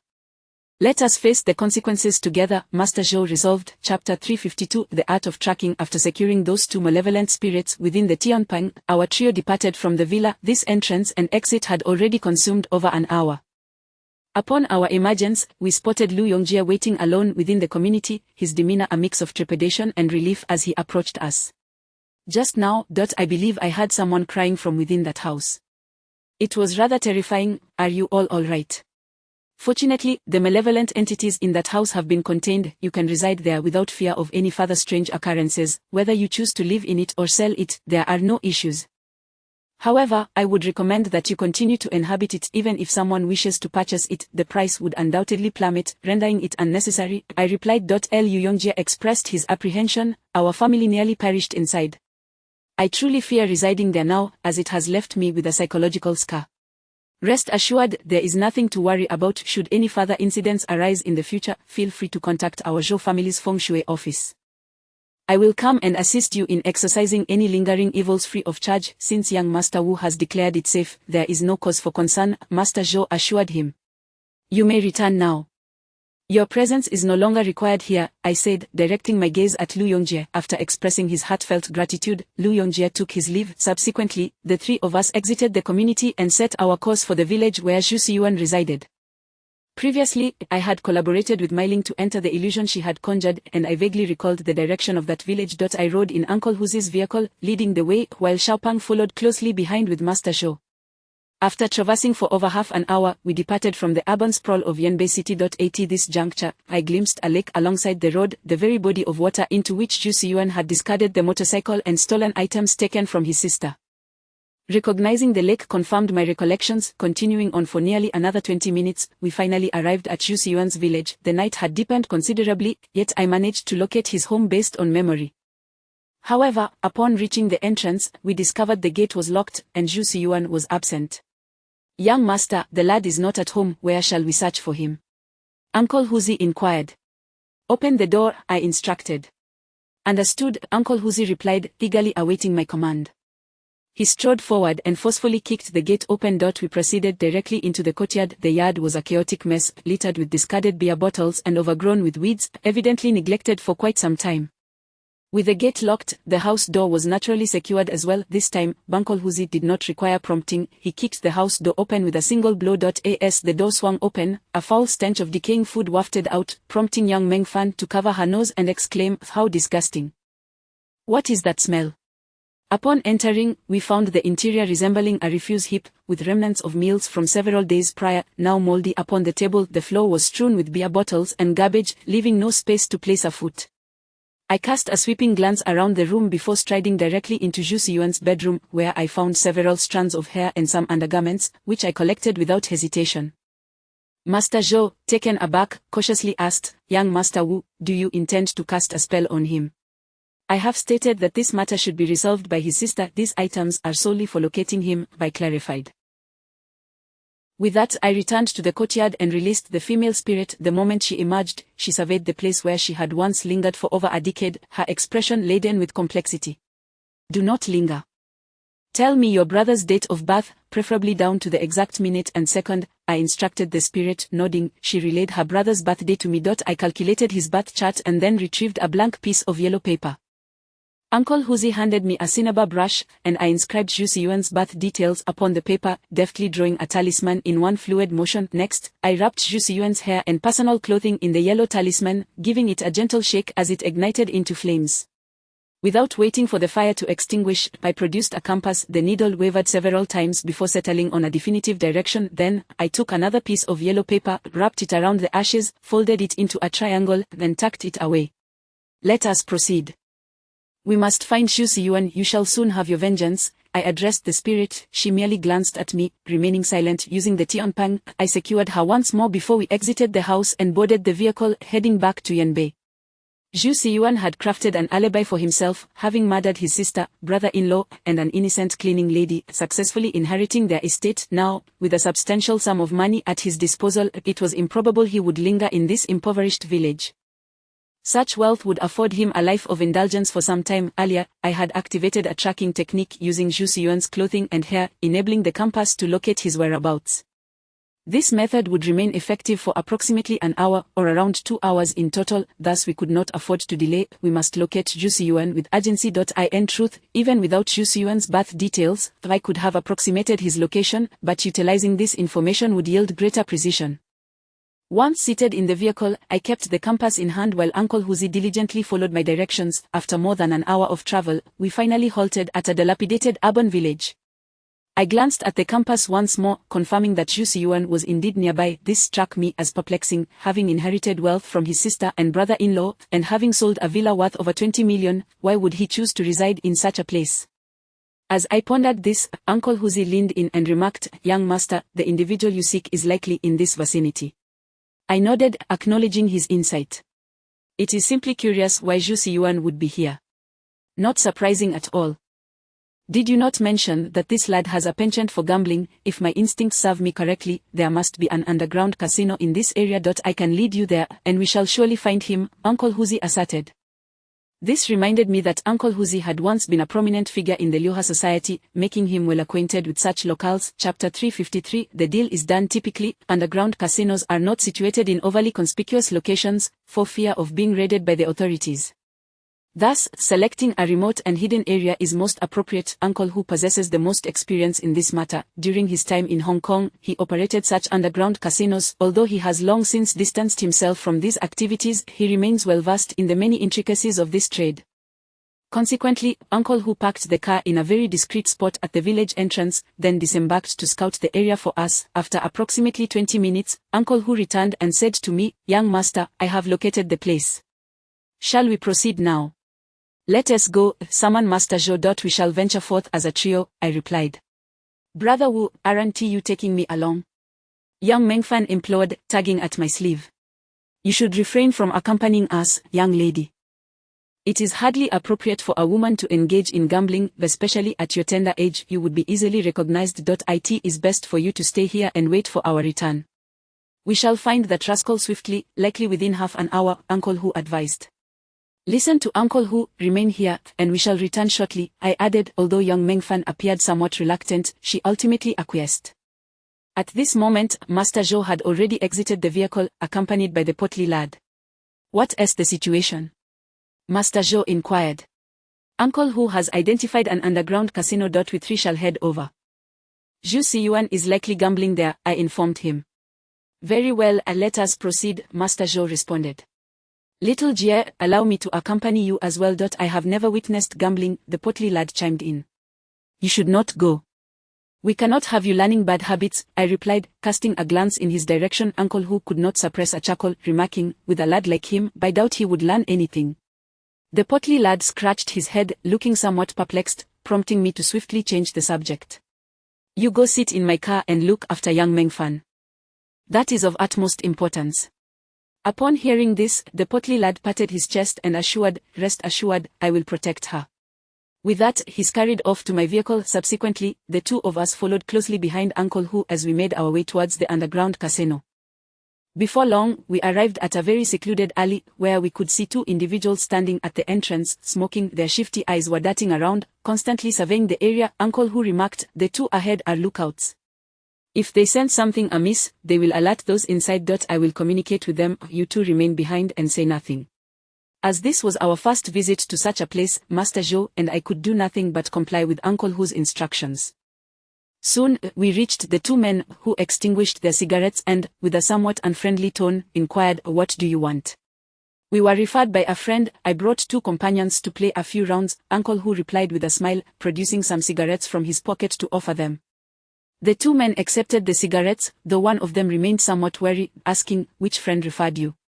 Zhu Xiyuan, or he should be inside gambling today. We came to meet him, Uncle Hu responded with a chuckle. Upon hearing Zhu Xiyuan's name, the two men visibly relaxed their guard. After a quick glance around, one of them opened a small door and said, go on in, but leave your phones here. We complied with their request, leaving our phones behind as we entered. Inside, we discovered a small courtyard, where another individual stood guard at a door in one corner. This man held a metal detector and, upon our approach, politely stated, gentlemen, I apologize, but I must conduct a routine check before you can enter. We had no choice but to extend our arms for inspection, surprised at the high level of security for such a modest underground casino. Fortunately, none of the talismans I carried were metallic. My compass was wooden, the Chensho seal was merely a stone, and the Chensho ruler was crafted from ebony. Only Uncle Hu had a dagger confiscated, which he relinquished to the guard. Upon completing the search, the guard finally opened an iron door, allowing us to proceed. This led to a staircase descending into the depths. After rounding a corner, we found ourselves in a large underground chamber teeming with people, a cacophony of noise, with raucous shouts, hearty laughter, and individuals milling about. As I entered, my gaze swept across the crowd, which was vast and varied in its pursuits. Slot machines, pai gao, mahjong, bendo dishu were all present, with the small betting tables attracting the largest throngs of onlookers. Previously, within the illusion crafted by Meiling, I had glimpsed Zhu Xiyuan's true visage. With so many people around, I had no choice but to search for him methodically. However, after a few minutes of wandering, I soon noticed several pairs of ill-intentioned eyes fixated on me. Uncle Hu leaned in and advised, young master, it would be prudent for you to partake in a few rounds. If you simply search for someone upon entering, they may mistake us for law enforcement. I nodded in agreement and made my way toward a betting table, gambling while continuing my search for Zhu Xiyuan. Requesting 1,000 yuan from Uncle Hu, I placed it on the table. My gambling knowledge was limited, but I could at least grasp the rules of this betting game. The dealer shook the dice, and players wagered on whether the outcome would be large or small. Winning doubled the stake, while losing meant the bet went to the dealer. A rare occurrence, known as a triplet, would arise if all three dice showed the same number. This was all rather simple, requiring little mental effort. I observed as the dealer shook the dice for a moment, placed the dice cap on the table, and proclaimed loudly, betting is closed, no regrets. For me, this was exceedingly straightforward. With a flick of my fingers, I could ascertain whether the roll would yield a high or low result. Sensing a high outcome, I placed my wager on large. Before long, the cap was revealed, and indeed it was large. I promptly made a profit of 1,000 yuan. Uncle Hu appeared to have found a path to prosperity, his eyes gleaming with excitement as he leaned closer to me, seizing the cash on the table. Young master, allow me to place the bets. Just tell me large or small, he urged. My attention remained fixed on the bustling casino, still searching for Zhu Xiyuan, uncertain of his whereabouts. As we continued playing, I had successfully guessed correctly 7 or 8 times in a row. Uncle Hu's initial stake of 1,000 yuan had swiftly transformed into tens of thousands, leaving him overjoyed. Each time, he went all in, placing the entirety of our winnings on the line, placing complete faith in my judgment. With each win, I could see the dealer sweating profusely from the pressure.